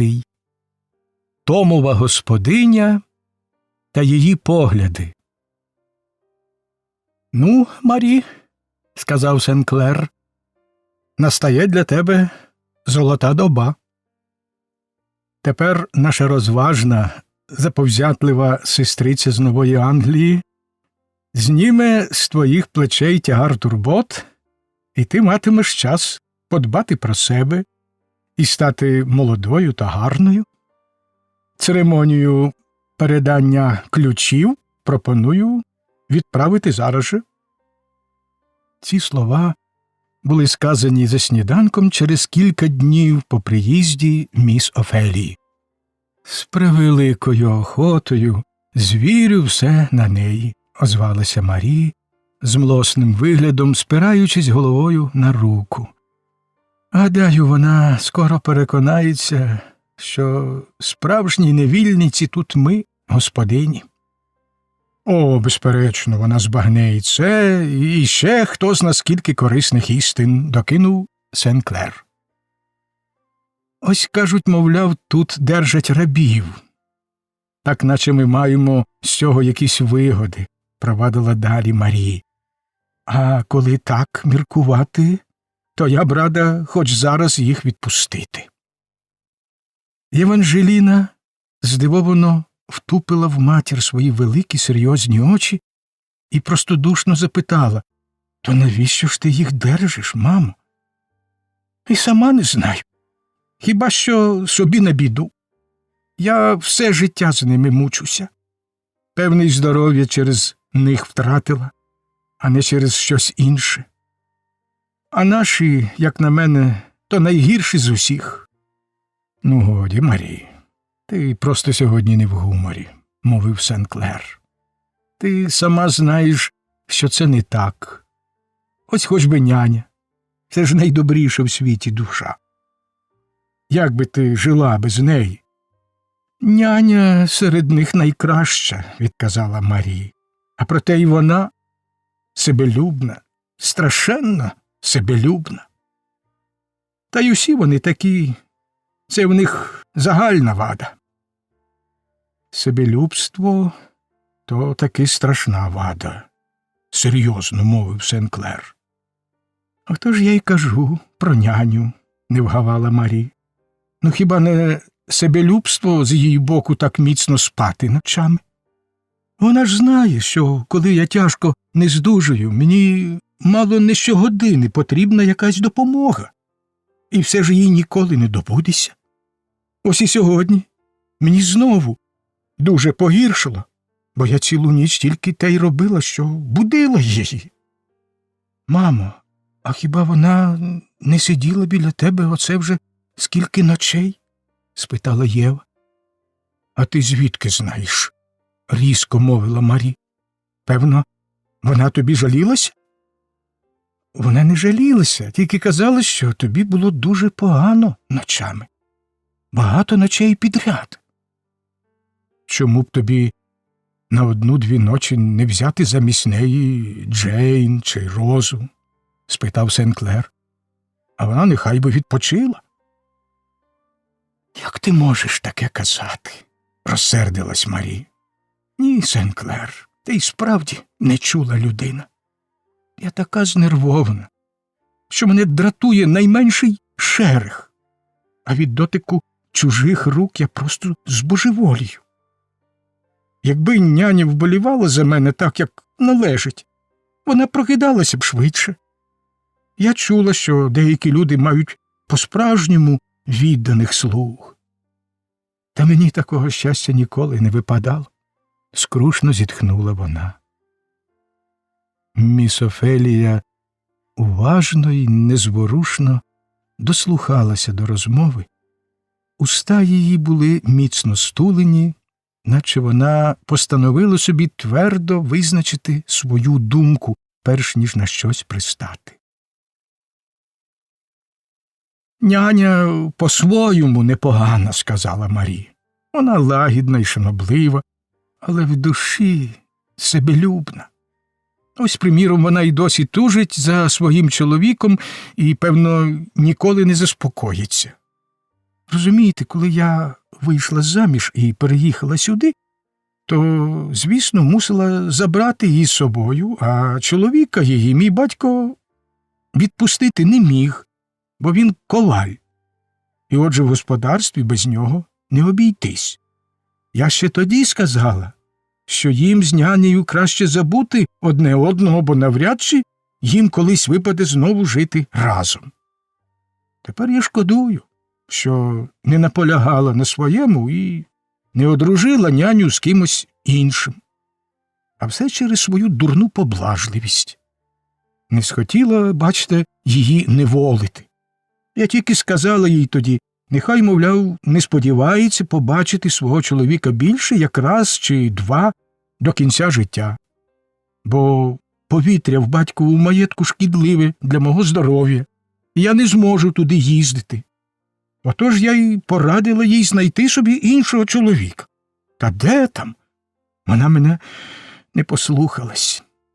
Няня часом буває страшенно вперта, але ніхто, крім мене, цього не помічає. — А діти в неї є? — спитала міс Офелія.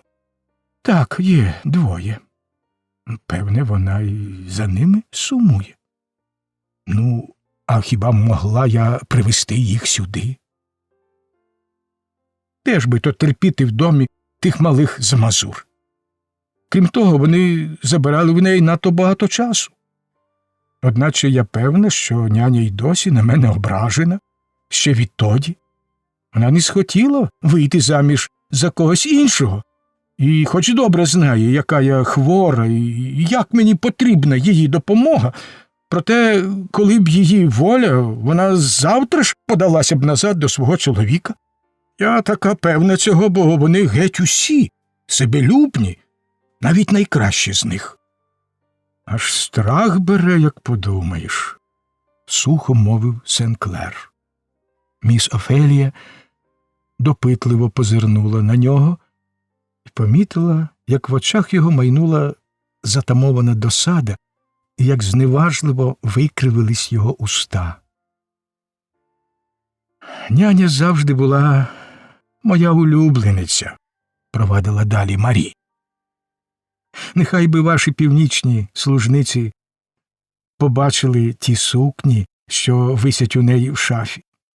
Усі шовкові, муслінові, ще й одна з найкращого ляного батисту. Часом я просиджую до півдня, щоб оздобити їй капелюшка, коли вона збирається в гості. Вона від мене жодного лихого слова не чула. Та й шмагали її всього раз чи два в житті. Щоранку вона п'є міцну каву або чай з білим цукром. Це, звісно, нікуди не годиться, але Сен-Клерові, бачите, до вподоби, щоб його челядь розкошувала. Отож, вони й живуть собі, мов пани. І, як на мене, то ми й самі винні, що вони такі себелюбні і поводяться, як вредливі діти. Та я вже стільки говорила про це Сен-Клерові, що аж стомилася. Я теж, — озвався Сен-Клер, беручись до ранкової газети. Єва, чарівна маленька Єва, слухала матір з отим властивим їй незбагненним виразом глибокої задуми. Тоді тихенько зайшла за материн стілець і обняла її руками за шию. — Чого тобі, Єво? — спитала Марі. — Мамо, можна мені доглянути тебе хоч одну ніч? Одну одненьку. Я знаю, що не дратуватиму тебе. Я не засну. Я часто не сплю вночі і все думаю. — Не кажи дурниць, доню, — мовила Марі. — Ти така чудна дитина. — Ну, можна, мамо. Бо, по-моєму, няня не здужає, — боязко додала вона. Вона казала мені, що в неї весь час болить голова. — А тож, оце ще одна з її химер. Няня така сама, як і всі вони. Щеняє галас, ледь в неї заболить голова, чи там палець або що. Ніколи не можна їм потурати. Це мій твердий принцип, — сказала Марі, обертаючись до міс Офелії. І ви самі пересвідчитесь, який він слушний.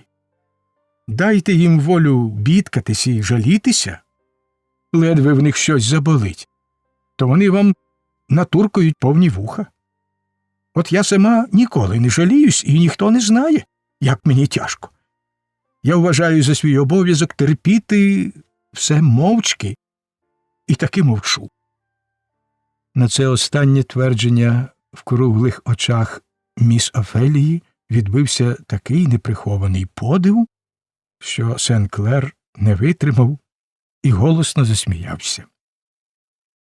Сен-Клер завжди сміється, коли я хоч словом обмовлюся про своє нездоров'я, сказала Марі тоном страдниці.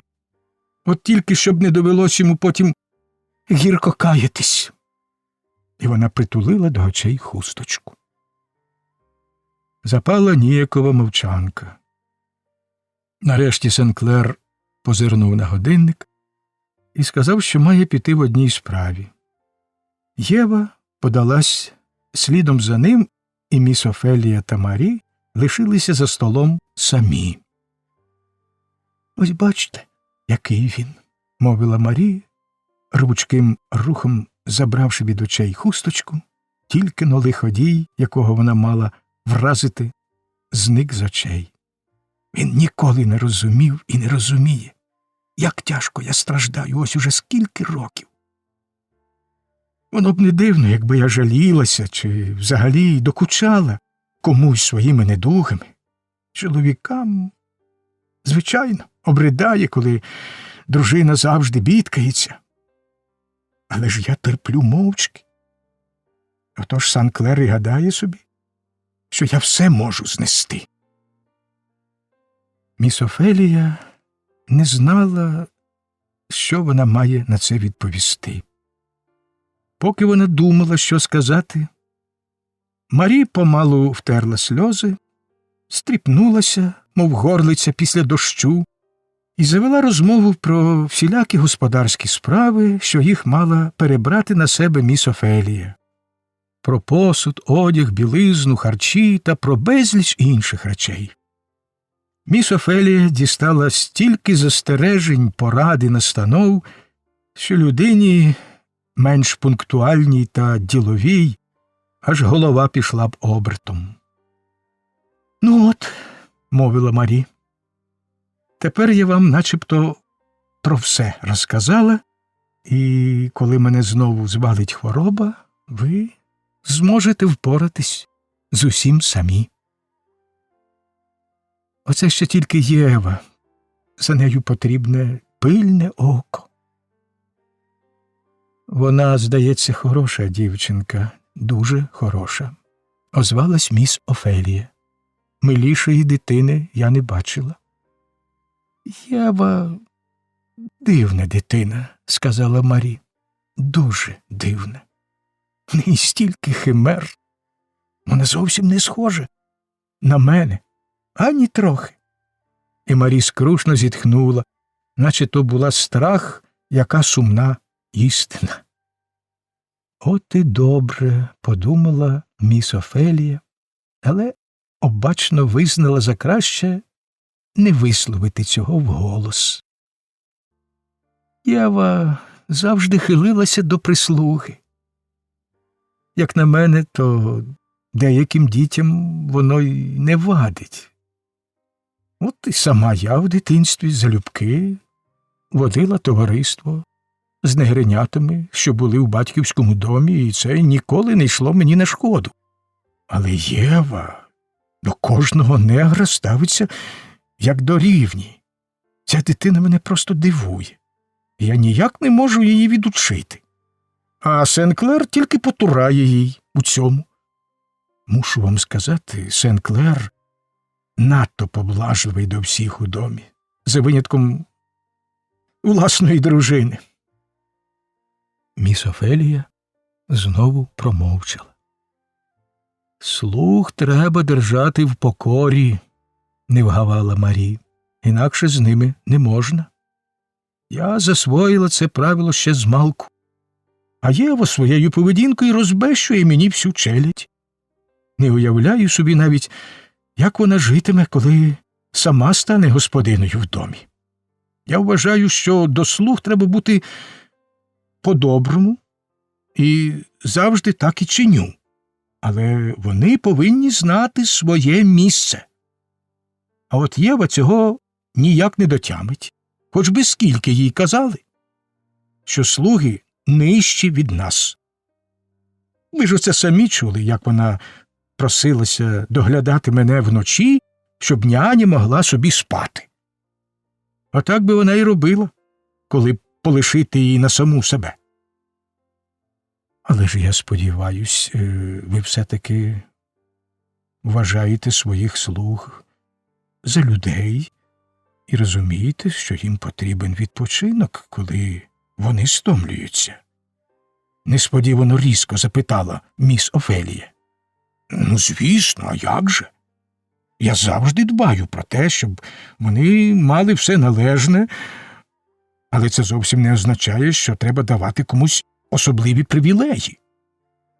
Нехай собі няня висипляється в інший час. Ніхто їй і слова не скаже. Такого сонливого створіння, як вона, я ще ніколи не бачила. Вона ладна заснути і над шитвом, і сидячи, і стоячи, і де ви тільки хочете. Тож нема чого боятися, що няня не доспить. Але поводитись із слугами так, наче з якимись ніжними квітами чи порцеляною, просто смішно, сказала Марі, поринаючи в пухкі подушки м'якого крісла і присуваючи до себе вишуканий гранчастий флакон з нюхальною сіллю. Ви ж бачите, провадила вона далі млосним голосом, слабким, мов передсмертне зітхання жасминової квітки. Ви ж бачите, сестра Офеліє, я не люблю багато говорити про себе, не маю такого звичаю і взагалі вважаю за негоже. Та, правду сказати, й не сила мені. Але є речі, щодо яких ми з Сенклером не дійдемо згоди. Сенклер ніколи не розумів і не цінував мене. Мабуть, саме в цьому й причина всіх моїх недуг. Я хочу вірити, що він бажає мені добра, але всі чоловіки від природи себелюбні й нечулі до жінок. Таке, принаймні, моє переконання. Міс Офелія з притаманною їй новоанглійською обачністю завжди боялася бути втягнута в чужі сімейні незгоди, а тут вона відчула, що йдеться саме до цього. Отож, прибравши похмурого і безстороннього вигляду, вона видобула з кишені довжелезну панчоху і ревно заходилась її доплітати. Уста її були міцно стулені, і цей вираз не гірше від слів говорив: «Не сподівайтеся зрушити мене на розмову. Мені байдуже до ваших справ». Шукати в неї співчуття було однаково, що в кам'яного лева. Одначе Марі це не бентежило. Досить і того, що її слухали, а говорити вона вважала за свій обов'язок.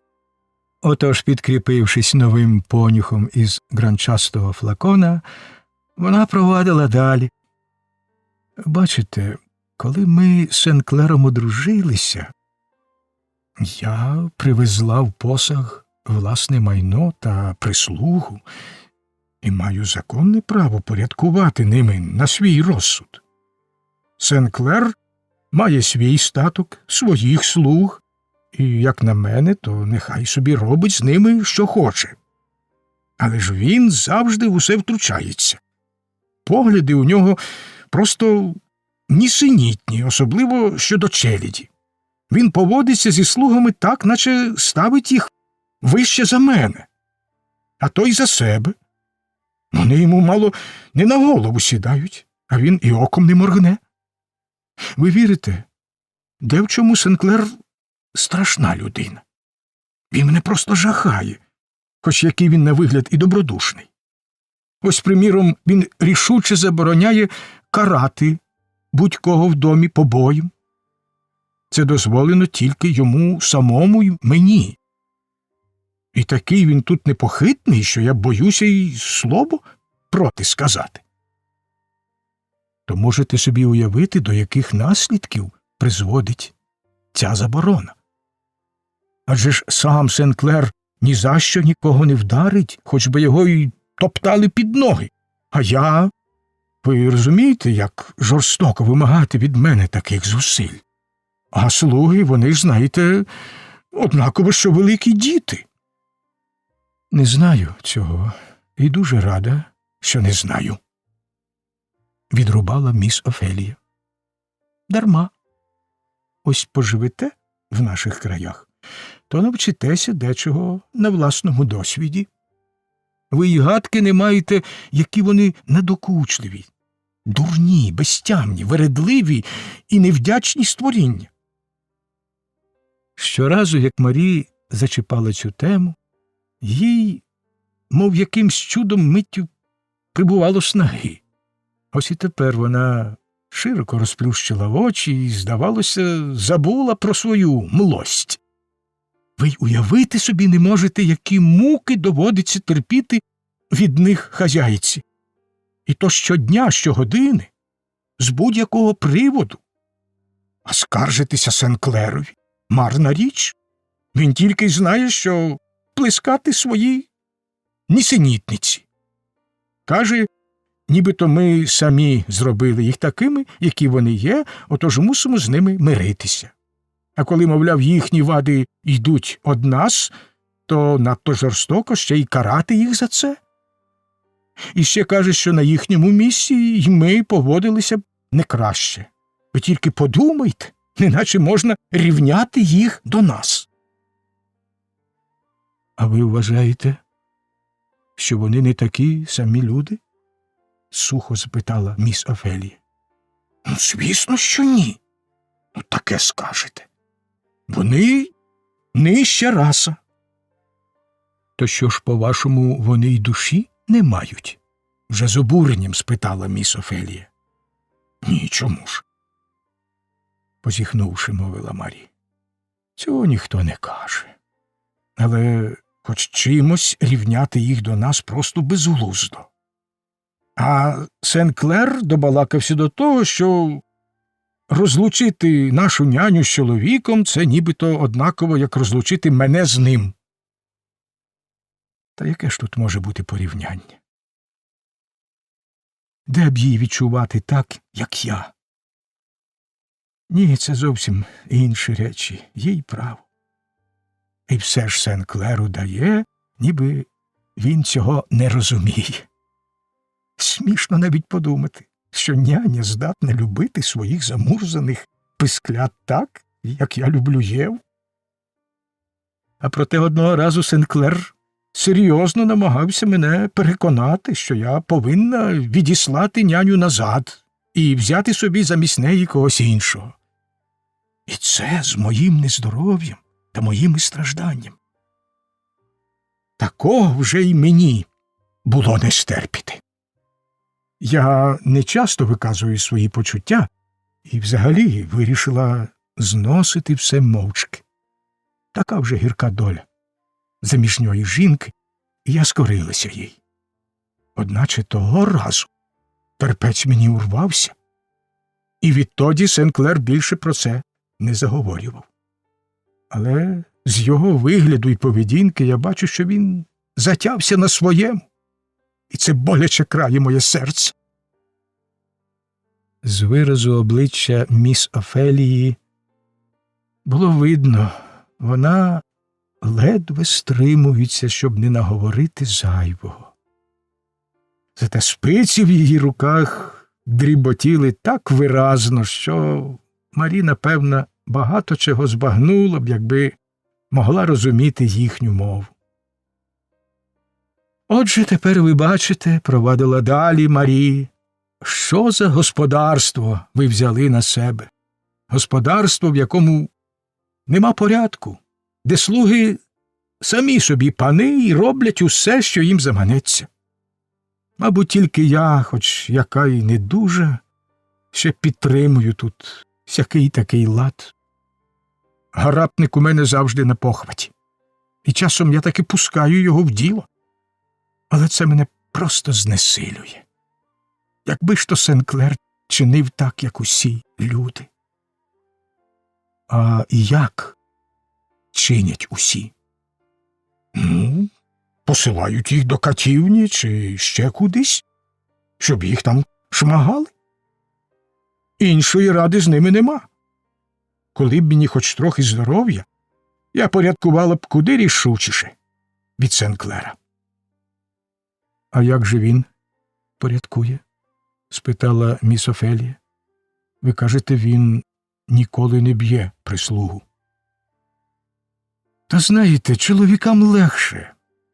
Їх якось краще слухаються. До того ж у Сен-Клера такі очі. От ви колись загляньте в них. Коли він сердиться, в них наче блискавки мелькають. Я тоді й сама його боюся.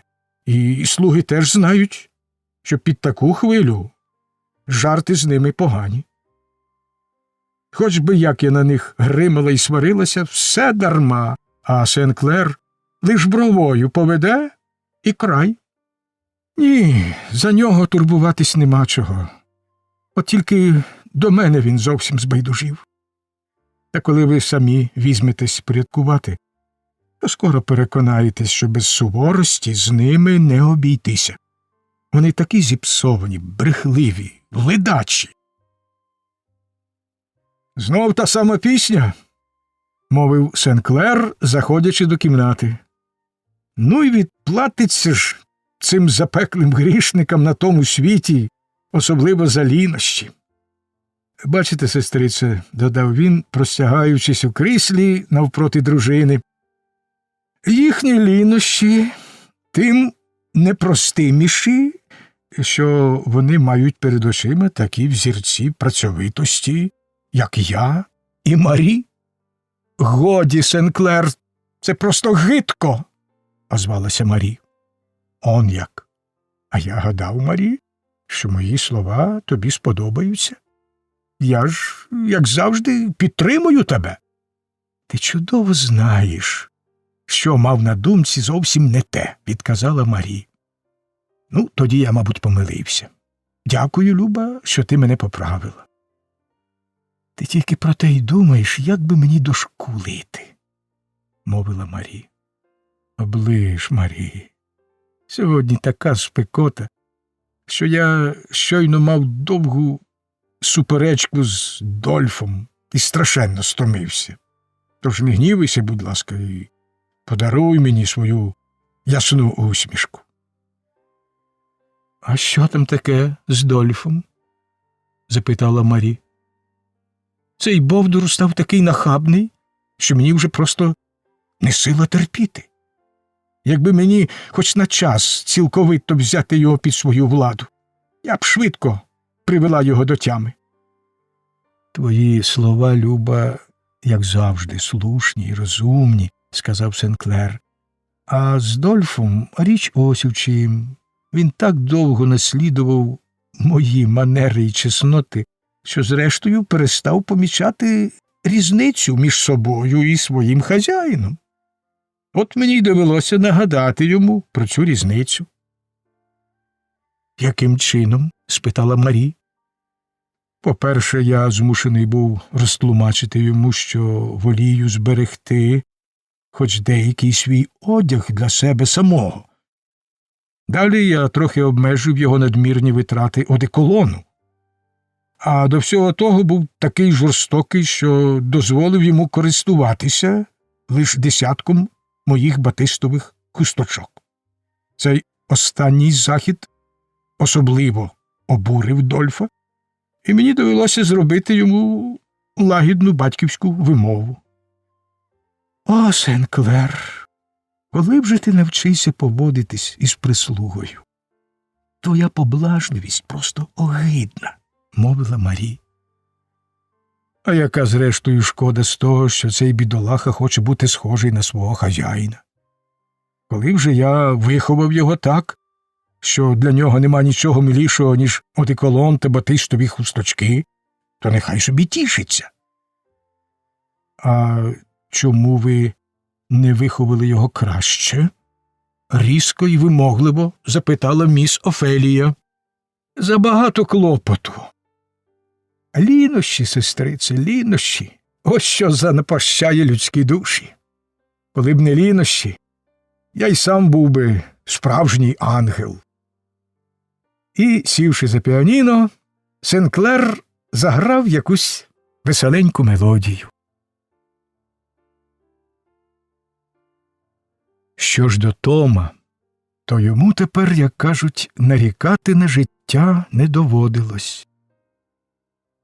Маленька Єва, щиро прихилившись до нього душею, тут була і неусвідомлена вдячність, і добра ласка її благородної натури, попросила батька приставити Тома до неї за доглядача у всіх її прогулянках та виїздах верхи. І Томові було звелено облишати всі інші справи і супроводити панночку Єву щоразу, як він буде їй потрібен. Певне, читач і сам розуміє, що цей наказ аж ніяк не був йому неприємний. Тепер він завжди ходив добре вдягнений, бо Сен-Клер дуже дбав про зовнішній вигляд прислуги.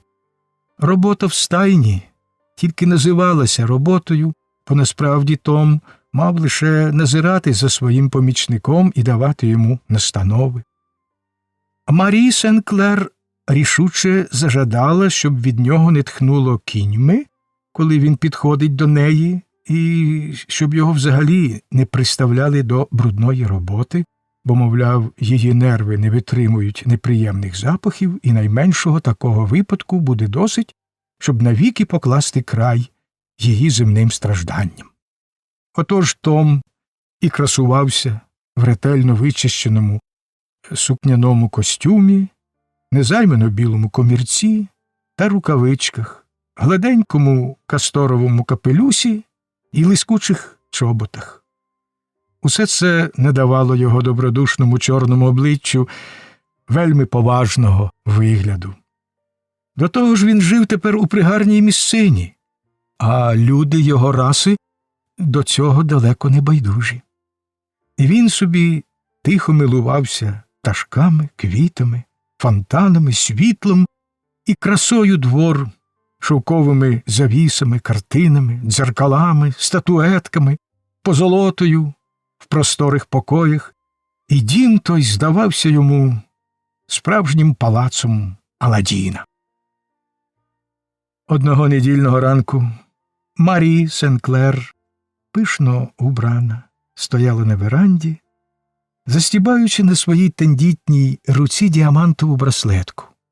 Отак в усій красі, в діамантах, шовках і мережевах, вона вирушала до модної в місті церкви, щоб показати своє благочестя. Марі віддавна взяла собі за звичай бути по неділях дуже побожною. Вона стояла на веранді, така струнка, така елегантна і граціозна, і мережевний шарф повивав її легеньким серпанком. Чарівна на вигляд, вона і в душі почувала себе доброю та милою. Міс Офелія, що стояла поруч, являла собою її цілковиту протилежність, і не тому, що не мала такої пишної шовкової сукні, такої гарної хусточки. Пряма, кощава і негнучка, вона, на відміну від своєї граціозної родички, немов би уособлювала зовсім іншу людську натуру. «А де Єва?» – запитала Марі. Вона спинилася на сходах сказати щось няні. Про що ж балакають на сходах Єва і няня? Послухай сам, читачу, бо Марі їх не чує. Люба няню, я знаю, що в тебе дуже болить голова. Щоб ви були здорові, панночко Єво, а голова в мене останнім часом завжди болить, то нема чого вам про те турбуватись. Я рада, що ти теж йдеш прогулятися. Знаєш що, няню? І дівчинка обняла її за шию. Візьми-но мій флакончик з нюхальною сіллю. Та що ви? Це ж Така гарна золота штучка, ще й з діамантами. Ні, панночко, не можна, ніяк не можна. Ну чому ж не можна? Тобі він потрібен, а мені ні. Коли в мами болить голова, вона завжди нюхає сіль, і їй стає легше. Ні, ти повинна його взяти. Зроби мені приємність. І що вона каже, рибонька моя, мовила няня. Єва швидко засунула флакончик їй у пазуху, поцілувала її і побігла вниз до матері. Чого ти там затрималась? Я спинилася тільки на хвилинку віддати няні свій флакончик з нюхальною сіллю. Єво! мовила Марі, гнівно тупнувши ногою. Віддати няні свій золотий флакончик. Коли вже я навчу тебе гідно поводитись? Ану зараз же йди мені і забери його назад. Похнюпивши голову, дівчинка знехотя повернулась іти. Слухай, Марі, дала б ти дитині спокій, сказав Сен-Клер. Нехай собі робить, що хоче. Сен-Клер, як же вона житиме на світі? Вигукнула Марі. Якось проживе, відказав Сен-Клер. Гадаю, краще, ніж ми з тобою. Тату, не треба, мовила Єва, легенько торкаючись його ліктя. Мамі це неприємно. А ви, брате, їдете з нами до церкви? Зненацька спитала міс Офелія, обертаючись до Сен-Клера. Ні, дякую. Я так хочу, щоб Сен-Клер показувався в церкві, обізвалась Марі. Але в ньому нема ані крихти благочестя. Це просто неподобство. Дорогою Марі повчала дочку. Ти повинна зрозуміти, Єванжеліно, що бути доброю до слуг можна й треба, але ніяк не годиться ставитись до них так, мов до родичів або людей одного з ними кола. От якби няня захворіла, хіба ти поклала б її на своє ліжко? Ну, звісно, мамо, що поклала б, відказала Єва. Адже так мені було б зручніше її доглядати. Та й знаєш, моє ліжко краще, ніж її. Від цієї відповіді, що виказувала цілковитий брак моральних підвалин, Марі охопив справжній розпач. Що мені зробити, щоб ця дитина зрозуміла мене? Вигукнула вона. Нічого, промовисто відказала міс Офелія. Якийсь час Єва сиділа принишкла і засмучена. Та, на щастя, діти недовго пам'ятають прикрі враження, і незабаром вона вже весело сміялася, видивляючись у віконце карети, що гуркотіла дорогою. Розділ 17. Як захищається вільна людина. Наближався вечір, і знайомий нам будинок квакерів знову ожив. Рейчел Геллідей нечутно снувала по кімнатах, вибираючи із свого запасу всілякі речі для наших втікачів, що того вечора мали вирушити в дальшу дорогу. Надвечірні тіні простяглися на схід, червоне сонячне кружало, в задумі стояло над обрієм, і його скісне проміння осявало затишним золотавим світлом невеличку кімнату, де сиділи Джордж і його дружина. Джордж тримав на колінах хлопчика, а в руці його лежала Елізина рука. Обоє були поважні і замислені, і на щоках у них видніли сліди недавніх сліз. «Твоя правда, Елізо», – мовив Джордж. «Я знаю, все, що ти кажеш, справедливе. В тебе добре серце, куди добріше, ніж у мене, і я постараюся стати таким, як ти хочеш. обіцяю тобі поводитись так, як личить вільній людині. Та я й раніше не мав лихих намірів і стримував себе, щоб не робити зла, навіть тоді, коли все було проти мене. А тепер я забуду минуле, скину з душі тягар образ і житиму по-доброму.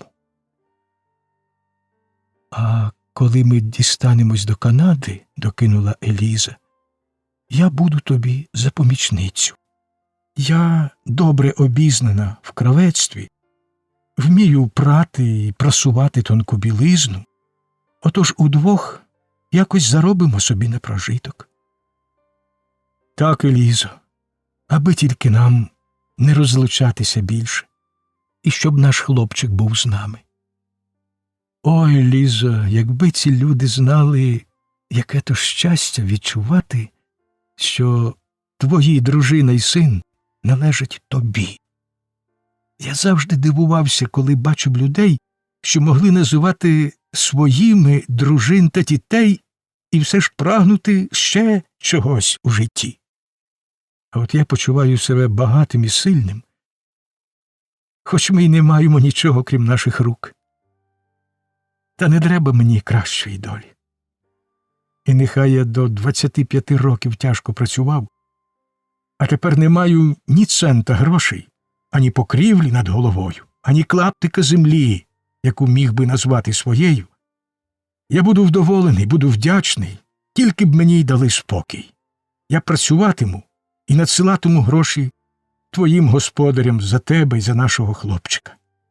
А своєму колишньому панові я нічого не винен.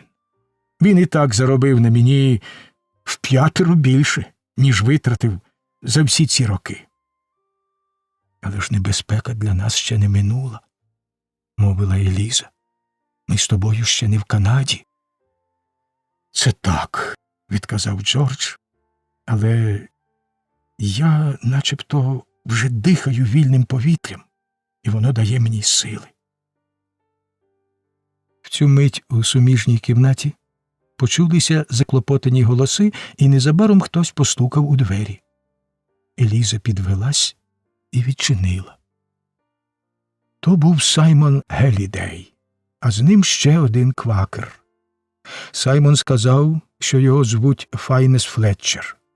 Він був високий на зріст, рудоголовий, з гострими хитруватими очима. На відміну від статечного і неговіркого Саймона, він мав вигляд заповзятливої, спритної людини, яка добре знає, чого вона хоче, і пишається своєю обачністю і кмітливістю. Усі ті прикмети не дуже пасували до його квакерського капелюха та поважної мови. Наш друг Файнес вивідав важливі речі. Вони стосуються тебе й твоїх супутників, Джордже, сказав Саймон. Тож не завадить і тобі послухати. Дещо таки вивідав, обізвався Файнес. Як я завжди кажу, подекуди буває корисно одним вухом спати, а другим наслухати. От на те й вийшло. Вчора проти ночі спинився я в одному невеличкому заїзді на бічній дорозі. Ти його знаєш, Саймоне, торік ми там продали яблука гладкій жінці з великими сережками.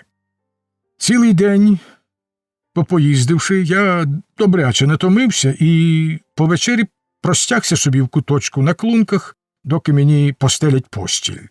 Укрився буйволячою попоною та й не щувся, як заснув. Наслухаючи одним вухом, агеш, Файнесе? Стиха запитав Саймон. Ні, десь годину чи дві я спав на обоє, бо таки дуже зморився.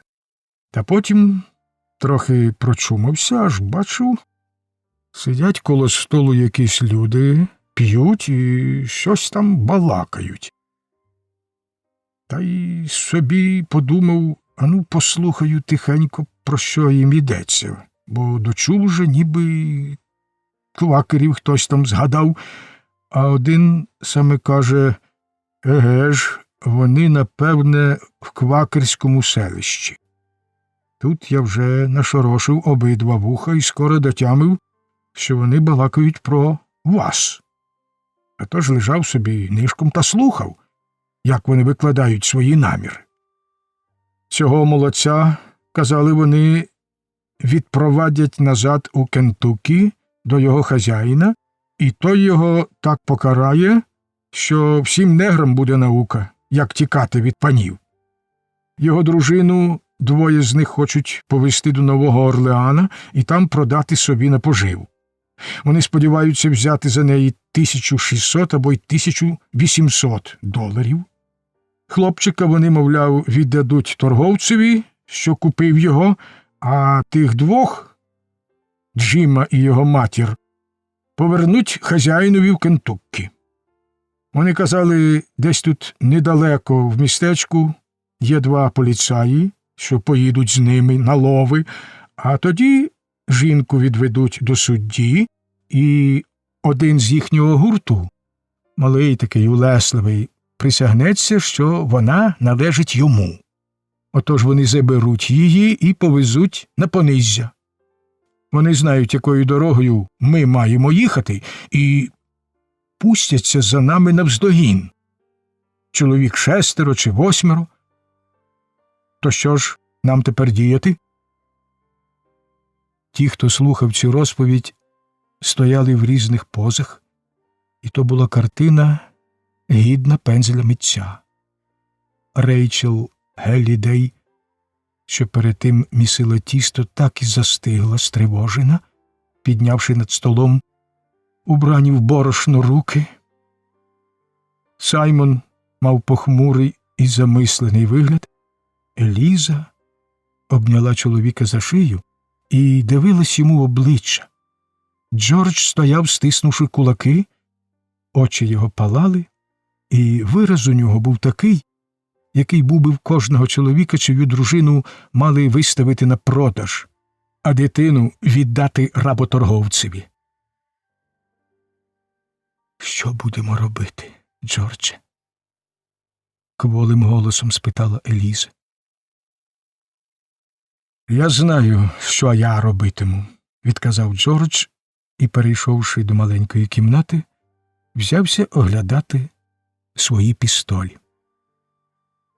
«Так», – мовив Файнс, киваючи головою до Саймона. «Бачиш, Саймоне, до чого воно йдеться?» «Та бачу», – зітхнув Саймон. «Краще б минулося без цього». «Я не хочу нікого вплутувати в свої справи», – сказав Джордж. «Тільки позичте мені візок і покажіть дорогу, а я сам доїду до того селища. Джим дужий, як велет, і безстрашний, як сама смерть. Та й я не боязкий». «Все воно так, друже», – озвався Файнес, – «але тобі знадобиться проводир. Бийся собі на здоров'я скільки хочеш, одначе дороги ти не знаєш. А от я таки знаю. Але я не хочу вас у це вплутувати», – сказав Джордж. «Вплутувати?» – перепитав Файнес з лукавим усміхом. «От коли ти вплутаєш мене, тоді й поговоримо». «Файнес миткий і тямущий чоловік», – мовив Саймон. «То краще тобі звіритись на нього».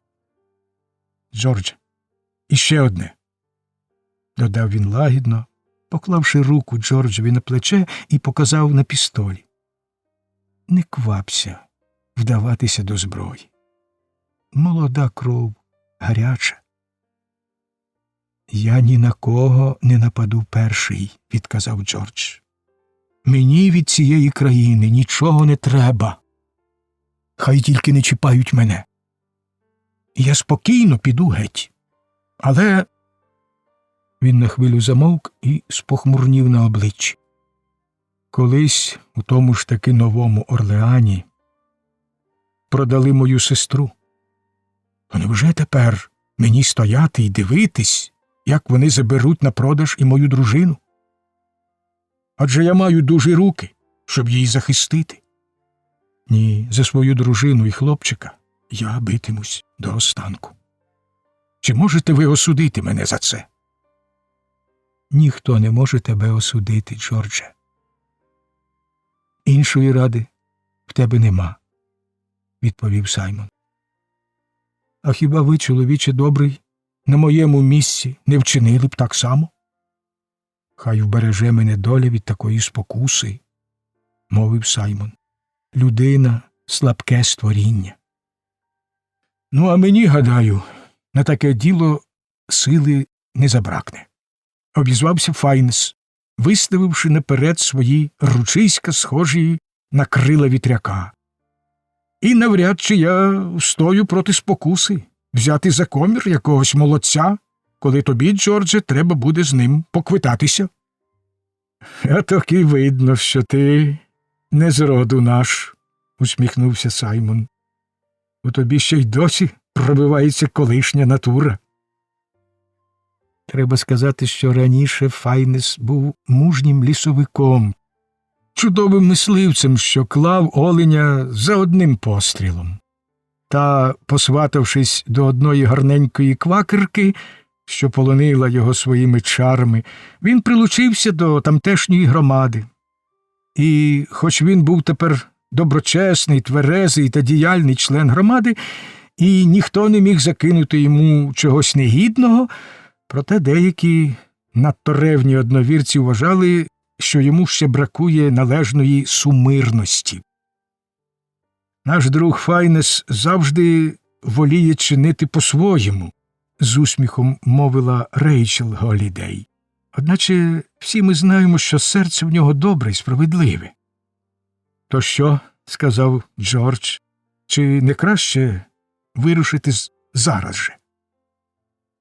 Я встав о 4:00, поганяв чимдуж і випередив їх на 2 чи 3 години, якщо вони виїхали, коли намірялися. Та й однаково, завидна, вирушати небезпечно. В сусідніх селищах є лихі люди, і коли вони побачать наш фургон, то можуть причепитись і затримати нас. Краще перебудемо тут. А от десь години за 2, гадаю, можна ризикнути. Я зайду до Майкла Кроса і скажу, щоб він виїхав верхи слідом за нами і пильнував за дорогою, а як помітить погоню, щоб остеріг нас.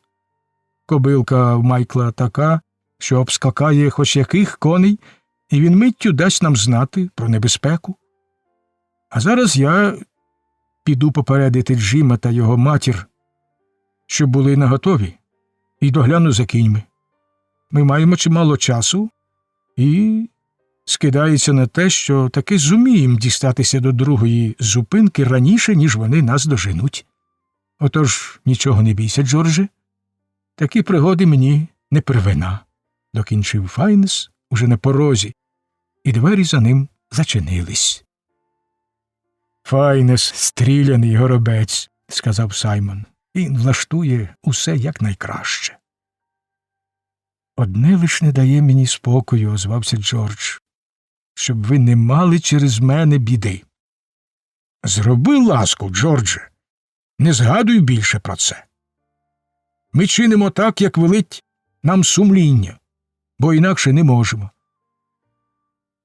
А тепер, мати, обернувся він до Рейчел, поквапся з вечерею для наших друзів, бо не можна ж відпустити їх голодних. Поки Рейчел та її діти клопоталися в кухні, пекли кукурудзяні коржі, смажили шинку та курчат і квапливо готували все інше до вечері, Джордж з Елізою сиділи, обнявшись у своїй кімнатці, і розмовляли так, як і належало подружжю, що його за кілька годин могли розлучити навіки. Елізо, сказав Джордж, люди, що мають багато друзів, власні домівки, землю та гроші, не здатні любити так, як любимо одне одного ми, бідні й безпритульні. Поки я не знав тебе, Елізо, жодна жива душа не любила мене крім моїх нещасних матері та сестри. Я бачив сердешну Емілі того ранку, коли торговець повіз її назавжди. Вона прийшла в закуток, де я спав, і сказала: «Бідолаха, Джордж, ти втрачаєш останнього друга. Що з тобою буде, нещасний мій братику?» А я встав, обхопив її руками за шию і гірко заплакав, і вона теж заплакала. То були останні лагідні слова, що я почув перед довгими 10 роками, і моє серце геть висхло і стало безживне, мов попіл. Та ось я зустрів тебе і твоє кохання. О, воно наче знову повернуло мене до життя. Відтоді я став зовсім іншою людиною. І тепер, Елізо, нехай я проллю свою кров усю до краплі, але вони не заберуть тебе від мене. Тому, хто зазіхне на тебе, доведеться спершу переступити моє мертве тіло. «Зглянься на нас, доле!» – ридаючи, промовила Еліза. «Нам би тільки піти разом з цієї країни. Ото і все, чого ми хочемо». Аж ось до неї підступила Рейчел і, лагідно взявши за руку, повела до столу вечеряти. Тільки-но всі посідали, як почувся легенький стук у двері, і до кухні зайшла Рут. «Я забігла на хвилинку», – мовила вона. «Принесла вовняні панчішки для хлопчика. Їх тут 3 пари, гарненькі, теплі, адже в Канаді така холоднеча». «Ну як, не боїшся, Елізо?» – спитала вона і, швидко перейшовши до другого кінця столу, приязно поплескала Елізу по руці. Тоді сунула малому Гаррі маківника. «Оце йому на дорогу». Вона витягла з кишені невелику пачечку. «Діти ж завжди просять їсти». «О, дякую, ви така добра», – мовила Еліза. «Сідай повечеряй з нами, Рут», – запросила Рейчел. «Ні, не можу. Я покинула Джона з малим, а в печі пироги сидять. Отож мушу бігти, бо Джон попалить мені пироги і віддасть малому весь цукор з цукерниці. Він у мене такий», – засміялася маленька квакерка. «Ну, прощавай, Елізо. Прощавай, Джордже. Щасливої вам дороги!» І Рут хутенько вибігла з хати. Невдовзі по вечері до будинку під'їхав фургон. На небі вже сяяли зорі. Файнес швидко зіскочив з передка, щоб примостити подорожніх. З дверей будинку вийшов Джордж, несучи на одній руці хлопчика, а другою підтримуючи Елізу. Хода його була тверда, обличчя спокійне та рішуче. За ними вийшли Рейчел і Саймон. «Ви на хвилинку злізьте», – мовив Саймон до тих, що були у фургоні, «а я трохи підмощу жінкам і дитині». «Ось 2 буйволячі попони», – сказала Рейчел. «Роби все так, щоб зручніш було сидіти. Адже їхати цілу ніч». Джим зліз перший і дбайливо допоміг своїй старенькій матері, що вчепилась йому за руку і сполохано озиралася довкола, неначе десь от-от мала наскочити погоня. «Джиме, твої пістолі в порядку?» – тихо і спокійно запитав Джордж. «А вже ж», – відказав Джим. «І ти знаєш, що тобі робити, якщо вони нас доженуть?» «Певне, що знаю», – сказав Джим, випинаючи свої широкі груди. «Невже ти гадаєш, що я знову віддам їм мою матусю?» Поки вони перемовлялись між собою, Еліза попрощалася з добросердою Рейчел, і Саймон підсадив її у фургон. Тримаючи на руках хлопчика, вона забралася в задок і сіла на буйволячі шкури. Там таки всадовили й стару, а Джордж і Джим примостилися на товстій дошці посередині. Файнес заліз напередок. Щасливої дороги, друзі, мовив Саймон. Бувайте здорові, озвалися втікачі. Фургон рушив з місця і, підстрибуючи, загуркотів по стужавілій дорозі. Дорога була така труська, і колеса так торохтіли, що розмовляти ніяк не випадало. А тим часом фургон сунув собі вперед великими темними гаями, похмурими голими рівнинами, поминав горби та видолинки, і з кожною годиною втікачі від'їжджали все далі, далі й далі. Хлопчик скоро заснув, налігши обважнілим тільцем на материні коліна. Бідолашна стара жінка помалу заспокоїлась і вже не тремтіла від страху. І навіть Еліза, попри всі свої тривоги, десь після півночі не самохідь склепила повіки. Тільки Файнеса начебто зовсім не брав сон, і він коротав ніч, висвистуючи пісень, що аж ніяк не скидалися на квакерські. Та десь на 3-ю годину Джордж дочув ген позаду швидке й рівне тупотіння кінських копит і штовхнув Файнеса під лікоть. Той спинив коней і прислухався. «Здається, Майкл», – мовив він.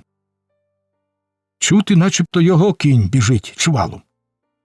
Він підвівся напередку і витяг шию, стривожено видивляючись на дорогу позаду. На вершечку далекого горба невиразно забовванів образ вершника, що чимдуж скакав до них. «Напевне він», – сказав Файнес.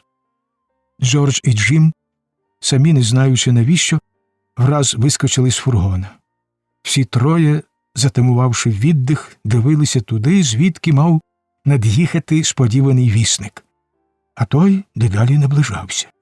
Ось він спустився у видолинок, і тепер вони не бачили його, лише чули квапливе, уривчасте тупотіння, усе ближче й ближче, аж ось нарешті він вигулькнув з-за пагорка, де його вже можна було гукнути. «Так, це Майкл», – мовив Файнес, а тоді голосно гукнув: «Гей! Майкле! Це ти, Файнесе?» «Еге? Ну що там? Вони вже близько? На 5 наступають. Їх чоловік 8 чи 10.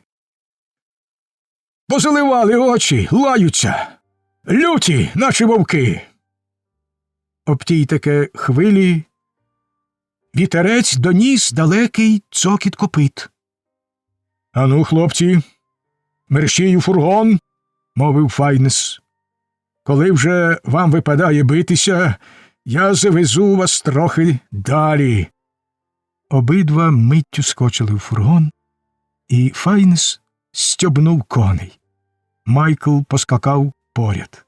Фургон гуркотів, підстрибував, мало не летів над обмерзлою дорогою. Проте ззаду дедалі виразніше долинав гук погоні. Тепер і жінки почули його і, сполохано висунувшись із фургона, побачили на гребені далекого пагорба гурт вершників, обриси яких бовваніли на тлі червонястих смуг передранішньої зорі.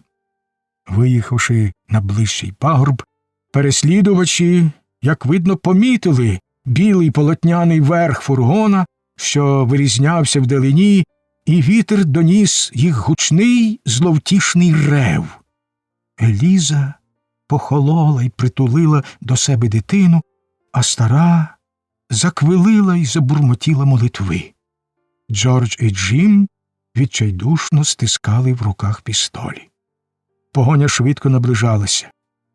Аж раптом фургон круто повернувся і опинився біля великого стрімчака, що височів над самотнім кряжем серед голої пустки.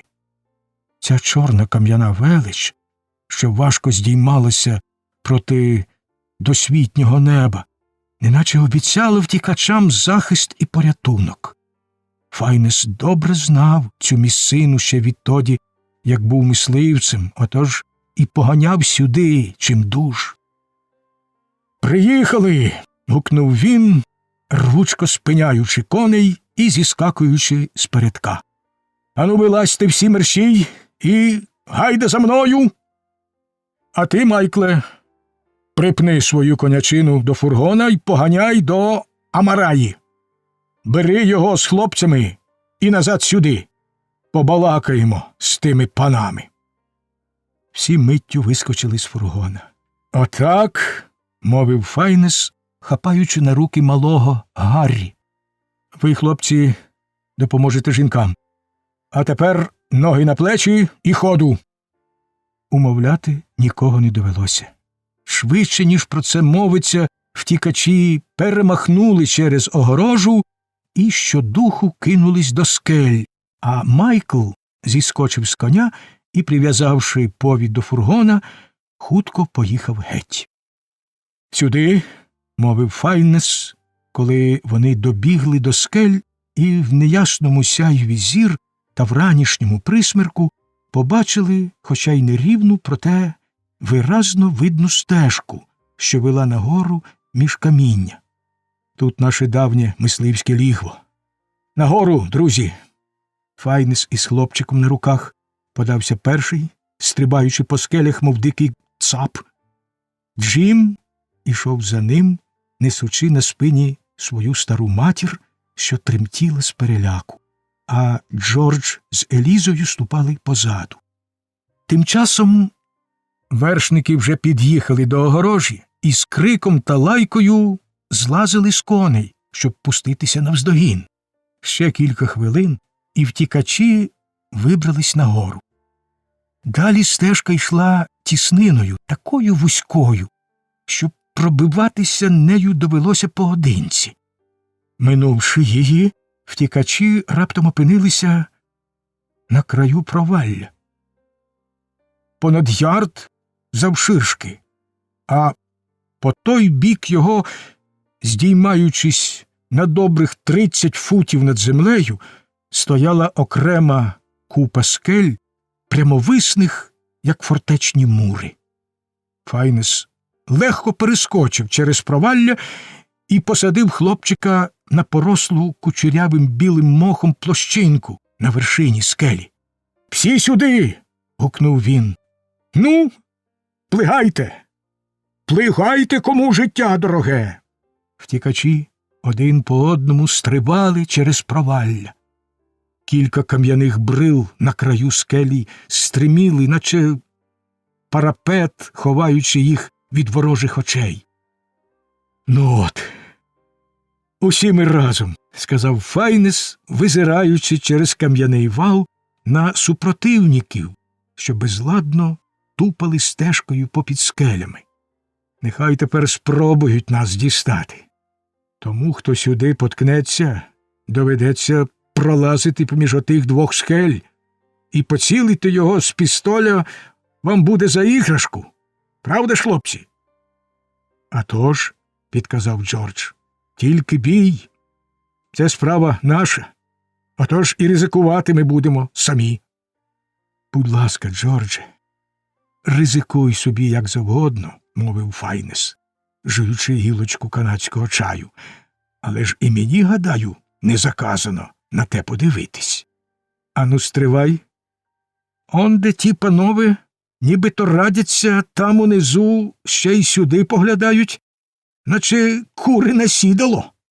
То, може, ти сказав би їм напутнє слово, поки вони не попхались нагору? Остеріг би красненько, що їх тут дуже просто й постріляти». У світлі вранішньої зорі вже вирізнялись обличчя переслідувачів, що стояли внизу. То були наші давні знайомі Том Локер і Меркс із 2 поліцаями та ватагою розбишак, найнятих в останньому заїзді, які за пляшку бренді завжди ладні пристати до погоні за біглими неграми. «Ну, Томе, попалися твої пташки», – сказав один з них. Еге ж, я сам бачив, як вони дременули нагору, озвався Том. Ось де й стежка. Треба йти просто туди.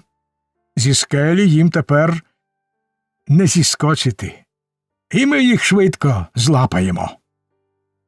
Слухайте, Томе, але ж вони можуть стріляти в нас із-за скель, мовив Меркс. А це, знаєте, не смішки. Ха, глузливо відказав Том. Завжди ви трусите за свою шкуру, Мерксе. Одначе не бійтеся, ці бісові негри надто полохливі. Нема нічого дивного, що я так дорожу своєю шкурою, пробурмотів Меркс. Вона ж у мене одна, а негри часом б'ються, мов чорти. В цю мить на краю скелі над ними з'явився Джордж і спокійним голосом запитав. «Хто ви такі, панове, і чого вам треба?» «Нам треба збіглих негрів», – сказав Том Локер. «Джорджа Гарріса, Елізу Гарріс і їхнього сина. А ще Джима Селдена з матір'ю. З нами тут поліційні чини. Ми маємо дозвіл на арешт, отож і зловимо їх. Будь певен. Ти мене чуєш? А чи не ти й будеш Джордж Гарріс, раб містера Гарріса з округи Шелбі в Кентуккі?» «Так, я Джордж Гарріс. І був час, коли той містер Гарріс із Кентуккі справді називав мене своєю власністю. Але тепер я вільна людина, і моя дружина та син належать мені. Джим і його мати теж тут з нами. Ми маємо зброю і будемо захищатися. Коли хочете, ви можете піднятися сюди, але перший, хто наблизиться на постріл, буде мертвий, і другий, і третій, і так аж до решти». «Ну, годі вам, годі!» – обізвався присадкуватий одутлий чоловік, ступивши наперед і висякавши носа. «Не випадає вам так розмовляти, молодий чоловіче. Ви ж бачите, ми охоронці з правосуддя. На нашому боці закон і влада, і все таке інше. Отож спускайтеся краще по-доброму, бо вам однаково доведеться здатись». «Я добре знаю, що закон і влада на вашому боці», – гірко відказав Джордж. «Ви хочете забрати мою дружину і продати в Новому Орлеані, а хлопчика, мов безсловесне теля, кинути в обору до работорговця. Джимову стару матір ви хочете повернути негідникові, що бив її і знущався з неї, бо не міг знущатися з її сина. А нас із Джимом ви воліли б отдати на тортури тим, кого ви звете нашими панами, щоб вони затоптали нас у болото. І коли ваші закони дозволяють вам таке робити, то ганьба і вам, і тим законам. Але ви нас ще не схопили. Ми не визнаємо ваших законів і вашої країни. Ми вважаємо себе такими ж вільними, як і ви, і будемо битися за нашу волю до останку». Виголошуючи свою декларацію незалежності, Джордж стояв на видноті на вершечку скелі, і рожевий відсвіт зорі осявав його смагляве обличчя й темні очі, що палали гнівом і розпачем. Хоч би як там було, а його горда поза, палючі очі та гучний голос так вразили переслідувачів, що їм на хвилю аж мову одібрало. Справжня хоробрість і рішучість часом здатні вгамувати навіть найзапекліших грубіянів. Тільки Меркс лишився незворушний. Він неквапливо звів курок свого пістоля, і коли Джордж скінчив говорити, і запала миттєва тиша, вистрілив у нього.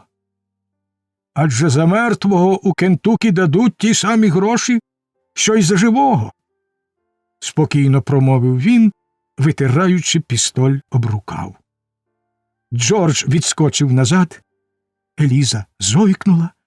Куля пролетіла біля самого його волосся, мало не черкнула Елізу по щоці і увігналася в стовбур дерева за нею. «Пусте, Елізо», – швидко мовив Джордж. «Краще б тобі не вилазити їм перед очі зі своїми промовами», – обізвався Файнес. «Тож усе підлі негідники». «Ну, Джиме», – сказав Джордж, – «готуй свої пістолі й будемо разом пильнувати той прохід. Першого, що виткнеться звідти, стріляю я. Ти стріляєш другого і так далі. Нема чого витрачати по 2 кулі на кожного. А що, як ти не поцілиш?» «Ще й як поцілю», – спокійно відказав Джордж. «Ого, хлопець, я бачу, з норвом», – пробурмотів Файнес крізь зуби. Після пострілу Меркса переслідувачі якусь мить стояли, не знаючи, що робити далі. «Здається, ви когось там поцілили», – мовив один. «Я чув крик». «Щодо мене, то я зараз же лізу нагору», – сказав Том. «Ніколи не боявся негрів, не побоюсь і тепер. Хто зі мною?» – спитав він, здираючись на каміння. Джордж виразно чув його слова. Він витяг з-за пояса пістоль, оглянув його і націлився на вихід з тіснини, де мав з'явитись перший переслідувач. Хтось із найхоробріших подався за Томом, а тоді вся ватага й собі полізла на скелю.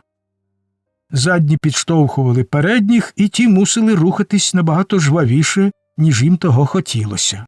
Вони просувались усе далі, і десь за хвилину кремезна Томова постать показалася майже на краю провалля.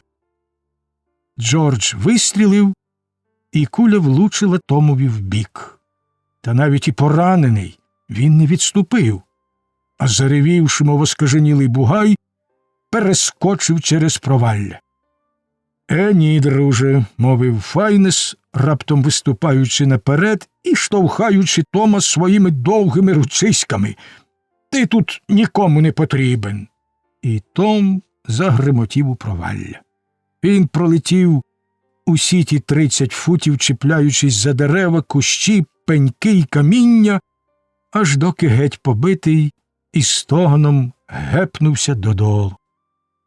Він, напевне, убився б на смерть, якби не зачепився одежею за віти великого дерева, що трохи послабило падіння. І все ж удар був досить сильний і навряд чи приємний для Тома. «Ой, лишенько, та це ж сущі дияволи!» – вигукнув Меркс, перший пускаючись бігти зі скелі, куди завзятіше, ніж піднімався. Уся ватага хутко посунула за ним, найгучніше тупотів і сапав гладкий поліцай. «Ось що, панове», – мовив Меркс, – «ви зараз обійдіть скелі і підберіть Тома, а я тим часом скочу на коня та гайну по підмогу». І, незважаючи на тюкання й посміх своїх помічників, Меркс дав тягу і невдовзі уже гнав чвалом ген у далині. «Ну, чи бачив хто такого паскудного гада?» – мовив один з переслідувачів. «Притаскав нас сюди в своїй справі, а тепер накивав п'ятами і покинув ні з чим». «Одначе треба йти забрати того другого», – обізвався ще один. «Хоч, як на мене, нехай йому біс, живий він чи мертвий». Ідучи на Томів голос, вони почали продиратися між корчів, завалів, каміння та чагарів, аж поки відшукали того героя, що лежав, несамовито стогнучи й лаючись. «Та ти ж репетуєш, Томе», – сказав один. «Дуже забився?» «Не знаю. підведіть мене. Чи вам руки поодбирало? І нехай йому 100 чортів тому клятому квакерові. Коли б не він, я б сам скинув декого сюди вниз. Отоді б я на них подивився.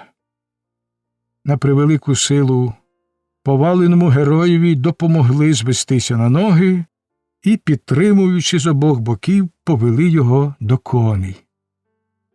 От якби ви одвезли мене назад до того заїзду.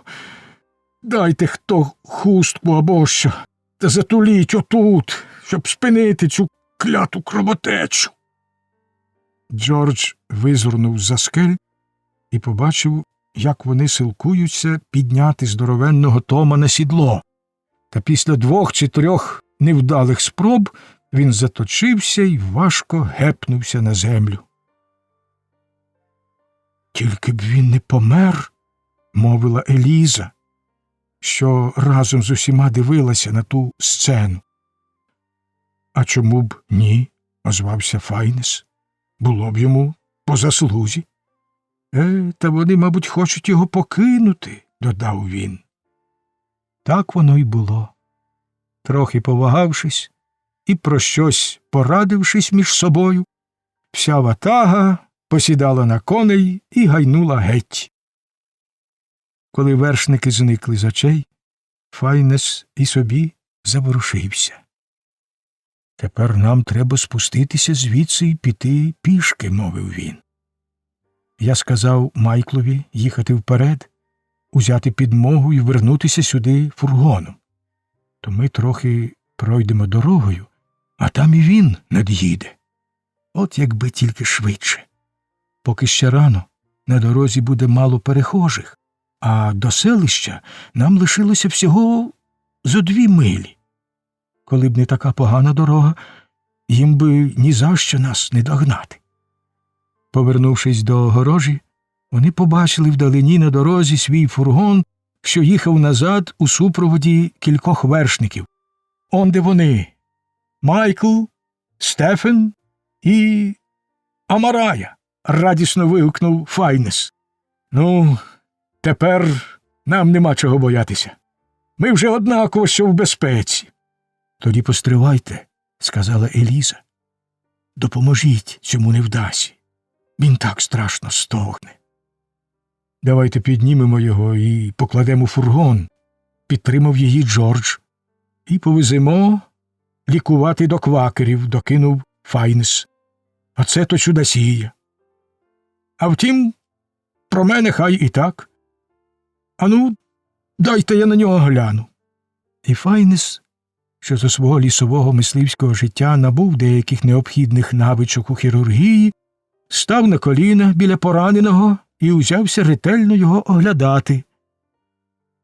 «Меркс», – кволим голосом обізвався Том.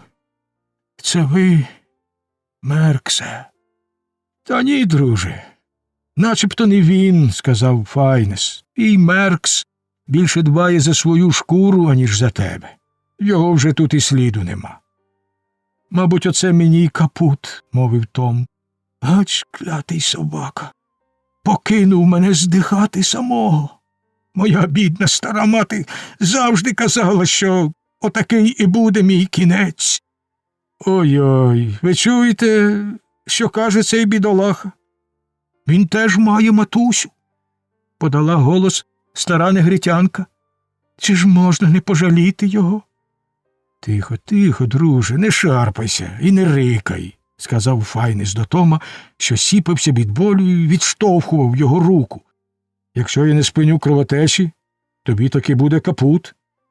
І він заходився влаштувати нехитру перев'язку із своєї хусточки та інших речей, що знайшлися у його супутників.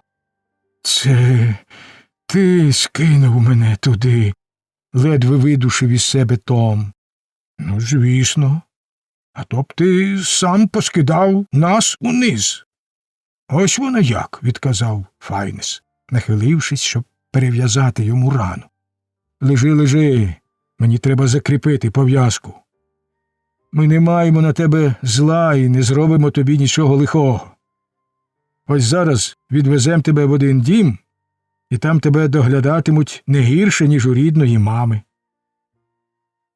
Том застогнав і склепив очі. У таких людей, як він, мужність і сила – речі не сталі, що часто спливають разом з кров'ю. Отож і цей велет мав тепер досить жалюгідний та безпорадний вигляд. Тим часом під'їхала підмога. З фургона повиймали дошки, на низ намостили згорнуті буйволячі попони, і 4 чоловіків на превелику силу втягли туди важенного Тома. Поки його піднімали, він зовсім зомлів. Жаліслива стара негритянка сіла просто на дошки і поклала його голову собі на коліна. Еліза, Джордж і Джим примостилися хто де міг, і фургон рушив уперед. «Що ви скажете про його рану?» – запитав Джордж, що сидів спереду поруч із Файнесом. Йому пробило тільки м'якуш, хоч і досить глибоко. Одначе всі оті переверти, коли він летів зі скелі, не дуже-то пішли йому на користь. Надто багато крові з нього витекло, от він і охляв. Та все воно минеться, і, може, хоч дечого його навчить. «Я радий це чути», – сказав Джордж. «Мене б завжди гнітила думка, що я заподіяв йому смерть, хай навіть і справедливо». «Еге ж», – підтакнув Файнс, – «вбивство – то страшна річ. Хоч про кого б ішлося? Про людину чи тварину? Свого часу я був неабиякий мисливець, то, скажу тобі, не раз бачив, як дивиться перед смертю підстрелений олень. Так він на тебе дивиться, аж сам собі гидкий стаєш, що ти його вбив. А людину вбити ще страшніше». «То що ж нам робити з цим бідолахою?» – спитав Джордж. «Та оце ж завезем його до Амараї. Там у них є стара бабуся, її звуть Доркас. Вона така доглядальниця, що просто чудо. Її хоч хлібом не годуй, тільки дай виглядіти якогось хворого. А то ж ми й доручимо його їй тижнів на 2. Десь за годину стомлені подорожні під'їхали до чепурного фермерського будинку, де на них уже чекав ситий сніданок. Тома Локера дбайливо уклали в чисту м'яку постіль, в якій йому навряд чи траплялося колись лежати. Його рану старанно перев'язали, і він лежав собі, мов зморена дитина, мляво глипаючи очима на білі завіски на вікнах та постаті людей, що нечутно рухались навколо нього. Тут ми й залишимо на деякий час наших подорожніх і повернемося до інших дійових осіб. Розділ 18. Враження та висновки міс Офелії. Сен-Клер, людина легкої та безтурботної вдачі, ставився до грошей дуже недбало. До останнього часу майже всі заготівлі й покупки для дому робив Адольф, що був такий самий легковажний і химерний, як і його пан. Отож вони обидва неначе змагалися між собою в марнотратстві. Том, що за багато літ звик дбати про господареве майно, ніби про своє власне, не міг погамувати тривоги, дивлячись на всі ті величезні збитки, і іноді, хоча й натяками, як то здебільшого роблять люди його становища, все ж таки виказував свої погляди. Спершу Сен-Клер лише в ряди годи доручав йому якісь справи, та поступово, вражений його здоровим глуздом і неабияким діловим хистом, звірявся на нього дедалі більше, аж доки Том перебрав на себе всі грошові справи родини. «Ні, Адольфе», – сказав Сен-Клер, коли одного дня Адольф обурився проти того, що влада вислизає в нього з рук. «Тома ти не чіпай. Ти знаєш тільки свої забаганки, а Том розуміється на цінах і вміє лічити гроші. А якщо їх ніхто не лічитиме, вони, гляди, так усі й підуть за вітром».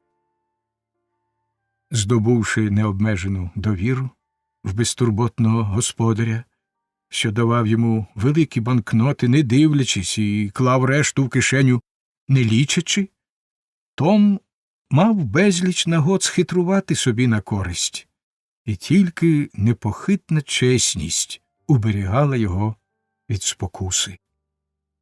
Така вже була його вдача. Сама та довіра немов би накладала на нього обов'язок платити господареві скрупульозною сумлінністю. Зовсім не такий був Адольф. Нерозважливий та себелюбний, не маючи над собою твердої руки господаря, він давно вже перестав розрізняти, що належить йому, а що господареві. І це часом непокоїло навіть Сен-Клера. Здоровий глузд підказував йому, що таке потурання слугам до добра не призведе. Він повсякчас відчував докори сумління, проте не досить сильні, щоб змусити його рішуче перемінити свої звичаї, та й самі ті докори, зрештою, оберталися новими вільнощами для слуг.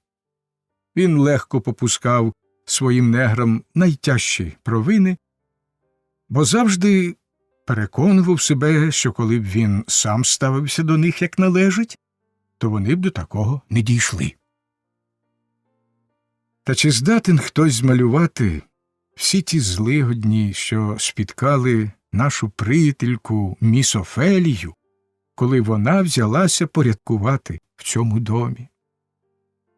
Першого ж ранку свого господарювання міс Офелія вже о 4:00 була на ногах і, прибравши в себе в кімнаті, відколи приїхала, вона завжди робила це сама, на превеликий подив покоївки, приготувалася до рішучого нападу на шафи та комори, ключі від яких були тепер у її руках. Комора, білизняна шафа, буфет, кухня, льох – усе було піддано того дня найдоскіпливішому оглядові. З темряви витягнено на світ стільки всіляких потаємних речей, що кухонні й хатні підпанки неабияк наполохались і збуджено зашепотілися, пересуджуючи отих от північних паній. Стара Діна, головна куховарка і самоправна володарка в кухонному господарстві, аж кипіла гнівом проти цього відвертого зазіхання на її привілеї. Мабуть, жоден феодал за часів Великої Хартії не чинив такого запеклого опору втручанню корони в його справи. Діна мала незвичайну вдачу, отож слід сказати про неї читачеві кілька слів. Як і тітонька Хлоя, вона була природжена куховарка. Та коли Хлоя являла собою взірець ретельності й методичності і додержувала порядку в кожній дрібниці, то Діна належала до геніїв-самоуків і, як усі генії, була надзвичайно вперта, норовлива й свавільна. Подібно до деяких новочасних філософів, Діна глибоко зневажала логіку та здоровий глузд і покладалася тільки на свою інтуїцію. Щодо цього вона була справжній кремінь. Найкрасномовніший оратор не зміг би переконати її в тому, що її метод далеко не найкращий, ані навіть у тому, що цей метод може бути хоч на йоту змінений.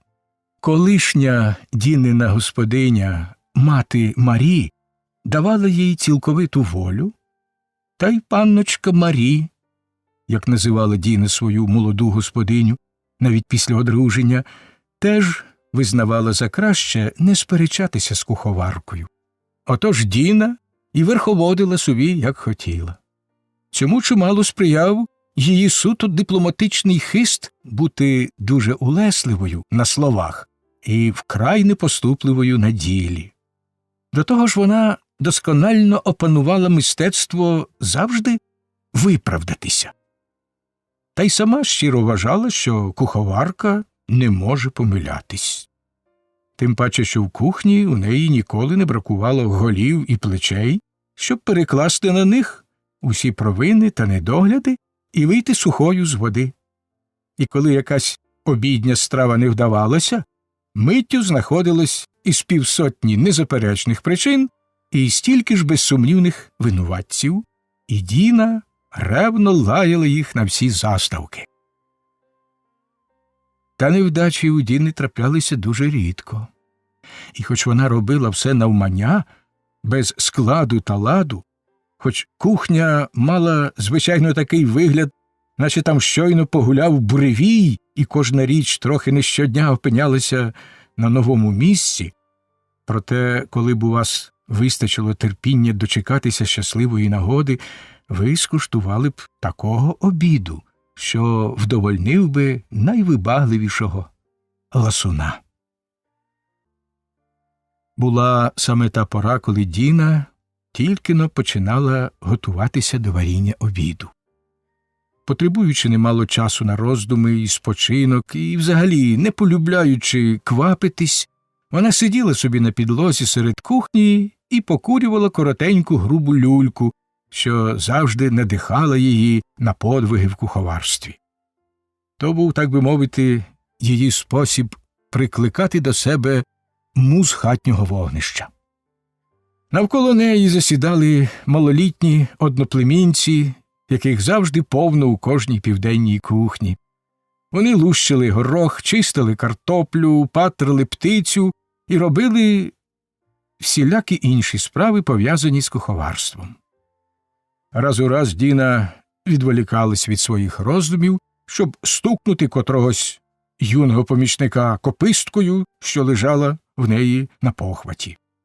Вона тримала своїх кучерявоголових підданців під залізною рукою і, як видно, вважала, що вони тільки на те й існують, щоб їй самій, як вона казала, не перериватися. Так її привчили змалку, і так вона тепер привчала інших. Та от міс Офелія, закінчуючи свій господарський обхід, вступила до кухні.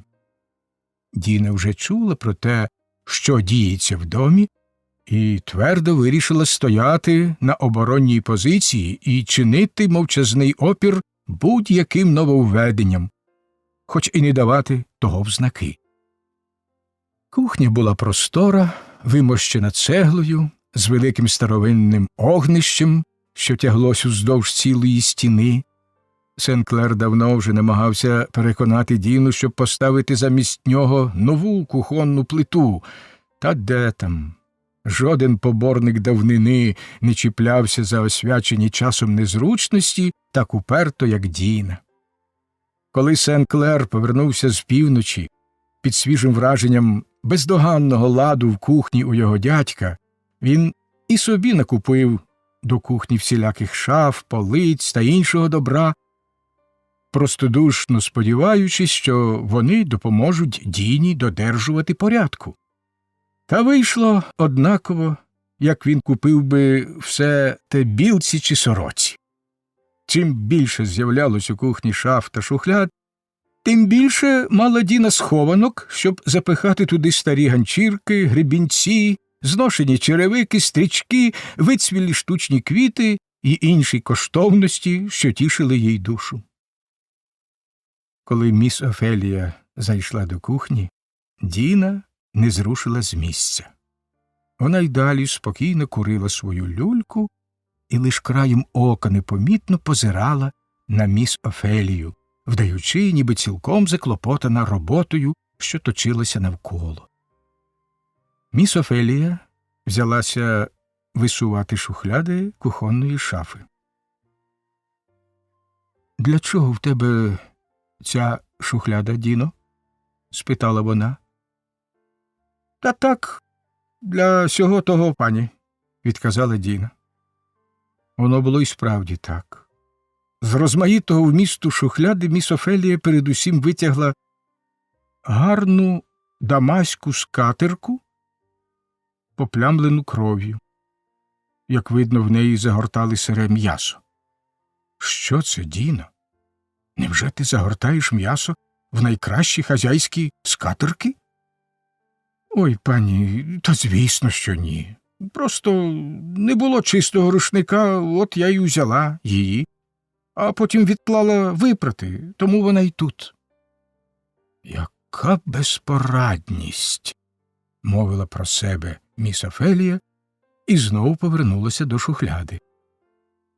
Вона знайшла там тертушку для мускатних горіхів, кілька горіхів, молитовник, 2 брудні шовкові хусточки, клубок пряжі та недокінчену в'язанину, пачку тютюну й люльку, кілька коржиків, 2 позолочених порцелянових блюдечка з якоюсь помадою, пару стоптаних черевиків, клапоть фланелі, в якій було дбайливо загорнуто і зашпилено кілька невеличких цибулин, дамаські серветки, грубі рушники, мотузки, циганські голки, декілька розірваних паперових пакуночків, з яких по всій шухляді порозсипалось пахуче зілля.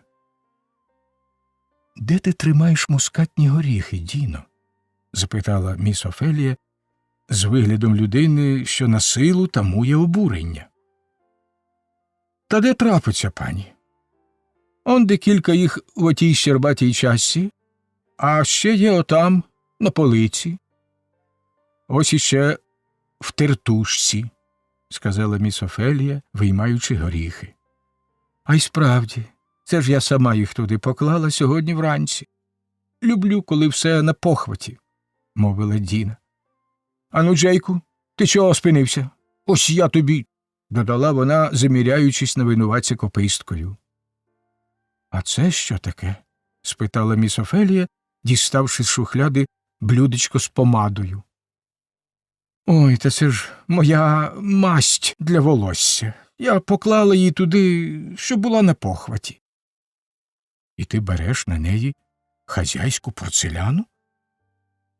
«Та що ви? Просто я дуже поспішала, а оце якраз хотіла її перекласти.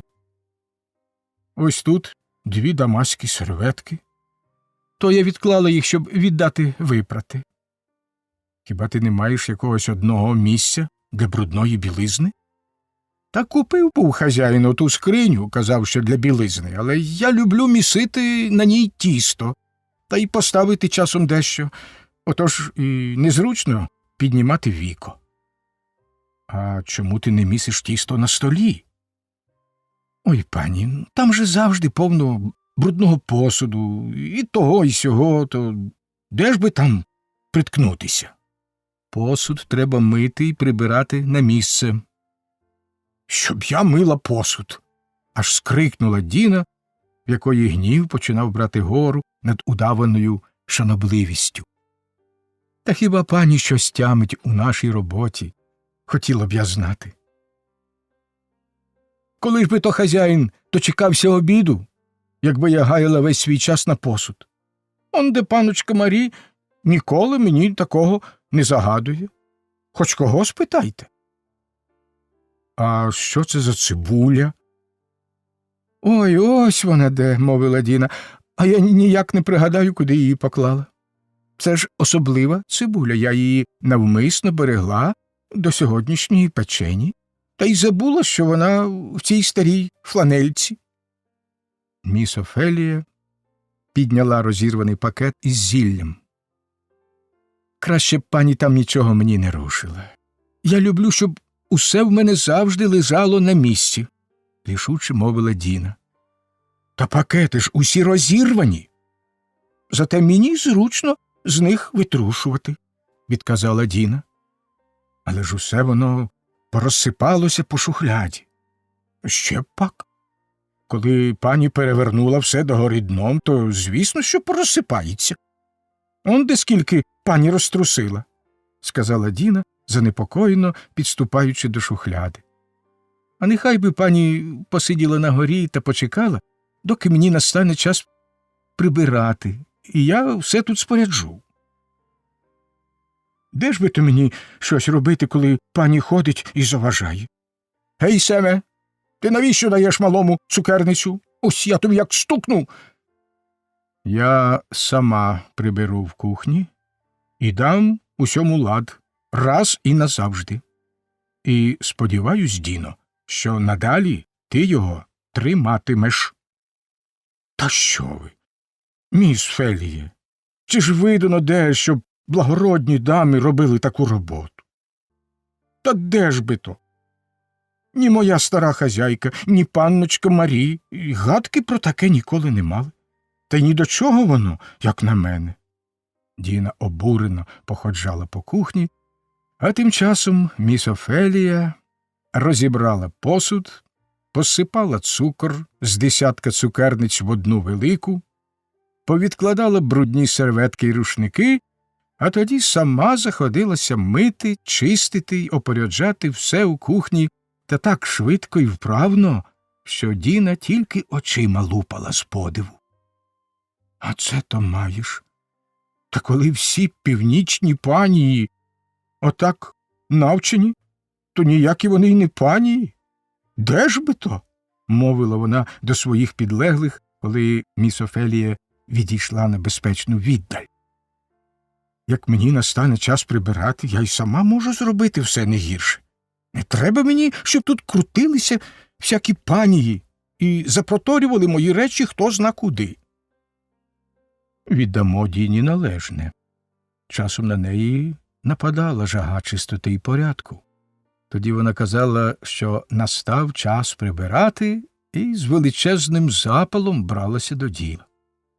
Насамперед вона вивертала вміст усіх шаф і шухляд на підлогу та столи, внаслідок чого безладдя, що звичайно панувало в кухні, збільшувалось принаймні вдесятеро. Після того Діна запалювала люльку, сідала й поволі перебирала своє добро, оглядаючи кожну річ з усіх боків і висловлюючи свою думку щодо неї, а тим часом кухонна малеча за її велінням ретельно начищала олов'яний посуд, і в кухні на кілька годин щинявся страшенний гармидер. На всі запити Діна відказувала, що в неї час прибирання, вона, мовляв, не може далі терпіти такого безладу і хоче привчити цю молодь до справжнього порядку. Сама вона щиро вважала себе взірцем охайності і завжди, коли десь щось було негаразд, перекладала вину на молодь та інших мешканців будинку. Коли весь посуд був начищений, столи повишкребані до білого, а все, що могло прикро вразити око, порозтикане по кутках, Діна надягала святкову сукню, чистий фартух та розкішний високий завій і виганяла з кухні всіх малих шибайголів, щоб тримати її в порядку. Треба сказати, що ці періодичні напади ретельності часто тягли за собою чималі незручності для всіх у домі, бо Діна бувала така замилувана в своїх начищених каструлях, що вперто відмовлялася вживати їх на діло, принаймні доти, доки не згасав її запал. Минуло кілька днів, і міс Офелія опорядила все в домі на новий лад. Одначе там, де порядок залежав від прислуги, її зусилля оберталися справді сізіфовою працею. З великого розпачу вона врешті звернулася до Сен-Клера. В цьому домі годі й думати домогтися хоч якогось порядку. Не маю щодо цього ніякого сумніву, відказав Сен-Клер. Я ще ніколи не бачила такої безпорадності, такого марнотратства, такого безладдя. Охоче вірю. Але ж, Огюстине, ви собі навіть не уявляєте, в якому стані все було. Не уявляю? Ви думаєте, я не знаю, що качалка валяється в Діни під ліжком, що тертушку для горіхів вона носить у кишені разом з тютюном, що в домі не менш як 50 цукерниць, і що посуд вона миє десь серветкою, а десь клаптем від старої спідниці? Та хоч як там воно є, а обіди в неї смачнющі, і каву вона варить чудово. Отож і судити про неї треба, як про полководців та державних діячів, за здобутками. Але скільки переводиться добра, які збитки! Ну що ж, позамикайте все, що можете, і держіть ключі при собі. Видавайте всього помалу і ніколи не питайте про остачу. Це непристойно. Оце мене й тривожить, Огюстине. Мені чогось здається, ніби ваші слуги не зовсім чесні. Чи певні ви, що на них можна звіритись? Побачивши, яке серйозне й стурбоване в неї обличчя, Сен-Клер голосно засміявся. Їй право, сестрице, ви забагато хочете. Не зовсім чесні, наче можна сподіватися від них чесності. Ну, звісно, що не чесні. Та й з чого б їм бути чесними? Звідки воно в них узялося? Чого ж ви не навчаєте їх? Навчати? Дурниці. Чого я, по-вашому, маю їх навчати? Оце то знайшли вчителя. Що ж до Марі, то дайте їй тільки волю, і вона вам заб'є на смерть цілу плантацію негрів. Її на це вистачить, будьте певні. Але шахрувати їх однаково не відучить. Невже серед них зовсім нема чесних? Трапляються зрідка такі безхитрі, правдиві й вірні від природи, що їх не зіб'є з пуття жоден лихий вплив. Та загалом негритянські діти змалечку починають тямити, що сягнути чогось вони зможуть тільки хитрощами. Інших способів для них нема.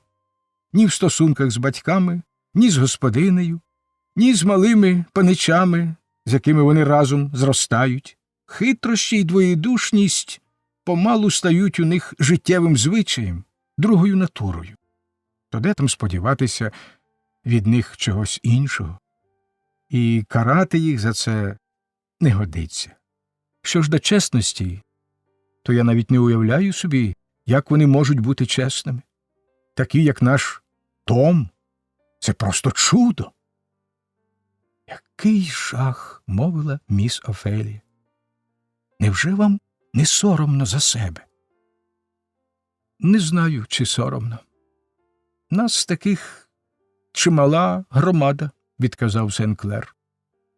Погляньте ви на вищих і нижчих у цілому світі, скрізь однакова картина. Нижчі верстви оддають і тіло своє, і душу на пожиток вищим. Те саме і в Англії, те саме й повсюди. А ось і дзвоник, тож забудьмо на час про наші суперечності і ходім, сестрице, обідати.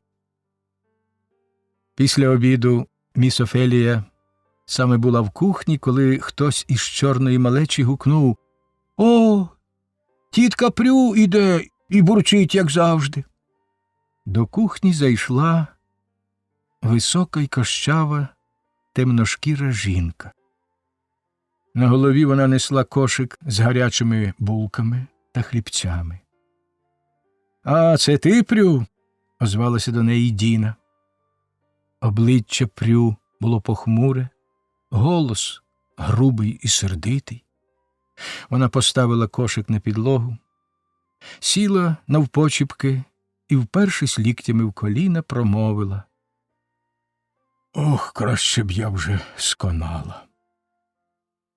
«Чому ви хочете померти?» – спитала міс Офелія. Скінчились би тоді мої муки, хрипко відказала жінка, не зводячи очей від підлоги. А навіщо ж ти напиваєшся, Прю? І сама собі робиш шкоду?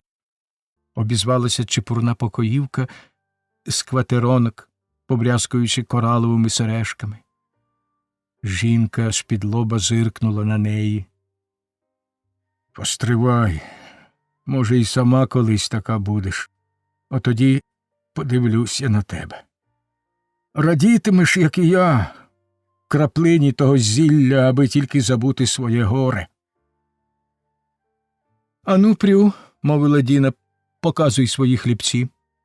Ось де й пані тут, вони заплатять. Міс Офелія відібрала 20 хлібців.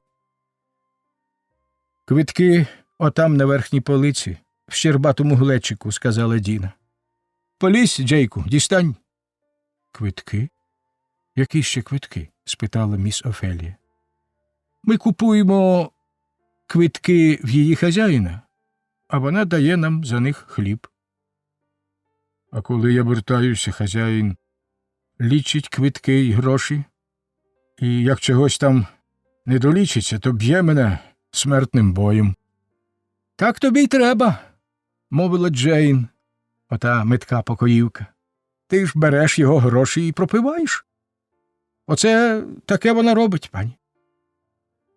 І завжди так робитиму. Інакше жити я не можу. А ото хильну, та й забуваю своє горе. Це дуже погано і нерозумно, сказала міс Офелія, красти в хазяїна гроші і втрачати людську подобу.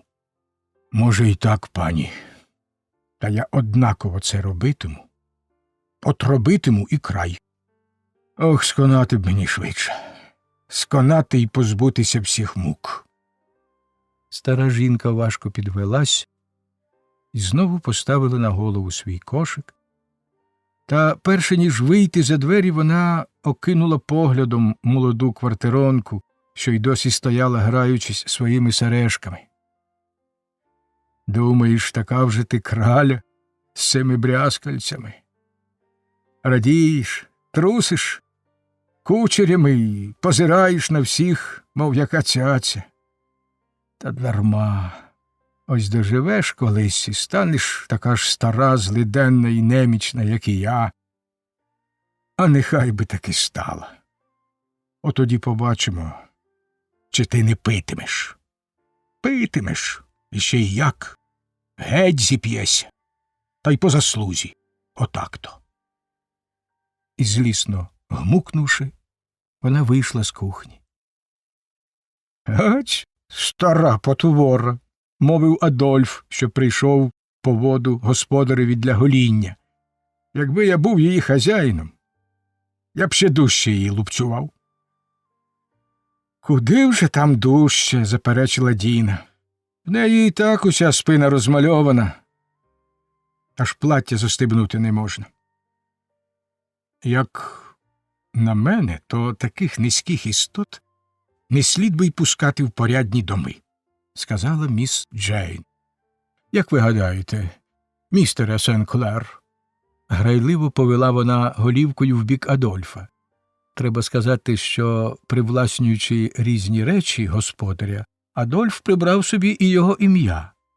Отож серед кольорових жителів Нового Орлеана він був відомий як містер Сен-Клер. Цілком з вами згоден, міс Бенуар, відказав Адольф. Бенуар було дівоче прізвище Марі Сен-Клер, а Джейн належала їй. Дозвольте вас запитати, міс Бенуар, чи не до сьогоднішнього балу на вас ці сережки? Вони просто чарівні. Мені аж дивно, містере Сен-Клер, які ви всі чоловіки нескромні, сказала Джейн, труснувши своєю гарненькою голівкою, так що сережки знов забрящали. От не танцюватиму з вами сьогодні цілий вечір, коли будете ще про щось питатися. Ой, та невже ж ви така жорстока? А я саме хотів спитати, чи будете ви сьогодні в своїй рожевій сукні? Не вгавав Адольф. Про що це ви тут? Запитала гарненька і жвава квартиронка Роза, збігаючи східцями до кухні. Цей містер Сенклер такий нескромний. Слово честі, ні, мовив Адольф. Ось нехай і міс Роза скаже. Я знаю, який він зухвалець, сказала Роза, сердито стрельнувши оченятами на Адольфа. Він так мене завжди дратує. О, дами, дами, моє серце, напевне, розірветься між вас двох, промовив Адольф. Одного ранку мене знайдуть на ліжку мертвого, і винні в тому будете ви. Ви тільки послухайте, що каже це жахливе створіння, вигукнули обидві дами, заходячись сміхом. Ану, вимітайтеся звідси, ви. Нема чого тут мені під ногами крутитись і дурниці плескати, обізвалася Діна. Тітка Діна того така сердита, що не може піти на бал, зауважила Роза. Ні до чого мені, ваші мулацькі бали, сказала Діна. Вихиляєтесь там одне перед одним і вдаєте з себе білих. А насправді ви такі самі негритянки, як і я. Тітка Діна щодня мастить помадою свої шорсткі крутики, щоб вони випростались, мовила Джейн. А вони однаково крутики, докинула Роза, зловтішно труснувши своїми шовковистими кучерями. Хоч крутики, хоч патли, чи не те саме волосся, озвалася Діна. А ось нехай би хазяйка сказала, хто з вас більшого вартий. Дві отакі, як ви, чи одна я. Ану, забирайтеся звідси. Панство задрипане, не муляйте мені очі. Тут розмову перервало втручання одразу з двох боків. Зі сходів долинув невдоволений голос Сенклера, що запитав Адольфа, чи не думає він там поночувати з водою для гоління. Водночас із їдальні вийшла міс Офелія і сказала: «Джейн, Розо, чого це ви тут байдикуєте? Ану, йдіть на місце та беріться до шитва». Тим часом наш приятель Том, що був у кухні при розмові із старою пекаревою служницею, вийшов слідом за нею на вулицю. Він бачив, як вона почвалала геть, тихо стогнучи за кожним кроком. Зрештою, вона поставила свій кошик на якийсь ганок і взялася поправляти стару вицвілу шаль, що була в неї на плечах. «Давай я трохи понесу твій кошик», – співчутливо сказав Том. «Чого б то?» – озвалася жінка. «Не треба мені твоєї допомоги. Ти начебто хвора або щось із тобою не гаразд», – мовив Том. «Ніяка я не хвора», – відрубала жінка. «Якби я міг», – сказав Том, значливо дивлячись на неї, «якби я тільки міг тебе переконати, щоб ти покинула пити. Хіба ти не знаєш, що це неминуча погибель?» «Я знаю. Мені однаково горіти в пеклі», – понуро відказала жінка. «То нема чого про це й балакати. Я бридка й погана, отож і втраплю прямісінько в пекло. От тільки швидше б уже». Том аж здригнувся від тих страшних слів, промовлених з похмурою пристрастю. «Бідолашна», – мовив він. «А звідки ти родом?» «З Кентукі. Тамтешній хазяїн тримав мене, щоб я родила і вигодовувала дітей, а коли вони трохи підростали, продавав їх. А тоді й мене продав торговцеві, а той перепродав теперішньому хазяїну». «А чого ти стала так багато пити?» «Щоб приспати своє горе. Уже тут я народила ще одну дитину і думала, що сама її зрощу, бо мій хазяїн не торгує людьми. Яке було миле дитинча. Попервах і хазяїці воно начебто полюбилось, бо ніколи не кричало, і було гарне та пухленьке. А потім хазяйка заслабла, і я її доглядала і теж заразилася лихоманкою, і в мене пропало молоко. Дитина почала сохнути, а хазяйка й слухати не хотіла, щоб купити їй молока. Казала, що я любісінько можу годувати її тим, що їдять усі. А дитинча все сохло і кричало день і ніч, аж поки стало, мов трісочка. І хазяйка від нього зовсім очманіла і казала, що то просто напасть. Казала, нехай би воно швидше померло. І не дозволяла мені бути при ньому ночами, бо, мовляв, через нього я не сплю і від того стаю ні на що не годна. Вона звеліла мені ночувати в її кімнаті, а дитинча я мусила залишати в комірчині на горищі. І одної ночі воно задихнулось там від крику.